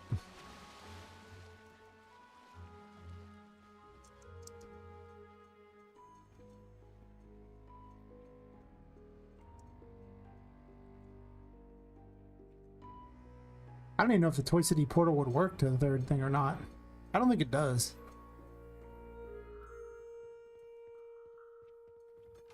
Who cares? If I can get through the third, this whole chapter without it breaking, that'll already be the biggest win ever. Just straight up the biggest win ever. Until I managed to do it for 3 chapters, but whatever.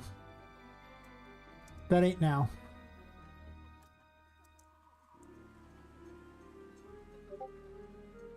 Oh, I didn't bother to mute that. 1 second, let me mute the Discord.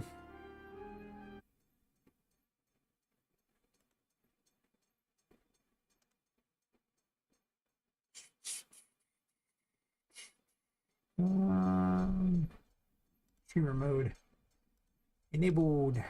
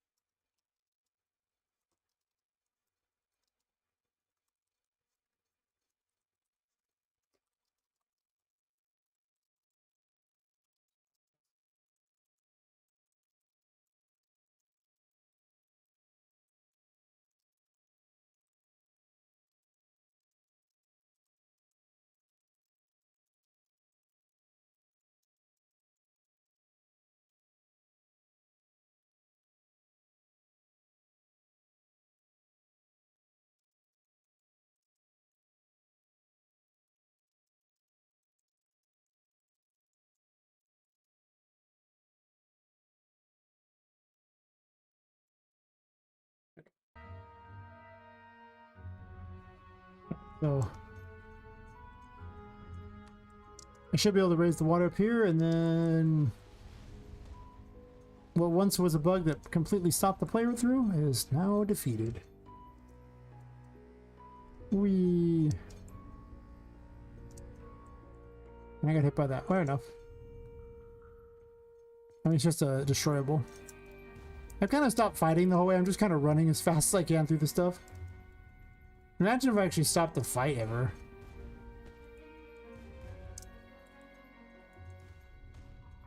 The magician's good. You just slam the door in their face. How are they going to fight you? Hey, Fox. I see the eyeballs. I see you looking. Yes, the eyeballs are watching. Yes. Isle of the Forgotten. My favorite spot in the whole game. Wee, immunity to water is so much fun. I can swim now. Yeah. Wee.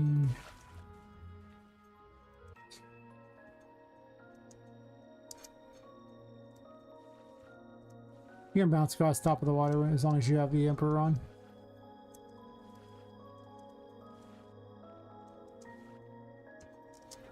Gives you power. Also, you can get through this pipe. You go through all this stuff paper just so you can get through this pipe. There was going to be a boss in here, but then there wasn't. That's my explanation for what happened with this room. Currently, the keys are just both sitting over there because I don't have a purpose for this room yet. Not anymore. Now you can hear? Nice. Yeah, if you look and see the current map thing like that, I need to color code them and everything like that and remove the little circles because I changed how it was. Technically, I'm on the 3rd floor, but the 3rd floor doesn't seem to count. But I had 74% of the 4th floor and 62% of the 5th floor done. No, the 3rd floor just doesn't have a percent. I didn't add the percent for the 3rd floor, but you can see I've done a bunch of the 3rd floor as well. I guess I got to finish that. Let me make a note of that.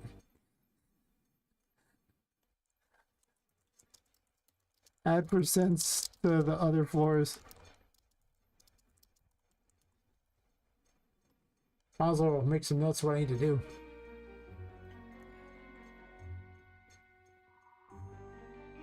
I'm wondering if I can get all the way to Sally. I mean, Sally doesn't really have a true AI set up for her or anything like that. Like, she just stole Vu's stuff, and it's pretty bad. Because Vu's based around, you know, her own other thing. Her, battlefield, and Sally doesn't have that battlefield. I don't even know if it's possible to get into some of these rooms. Huh.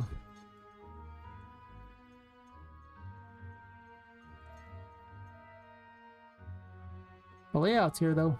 Hell yeah.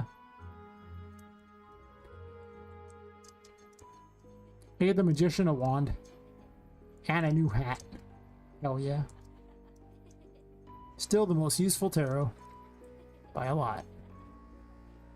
See, it's got a hat. And a wand.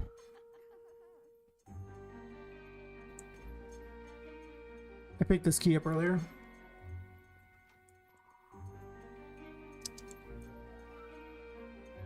This is where you get the High Priestess. I think you'd have the star at this point, and that's what was in the other room. Has it? I'm having a hard time figuring out what I want on the fab sale because it's taken so long to happen that I kind of made replacements for a lot of stuff. Now I'm just like, am I really going to use that? Like, really? And the answer is, I don't know. I don't really want to spend more than 50 bucks on it, though. I don't got a lot of cash right now. Cash flow during the summer is always worse for me. What's cash? Not something I get from game dev or streaming, that's for certain. I remember checking that I averaged like, what, 32 cents an hour streaming or something? That's very much. Technically, I'm doing game dev at the same time, so... I don't remember which key I got there. Did I get the Pirate Graveyard key? I don't think so. I think I would have got Don Fluffle's key there. Oh, I do have the Pirate Graveyard key. Okay, well, that's awkwardly out of order. Well, I guess I just skip a whole section of stuff because reasons. I'm better than you? Am I? I feel bad if that's the case, because I would prefer people do better than that, to be 100% fair. I really would prefer everyone do better than that. Did I make everything from scratch? Hell no. I made some things, like I made like the floors and the building and things like that. I did not make these rocks. I did not make this table. I mean, I assembled some stuff together. Some things I made. Poppet I made. I did not make Poppet's hat. I did not... I did make Poppet's wand. I need a light.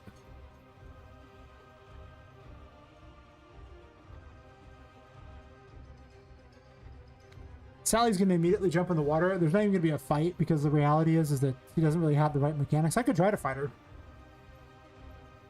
She won't work right, but I guess I never tried to. Technically, I have the key to open this door here. Though it skipped an area, that would actually take me to the 3rd chapter.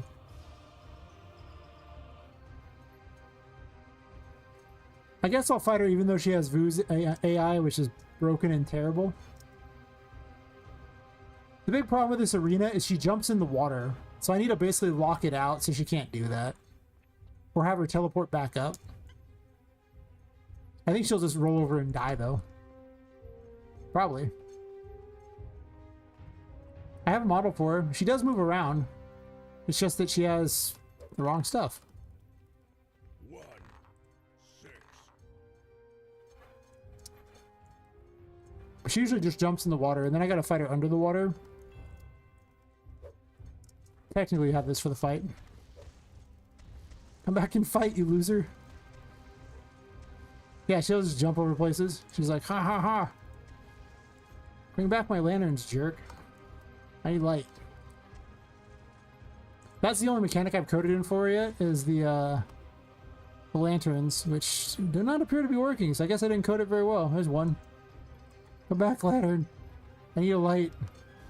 I don't know where the other ones are at. I guess I included exactly one lantern. I sure hope you like your one lantern. When do you release this game? We can't wait. Nice. I'm looking for October 2026. Is that the same model as the one I'm looking at? She jumped in the water? No. I actually have a render of Sally if you want to see what she looks like. I suppose I could bring it up, but she always falls in the water because I haven't locked her out of that, so she ends up down here, which is why the fight's stupid, because she's broken, as you can see.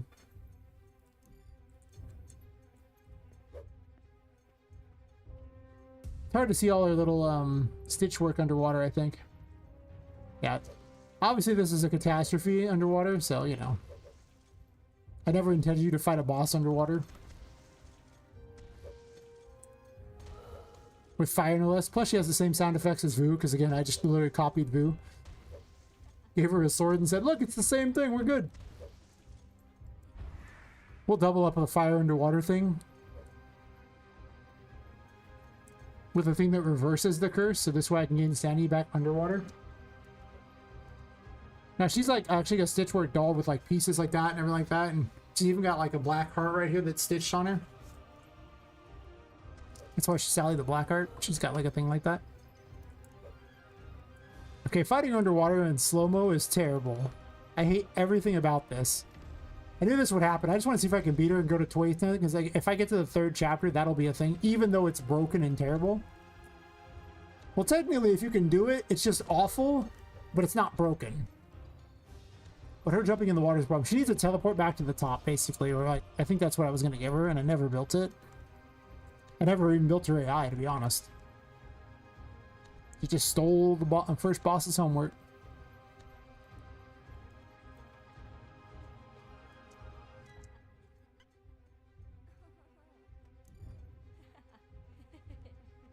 Maybe the moon will kick her ass. The moon's usually pretty solid against everything, doesn't it?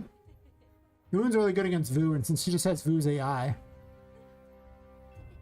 Well, a broken version of Vu's AI, because Vu's AI requires the pentagram battlefield.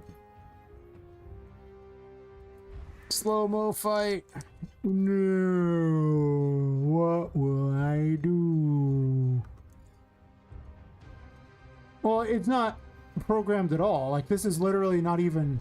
I just stole the AI from my first boss, and we both fell in the water because she's not... There's nothing stopping her from falling in the water, and then it leads to this mess where it's not supposed to be like this. So it's kind of a broken fight.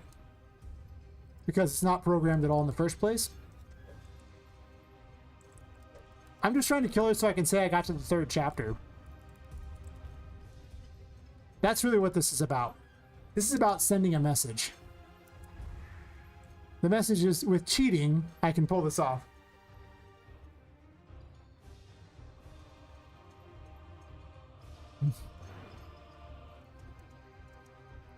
I was actually going to take the water out of this room or make it separate, because I'm probably going to make it so that there's no way to get to the water underneath it or lock it. Because otherwise it's just... Fighting underwater isn't very fun. It's really not. It's really awful. I can see that already. I'm glad that's not a thing I plan on doing.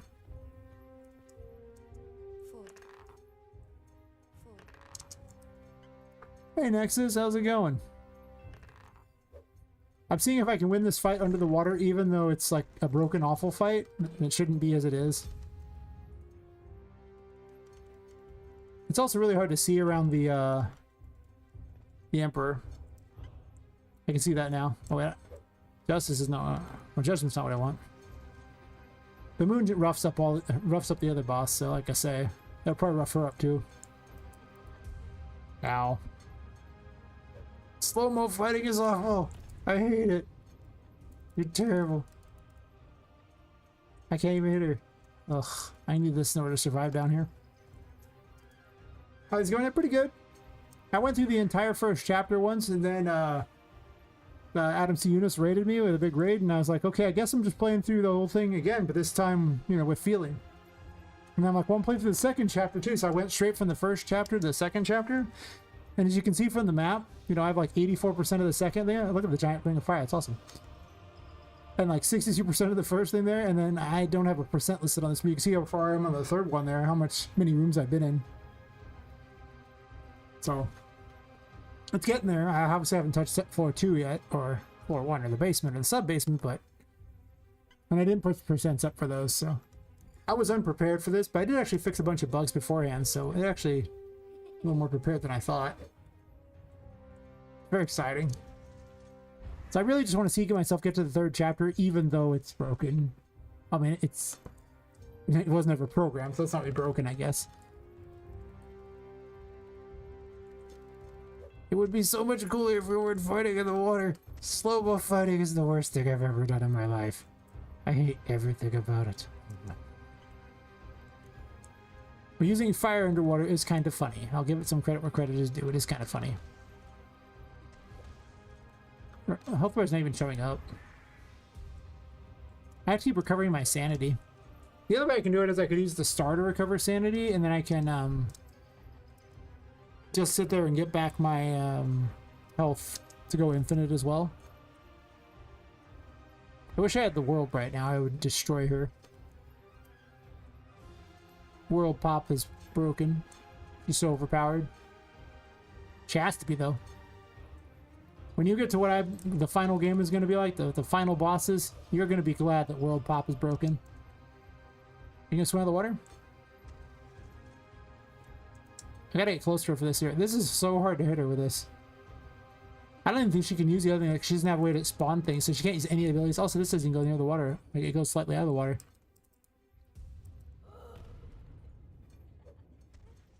That's funny, the water doesn't go all the way to the side.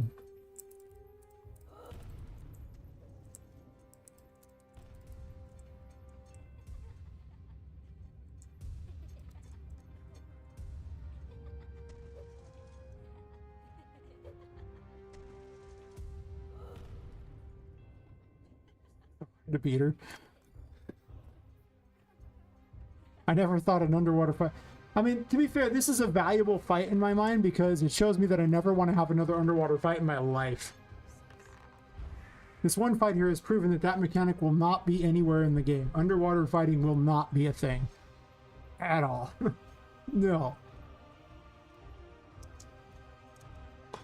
And that's because to do underwater things, I just have a time dilation that slows everything down, so it just makes for a slow fight, which is terrible.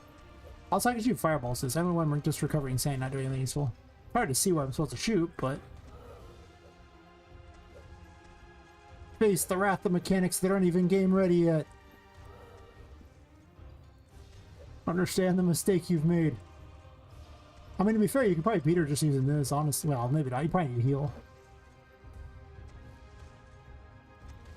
She has a lot of health. She has way more health than Vu.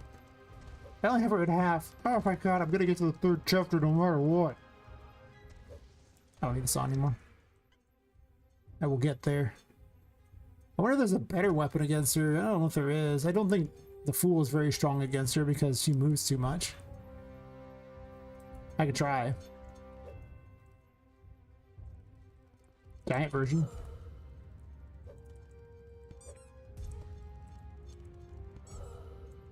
She has a point-blank attack that just knocks you away. It does a lot of damage, so it's kind of terrible to use the Fool against her.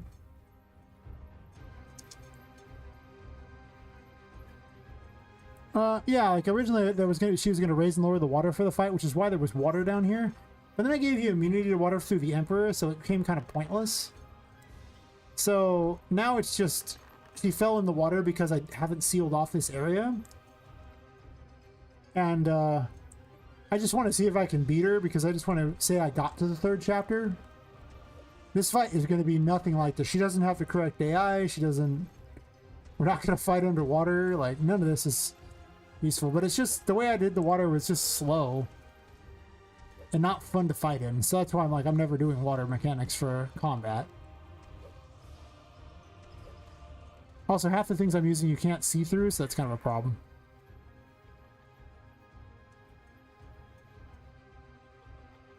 People don't realize what a milestone it would be for me to actually say I got all the way to the 3rd chapter from there. Did you teleport to the top somehow? I didn't think you had a teleport. Where'd you go? Don't be like that.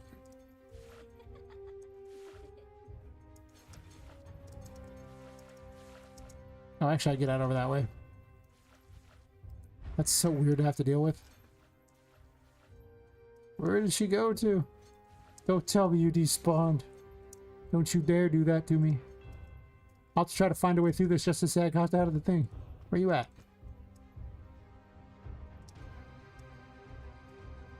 Oh, that's because Vu has a teleport. Oh, God. She teleports to the pentagram, but she doesn't have a pentagram. So she teleported to 000. Damn it. I knew I shouldn't have stolen Vu's AI.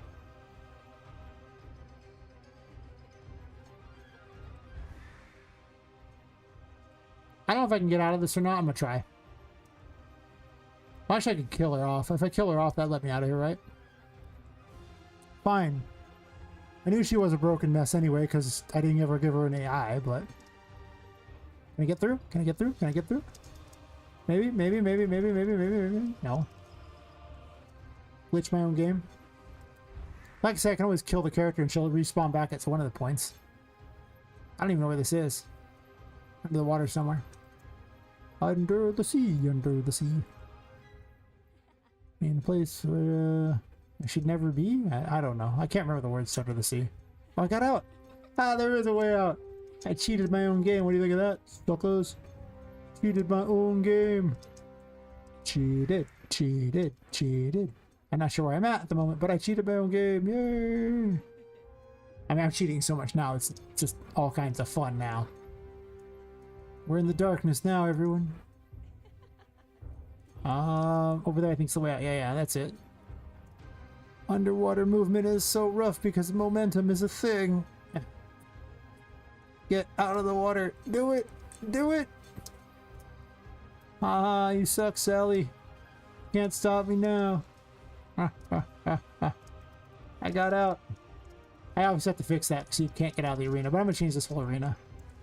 Okay, I got to get out of the water now.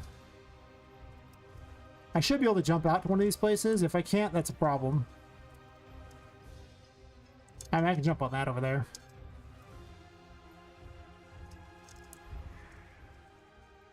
Obviously. Not so much on that, though. I'm gonna get through this. I just want to see if it can be done. I don't care. You don't understand how crap the momentum is though in the water though. Okay. I could probably get up here this way. I'm exactly the kind of person who will try to find holes in your game to get through places, by the way. Just so you know. I am not above this. Ever. Oh no! I'm also not above falling in the water like an idiot. Hey boy, Tommy boy. Maybe a good tester? Heck yeah. Okay, well, now I can just get out of the water. I mean, to be fair, I actually have the chariot. I could have just got out of the water anytime I wanted. I would just see if I could do it. Come on.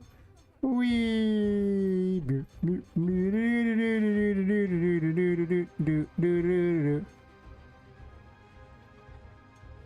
Get my sandy back. I see it. I have no idea what... I don't even know if there's an actual player start on the other side.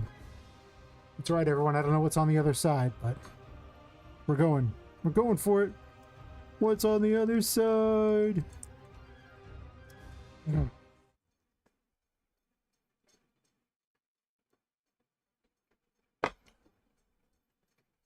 Oh god, no. What was on the other side was the abyss. Why? I don't even know which map I'm on. Probably because I never really set the third chapter up to be anything. Well, you know. Technically, I got through the second chapter. I mean, it was broken. But the abyss was waiting for me all along. The abyss was the friends you made along the way. And now you know. And now you know. Oh well. I gotta admit I was impressed at, you know, how far I got. And technically, that would have been where the third chapter would have began. So technically I would have made it to the third chapter. I mean, I expected the boss to be broken because she just stole Vu's homework and she didn't have the battle arena that Vu has. At some point I'll turn her into a real boss. To be a real girl. I'm pretty certain that that's just the end, but there might be some errors with Sally. See all the Sally errors? Like, there were, for what it's worth, if you'll notice, in all the time I played, there's like an invalid parameter there. And then, like, there's a few clone ones, and then the rest of these are basically Sally. Like, they were all Sally errors. So that's pretty good, and, you know, quite a few hours of playing. The only errors were literally with the boss that was never supposed to be a boss. Well, she was never, you know, finished in programming or anything. So, you know, not bad, not bad. I'm not even worried about that because I know she doesn't have a pentagram. But yeah.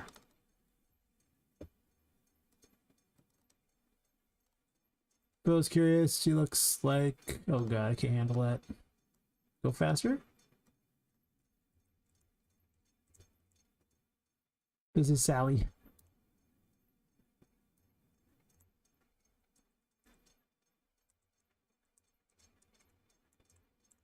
Might be easier to see her on the other thing, but you see she's all stitched together and everything.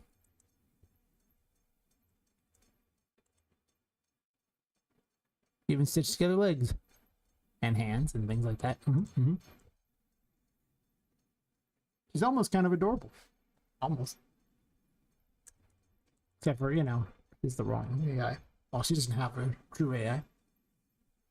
But yeah, I need to fix that battle arena so that it's just blocking everything off.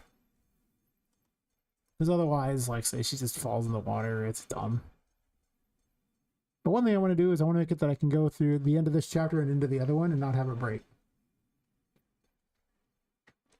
I mean, I just want to be able to say I can get to the third chapter, man. That's so wrong. That's so wrong. Really?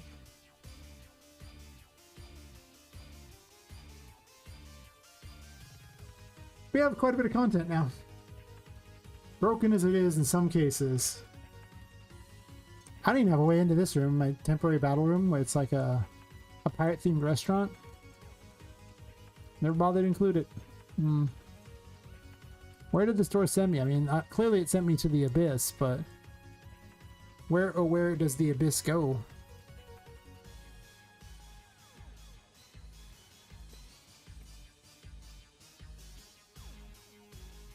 I need a destination, right?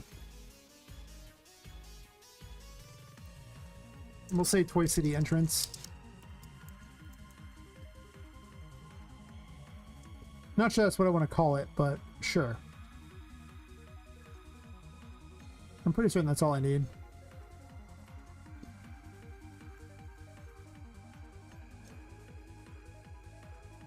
Yeah.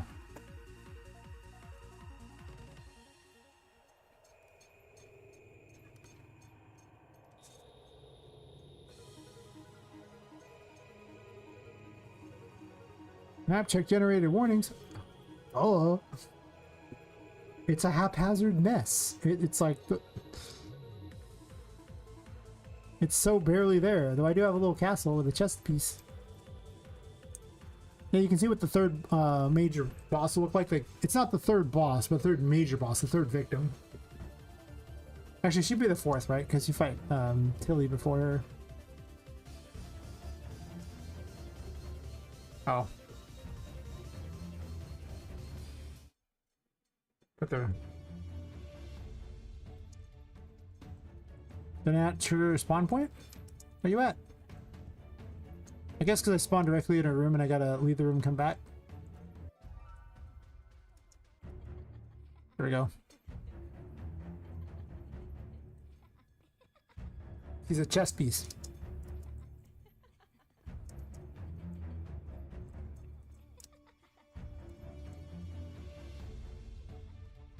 It's an angry chess piece. I hadn't knew any physics for her yet. Yeah, but I made her. I made all the major victims. Yeah, she's crazy looking. She's angry. Rana Sani. But yeah, I'm gonna give her a bunch of, chess piece minions. That's why I gave her a board to, act as my,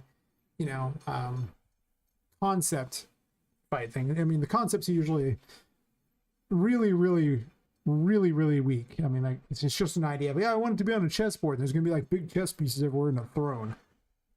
That's my whole concept for the battle area. I'll make it look cool eventually. There's like 5 major victims. Tilly I'm still working on. She's more of a mechanical type of automaton type of girl, and then a secret one who you will learn about eventually. And it's not because I don't have a very good design for her yet. It's not at all. I don't know what you're talking about.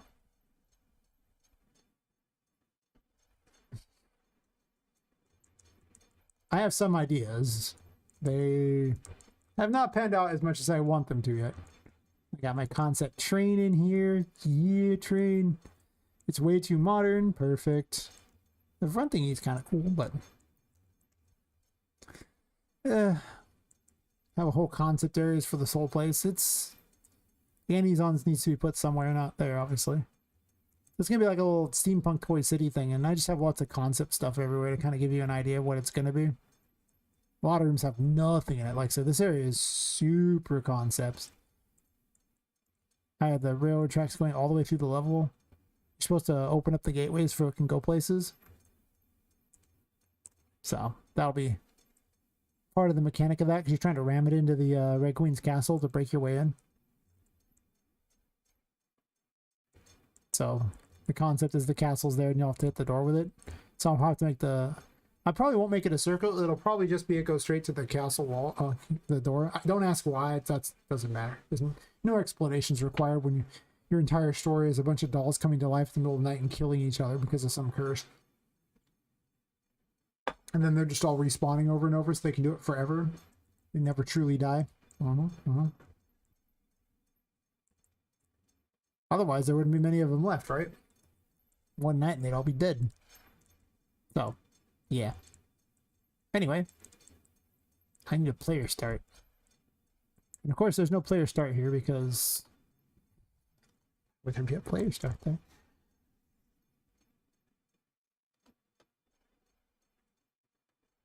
Like, I didn't have any reason to put a player start there. Player start tag, Toy City entrance. And I believe this one's actually just the pirate graveyard. Oh,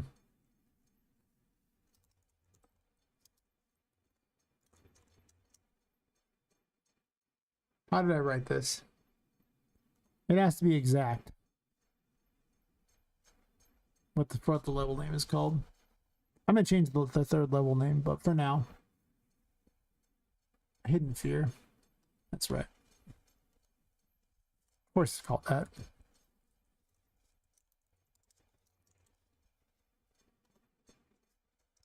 I'll say the Pirate Graveyard.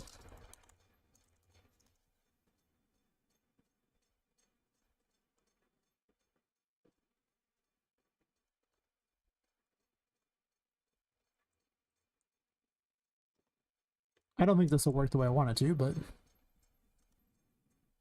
let's see if it teleports me to the other map at least.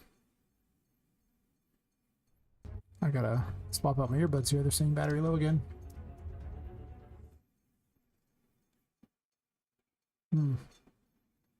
Silly, you wanting multiple maps. I could have done them all on one map, but then you have some issues. It does get me to the other side. Nice. I don't want to put me in that spot of all places, but at least it gets me the other map.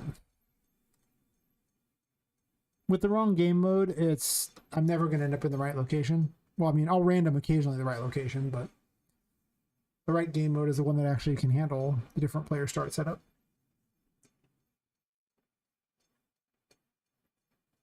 Because it turns out that you will... you have to tell it to basically put you in a location first so that the H-slow can load it, and then keep the character kind of in the air for a bit, keep him from falling, and then once it finds a player start, then you can drop him there because it means it's loaded the area up. Otherwise, he'll just fall through the world a lot. It's pretty bad.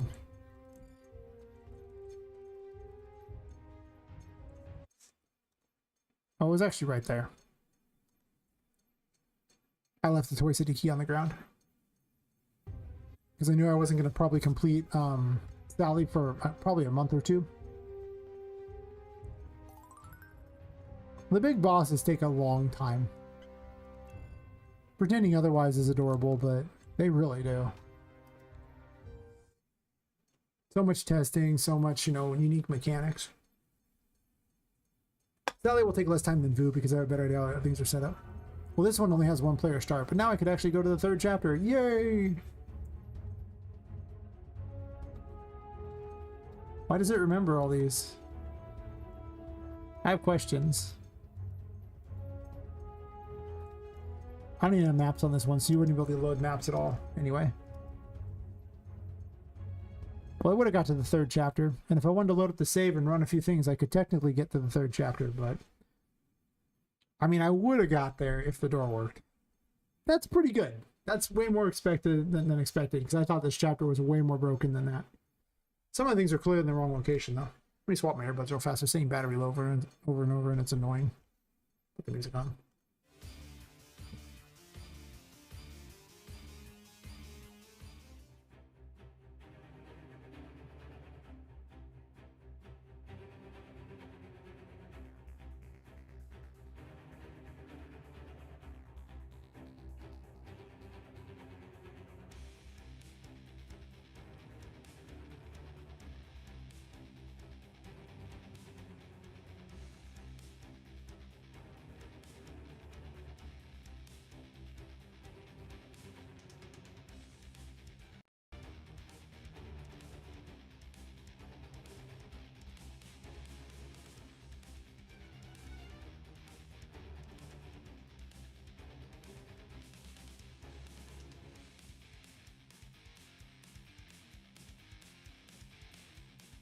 So I can go find a plug real fast, right back.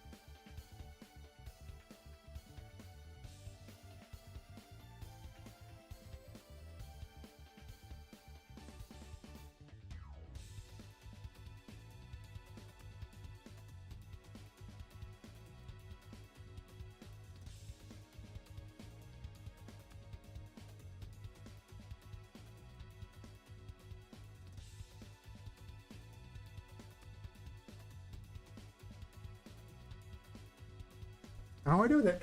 Well, fair enough. Hopefully these earbuds don't run out of power then, because I was going to looking for the plug to power them up. One of my power thingies doesn't work very well. The other one works great. I ended up buying the exact same earbuds because the charger went bad, and I just get the other charger as a holder for them, but you know. Anyway.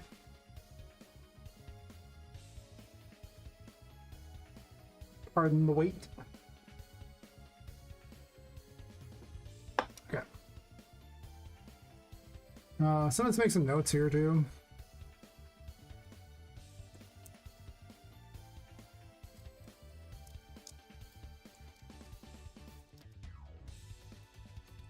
It's the broken compass.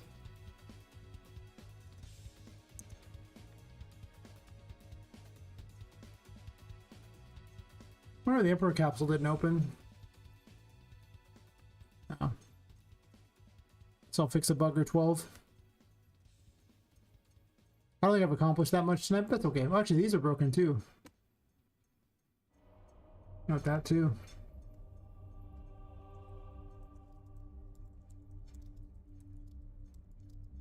I don't know why I number these, because the simple reality is if you look, I actually just delete ones, and so it just jumps because I only start counting after the last one I deleted. He's probably can't interact or something on them.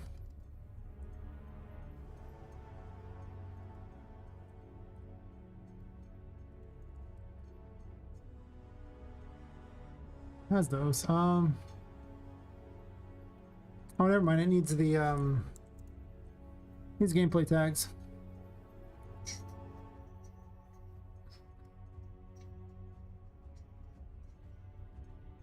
Addeth a variable.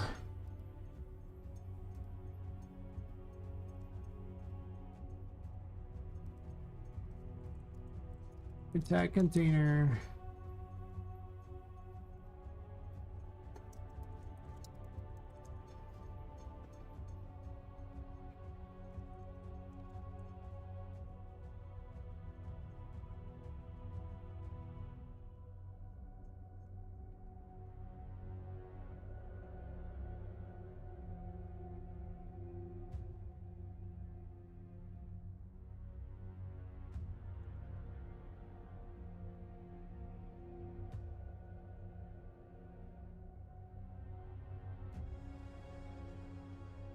Now if I want, I can add tags to it for some reason. I don't usually do that, but you never know.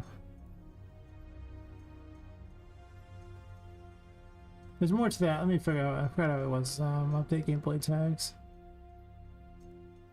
I think I have to split it. It might just be a direct set because I'm just adding to what's there.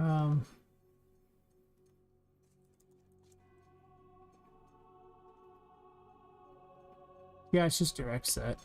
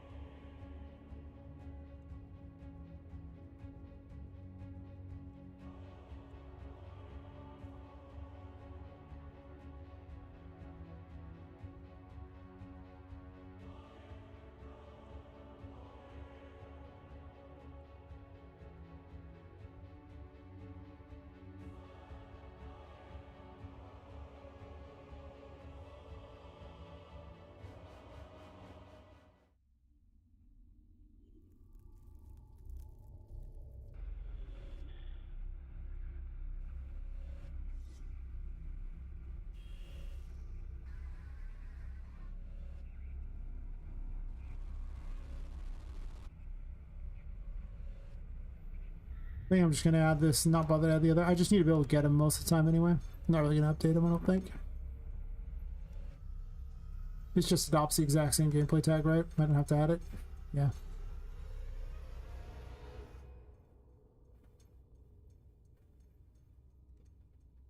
Blade needs it too.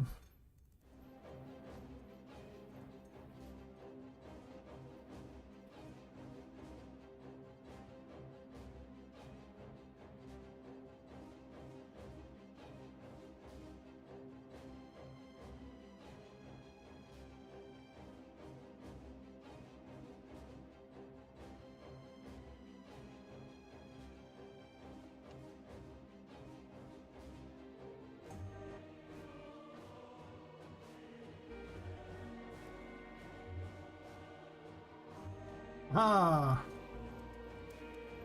And more importantly, aha! Oh, maybe not ha. There we go. Why is the bathroom so interactable? I don't even know. Can't flush it though, because that's not a... Like, that's a solid piece, so I need to find a way to work around that. I'll figure something out so I can flush them. And people are like, why can't you flush the toilets? And I'll add that in. Okay, so the bathrooms are fixed. I didn't think it'd be hard.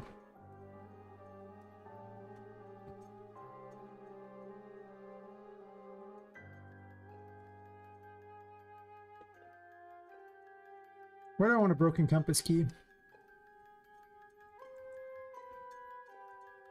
I mean, there's currently not much point to it, but...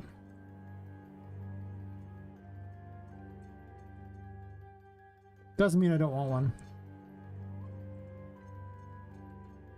But I already have one, I just didn't grab it.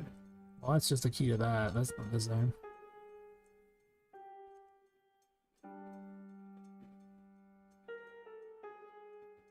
There's already a Sally's Treasure Room key there.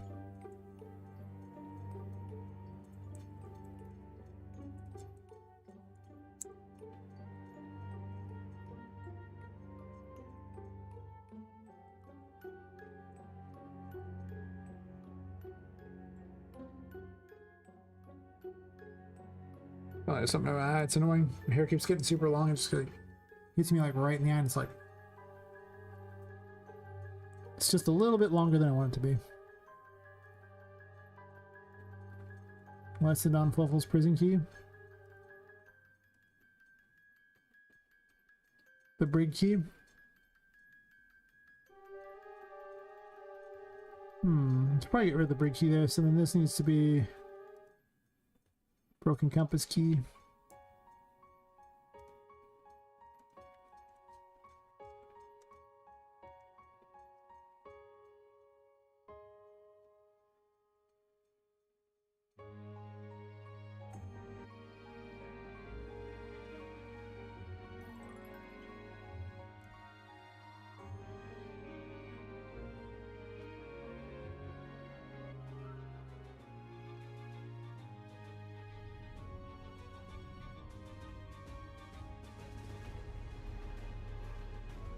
I have to distract.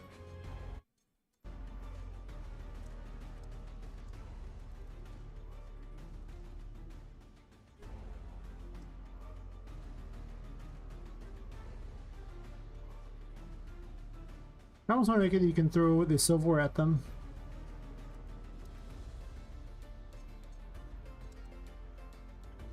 Gotta go on the ideas.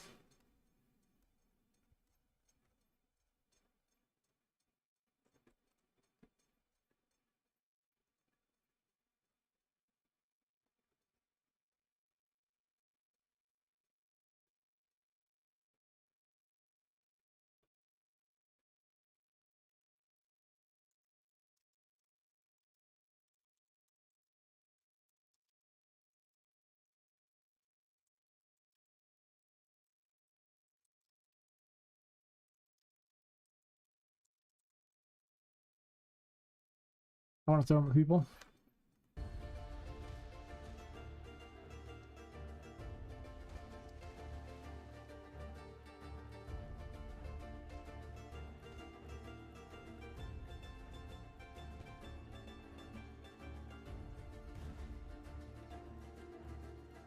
I still have to include in an option for the ship's pantry and then the thing behind it on that too.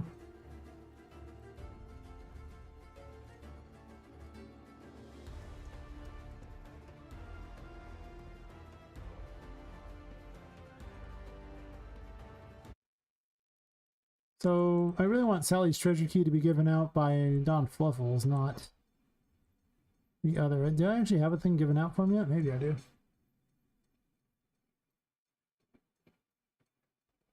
Maybe.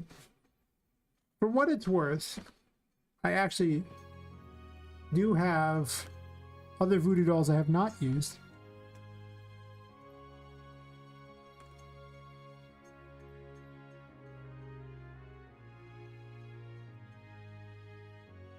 Including a cook one.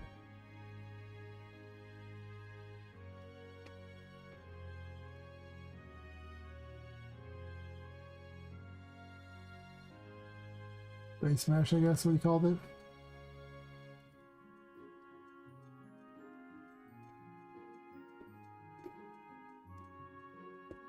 So we can have our little cook fight.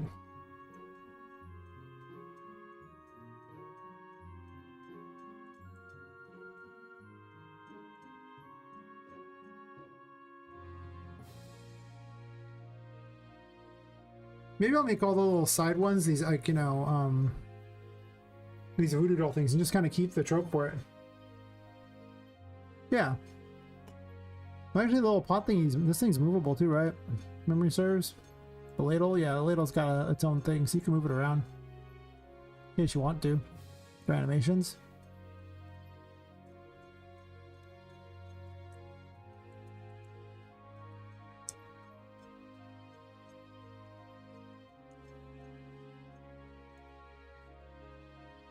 The only problem,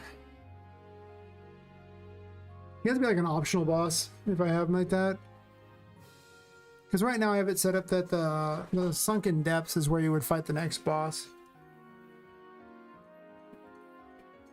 Ladle ring? Maybe. I can see it.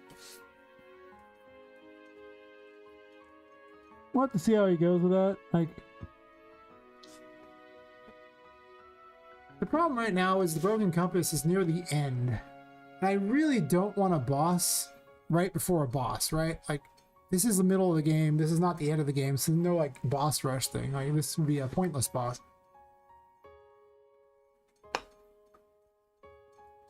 And I can put them in, like, one of these little things like that. I haven't done much of these rooms. I mean, I got, like, the build, which is, like, you know...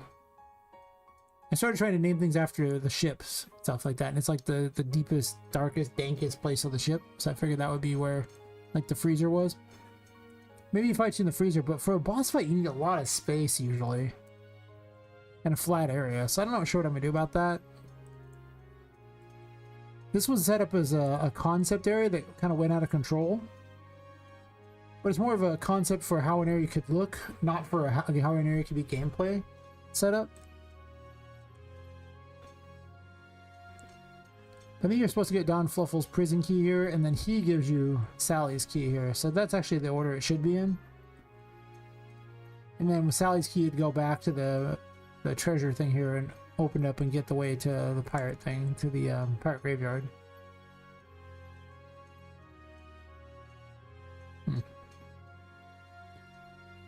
I got a few Stitch thingies.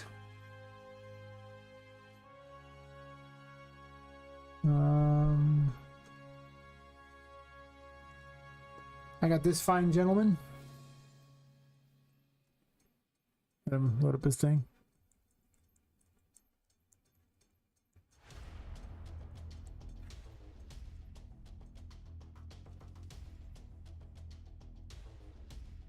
He's kind of cool. And I got... Else me off the side, people can just see the stuff I load up. We've already seen the little Stitch Jaws, that one's up there. Mace Hand is just Patrick. There's a weird camera one.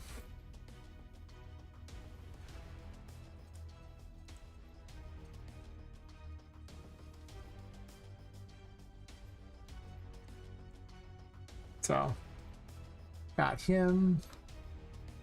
Already using the Shaman, already using the Stitch Voodoo. Stitch Berserker, am I using that one? I also haven't used this one. Ghost of a Minion? That's fair. This has got like a little steam engine on the back too. So I got these things I could use, so they'll get thrown in at some point. Maybe as bosses because they're kind of cool looking.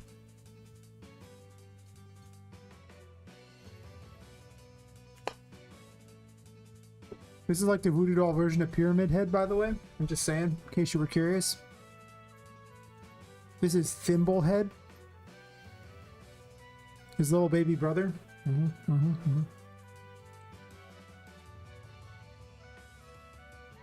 Thimblehead is, you know, clearly not the chosen one. Yeah, those ones there that I haven't used yet. So, I don't know.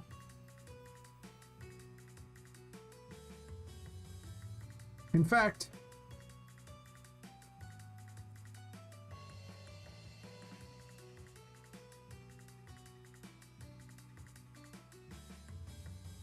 I guess we'll do Patrick or something like that.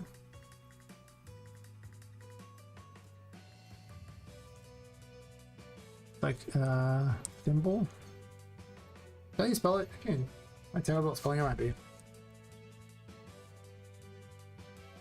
It is. Thimblehead. Come on.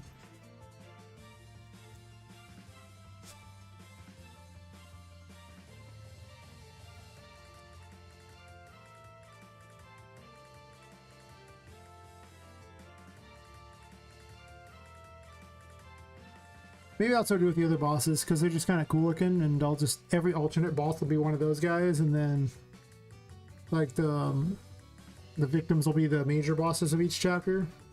That'll provide like well,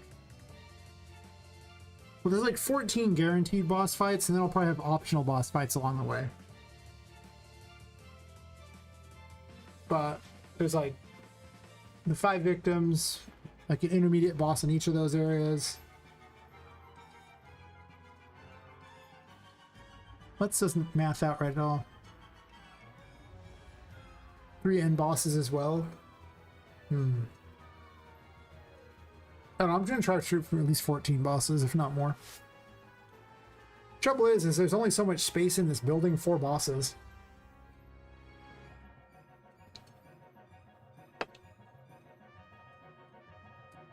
So we'll see them, but yep, Thimblehead is now a thing. Oh. My bad. Oh, that was dumb.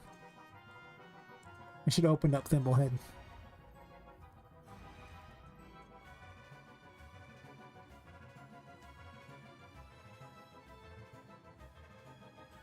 I have better names than they do.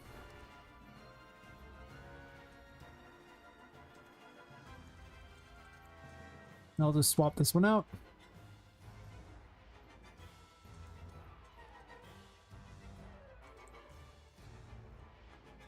Obviously, as you can see, he's using a terrible animation sample. I'll have to make an animation sample for him. That's okay. Hey, Michello. Remember, yeah, someone who asked me a question earlier about merging the... Oh, yeah, it's you. Okay. Yeah, you want to know how to merge a couple things together? Like, say I wanted to merge, you know, like this wall here and this wall for some ungodly reason. You just select them both, and you go up to Tools. And then there's Merge Actors. And then Merge Actors shows up here. And you just click Merge Actors. And it'll merge them into one. Does that solve the question? And you'll get all the collision of both. Just merged together in one thing. And technically click it. Then you would just save it wherever you're at, and then you'll be good.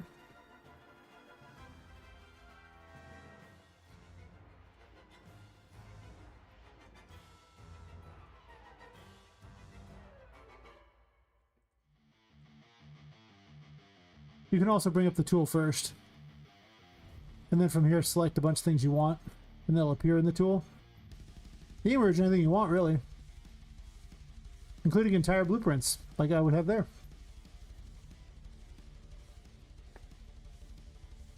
I mean, you can merge anything together that way. So if you have, like, blueprints or static meshes you want to slam together, that'll do that. So if you have, like, pieces of a corner you want to curve together like that, unless you're talking geometry brushes, you can use geometry brushes to literally design a curved corner if you want. Like, we can do that real quick. So let's say I want to do like a geometry brush thing here. Let's, well, first we'll pick a material. It's easier to pick a material first. You can do this later if you want. You don't have to pick a material first, but let's pick a material for it. So it looks nice. Go to my environment, go to my steampunk stuff, go to my favorite materials. These ones here. Yay, materials. We will use, I don't care.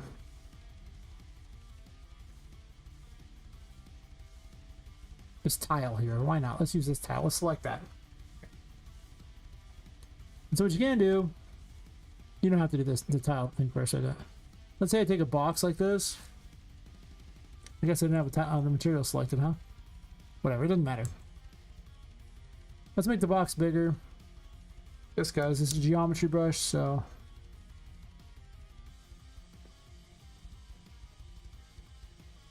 now we'll grab another geometry brush, cylinder. We'll make it taller.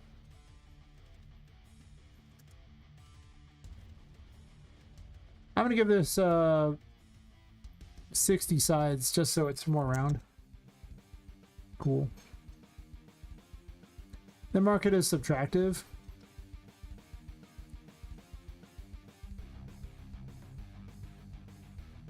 You see the way it eats away at this? You can actually make it so that this actually just eats the whole thing.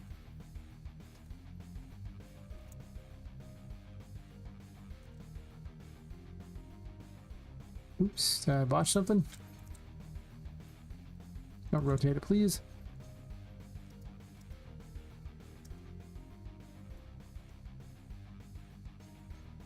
I have a lot of these on the level. You see, you can make curved corners that way, and this will create a curved brush too.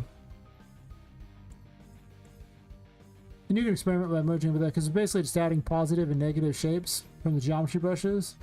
And the last one overrides all the ones before it. And the subtractive ones just take from the positive ones. There's actually like a video on my YouTube explaining how to use them. And when you have what you want, you just select it and you select the other one, and then you just go, okay, cool. You go over to, where are you at, buddy? Create static mesh.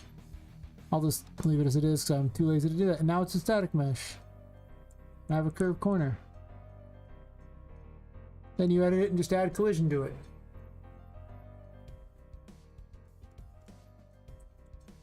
And you can do that a few ways. I mean, the easiest way is probably to just use auto convex collision, which is right here, auto convex collision.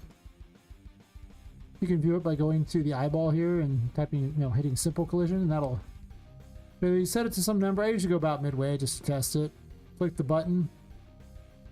Now it has collision. Is it perfect collision? Not really. You can make it better by moving it farther over, but I'll just save this, and if you want it to be perfect collision, you can go to this and you can go to project default, so you can use complex as simple, and then you'll get perfect collision on it. It's heavier, but sometimes you want that. A lot of times I want that. And then now I have this curved corner.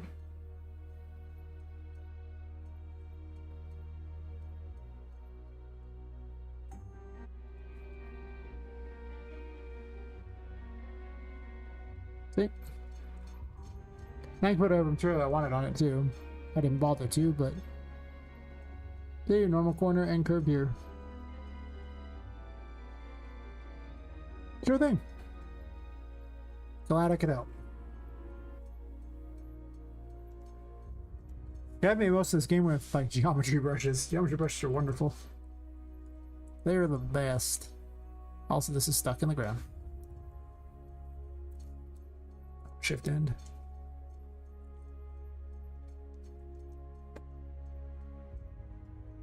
Man. Hopefully that was worth the wait. I'm sorry about how long it was, but at the same time, I was really excited to get through that. I had a lot of fun getting that far. Farthest I've ever gotten in that. That was awesome.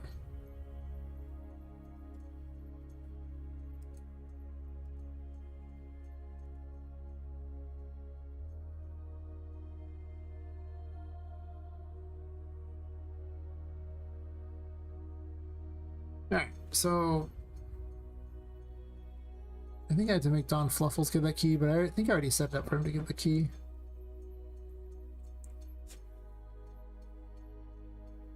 Now I'm excited by Thimblehead being a thing. I'm just saying. The legend of Thimblehead lives on.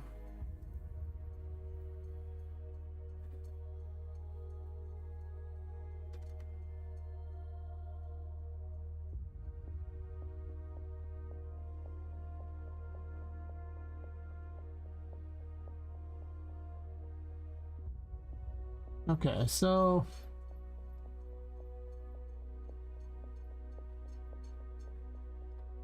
edit Don Fluffle's dialogue.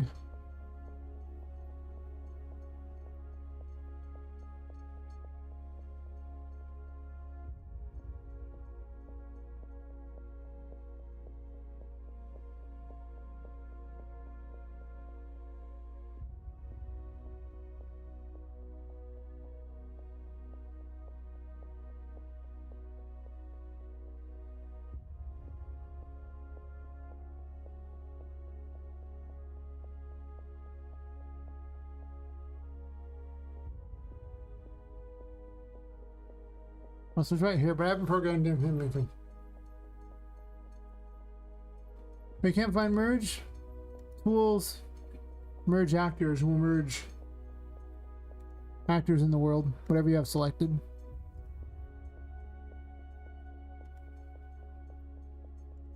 Hold control to select multiple things if you want.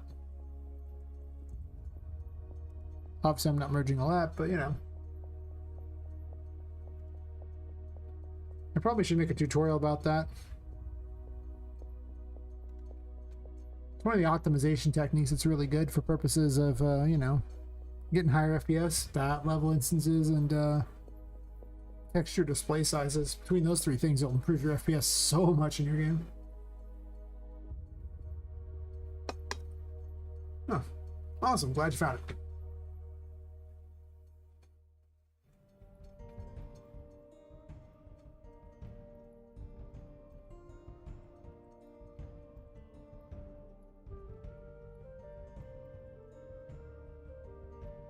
These toy prisons don't give out a thing. But they need to if I want a story option to work off of opening them.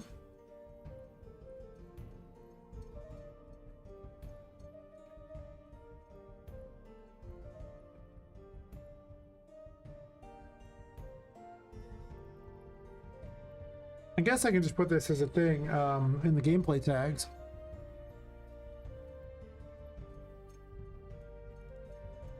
These have so many customization things.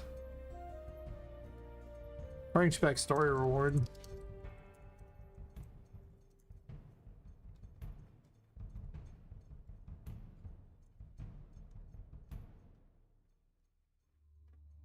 If false, just activate. This is gonna be a bigger pain than I thought. Things I didn't plan for, you know? If true. Okay, why am I not just doing this at the beginning of the thing there for the player character? I'm promoting it to a variable and saving time and effort, right? I don't know why I copy pasted that.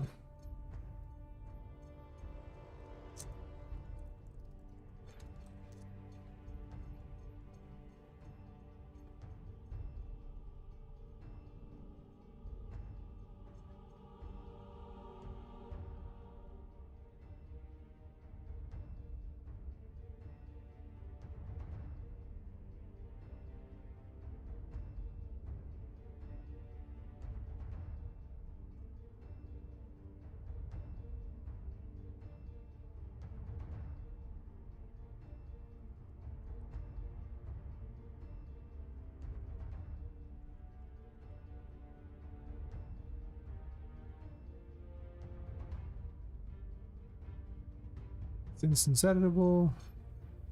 Story progress name. If true, do I have the story progress name? I'm pretty certain I just collected at that point. Is that how I had it set up? I'm pretty certain that is. So maybe progress story is the thing. It's just a collectible. When did I set this up? I'm pretty certain it's just story progress.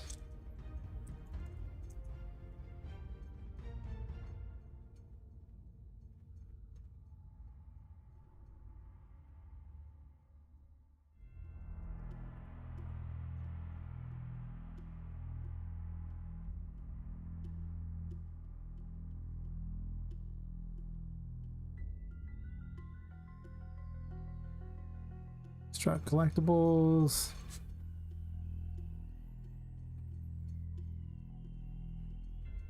Yeah, story progress is the name of it, so we just progress the story that way.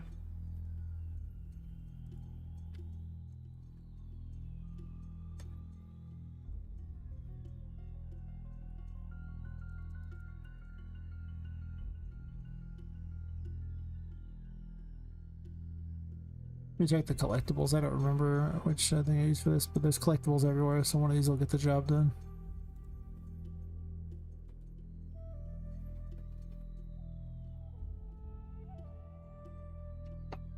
Hey, Leatherman1. When I started developing this specific game, about 16 months ago. Well, I guess to be fair, I did take a couple random months off due to health problems, so I put about 16 months in the game and maybe started developing it a little before that.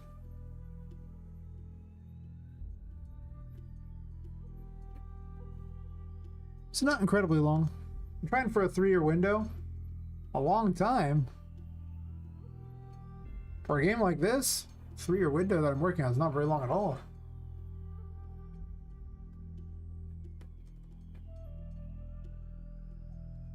I already have many hours of content. I just did a run of everything I had up to this point like that, and for hours.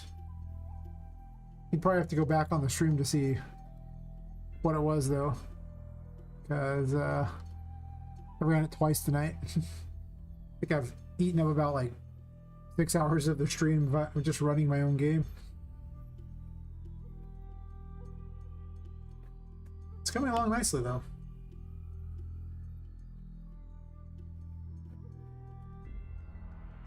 Yeah, like, I mean, I'll publish this VOD later. I mean, I'm the solo dev. I just paid for music off a Humble Bundle. I'm not gonna lie to you. When you're a solo dev, you shouldn't make everything yourself. You should definitely outsource whatever you can to cheap sources like Humble Bundle or something. I do all the coding myself. I design all my maps myself. I do some of the assets myself. Like mostly the female characters, I did a bunch of them. And designing all the buildings, so I made all that crap. I build cages and things like that. I did not make the skeletons. So, you know, I designed some stuff.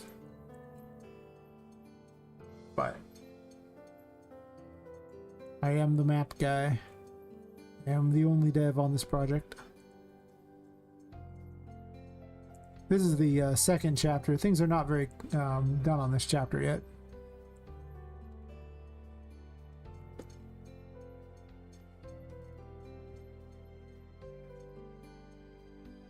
Gotta remind myself of a code thing I did because the game's gotten so big that I forget things. Happens. It really does.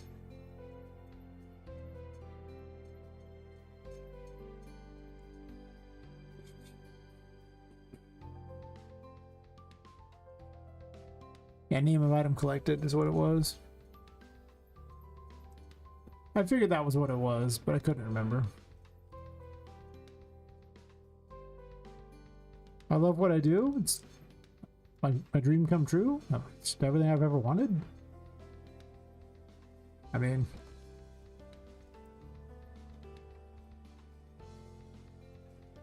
if you love the game you're working on, you don't really need a lot of motivation to continue. I mean, I was a hobbyist game dev, and I just decided I'd turn it into something that I wanted to do. And you never have to convince a hobbyist game dev to work on a game. It's just what we do. Of course, technically I've been paid because I stream it. I don't get paid a lot, but, you know, I have technically been paid, so. You'd have two, but in Unity, offering a project about 2 months and starting a new after. I mean, you know, if you complete the project in 2 months, right? I find your old project. I think it's about making the project you want to make. You know, if you're making a project that you're just making because other people want you to make it, it's pretty hard to be motivated. It's like, I know this will sell well. Well, if you don't ever finish it, it won't sell well at all. So instead you make the game you want to make, and I just live to work on this game. I love doing it. I love most parts of game dev too, so there's that. The only thing I'm not a big fan of is sound design. I just don't like clicking through all the sound effects. Like, I like putting them in there and everything. I just dislike the clicking through the sound effects. Music I don't mind because I get to listen to music the whole time. That's pretty good. Sound effects are like...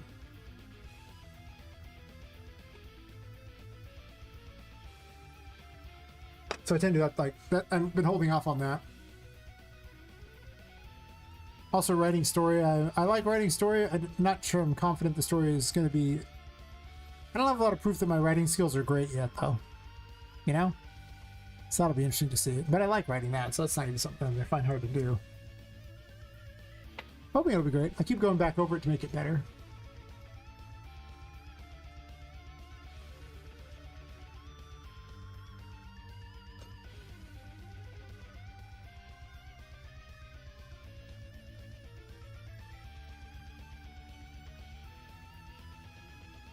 Yeah, that's my advice. Just work on something you want to make.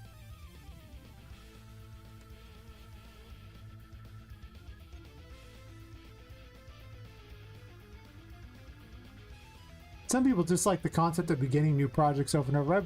Since I came from the RPG Maker community, I can tell you pretty much that's a pretty common thing. Where people just, they never want to... They're... Well, best to put this. They're enamored by the whole starting of a project and all the potentials of it. But game dev is largely like, you know, this long marathon towards the goal, not like a sprint. So they often peter out because they're only enamored by the start of the project and the possibilities and not the journey that gets you there.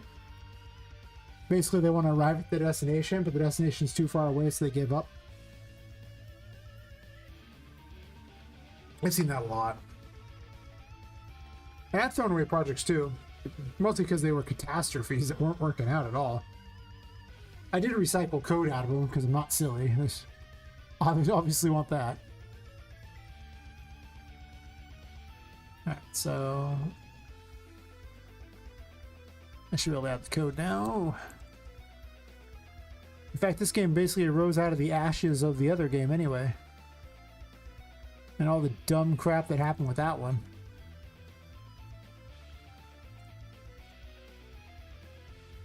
My poor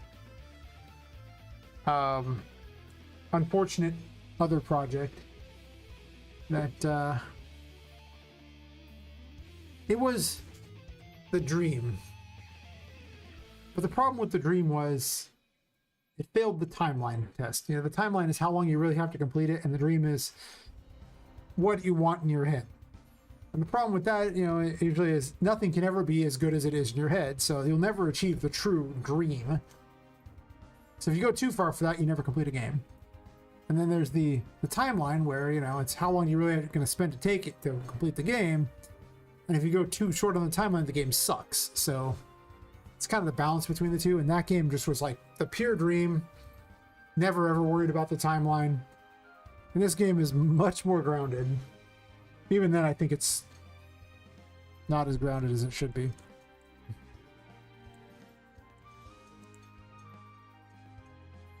True.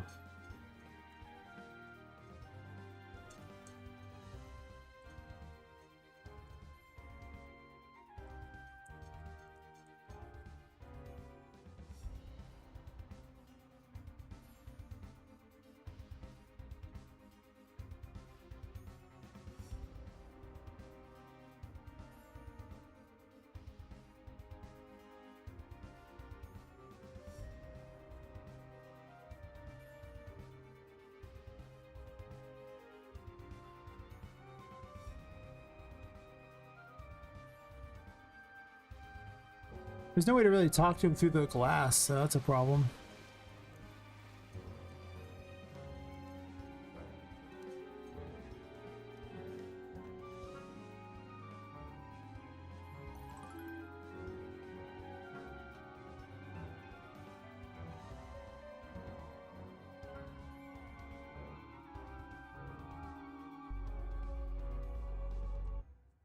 Okay, that's broken.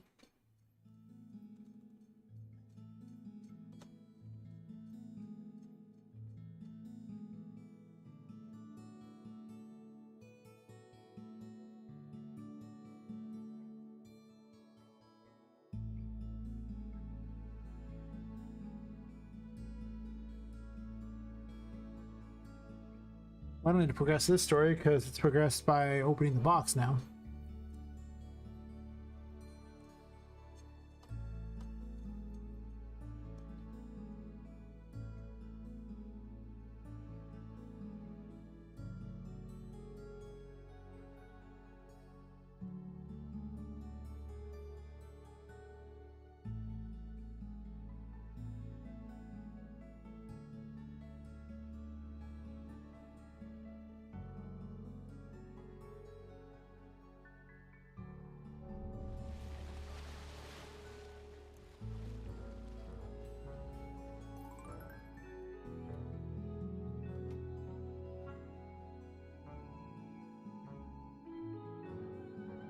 Perfect. Now I have the Sally's treasure room key, and you can complete that. There's no way to talk to him yet, which is a problem. We need a good solution to this. I don't have one yet. Unless the box itself has the dialogue. I guess that's true. The box itself could have dialogue. There are two different points where the person's frozen in there.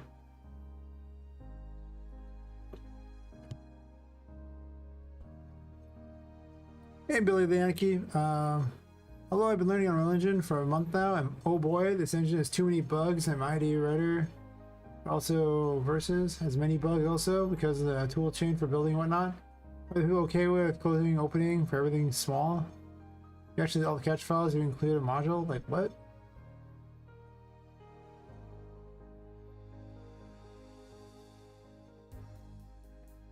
You hate the whole visual script CK blueprint? I'm assuming it's correct. I mean, you can do a C++ project. When you start a project up, there's a C++ option. I personally don't think it's a particularly good idea to do C++ in general in there, but I just think it's slow. But there are people who disagree with me. And, you know, different strokes, different folks, right? So you can just start a C++ project and you have the ability to use both C++ and blueprints in the project. Should you use it? I mean, you know, whatever gets your game done. And I think that's probably the best advice I can ever offer anyone. Whatever gets your game done, right? Whatever releases it. If you want to code it all in C++, go nuts. Why not? The engine has bugs. The engine has lots of bugs. That's because Epic likes to prioritize new shiny technology over making the shiny technology work well. I still use the shiny technology and I love the shiny technology, but I can happily tell you that, well, not happily, but I can definitely tell you there's bugs that have been around for a long time. And they don't tend to fix a lot of them. I just want to deliver them.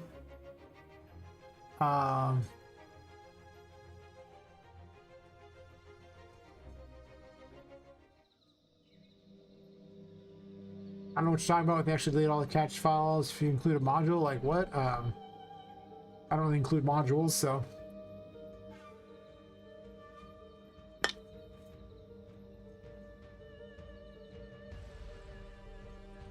It's definitely, if you're a coder who really just wants to code, I mean, it's like Unreal Engine's not bad, because I know people who literally just code in they code in C++ for it. Ain't for me, but.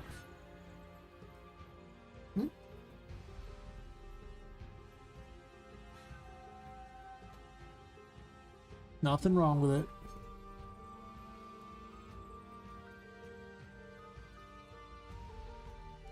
I don't want to go about this here.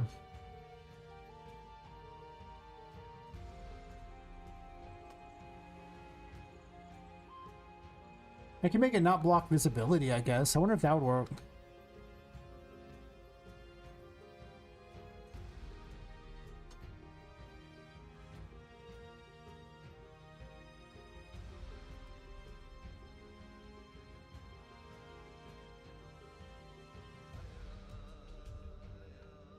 Yeah, them both, but Visual Script is tangled all over the place, and I feel like I lose control of it. Sometimes I stare at it with a blank face.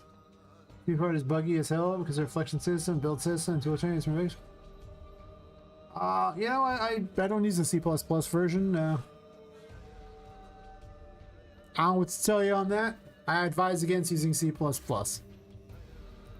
But I'm also a blueprint heathen, so, you know, whatever works.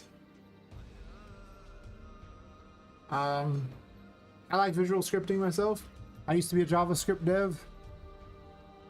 I can tell you right now, I don't want to go back to coding or typing things out at all.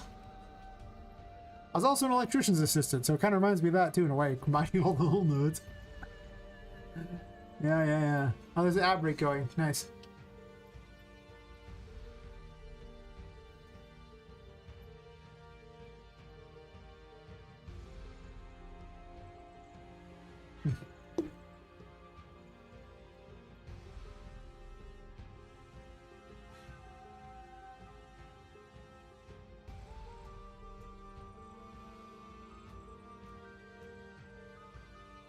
If you ignore visibility, can I talk to that like that?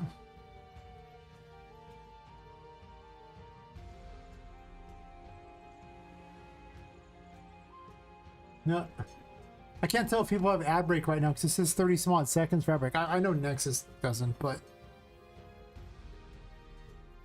it says there's ad break, so I was waiting to respond back to that, but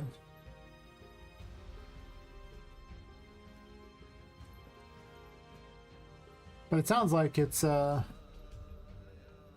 I'll just wait the 15 seconds.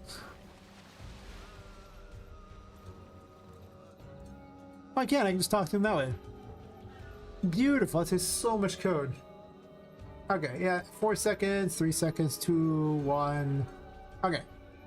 So anyway, my open close ID wait like 10 seconds was on my focus. Yeah, I don't know what to tell you on that. It's like I said, I don't know much about C++ stuff. I recommend not using it. That's my advice. Unreal Engine's built very much to use blueprints, and it feels like it. Well, that's me. And like I said, I was a JavaScript dev. I did a lot of typing of code. Never again. Blueprints should remind you more of that. All the wires connecting parts. Yeah, you can't look at those. Yeah, like, you know, you could lick the wires when you're doing an electrician's assistant. You can do that. I mean, it won't work out well, but you can do it. I guess if they're not connected, it won't hurt. Definitely been shocked more than a few times when I was doing that. That was the healthiest I'd ever been, though. I mean, crawling under houses and attics and everything like that, lugging these big old drill with like a big, it had like a drill bit like this on it. It was crazy because it had to drill through floors and walls and things like that. That thing was brutal. It was huge. And it just went through everything. Then you run cable through it, so you lug like, you know, 50 feet of cable, whatever that translates to in everyone else units. Less than 20 meters worth of cable. But you'd lug that, like crawling on your stomach underneath people's houses and everything like that. With a giant drill trying to find the right location, with a walkie-talkie, you know, and your boss yelling at you going, no, here's a spot, and then gets really upset if it's the wrong one. Those are good times. Do I feel like drinking my tears? You know, not trying to, but yeah, you know, I can't really relate to the C++ problem because I came to Unreal Engine with the intention of never learning C++. I was like, wait, I don't need to code anything? I can just drag nodes and connect lines? Yes! It's so fast! I'd never be able to complete this game if I did C++. Holy crap. Take forever.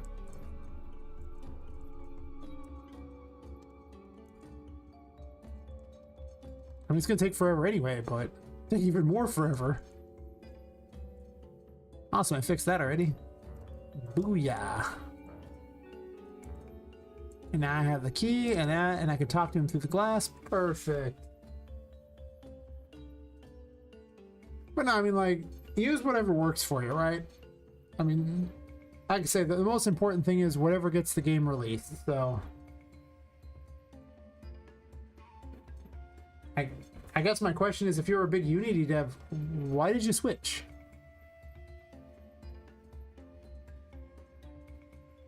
I mean, if you already know how to use an engine, I actually don't advocate switching if you know how to use an engine, unless you need to switch engines. Like, let's say the engine you're doing can't do what you want. Okay, fine. I started as an RPG Maker dev. Let me tell you about that being a garbage engine that can't do anything. Yeah, okay. Sure. I did that. It was not a good engine. But I also didn't even know anything about variables when I first started. I didn't know anything, so sure.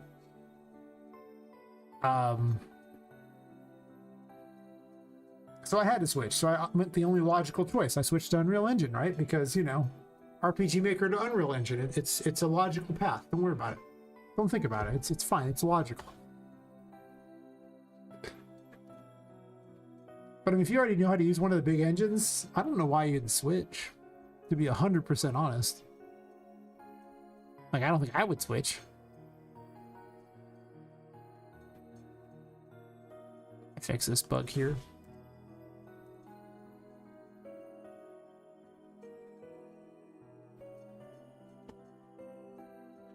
I was fixing Annie's on hat. See if I can reduce my problems here.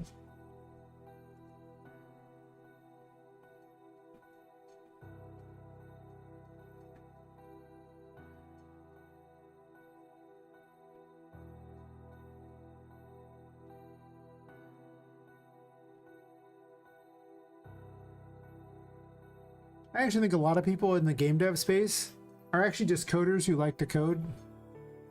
They don't really want to make a game, they just like to code. There's nothing wrong with that, but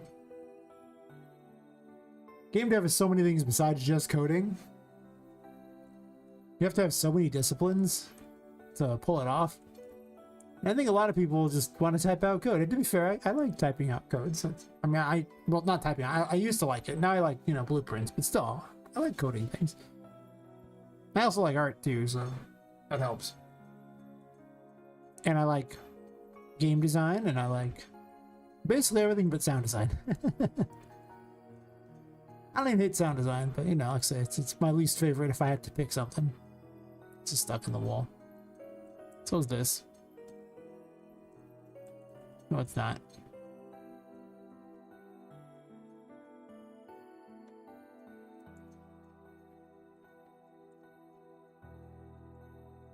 Annie's on hat is fixed, except for that it's not attaching to her head correctly, and then it's not moving with her.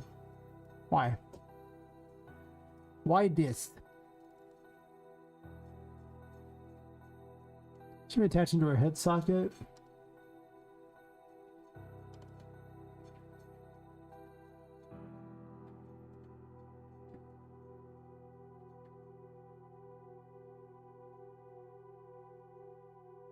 That is strange.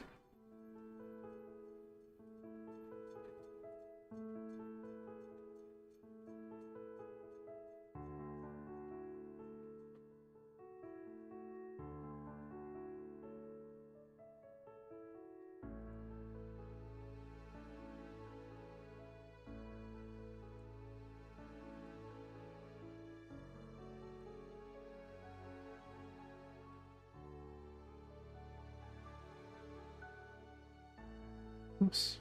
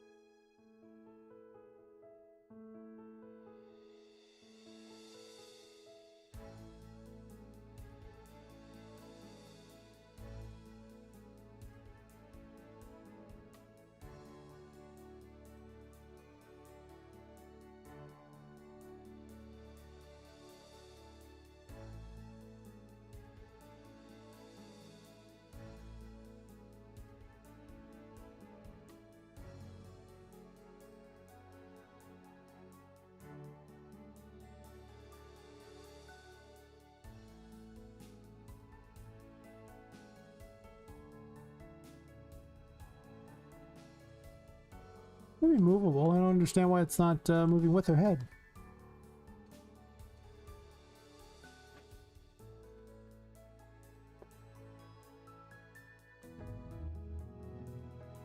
Oh, it's moving now with it. Okay, so it is forward working now. Okay. Fair enough, and if I quit mine, it doesn't screw hers up.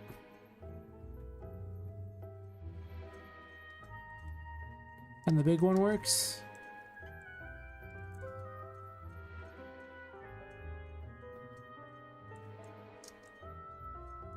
Seems to work.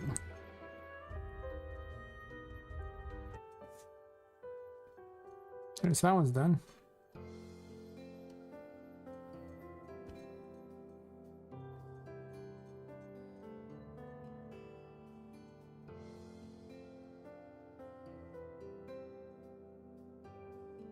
There's now a pathway to reach the broken compass.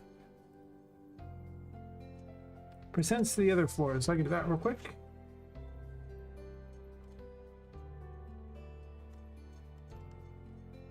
It's gonna be wild when I can actually reach the final area without, like, even if it's not completed, just being able to reach it from start to finish will be the most crazy thing to me.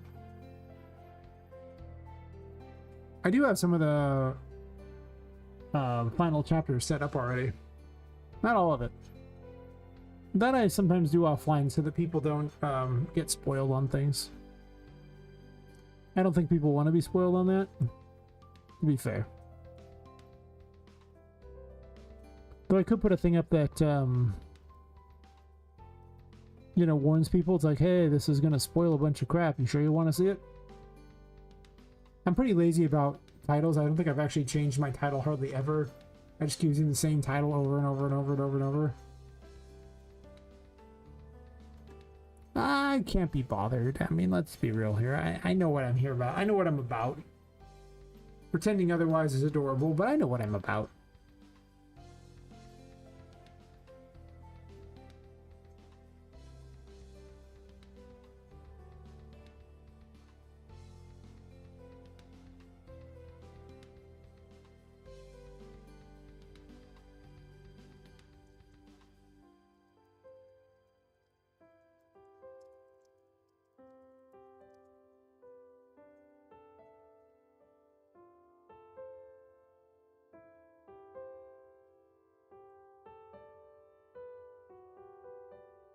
All about the waifu? Hell yeah.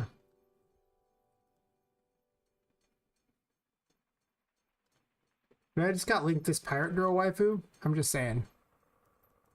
Pirate girl waifu. I'm hearing main character energy right here. I'm just saying. Would play. That's not the best picture I've ever seen, but the rest of it looks pretty good.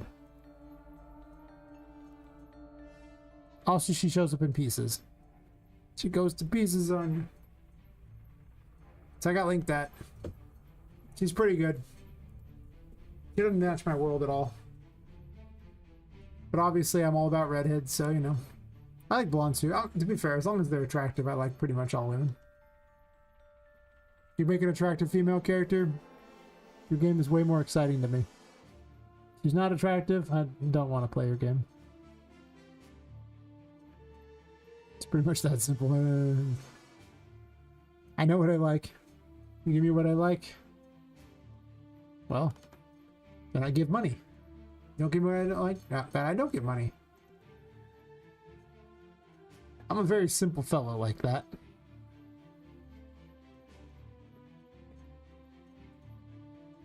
Can't duplicate that, buddy? It's not that hard. I believe in you. I was starting to not believe for a second there. I was like, okay, well, belief is no longer granted. What is going on, bucko? Why up there?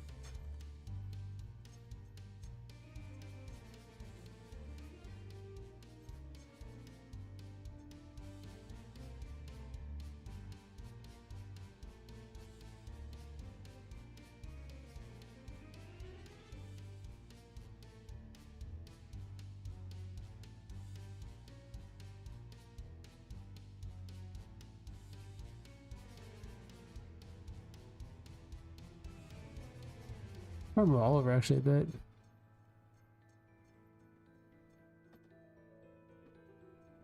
Oh, are you all in the upper left corner or something? Yeah. I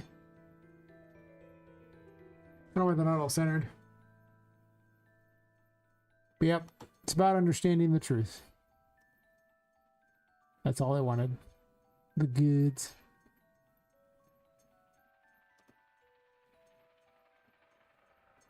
All these should actually be in the center.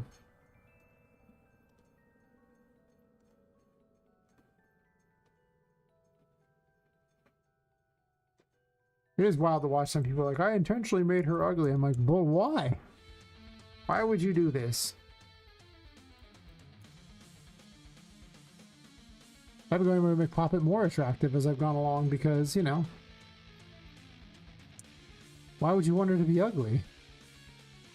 That's a terrible plan. Nobody wants that. I don't want that.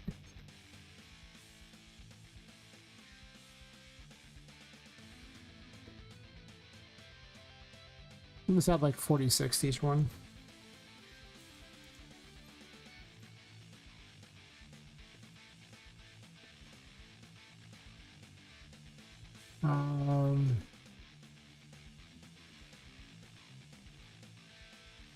So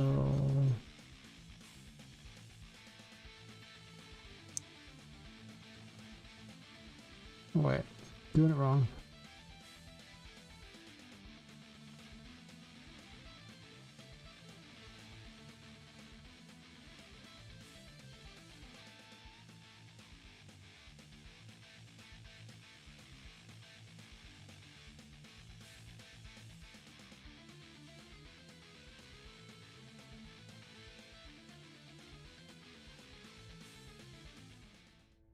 Why does it take so long to duplicate the super percentage thing?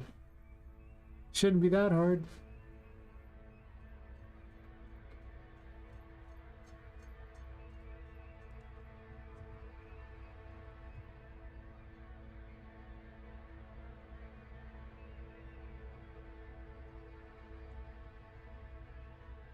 I need to change the number on this. Third floor.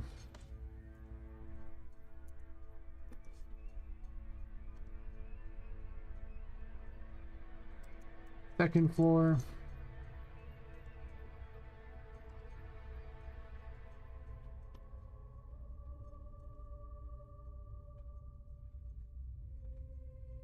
Realistically, I probably should have just a second one of these and just duplicate. That's what am I doing? I'm gonna duplicate a vertical box, I guess. I'm gonna click the vertical box and then duplicate the vertical box.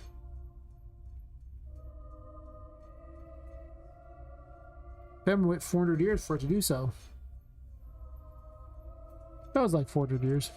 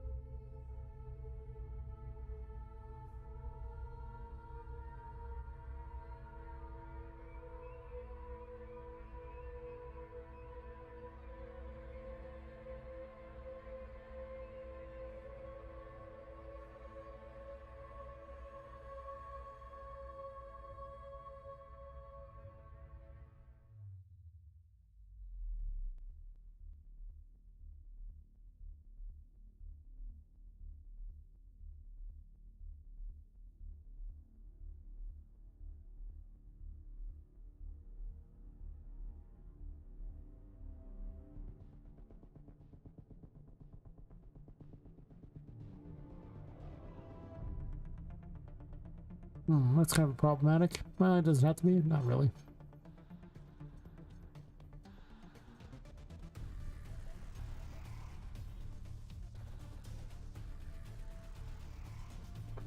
Sort of does.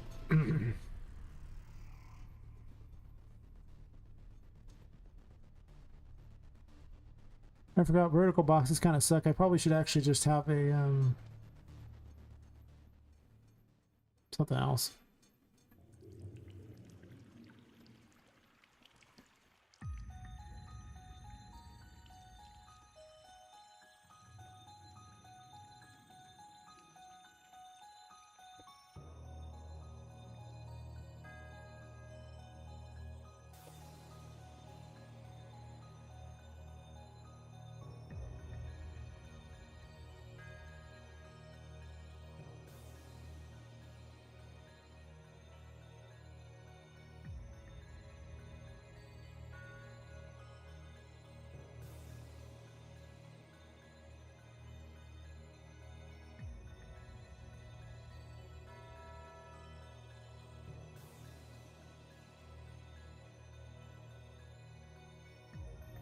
38.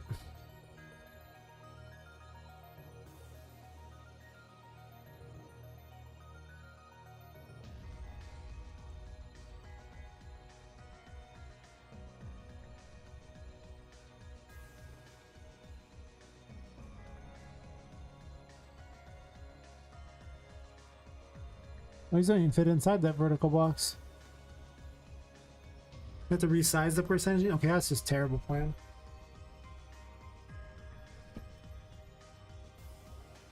Making my life hard, I probably could have just positioned them manually.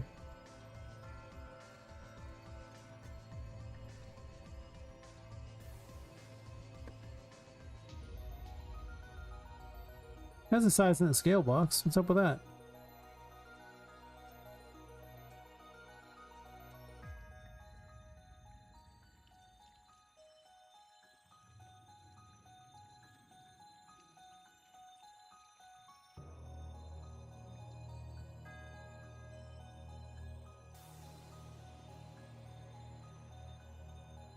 Why is the padding on this weird?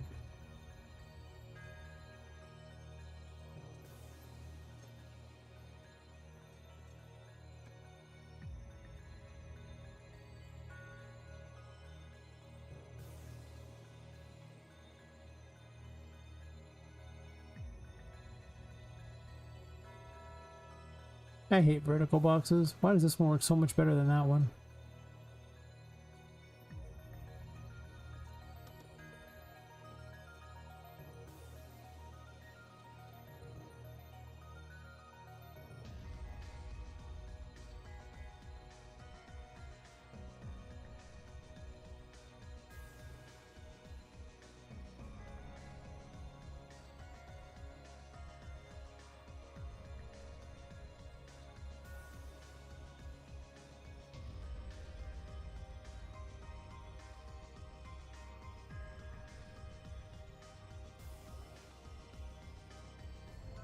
It's because these don't have a size box on them. We don't. Size box sucks is what I'm seeing.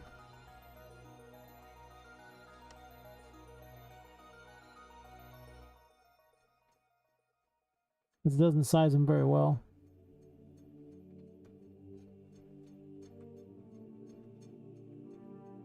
Right. Okay, well, this is just me spending a lot of extra time on something that wasn't that helpful, I guess.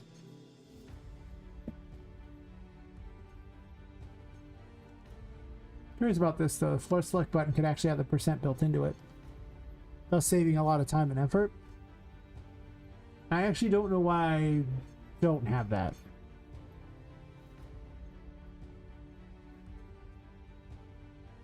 Right?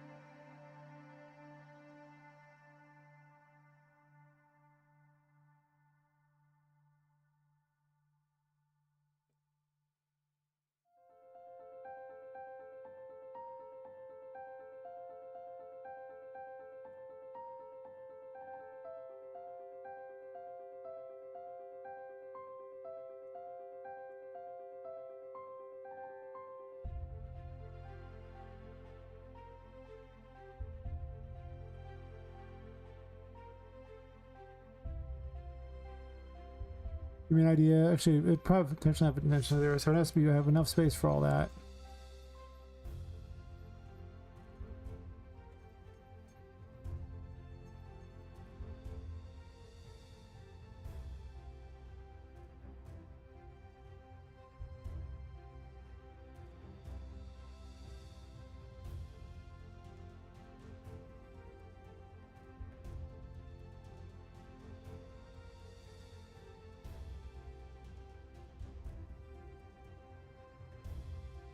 So I can put it down below or something. Maybe it'll look okay.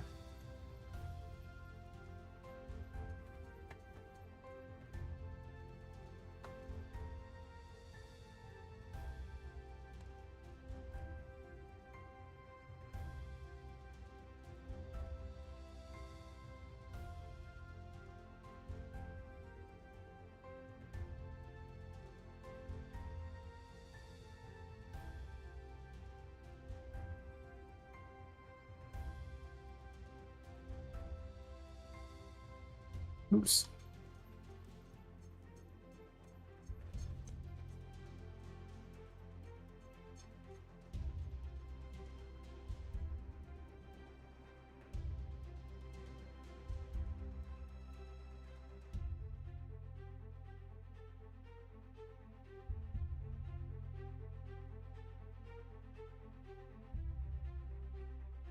Actually, undo that one.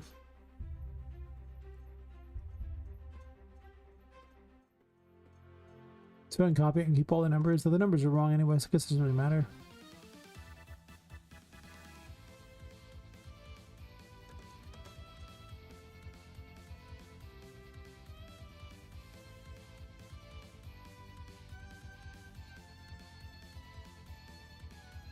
So did I copy it? And then flow name could be literally done like that.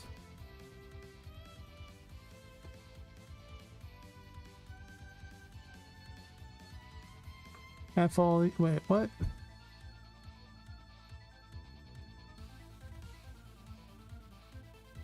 And now you can't space yourself for some bizarre reason?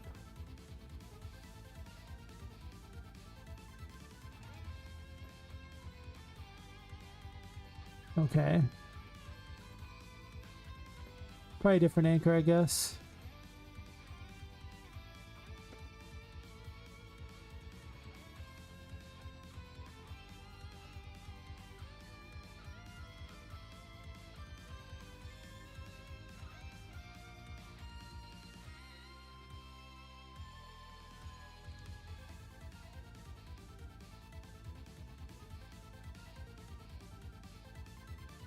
With all that.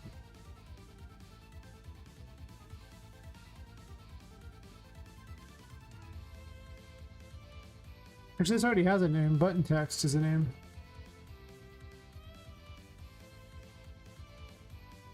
Same thing. Yeah.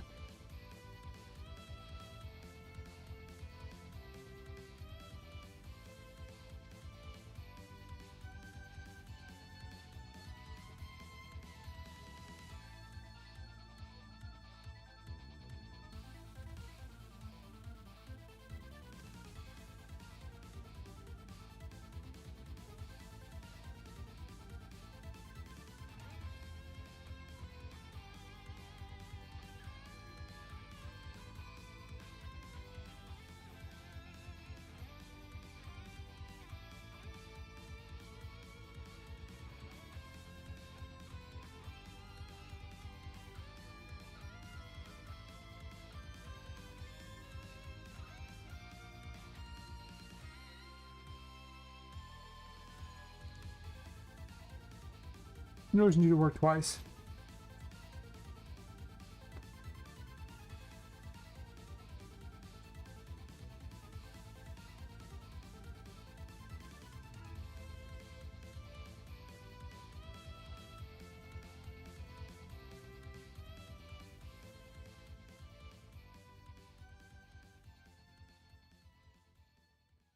Well, none of the things are on the second floor, so I have to actually add map cubes for that.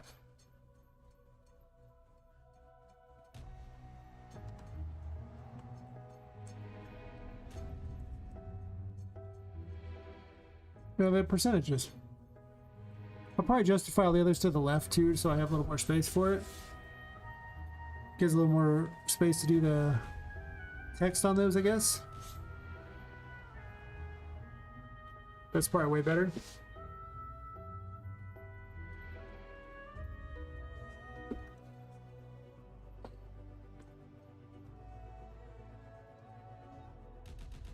No need to make my life harder.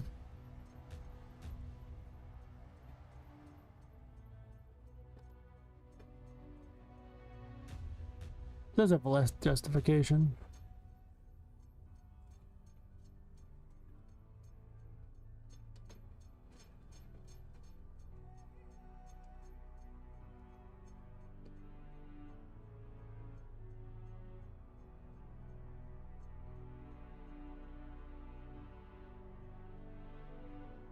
Better if she was over there. Maybe. Not really.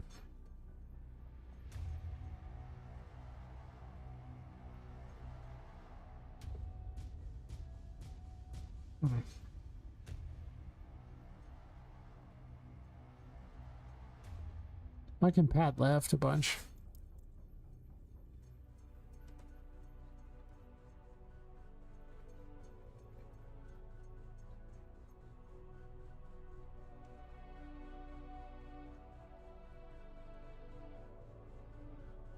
Like that.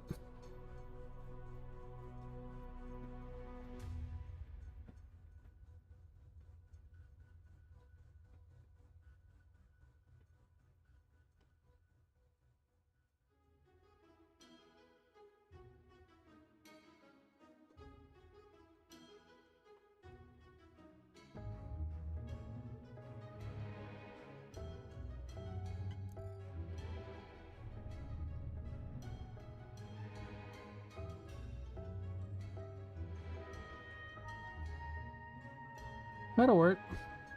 None of them are too long to go there. I can probably move this over a tiny fraction if I want, or even increase the size. Well, but it's going to get to like 100, so it'll go over like here, so maybe I don't want to increase in size much. Shows you which floor she's on.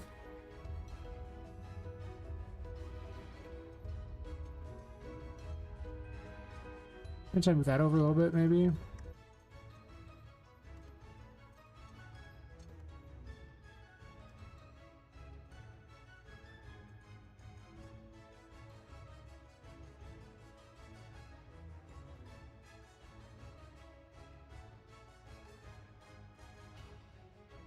It might look better if she's actually down here as opposed to up there.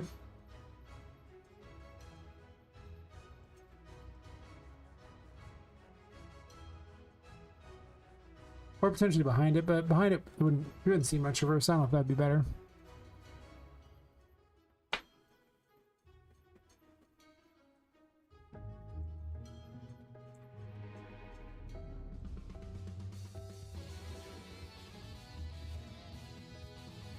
That works, you can see which floor she's on. I think I like it better centered though. It's a little weird otherwise, it's kind of hard to invade me a little bit. Numbers seem fine. I could vertically center those.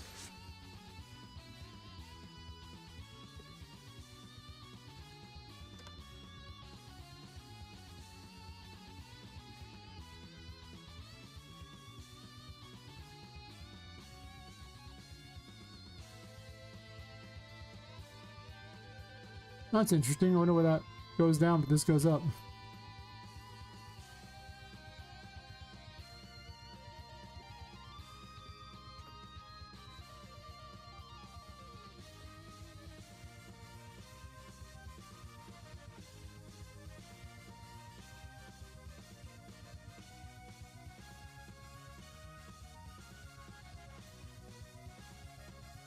Isn't UI fun?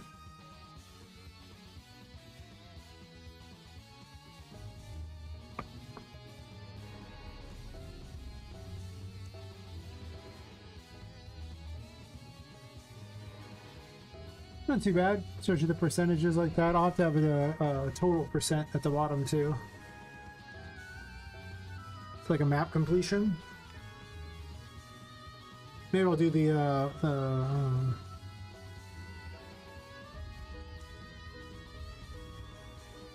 turn that percentage button into that.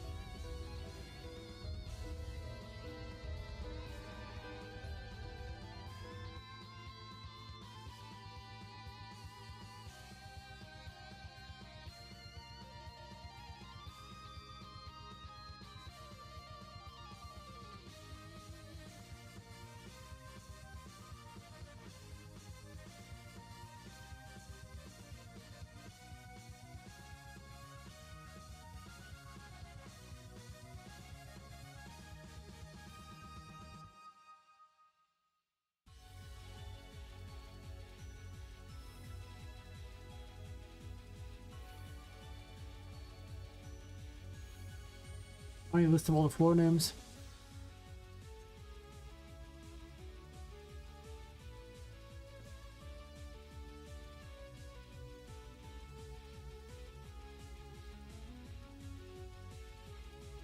Well, I can do this two ways. I can actually just make an easy number instead of some complicated thing where it constantly adds all the numbers.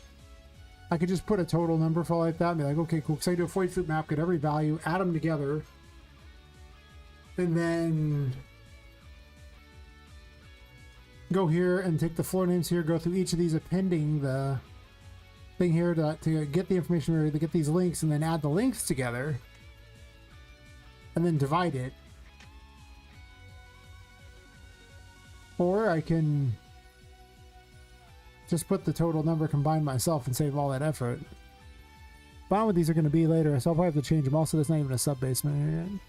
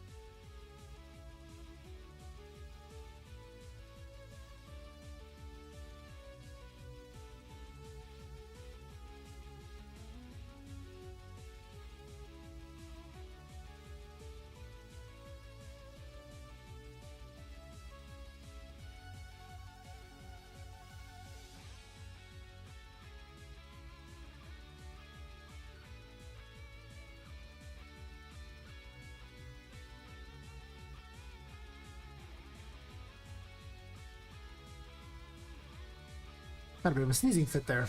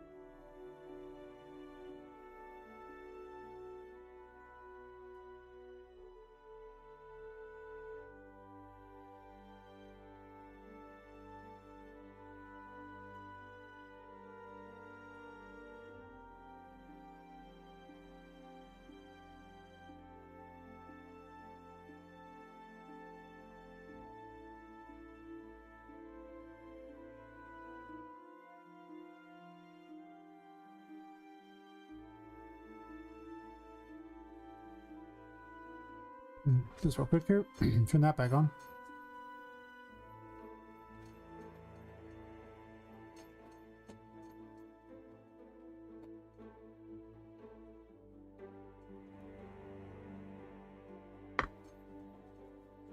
Okay.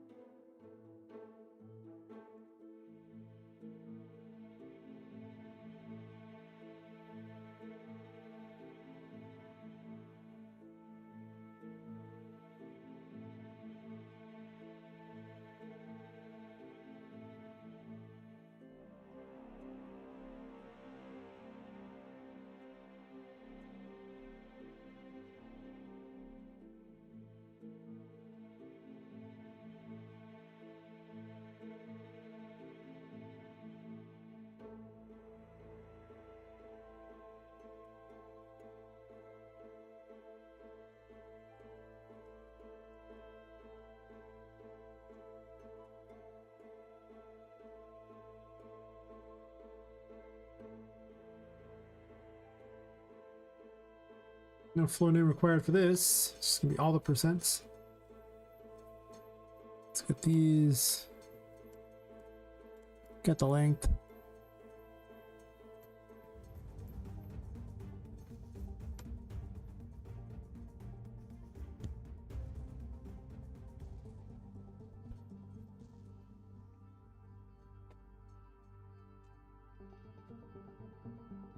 Okay. So let's get this here. I'm just gonna take this and add that.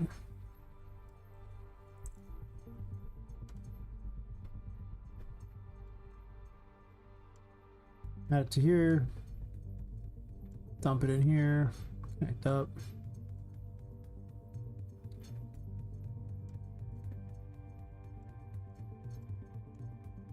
It's just an expanded version of the other code, really.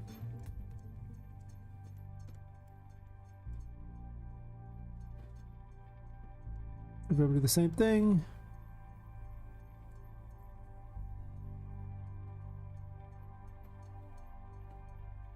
Yep, there you go. I mean, listen, maybe you married a good one. I mean, it sounds like you married a good one, so that's always good. That's the secret, just marry a good one. Don't marry a bad one, Smile.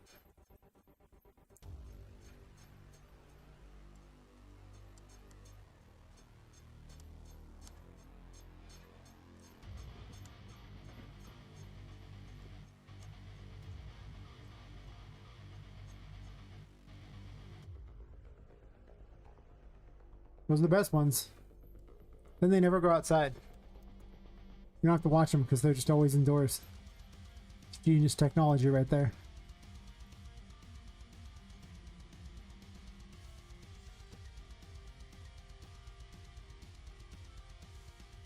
Oh, I gotta convert this over to floats.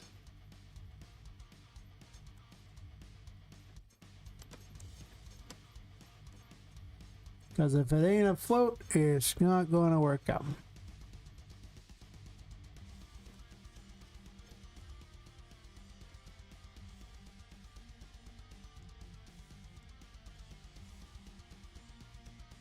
Because I want the percentages, a couple decimals of that. Forgot about that.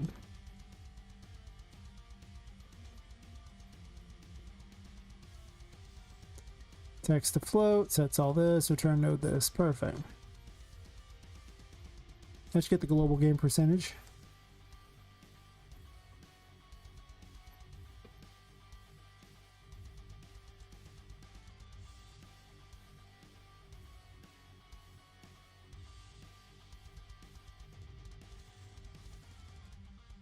Oh, actually.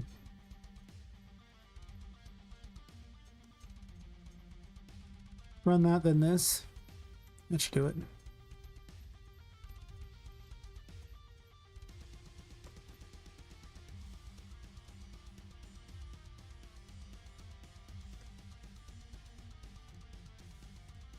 Clean it up a little bit so it's not the ugliest thing I've ever seen in my life. It's only the second ugliest. Hansberg. Fell asleep. Twitter Jews. Damn, some people.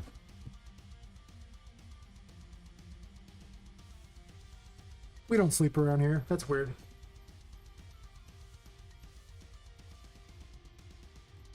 Imagine unironically sleeping. Ain't none of that shit around here. Mm-hmm.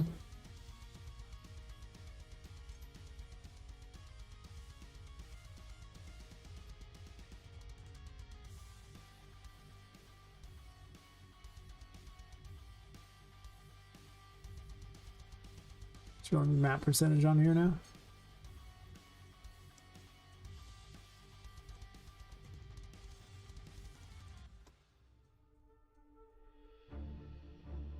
Percentage is huge mungus. Why so huge mungus?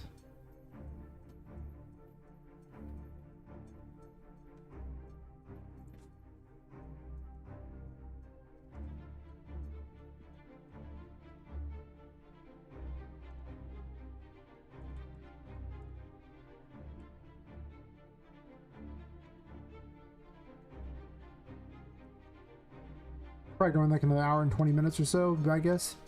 Unless I get feisty, but I'm probably not getting that feisty.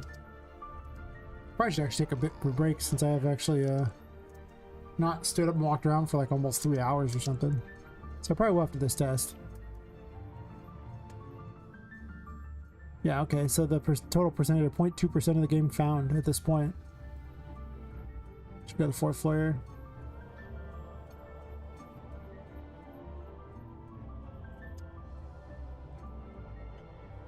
Are you doing like a looping event or something like that and you just didn't put a delay in there? Because you have to have a delay. Yeah, 0.54% there, so 2% there. Easy, easy. Lemon squeezy. I don't know what we do with a lemon squeezy, but we squeeze the lemon. It's complicated. Yeah, okay, so you have the full game there.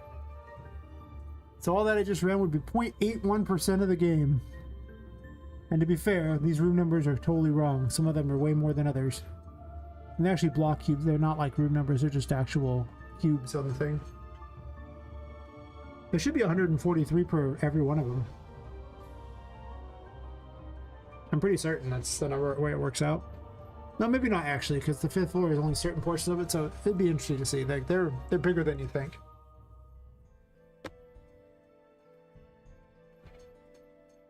I think I might take a slight break here for a moment. Move around a bit and then get my way to 10-hour stream. I'll be right back.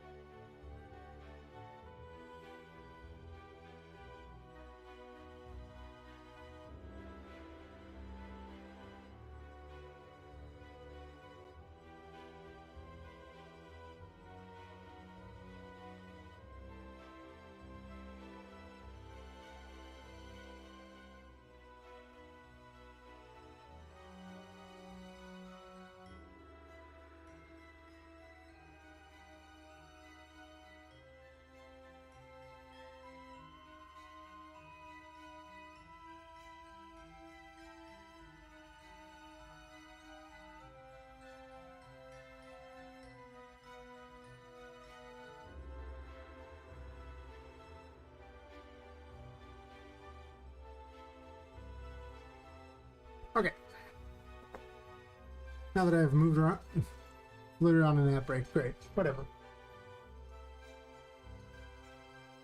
Moved around a bit. Not like healing over from doing nothing. Wait, what? Kick is so dumb. 1 second.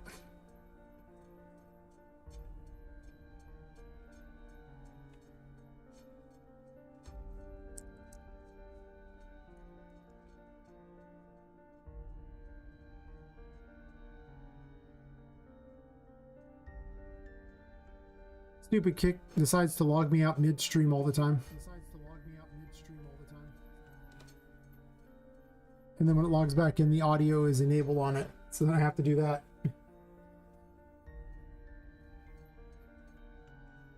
It's weird that it would log you out midstream. Like, it happens all the time.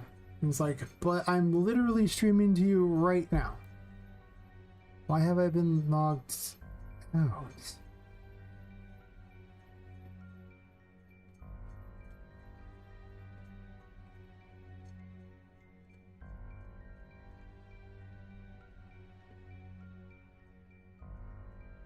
I don't know. I got nothing.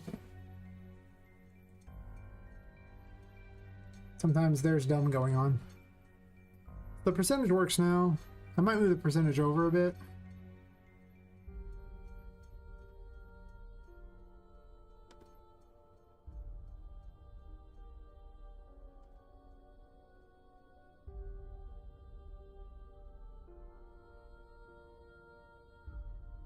Honestly, I might just justify it that way.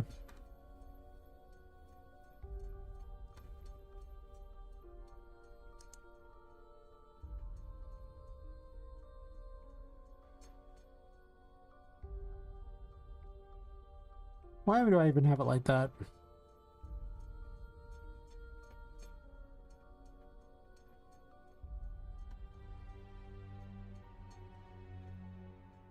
So it would actually just be, I'm gonna do this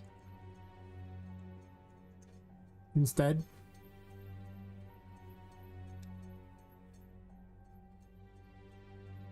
Don't know why it's doing whatever it's doing, but it's weird. See that there. Then we can get the text binding, go back there, and that'll use that as its default, so it's easier to see.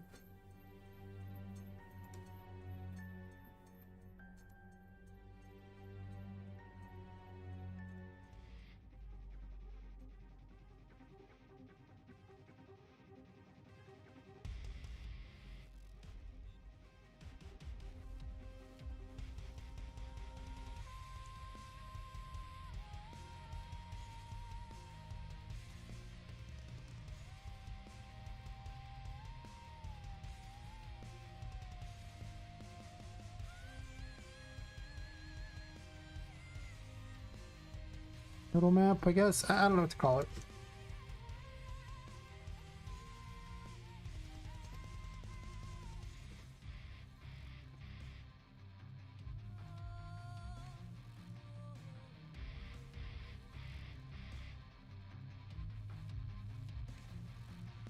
Should probably write total map in there myself.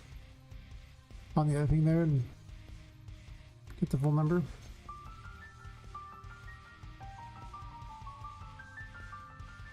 I need an extra space in there if I did that.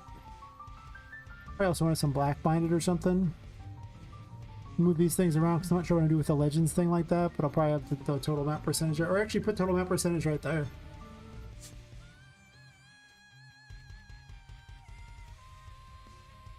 that point I'll probably just center it.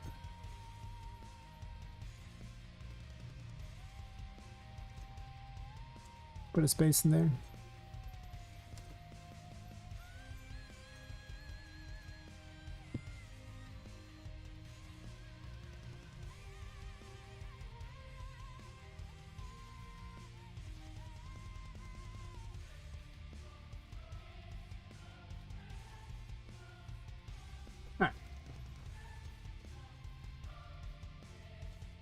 That's probably fine.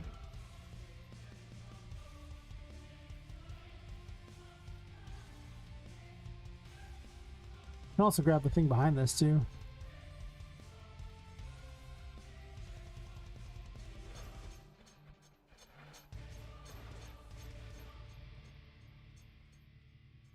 Do I want to do nav button? Actually, what's the picture for this?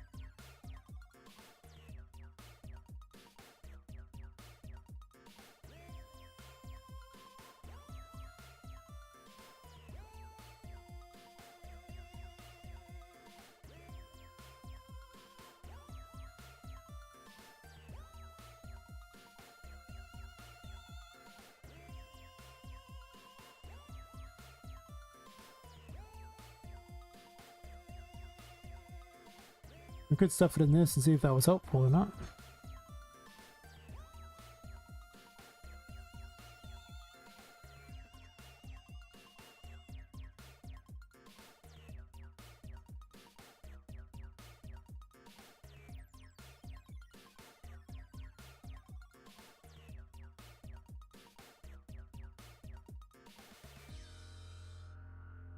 Not the worst. These things are much bigger than that, but this thing will size itself, so it's not that big.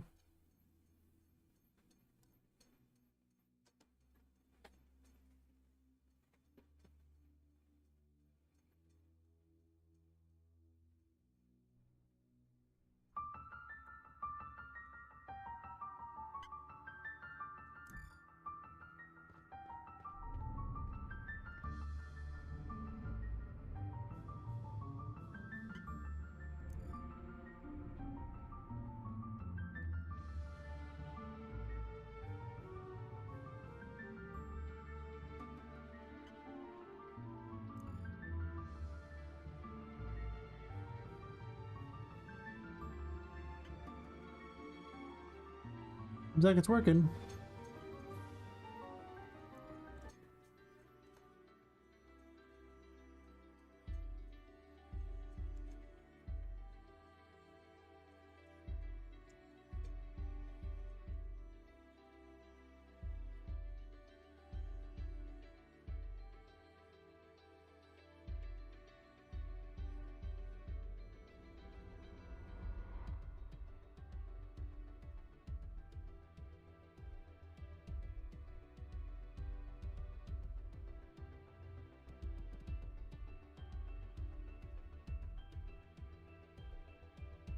The size box there, so I can just scale it over there. You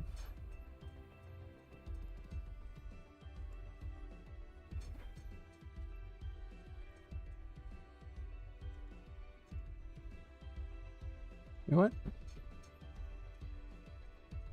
Weird.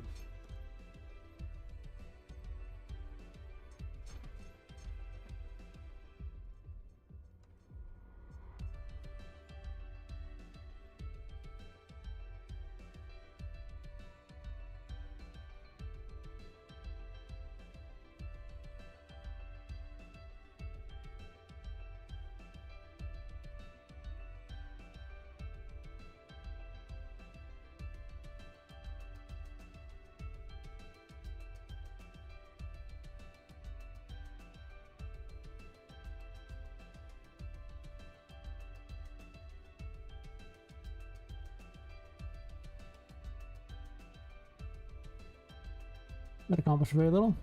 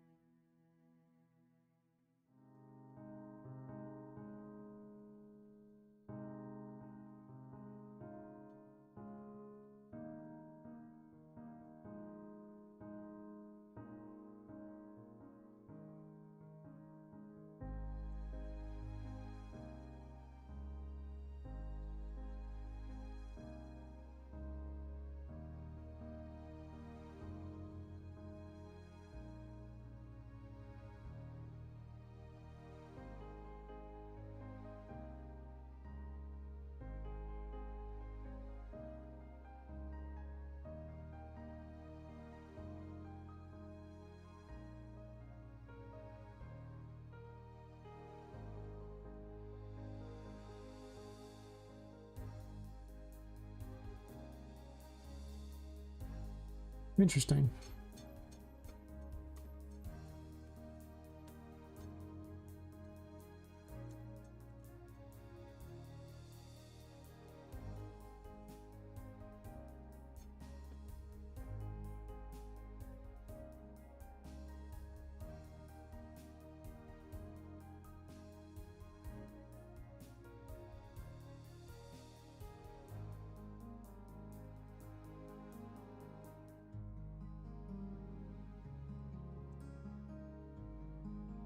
Oops. Not what I want.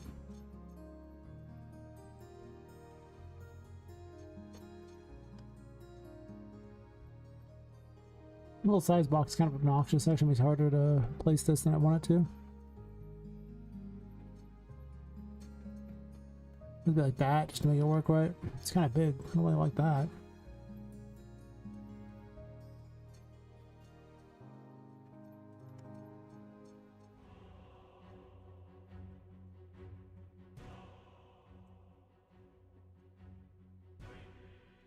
Really is the curse of the size box, huh?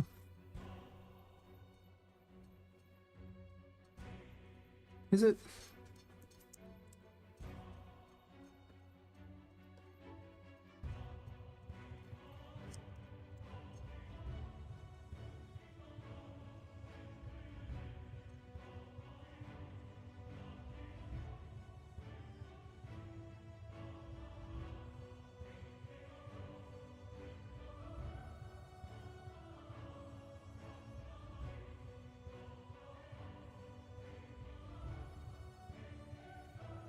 You frozen there, buddy?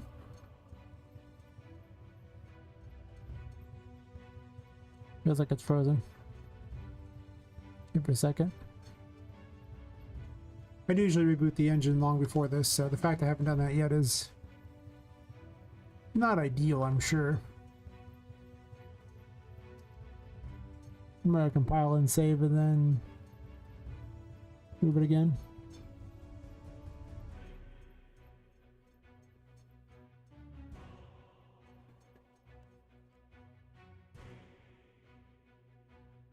I can actually just move it down so it's not completely at the top too. I can intentionally put it off.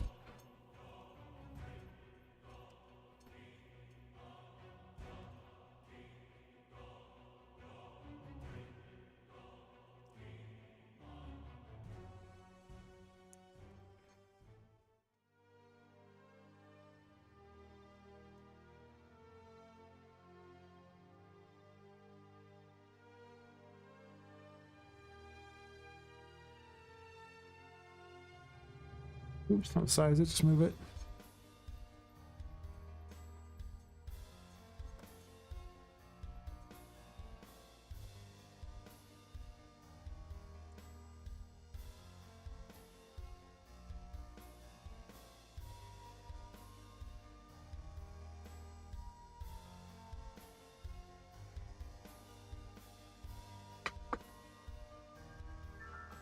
Slowly but surely my map becomes more useful.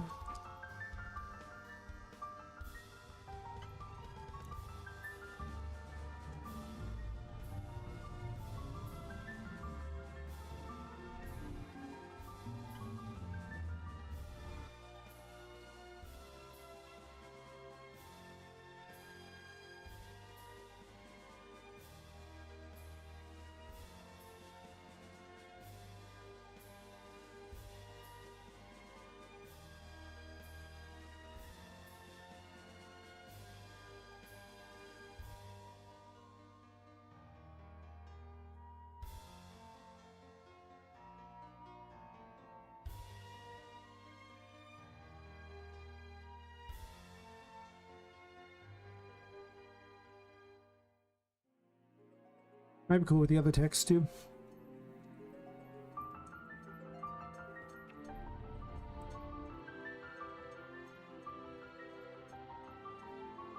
That is, I think the map percentage also needs to have that number there.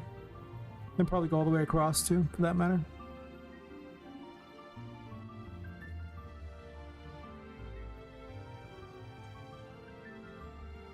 Yeah, I'm seeing that.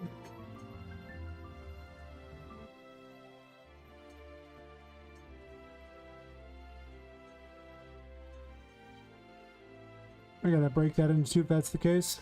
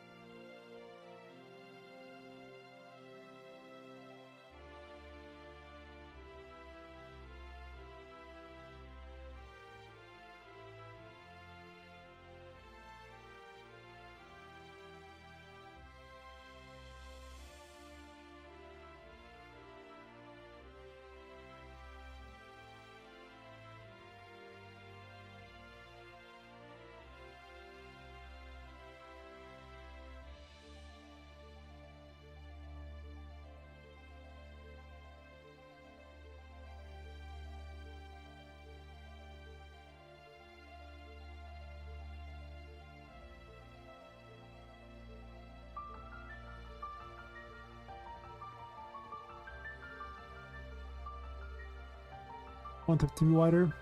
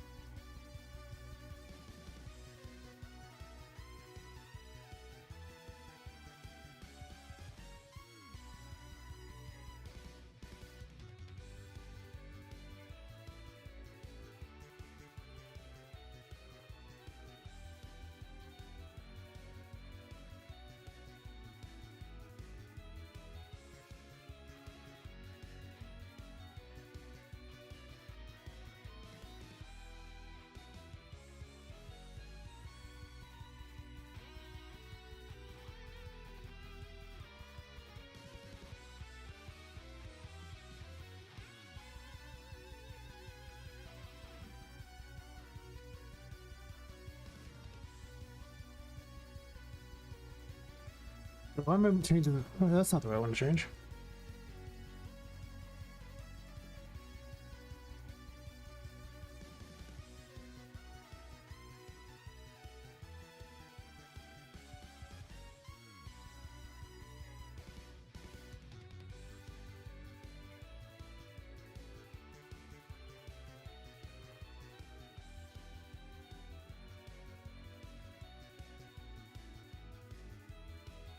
I'll show you the four. That one I need is just a 460.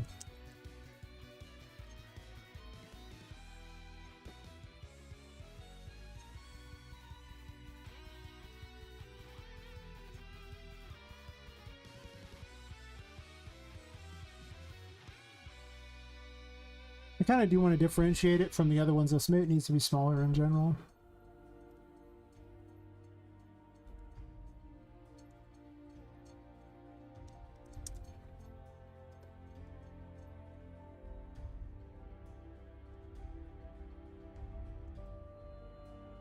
Oops.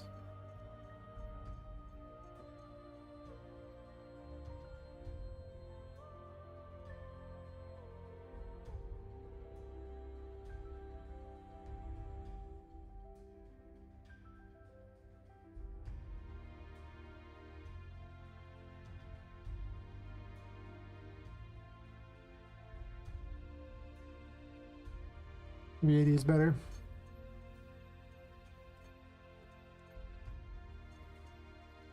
Just so it differentiates a bunch. Now let's put legends for these things actually being in here or something like that, potentially. Or just make one really long thing here that shows room names there as well. I don't know, there's more ideas come up for what I need. I just start improving it a bit.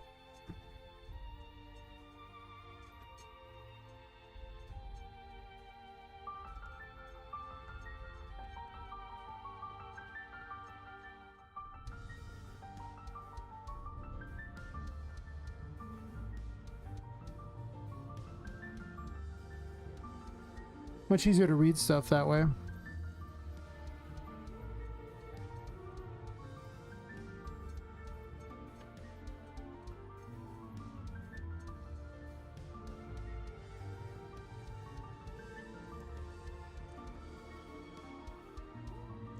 This game's gonna be massive.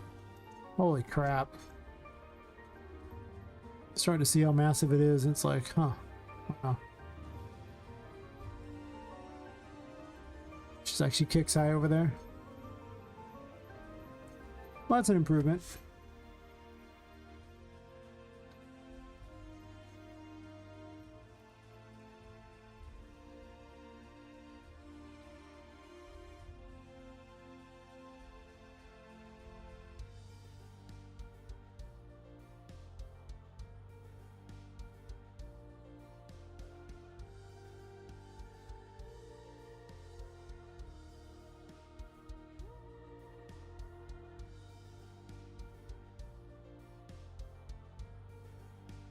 Might as well fix every little weird bug.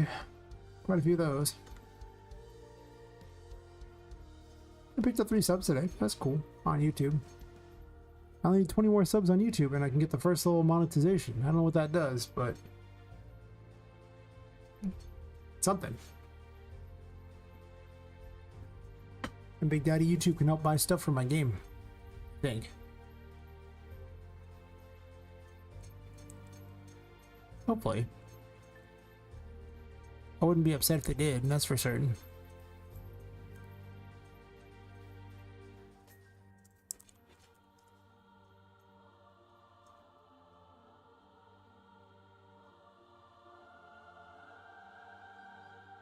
I gotta go to this AC light thing too, don't I?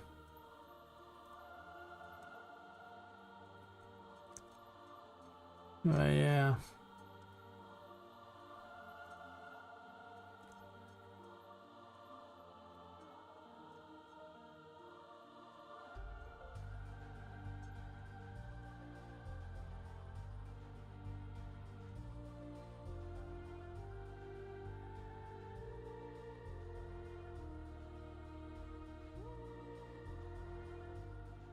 I need a better system for lights.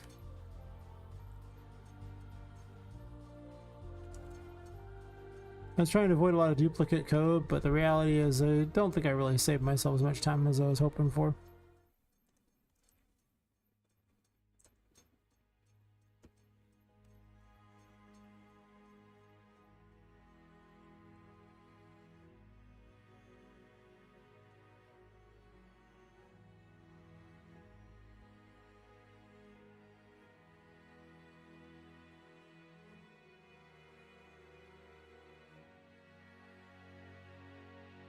Fix the problem with the lights in here.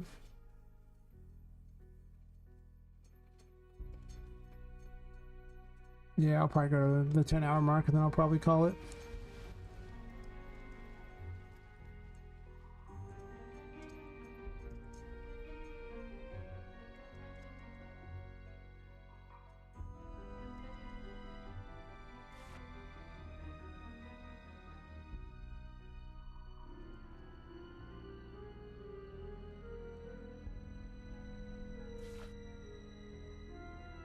Well, thanks for the look, Masa. And for hanging out and all that. Always a pleasure. Enjoy the rest of your day. Think for 8 hours is crazy? Yeah, it is. But with some people, they just lurk and lurk and lurk, and they just bounce from stream to stream to stream. It's the weirdest thing. Like, I lurk, you know, when my computer's on, but I turn my computer off when I'm not at it. Yeah, I guess I'm the weirdo who just doesn't do that. Like, I'll lurk sorta, but gotta be there. I don't like wasting all the power to run this ridiculous machine otherwise. She's got a 1,000-watt power supply. Our power bill sucks. Let's put it that way.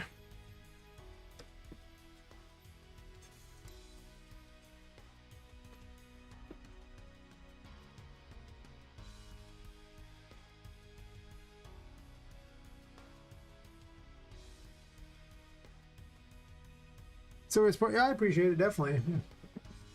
I wish my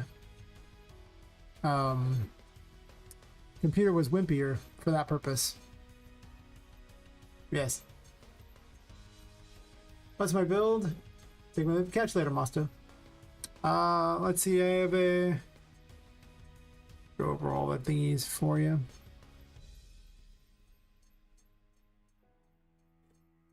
I have a Ryzen 7 5700G. I have 2 graphics cards, 6700 XT with 12 gigs of RAM and a 3060 Ti with 8 gigs of RAM. Got like 64 gigs of RAM, like a regular RAM, not VRAM like the other side. And I've got like an NVMe and then 2 SSDs for my hard drives. And a couple monitors too, so you know. And then my roommate also has a gamer computer. So, you know, he burns a lot of power too. Between the two of us, we do be burning the power. Hey, Upper Studios, how's it going?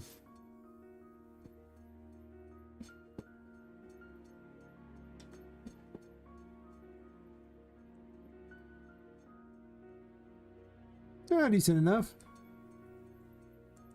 Starting to feel the long stream. Other than that, pretty good, pretty good. Fixing bugs from my playthroughs earlier. Huh. Thanks for the Hyper Studios one. For some reason this doesn't work. Oops, don't change that.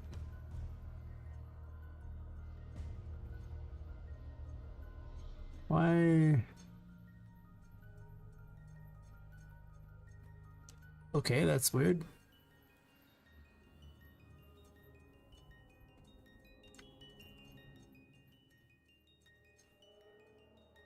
Emperor Tarot capsule.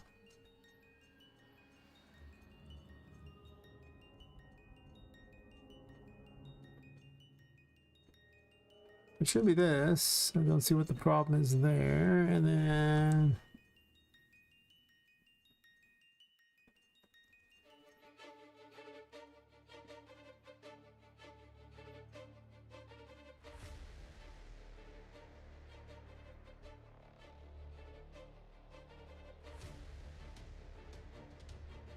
with me for a second, buddy.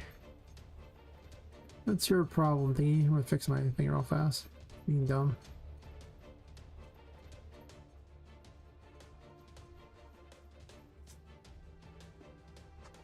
And then you're making games, sites away. Awesome. I mean, listen, we all started new at some point. Happy to have you. Like, ask any questions, whatever. You know, I mean, don't be afraid to question things. I'm more than happy to answer questions. Or people in the chat will, you know, if I can't answer something, usually.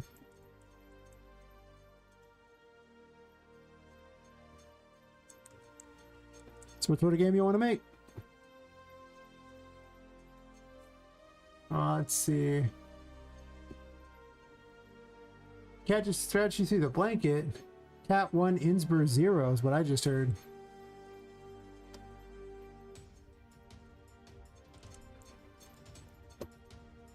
Cat savage.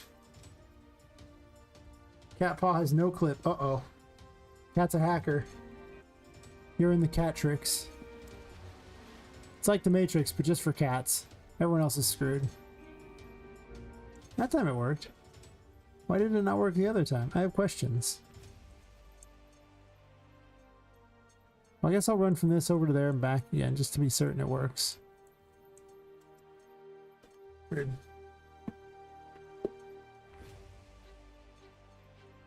Making a Super Smash Bros. Type indie cross fan game? Nice, nice. Hot fighting game action. Always exciting. Now she have to do good somewhere. My foot is disabled. Savage for real. Yep. That was the plan. See, the cat takes your feet out, so this way you can't, you know, chase after her, and then she can do whatever she wants. It's a cat thing. She hobbled you. Now she's pretty much got free reign.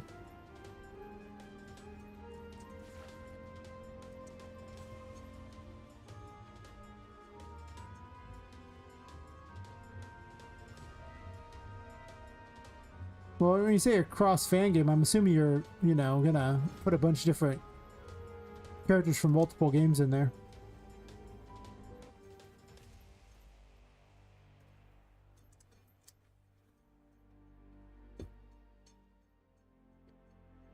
Take a bit so true? Probably. Do I want to? No. Cat just took me out. Uh-oh. Hey, Lisa, if you're... Oh, cool. That's exactly what I was aiming for. Granted, I'm underwater right now. You have to lower the water for this section, but I was too lazy to lower the water just to test it.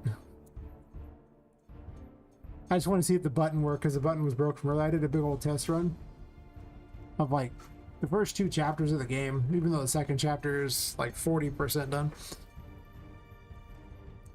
And now I'm fixing stuff from all that.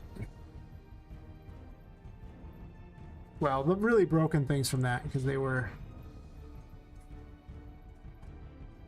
not so good.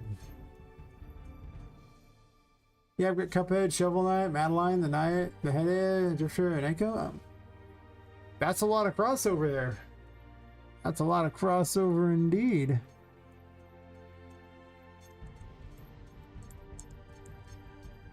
I guess I want to fix the pipe in that other area too.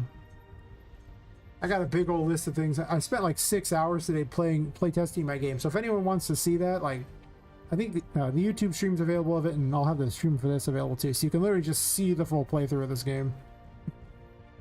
I ran like a complete test of the first chapter, and then got rated by Adam C. Eunice, and it was a big rate. So I was like, okay. And then I ran the first 2 chapters of the game instead. It was a lot of time.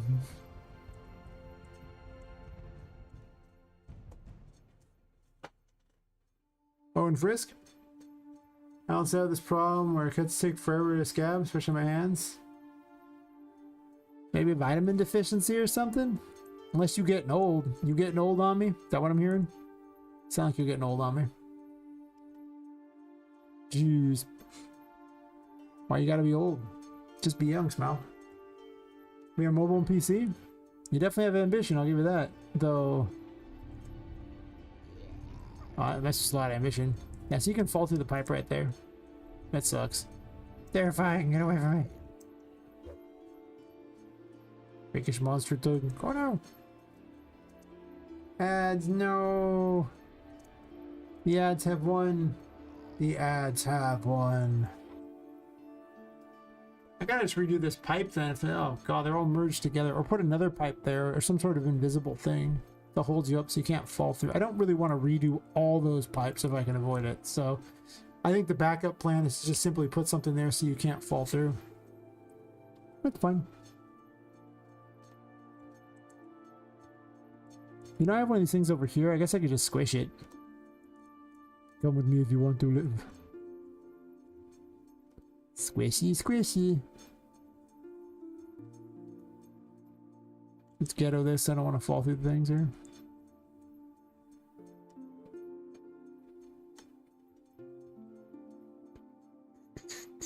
Cause you have mesh. Cause you.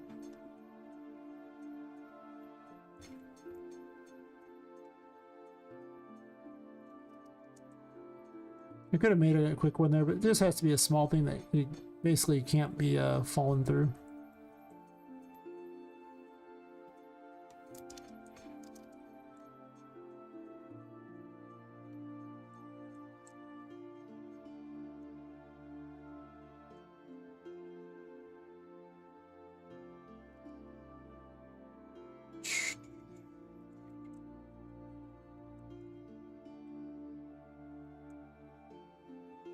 That should be close enough.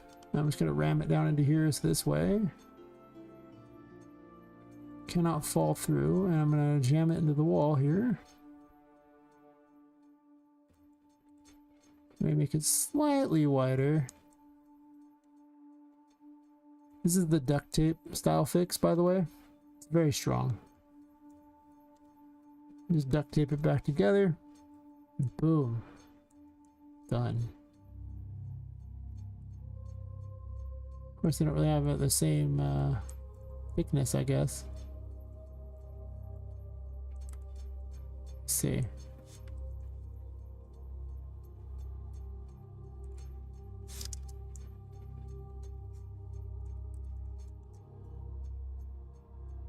Welcome back.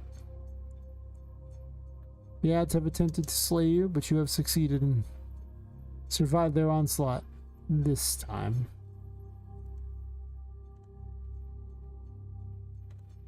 But realize your days are numbered. The ads will get us all in the end. There is no hope. Abandon all hope.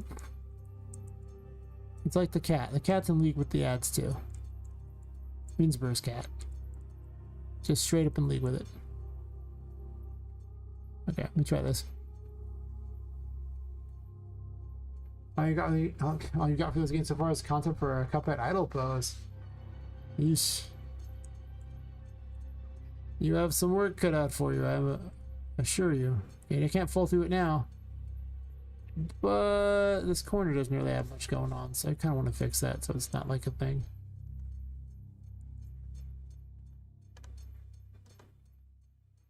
Clicky, clicky. I was thinking 0.60. It's 4.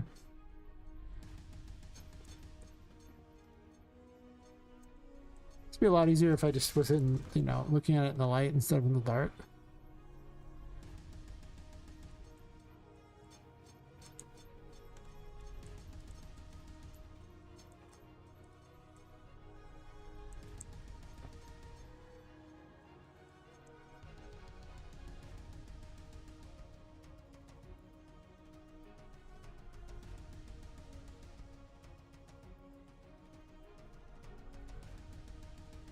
Yeah, it's close enough, probably.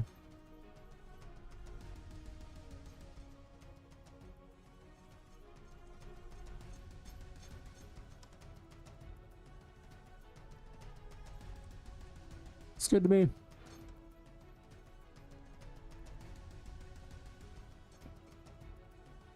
And the story and what your tutorial look like? I mean, you're doing pretty good.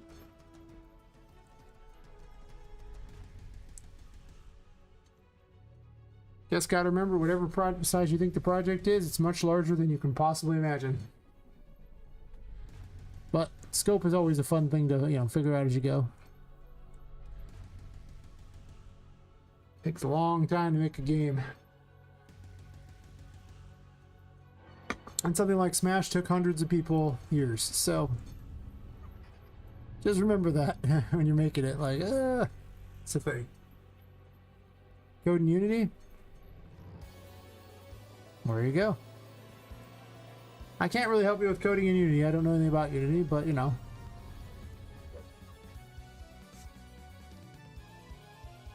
I can make up for it by cramming blueprints together and connecting it with lines. I'm very good at that.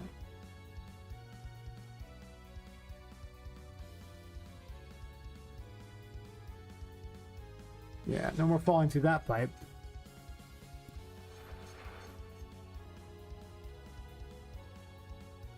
This is not actually a bug.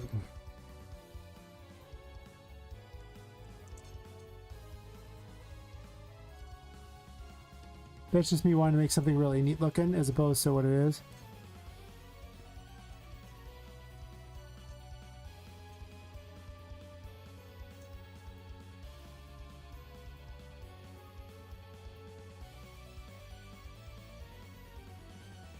I haven't seen this happen. I don't even know if it does still.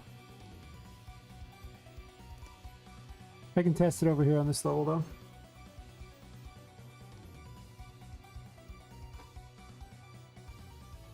Small indie dev versus a AAA Nintendo game. Now I'd win. Yeah, there you go.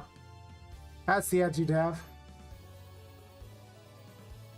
Hey Dad, 4198. How have you guys been doing game design and art? I started an RPG Maker in 2019. Did it for like a few years. Took a 2.5-year break for health reasons. Don't injure your neck. It's a bad idea. Then came back to doing it here. So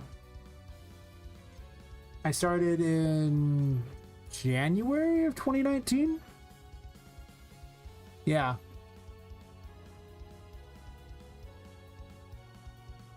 So I'm like at 5.5 years. I always recommend Unreal Engine over Unity because you don't have to actually type out code. I don't want to type out code. Plus, Epic gives you so much free crap that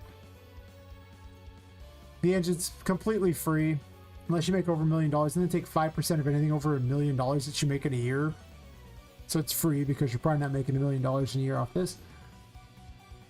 The company behind Unity sucks. Nobody likes the company behind Unity. Unity itself as a software is perfectly fine, but that company, there's a reason why Godot gets so many people using it. It's because the company behind Unity is so bad. People run from Unity over to Godot. It's pretty funny to watch. Yeah, it's free. The idea of content where UV's blueprints are cathartic for me in a weird way. Yeah, it's fun to connect things, and you know, I used to type out JavaScript, and I don't want to do that anymore. I don't need that in my life. Typing out code is for other people who really just like typing, like a lot. I'm unable to install the engine to crash before I'm able to download the Epic Games launcher. I think it's DirectX issues for me. I mean, the reason you wouldn't use Unreal Engine, the only reason I can truly think of, is that your system can't handle it. Like, if you don't have the hardware to handle Unreal Engine, yeah, okay, then use something you can handle, right? If, however, you do have the ability to use it, you know, maybe you use it. Also, DirectX, Unreal Engine 4 is much lighter, so you can always just use that. Maybe, are you gonna move, buddy? Is there an Abmish down here, or am I just... There is, he just doesn't want to go anywhere. Is it because you're standing on something weird? Is that the problem? What is up with this nav mesh? You were the worst nav mesh I've ever seen. I mean... Really? Wow. It doesn't even hit this area. I don't know why. How does a nav mesh even do that? I have so many questions. Stupid nav mesh. Go away.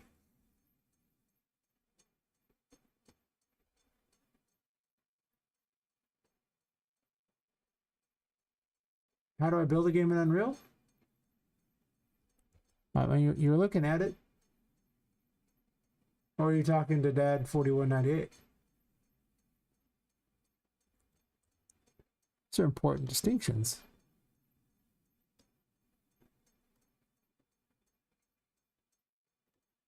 Alright. Well, this nav mesh is a little better. I have no idea what the other nav mesh was doing, but it was doing dumb. I mean, I get there's some things that would be a little weird, but what was up with this giant section just missing? Stupid. You know who I now appreciate watching them? No. I mean, I appreciate you hanging out and watching. I love chatting about things. I love chatting about game dev in general, even if it's not the, you know, same engine I use. The concepts behind game dev are the same. What you doing, buddy?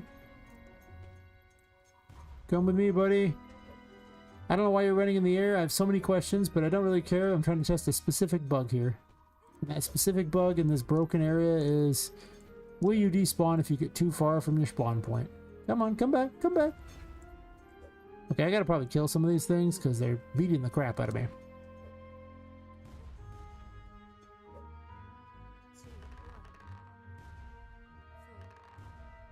Get hit by dice, losers. I need to reset the engine so bad. It doesn't clear its memory very well, so it starts to get really laggy until I reset it. Might do that in a second. I didn't see him despawn, so I think that bug got fixed a while ago. He ran all the way over here. Change the slope to weird. It can add asset search. Sometimes it won't build. You got to move it around or something. Yeah. Well, I didn't even build this one a while ago. I just dropped this snap mesh, a while ago, and it was missing this whole like weird, rectangle out of it. And I'm like, but why? It's just flat. And I put a new one in. It's like, I'm good. I'm like, okay. Well, I'm glad you're good, buddy.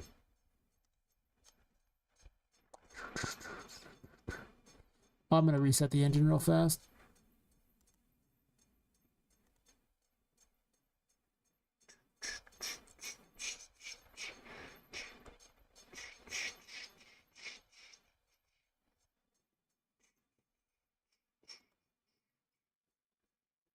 Where you at, bucko?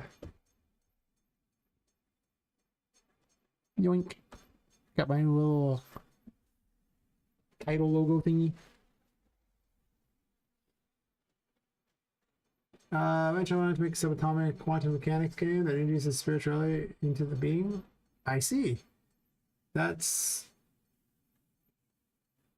not actually sure what you're saying there, but it sounds cool. To be fair, I've been at this for almost 10 hours and I've been drinking alcohol, so I might not always get what people are saying by this point in the evening. So true. So true. How do you code when you can't code? With blueprints. You connect them together in lines and then watch the smoke come out. And when the smoke comes out too much, you run and the computer goes, and then you buy a new computer and then you connect more blueprints and wait for the smoke to come out and you repeat the process until eventually the computer doesn't blow up. That's probably not actually what happens, but listen, it's kind of fun.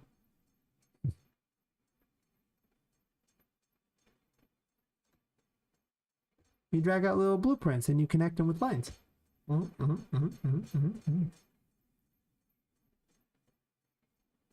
Wasted Wednesday was yesterday, not today. I mean, to be fair, I started streaming yesterday. You tell me the story of your life? Well, listen, stop blowing up your computers. Don't let the magic smoke flow, okay? Seriously. It's okay to not blow things up. I know what you're thinking. You want to, but listen.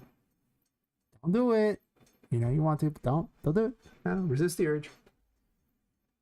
What country are you in? It's only 10 a.m. for me. It's crazy you're already going for 10 hours. I am over in the U.S. in California. Sunny California, though I tend to sleep during the day. Like any good gamer vampire would, right? And feed off monitor radiation, caffeine, and the hopes and dreams that one day this game will be amazing. Or something. I don't know if that last part's true, but hey. 10 a.m. for you too? Well, aren't you just a bunch of normies? At normal times. Freaking weird. Who does that? I mean, seriously, who does that? Trying to find a used Android DSLR to use as a webcam. Time to browse Facebook Marketplace. That's fair. I just use my phone, just the same phone I use for everything.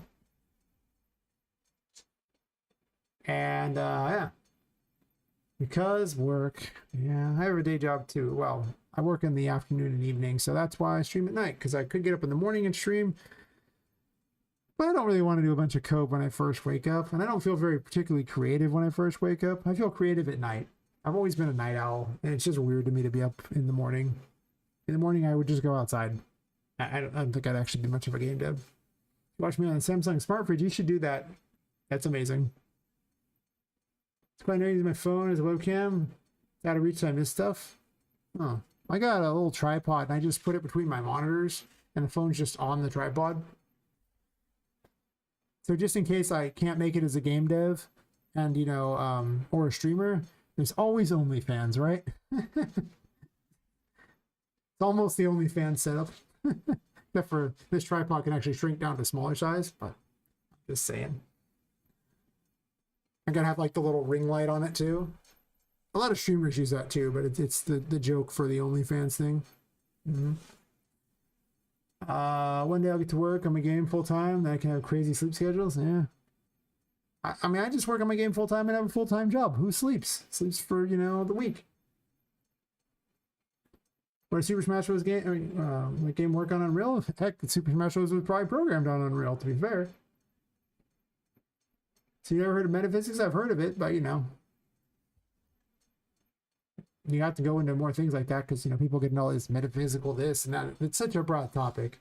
You have to narrow it down for me.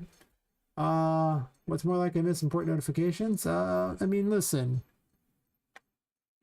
How important is it that they decided to interrupt your stream? I mean, really. Besides, I can just go boop and check notifications if I want. Do I want to? Not usually, unless it's important, but anyone messaging me in the middle of the night's probably important, but typically speaking, I don't really bother with it much. Or I bet maybe they did. I wouldn't be surprised. I mean, you can make it any game you want in Unreal Engine. Doesn't really have a lot of limitations. It's just if you want to make it or not, you can. You can make 2D games in it. I mean, they're still in the 3D space, but they can be a 2D game. I feel like being a demon to Nintendo. I don't know if I'd do that because Nintendo sure likes to be a demon back to people. I think we can all agree Nintendo pretty much will come for you in the night. Like, it most certainly will.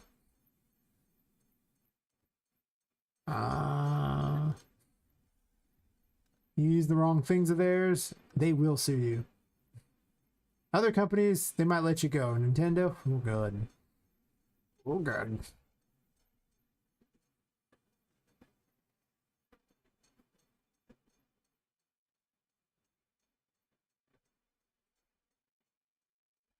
Don't be messing with Nintendo. I wouldn't.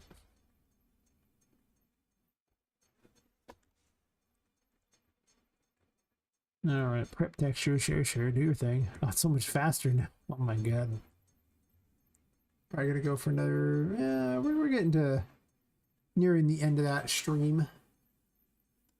As much as I wish to continue doing it all night. I got another sub on YouTube. Thanks for whoever subbed on YouTube. Doesn't tell me, but you know, if you say it in the chat, I'll thank you directly.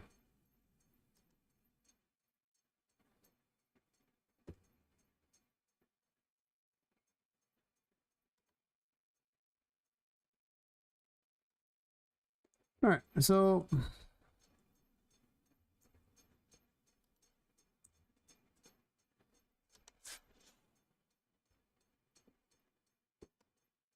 oh, I don't need to do that. I just need to get this information here.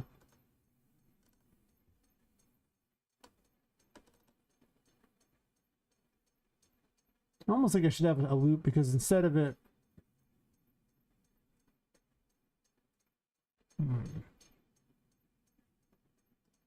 I mean, she activates the rotate thingies, but I could actually have a thing that just checks for what Vu wants to do and then just perpetually checks and does things, and then I don't have to do anything special instead of this. Like, I could just get her gameplay tags instead of sending custom events. Hi, Wongren. How's it going? Stream during the morning would be quite annoying to miss the notification from my boss saying to work from home. Making the stream a bit longer happens often. That's fair. I mean, I don't know. It's pretty easy to see notifications. I mean, I can just, like, literally the phone is, like, right in front of me the whole time watching what I'm doing. So it's pretty easy for me to go, oh, look, notification, like that.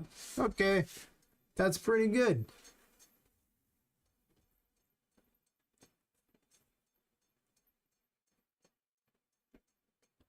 So I believe I'm going to... What is the thing we're gonna... I got a couple things to fix with her. Like her death thingy doesn't work right. Sometimes. Let's set Vu's health to basically nothing.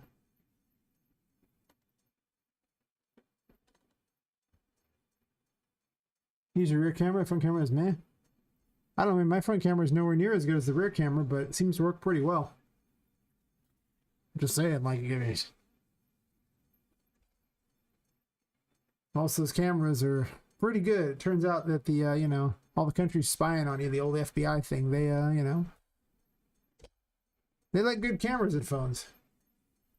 A lot of people's webcams aren't even as close to the power of the, Oh, I want to set her health really low. Just because I want to see if she plays her death animation. So she wasn't playing it last time. Market is 700, so I remember she has 700. I really don't want to do that. So let's just give her 1 and 1 so she just dies instantly on a singular hit.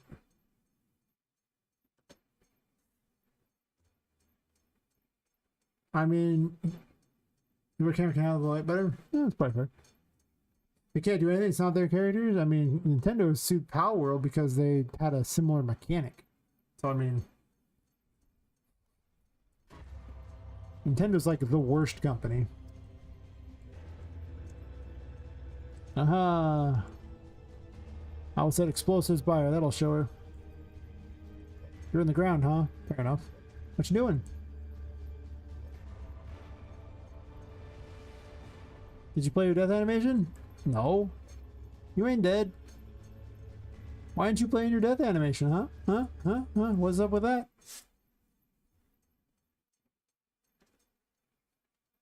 Let's see. Yeah, I tried to get some good expensive webcams and they all sucked. Let's say a lot of proprietary software, Windows only, on Linux. Yeah, like, it's funny because the webcams have such a low quality by comparison to your phone. That's why I just used my phone. I was like, wow, these webcams cost like more than my phone did, and the cameras are worse. What is even this thing? Nintendo sued me because if you remove some letters from my name, add some letters, and remove some letters, it spells Nintendo. I mean, sometimes I wonder, Nintendo might do that.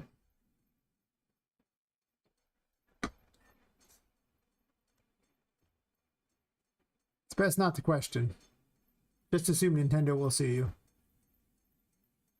Nintendo sued a guy named Bowser? Did it really? That'd be hilarious if that's true. Nintendo sued you for living? I mean, that's probably fair too.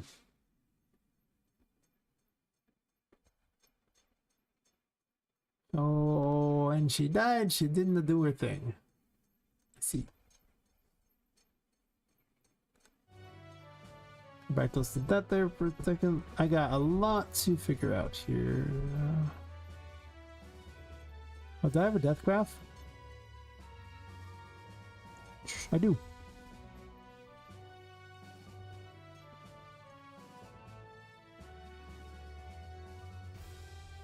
Hey! Listen!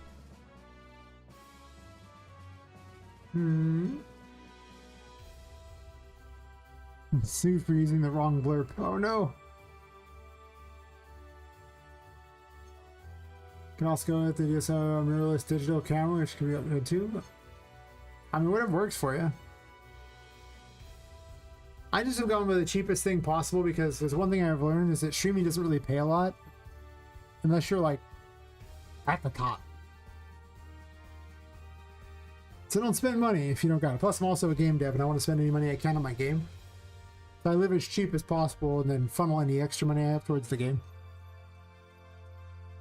Any extra time I have towards the game too.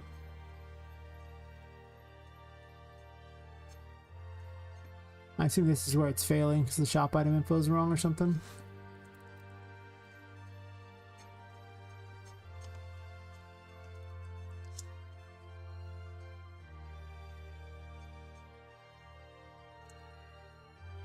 This happened last time, so you know.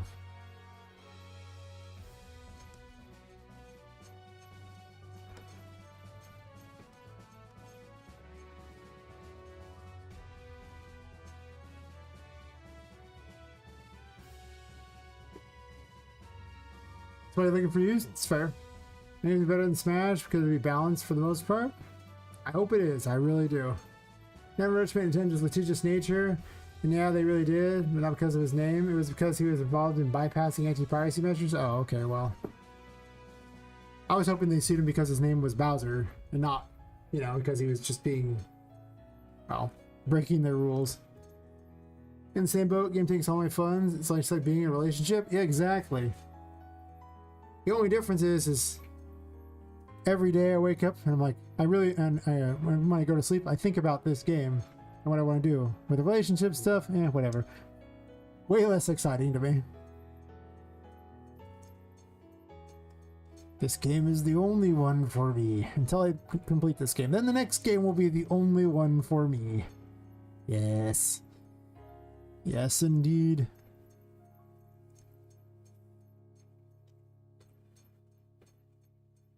4 here. I'm assuming it's breaking somewhere around here.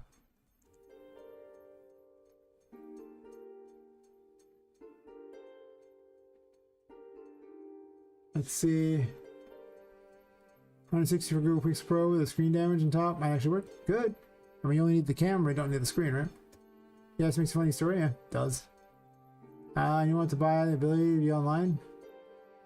I mean, that's why PC games exist. Then you just have that. That's a mood, yeah, pretty much. I waste my time with pesky relationships when game dev exists. I'm just saying.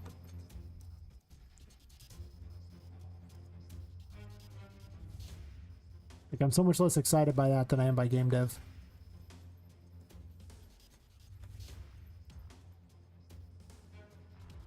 One has no upside, the other is game dev.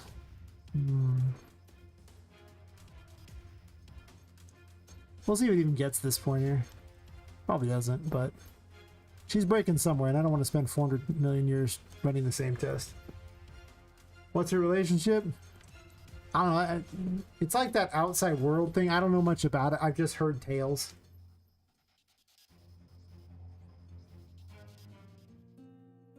You got any Easter eggs? The Alice series game?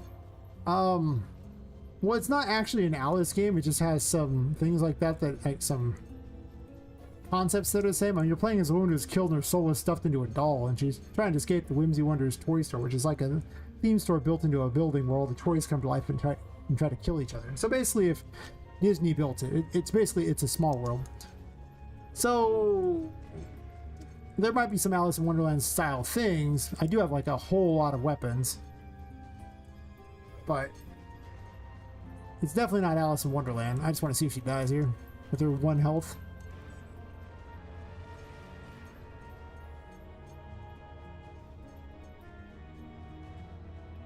She kind of died that time, sort of, except for it stopped at 1, 2, 3, 1, 2, 3. It didn't do all of them.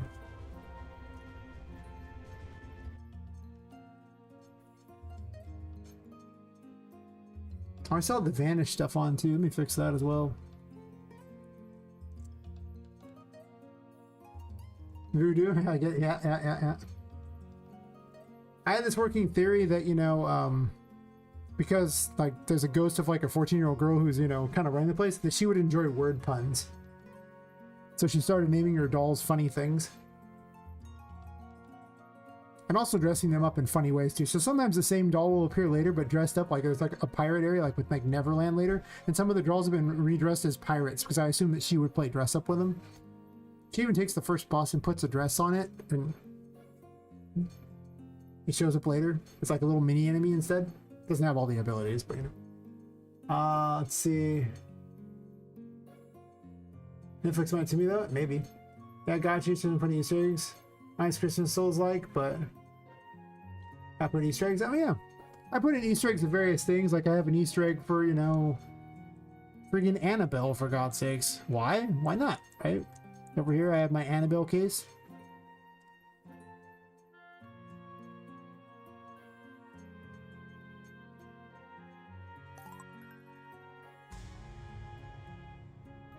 So this is the warning that's on the Annabelle case. The warning: positively do not open. Don't open the case. Trust me, you don't want to do that.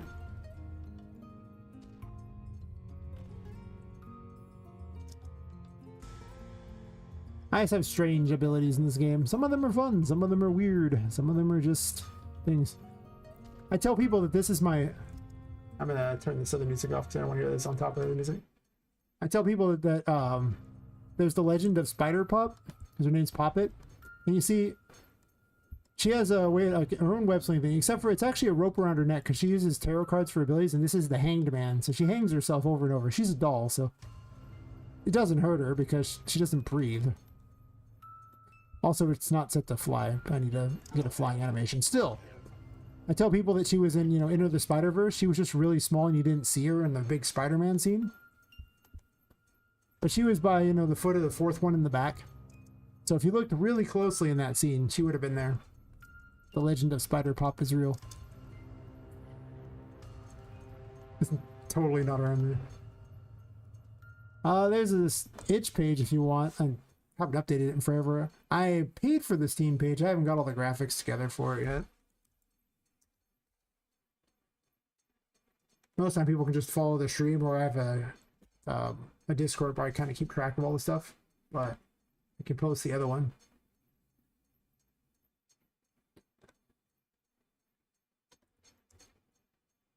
It's really kind of old at this point. I almost think it's sad. I'll put it up. I'll put it in all 3 chats. In case you want to watch or look at it there. Even links to a video that was like the first playthrough of it. I don't put up a lot of videos for things. I probably should. I'm really bad about it.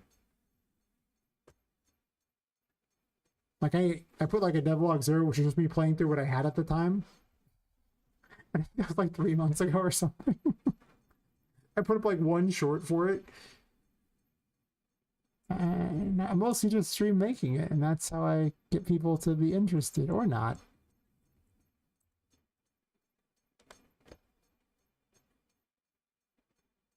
Whenever I see fun abilities, I add them into.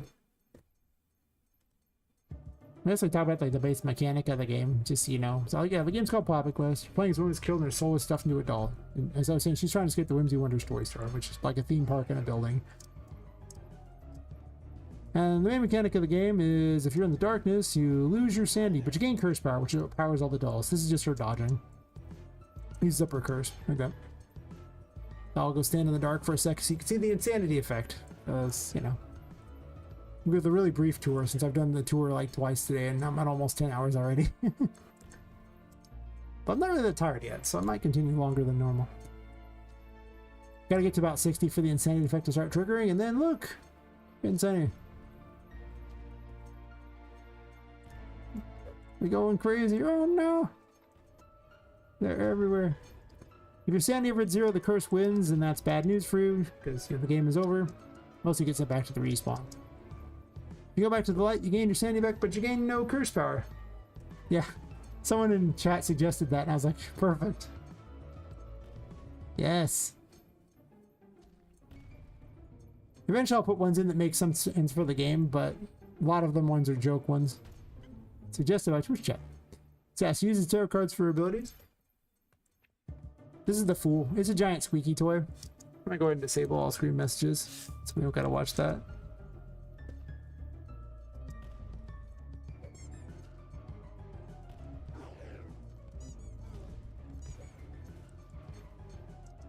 I'll break things with the 2.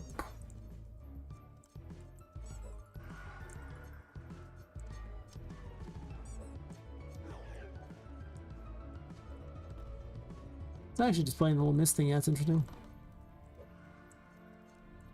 Why can't I hit you? Why are you too cool for me?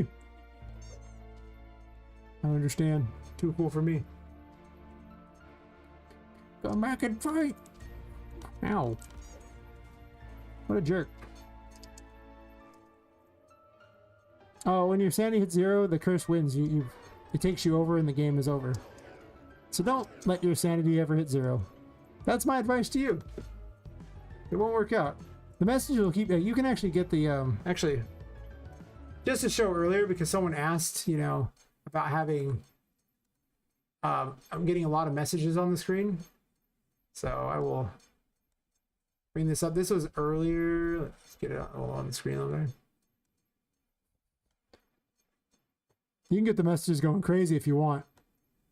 Like, it gets wild. If you just stay, like, if you hit 60, if you go above 60 sanity, they'll all go away. But if you keep floating between, like, you know, 0 and 60, or like 0 and 59, you can keep adding them for quite a while until you get really tired of it. So yeah, that was fun.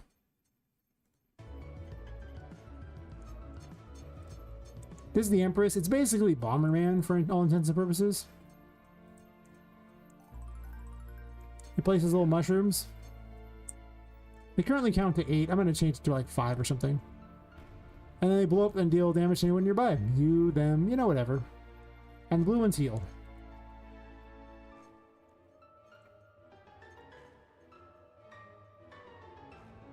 Ads. Really?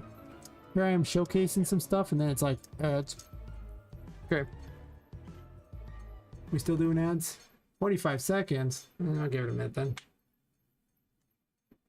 Oh, we'll give it a bit of time before I continue. No point in showcasing to people if they can't watch.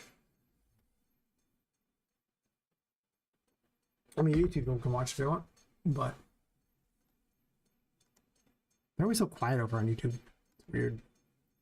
Happy they're watching, but it's so quiet. It's quiet. Too quiet. I wish YouTube told me when the ads were happening too. That'd be so helpful. It does not. It does not at all.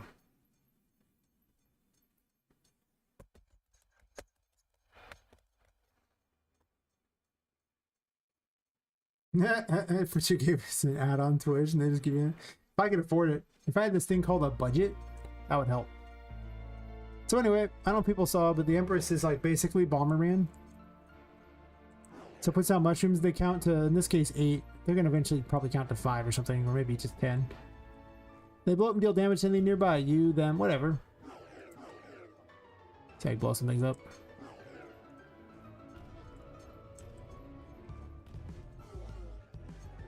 And the blue ones heal. You, them, whoever.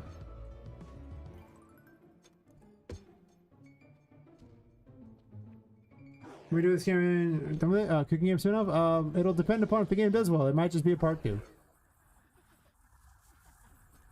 Based on Patrick from Watch looks? No, they're just voodoo dolls. So this is the Magician. It's basically telekinesis. You can pick up objects and throw them. I'm also gonna get my sanity back real fast.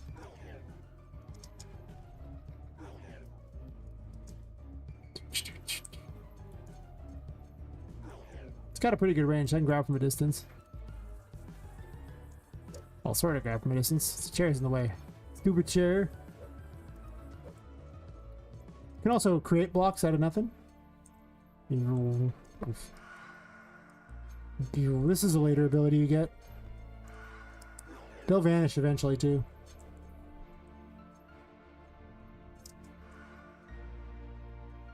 Oh, thanks. I do have an enemy you will like. So Magician can also act, you know, can manipulate drawers, cupboards, windows, light switches. This is a tutorial room, so she's basically just talking about that you can do these things in here.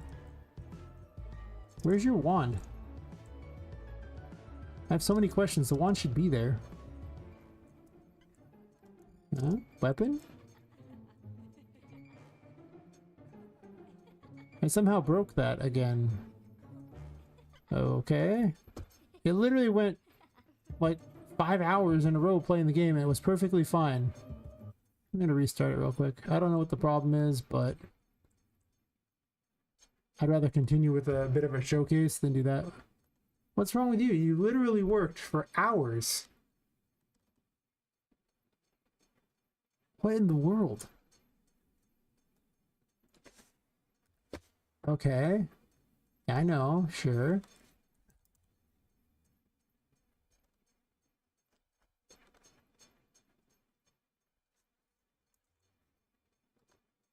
I went through and double checked every single one. I did open the right version of the game, right? I'm pretty certain I did. Weird. Whatever. Let me change the name real fast in this then. I don't know what the problem is, but I might have opened the wrong version or something by accident. That'd be funny.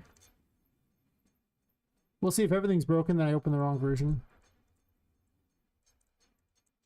In which case it's awkward because I just repaired something in a version that would not be the correct version, and that'd be stupid.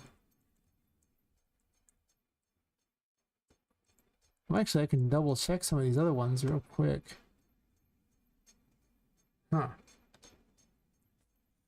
All these reasons gonna always at one bug sites only happen randomly. Once you investigate, it stops happening. Yeah. Let me make certain I just didn't open the wrong version and just wasted a bunch of time. I went and fixed a bunch of weapons, so it's possible I opened the wrong one. I'm pretty certain I opened the wrong one. Well, if that's the case, I must have, because I literally fixed all that code earlier today. So I'm gonna grab this. I guess I fixed a bunch of things that I'm now sad that I just fixed. I guess I'll have to check the other thing and be like, what'd I fix? Whatever. That's the one at D. It should be the right one. Surely you saved all these things. Right? I mean, I literally went through and fixed all these things earlier. Ugh.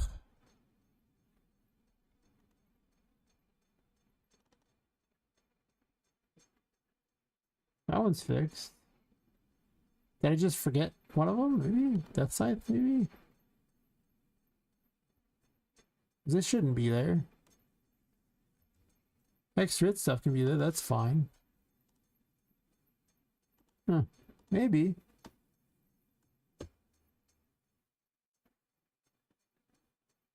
It's actually a big game. Wow. Yeah, it is. I also stream over on YouTube, so you can actually, if you look back at the current stream I'm doing, you can actually just see what I did. Actually, let me double. I'm gonna bring it up and just showcase Streamception. You should showcase your own stream while it's going. Where is it at? Make a link to my own stream.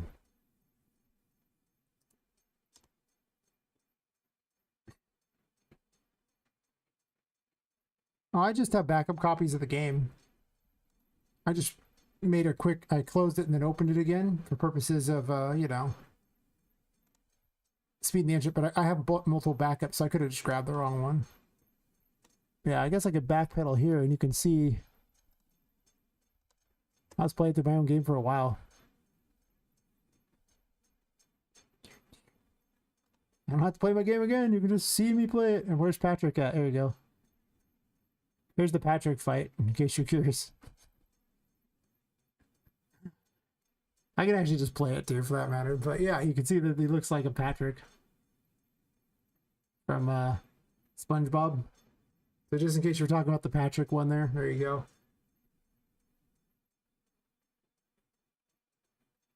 But I think I played from... Where did I start at? This is me already having everything unlocked, so I didn't actually have to grab anything. But I started playing... Not there. Roughly around here, so...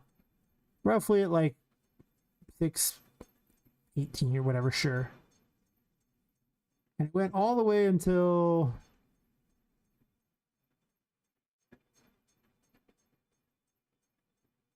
Where did I finally fail at? Because it broke.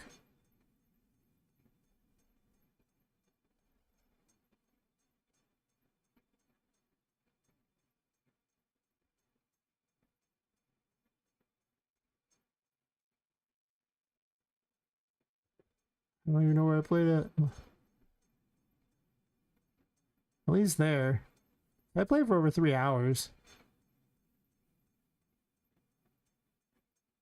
Yeah. Against the really awkward fight underwater. Weird things are the areas that weren't even completed yet. I was all over the place. So if you want to see the whole plaything like that, like I say, I'll publish the stream on this and the other one there, and you can watch me play for... It's the first time I ever played through the first 2 chapters, and the second area is not even all that together yet. This one was just hitting buttons in order to lower this water source. I haven't actually made this like area particularly beautiful yet. It's in the second chapter, but you gotta lower the water there. Turn your lights around. Is there an open playtest? There is not. I probably won't be bothering to do any kind of playtest until next summer. As far as basically when I have something worth playtesting. I'm trying to release it October 2026, so it's gonna be I fell in the water.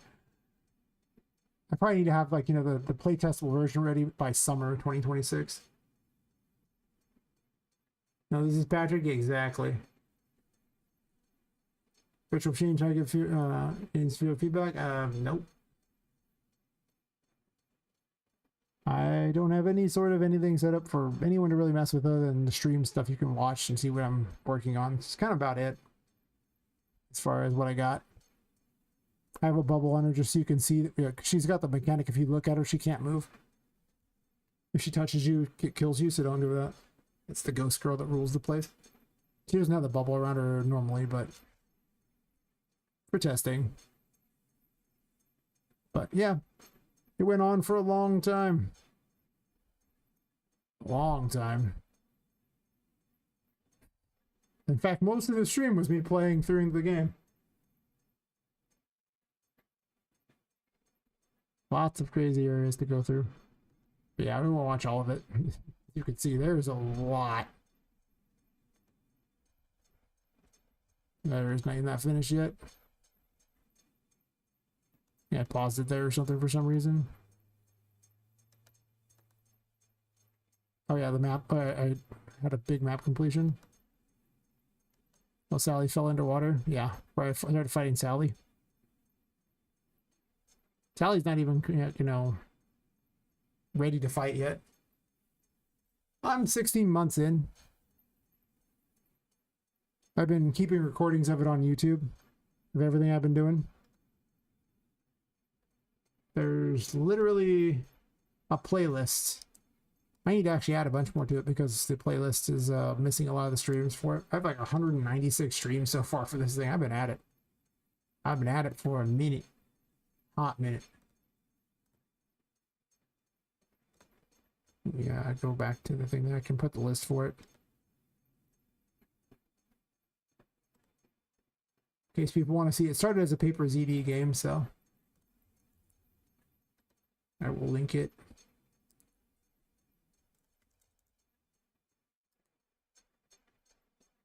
It was an ugly game at first. Yeah, I fell in the water there because she teleported in the water because it was broken. She has the wrong AI. Yeah, in case you really want to see all of it.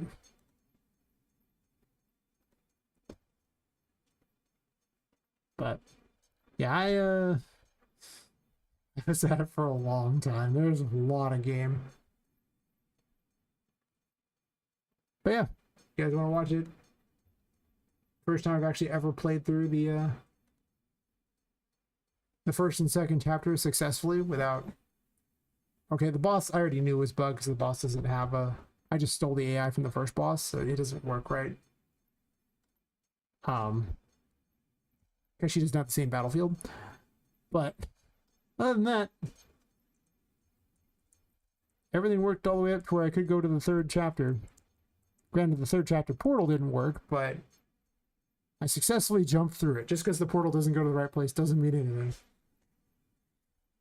Technically, if I load the save from that I could complete it now. I don't even know where the save is for that. I guess I could see what happens.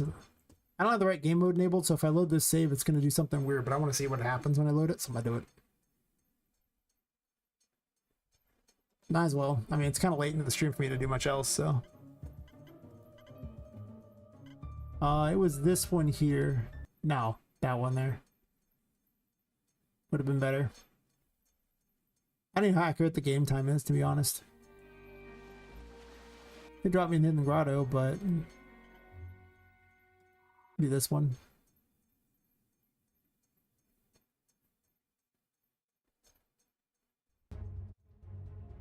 Oh. Oh. It saved me in Toy City. The beginning to that. Really? I guess it saves over the top one, huh? Probably fix that so it doesn't do it that way or something. Or maybe it just saves the current one you had. Yeah, don't put me in a random one because of the thing that, because of, I had the wrong game mode. One of the game modes actually handles that. The test game mode is not.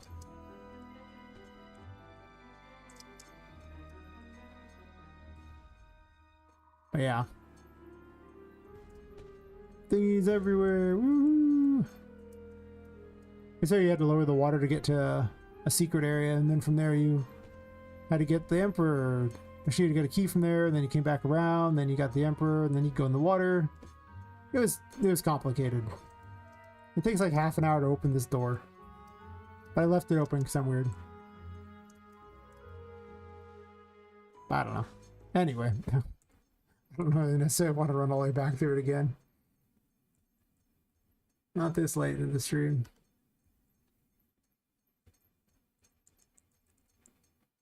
I had to fix a bunch of dumb crap like these waterfalls don't have collision for some reason because this thing can't have collision. I don't know why.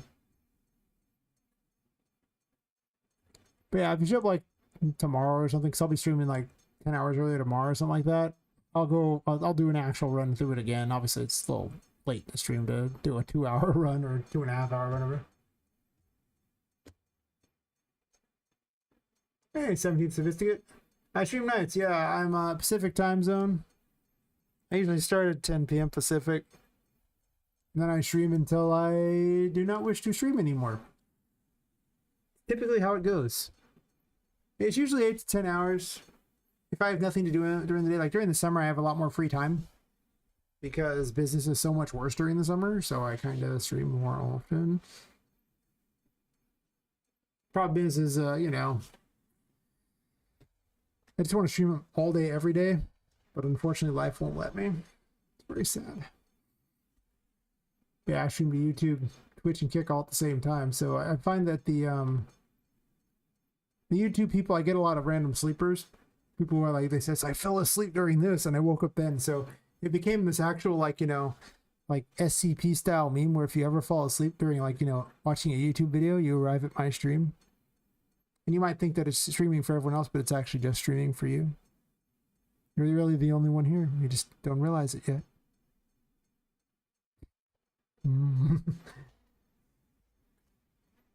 But you know, I mean, that would be fun. I've actually heard that story more than a few times where literally it's just you discover a stream and the person's literally just talking to you and it's a stream only for you. The creepypasta, things like that. And it always turns out to be some sort of evil, horrible thing.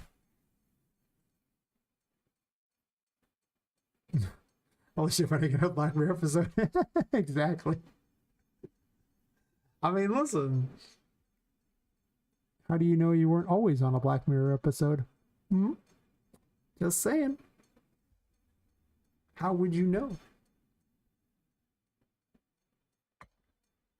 But just knowing, like, there's one guy, he fell asleep doing like a Moist Critical stream or something like that, and he just kept waking up my stream every single day. He'd wake up my stream like, maybe YouTube's telling you something, so I'm just gonna, you know, like, you know, subscribe to you like that, you know, because YouTube says apparently I have to like your game. So I was like, okay.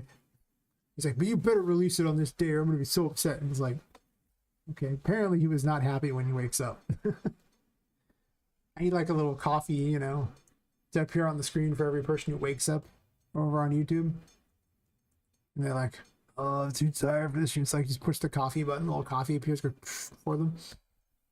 Doesn't do it in real life. It's, you know, just a symbolic coffee, but deep down, you know that I care. Enough to push a button to give a symbolic coffee. That's about as much care as I usually have in the world, but it's some amount of care.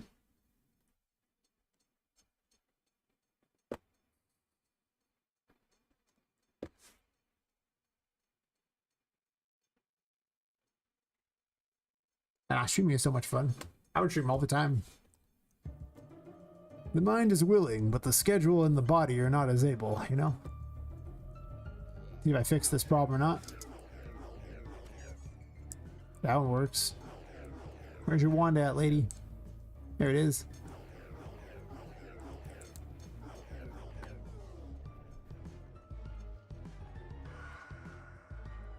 You can stack these two. Bonk.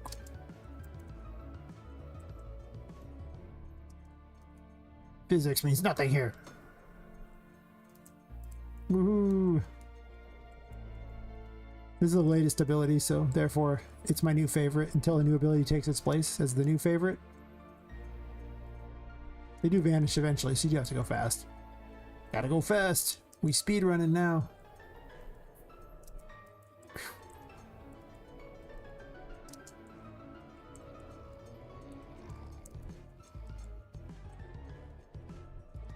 I'm climbing. Yay! And they'll vanish. Really? I was having a moment here. I I mean, I was literally dreaming about Alice Spanish Trains. I noticed I fall asleep watching card game and D&D channels. Did it wake up to you? Hell yeah. I keep telling people I'm the SCP streamer, apparently. If you ever fall asleep in front of YouTube. Hey, buddy. How's it going? Yeah, Crash Professor's free release guide for EOE last night. Oh. Like the Talarian community college professor? That professor? That's right, Edge of Eternities is coming out. Nobody's gonna buy it because everyone's buying Final Fantasy, but Edge of Eternities is coming out. Too true. I guess I'm using this one. Eyeball. She wears the eyeball as a hat. It reveals hidden objects. 50-50 right to me of Bob Ross. I see. I feel like I'm in good company. Bob Ross. I can get behind that. I didn't know there was a Bob Ross stream, but Happy Little Trees should be streamed for everyone. Anyone who says different, nobody likes them. Happy trees. Also, cowboy hat. Hey, I'm having a moment here. Justice is currently just a pistol. You just shoot him in the head. There's your justice right there. I have made cool abilities for you. Fun. But hey, you know, I'm cool with getting you 50% of the time. Bob can have you the other 50%.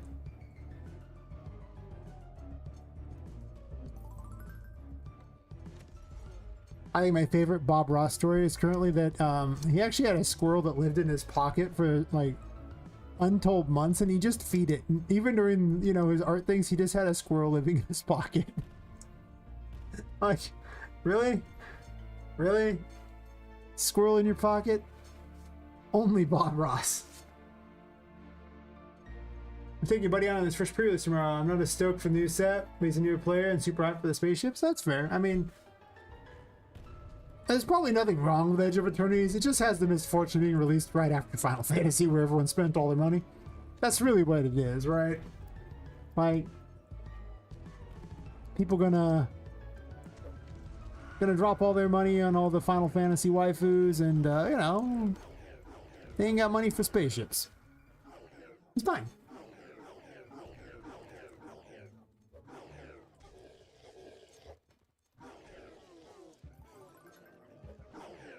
Why are you standing on nothing? You're making me look bad.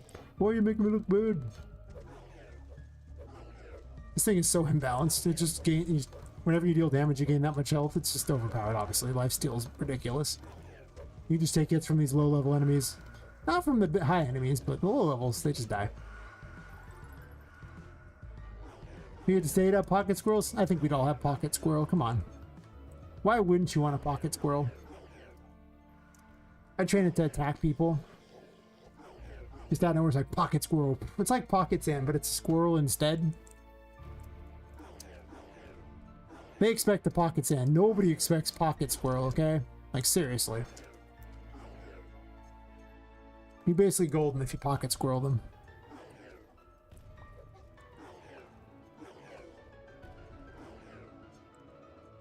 Yeah, pet crows instead. Befriended my local murderers. Let's see. We have a good peanut Chinese exchange program going. Nice. I like that they're a murder of crows. I don't know how they, like, what kind of PR they had that they got to be named that, but they have good PR.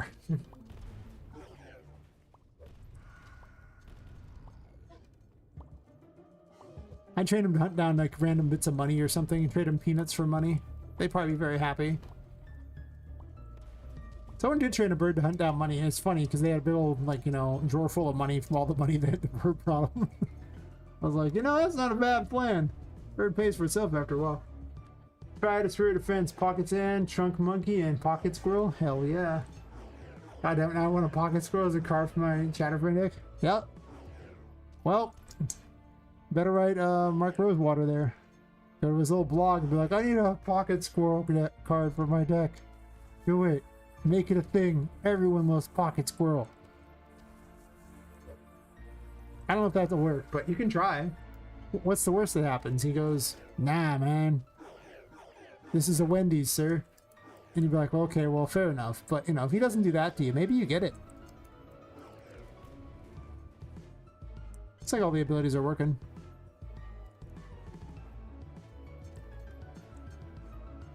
Yeah, I don't know what's wrong with those two. I played through 3 or 4 hours of gameplay, and they didn't break, and I used them over and over and over. How did it work? How did the code work? I don't understand. SCP code. It's because they literally the omen and death, sir. Good sir. Old superstition said if you saw a flock of crows go the opposite way, and I can find a corpse or murder. I mean, to be fair, they were probably picking at that corpse, so you know that's fair. I mean, that's double fair, actually.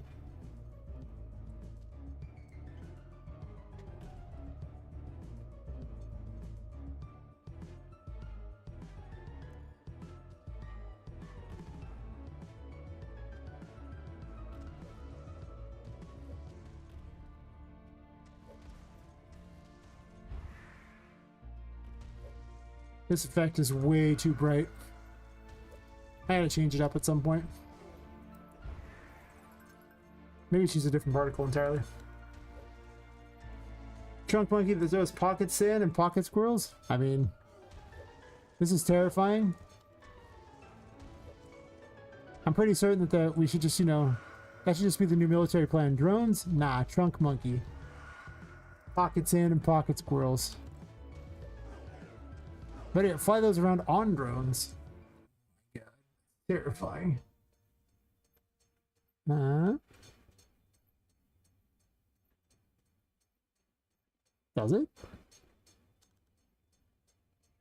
It's invalid. There's no high priestess? There has to be a high priestess. Oh, because I misspelled it. That's why. High priestess. High priestess is an all-new tarot card. It's a great. Use the high priestess and it does something, I guess. I'm an absolute sucker for all types of core vids. Also, not gonna lie, look at this. Makes me so happy. Someone doing the spiritual assessment madness runes. Yeah. I mean, it's definitely got some heavy inspirations. Yes. Heavy inspiration indeed. This chair is an abomination. It's attacking me right now. Gotta go to enums. There's not much point in enums for this. This is, you can't really do an enum on this one. This is, a material parameters. And even so, you can actually put parameters that you can change during the, you know, game's execution inside of materials. So, you can't really enum this one, unfortunately. It's actually just a list like this. Yeah, I have abilities inspired by the major arcana of the tarot. I'm gonna pick a different area to do this, to show off some abilities then, because I'm just tired of that room. It's really that simple. I'm just tired of that room. I've been sitting in that room for a while. It's the usual default room I have for just beating crap up, because it's just a good room to do so. Yeah. You got all these ones like that. Like this was the Fool, which is a giant squeaky toy.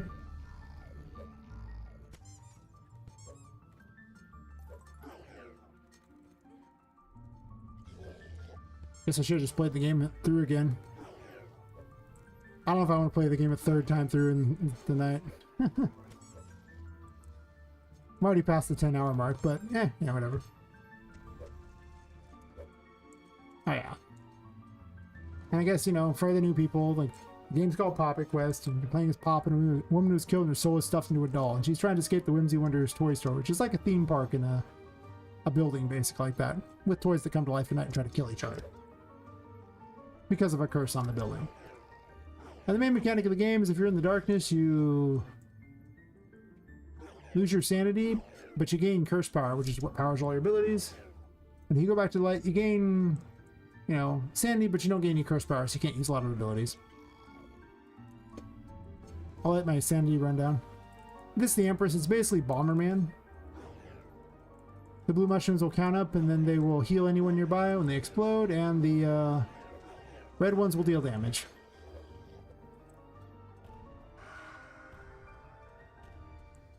I'll let my sanity get low. When your sanity starts to get low, this is what happens.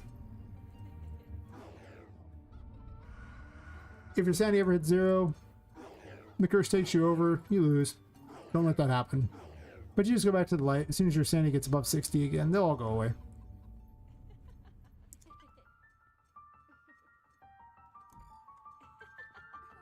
Okay, so a big game plan is going to be balancing your sanity versus really, yeah. Like every single fight, you have to constantly worry about going between the two things. Because, you know, if you run out of sanity, it's over. Your health matters too, but yeah. This is Temperance. It's a bubble wand. It features the best hat. That's its thing. It just has the best hat. You're not questioning the best hat. Yeah, bubbles things.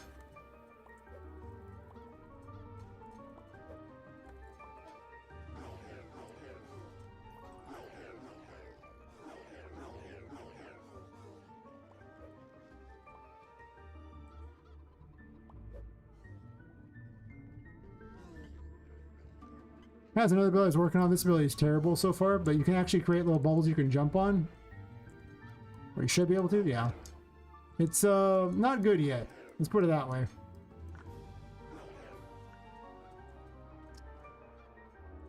As they move forward, and I haven't quite balanced it in a way that makes them any good. So they're terrible. But someone's like, you should make bubbles you can jump on. Okay. So you can jump on bubbles. They're kind of hard to jump on sometimes. I'm not gonna lie. Woohoo! Oh no! Don't fall in the water.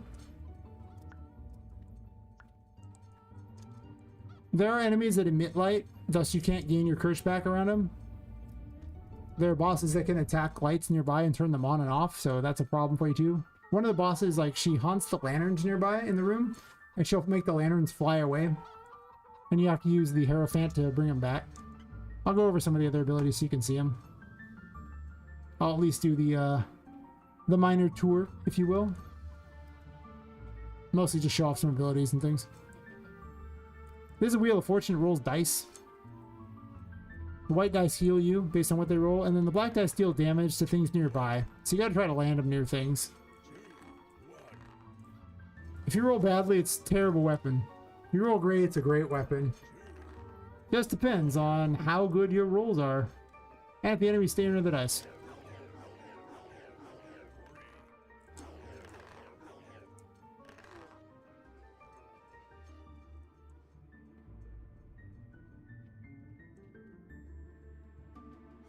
I'll go after where you would get Temperance. Actually, I guess I could do the Empress thingy. Oh. No. I'm cheating and using double jump. Don't hate. Or do. You can if you want. Where you get the Empress Tarot. It has a traversal ability too. Its other ability is it grows and shrinks plants. So we will do the grow shrink plant thingy.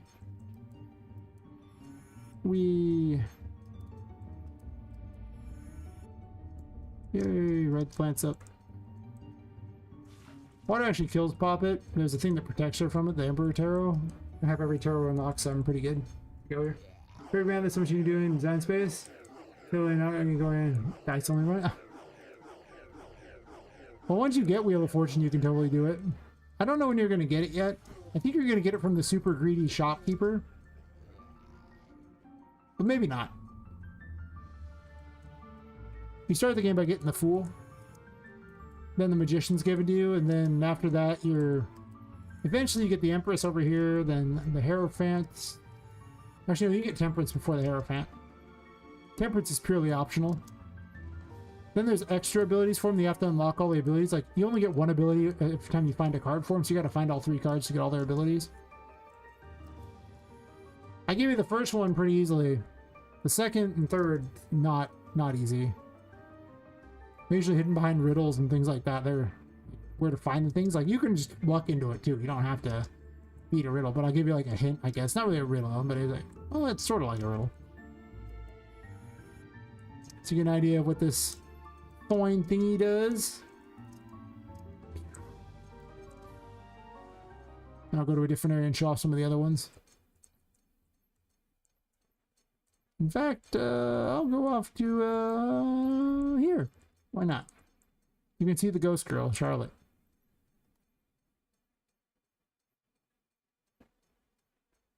Like I said that earlier, if you go back in the stream, there's like multiple hours of me playing this, so I recommend just watching that if you want to see the full thing, or I'll do a full playthrough maybe tomorrow or something, but I don't have multiple hours to play through right now. Yeah, this is where you meet, oh well, you meet Charlotte earlier in this. She wanders around and chases after you. And, you know, it's an instant kill if she catches you. I need to put in a jump scare for her catching you.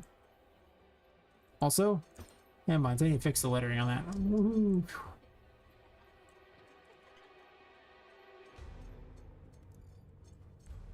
This is the star. It trades health for sanity and sanity for health, depending upon which way you want to spin it. Doesn't have a weapon ability yet. It will eventually. If you spin it the other way, it would trade the other. I'll show off some fun things here.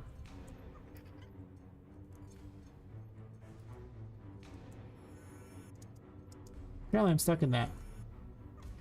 Today I learned I can get stuck inside the plant. I love game dev. You learn new things all the time. I'm trying to get a bed and stream? Oh, nice. Let's see. Where super open level design, but imagine NPC or something. That's the deal with cards. Cards too. The upgrades could be like getting a reading, pick a card that power. Oh yeah. Mostly this is a very collectathon, so you have to find all the cards, and it's gonna take some work. I'm not gonna lie to you. I had a character that might upgrade them, but then I just decided that that was a lot of extra, probably not happening. The game's so big, and I'm solo dev, so you know. I gotta pick and choose some of my battles. Aha! Get wrecked, loser. So there's possessed objects in the game, and the Hierophant makes them behave. As long as it's active, so... they'll fly around otherwise, and you won't like what happens if that happens, so... I recommend against that.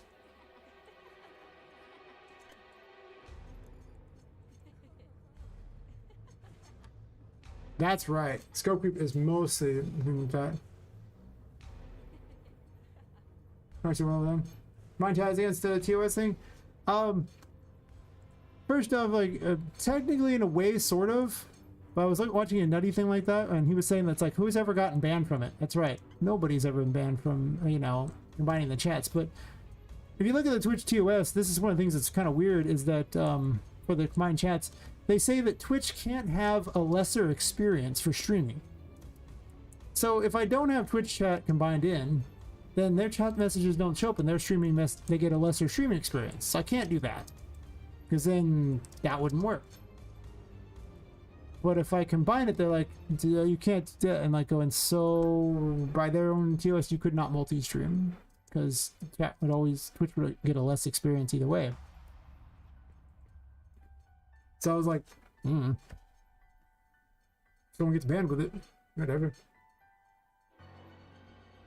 Yeah, as for scope creep there, I had like, oh gosh, the first version of that was like 20 levels big. It was huge. What are you doing? You're just hovering. Why are you hovering? You can't hover. Actually, I can. But she's blocking the way somehow. I don't understand. What you doing? I don't know.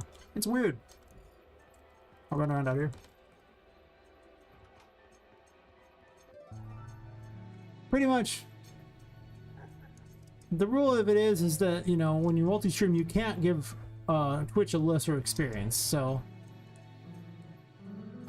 Oh, here's my steampunk piano.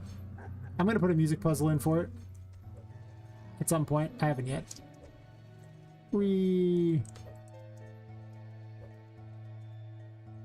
Let's see. So, okay, with Metroidvania Inspirations 2, same progression, your area is usually tied to a ability. Exactly, it's... literally, you have to have certain abilities to get places. And the farther in you get, the more you'll acquire various things. Like strength is double jump. The magician's used to like open up drawers and things like that, cupboards and things, so you can get places. This area features mostly a handful of the tarots that you use because you don't have a lot of the others, so you mostly use the magician, the Hierophant, and the Empress as your traversal material. Traversal tarot cards here.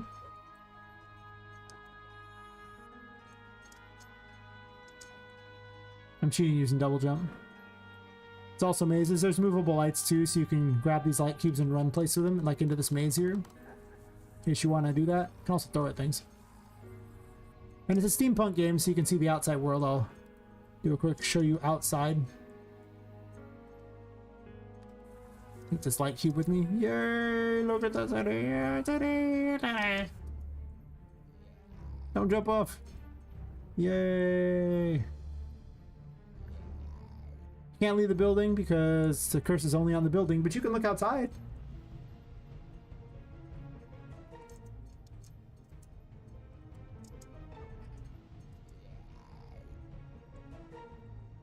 I'll technically need this key.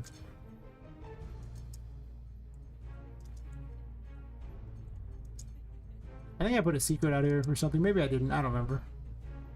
These windows can't be opened. They've been sealed by the curse. Well, like a hex on them, really. Is there an open window over here? Maybe. Nope. Yeah, you get an idea of what's out here, in case you're curious. Let's see. The Switch specifically not to combine chats, or it's one of those vague things people say. They say you can't, but then they say you can't give the lesser experience. So it's like, say, if it's a catch-22. There's no way you can do both. Like, you either have chat for them, so it's not a lesser experience, or you remove the chat, because then once you combine it, and then it is a lesser experience. So I don't know. There's no winning. There's just no winning in this one. It's a long day. Have a good stream. Might to catch you later. Maybe tomorrow. Tomorrow I'll be around. I don't think I'll be around long enough for you to come back. Oh yeah, thanks. Yeah, it's out here. It's doing its thing. Everyone likes the moon. Why wouldn't you like the moon? So yeah, I've been building on it for a while. It's got a lot of stuff there, and it's like 6 floors. So I used to have a sign there, but I forgot to put it back. Actually, it's 7 floors actually. Yeah, it's 5 above floors and then 2 basement floors. And I break it into 4 chapters, with the first one being like mostly the 5th floor plus like a quarter of this one, and then the second one is like most of these 2 floors, like over there, and then the third one is all the way down to the basement. So the third one's huge, and then the basement's the last 2. The 4 chapters last 2. Can't win with the platform overs. Yeah, that's what I'm seeing. Like, I'm just like, you're right. Either way, I can't win here. So it's just like lesser experience for them. I don't know. Twitch is weird. If Twitch likes you, they'll never ban you for anything. But they, like, say, who's ever been banned for that? Of all the reasons they could ban you, I don't think that's gonna be it. But maybe it is. I don't know. It is. It is. Whatever.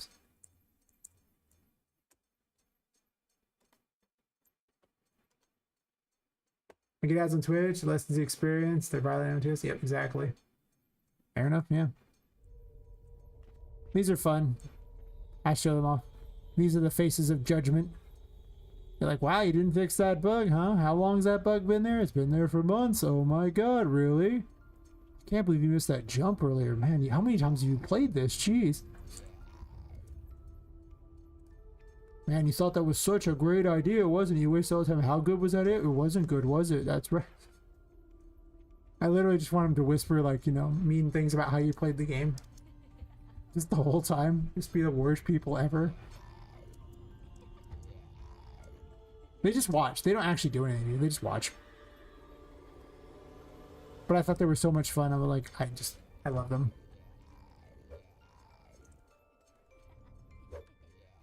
I mean, look at how excited they are. They just watch you. They're like, woohoo. Hey, buddy, how's it going? That means it's a feature, yes. So, there were a bunch of women who were killed and their souls were stuffed into dolls, but there's also a character whose soul got stuffed in the paintings, and she lets you travel into the paintings to visit the painting world, which connects all the other paintings.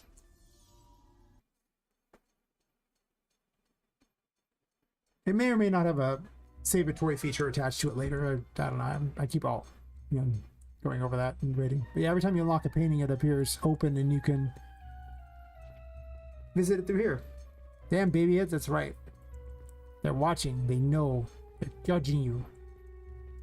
Been judged poorly by them. I missed the jump.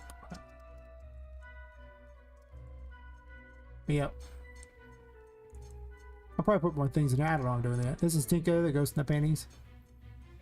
She's just floating there doing her thing out in space. In the painting world. There's SCP things going on here. Don't even question it. Watching your things. Spins for no reason. Don't know why she spins. She just spins. But yeah, there's going to be a lot of paintings. And they just connect to the whole game. There's my map travel. Plus there's a save point in here too, so you can always just save your game by visiting the painting world. And heal up, because she heals up by jumping into toy boxes. And saves that way too, so woo. So yeah.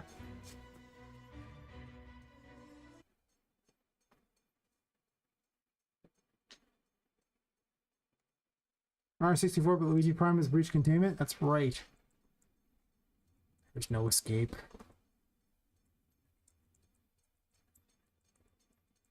Ugh.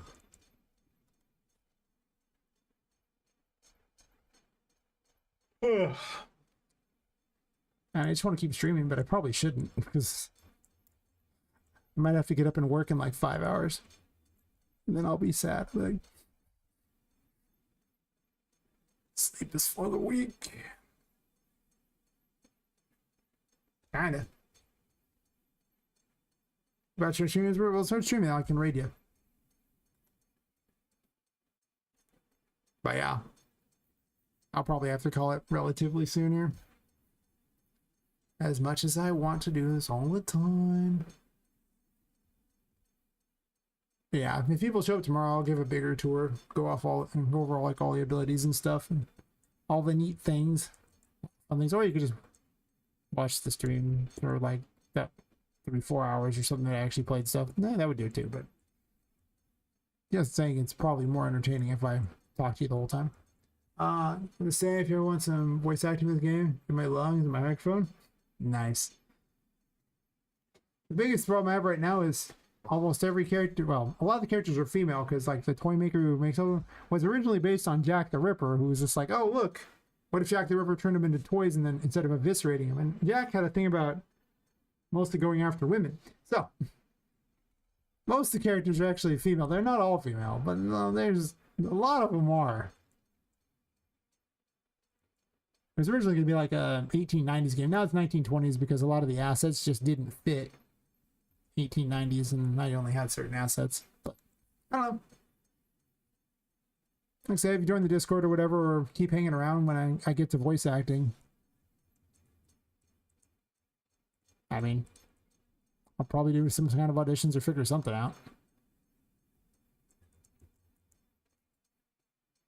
Job 1, try to get the Epic Mega Grant. Job 2, if I get it, be able to afford people to do things. I think that's really what it comes down to. My budget for this game's terrible. What budget? My budget is time. Infinite time. I don't have infinite time, but I pretend like I have infinite time. I have so many areas in this game already. Oh my god. So many.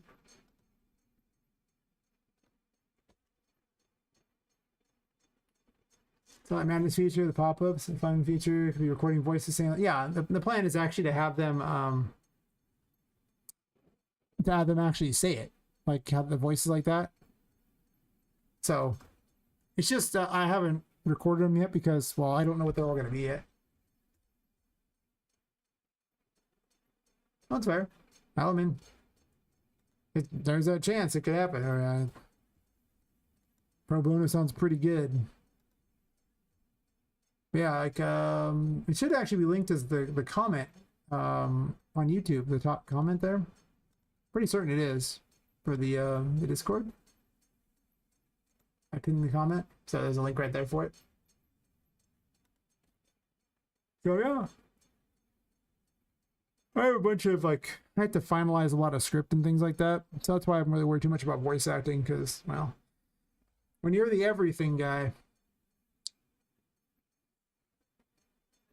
it happens when it happens.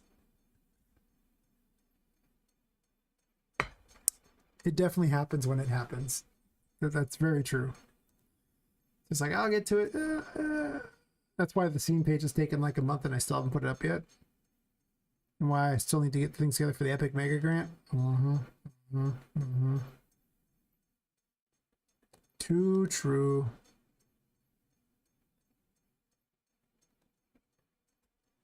Oh.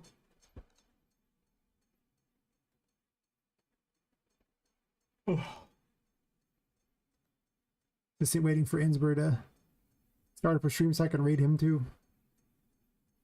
And have a big old raid.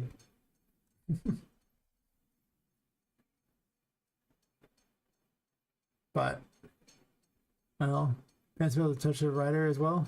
We got that Discord, liking around for a bit, like we're doing. Oh, thanks. Started nice. Hopefully I know we're good. Huh? I may very well have a use for you to do that. For the writing, I don't really plan on outsourcing any of the writing, but we'll see on that.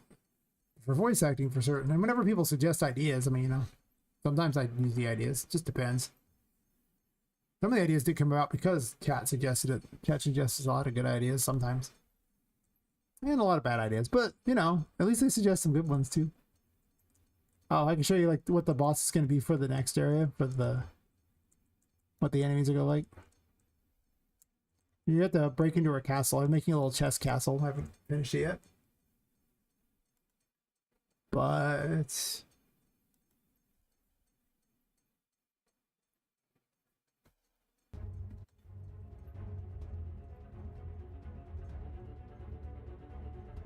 gonna be a chest castle in here. Working on stories? Nice, nice. Yeah, I have most of the story figured out. I don't have a lot of the individual writing figured out for every scene. Like I have a lot of the big events figured out, but there's lots of side, like, you know, little dialogue that isn't there yet. This is my concept there for like what the third major boss will be, like for the boss of the third chapter. I make a lot of the models, so I made her.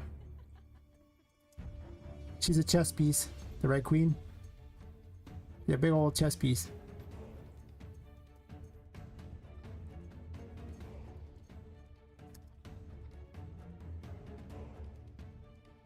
He's just hovering there doing her thing. Let me give her chess piece armies and all like that too.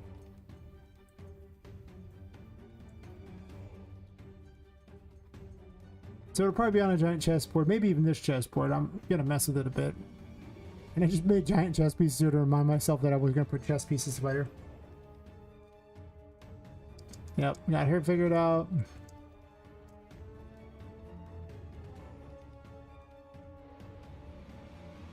I haven't done any of her physics yet. That's okay. I'm not even through the second chapter yet.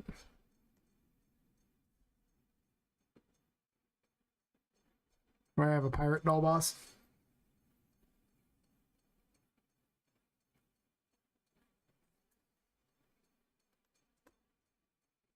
Oh, there's an ad break. Nice. On Twitch.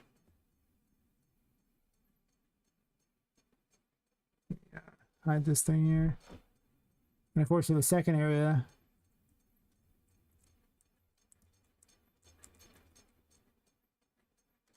guess I'll wait the 10 seconds for that though. Yeah. The pirate graveyard here.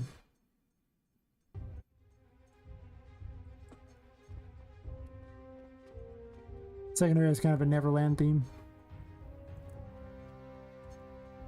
The first area is like not where like people aren't allowed in the first area, so you don't actually just botch that jump. Like it's weird and not quite normal. This area is more like for people to wander around. And of course, this doesn't have the right AI or anything as I saw earlier, but this is the boss for the next area. Sally. Made her too.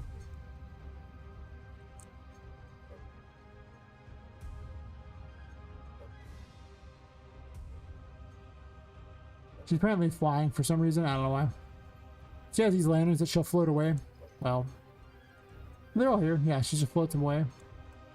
You have to use the Hierophant to bring them back. I haven't programmed any of them. The skulls are gonna start like lighting up and you have to destroy them, or actually you have to just hit them to cause the fire to, like they'll light up with like fire in their eyes, start shooting fire at you. You have to attack them to prevent that, and then She'll summon helpers as well. She probably has, and like she's also gonna jump on her boat and like shoot you with cannons and things probably.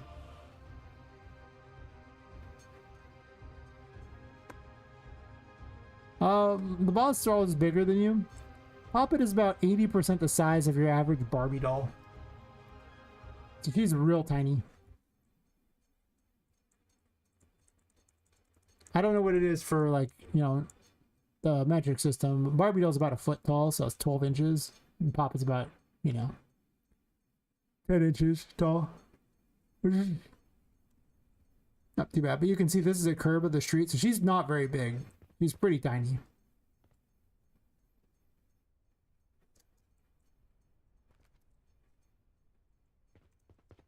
She's a little one.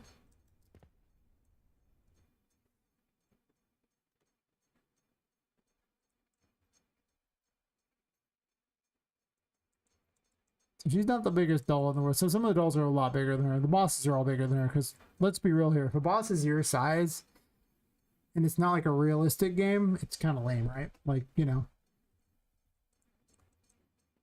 So all the bosses, like Vu's much bigger than you. Pretty much all of them are going to be bigger than you. Easier to keep track of them. That's my vision for the fight for the chest thing. I don't know. I think I wrote some notes down. She's obviously going to summon a lot of minions because, well, she's a queen of a chessboard, so clearly she has a whole legion of minions to help her, right? It'd be weird if she didn't. And she definitely has that giant base on her, so I'm pretty certain she'll try to stomp on you with it, because why wouldn't she try to stomp on you with that giant base? I mean, she looks basically like she just go just start, you know, squishing everything there. So that's a thing. I already wrote for that thing. I wrote lots of stuff.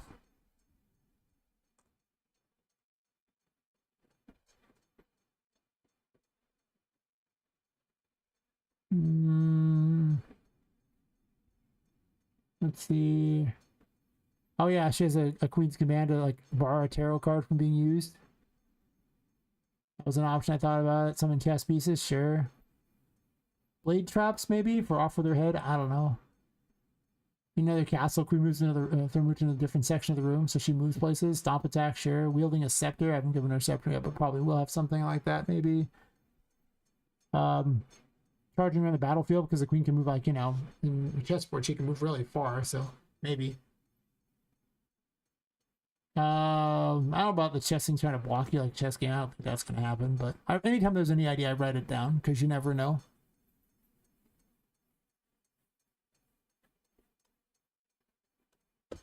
Funny game idea. If someone goes out of bounds, character models can just go still if they leave the boundary. Yeah, I mean that's kind of the thing. I don't have a special death thing for them, but whenever they leave the thing there, they basically are just RFG'd. Like they're killed off. And Papa just dies, she'll fall, hit the ground, and that's the end of her. It's not the fall that kills her, it's just, you know, there's nothing powering her anymore, so she just falls lifeless. I need to set up a different thing so it doesn't spawn blood when she dies out that way, but I haven't got to it yet. It's an option though.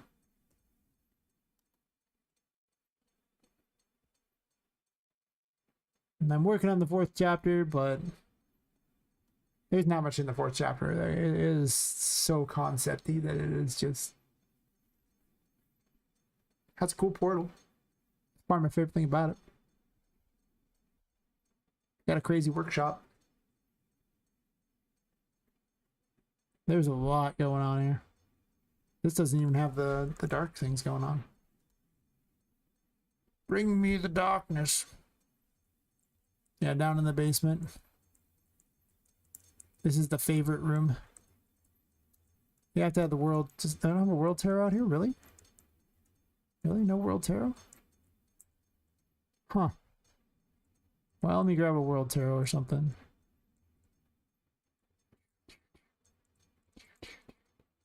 Otherwise, this won't work. Oh, see, I made this a while ago. This crazy looking place for a boss fight. Hell yeah. In this scenario, is her soul free or is she just bound to the internet toy? Dun dun dun. I mean,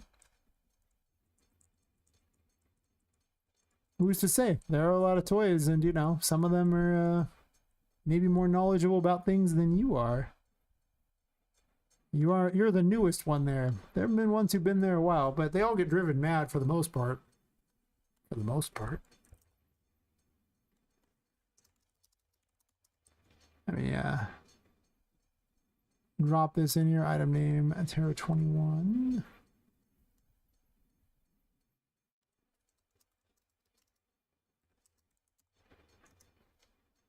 That should be everything I need for this to work. Yeah.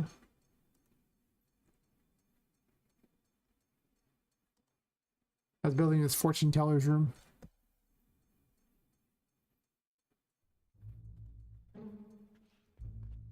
And whenever you collect a tarot card, it appears here. Yes, all of them. Very exciting. I have all of them unlocked except the world.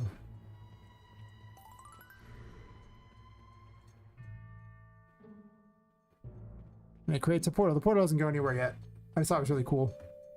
Wee. And then if you go away from it, it's like... You get near it, and it's like... Yay!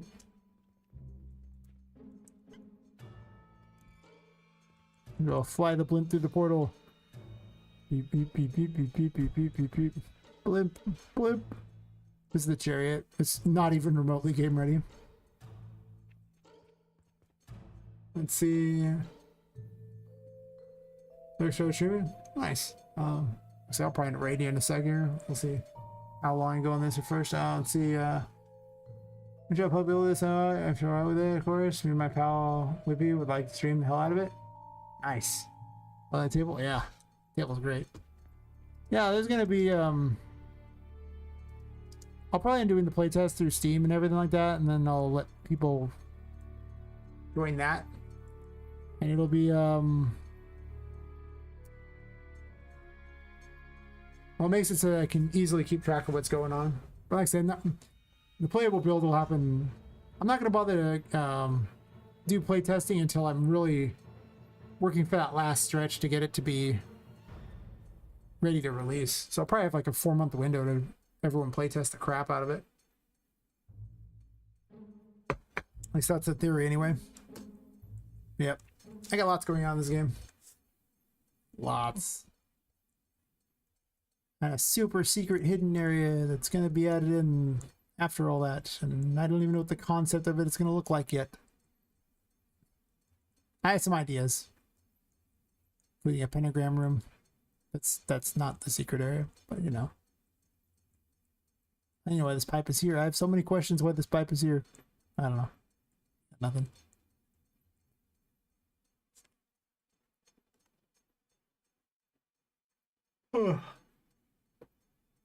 I even have concept art for various things too. I've got so many things. I made a bunch of characters. Not all the models are even put in here. I made the models and they're just not even in the game. Someday. But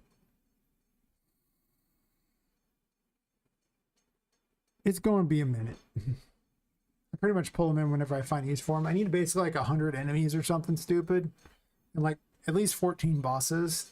There might be extra bosses, but like 14 that are actually like the planned bosses. It's possible that they might...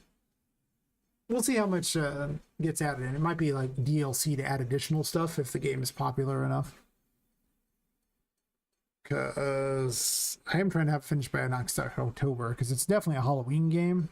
Like, the game would do so much better to release than Halloween. So I want to release around that window. We'll see how it goes on that. We shall see.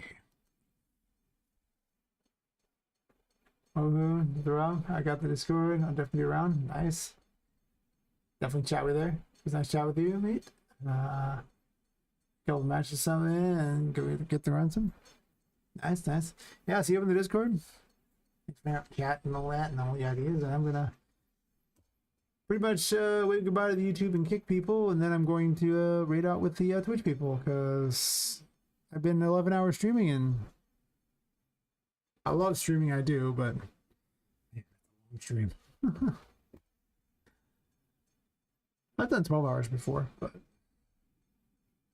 that's not today. So bye bye YouTube and kick people. Bye.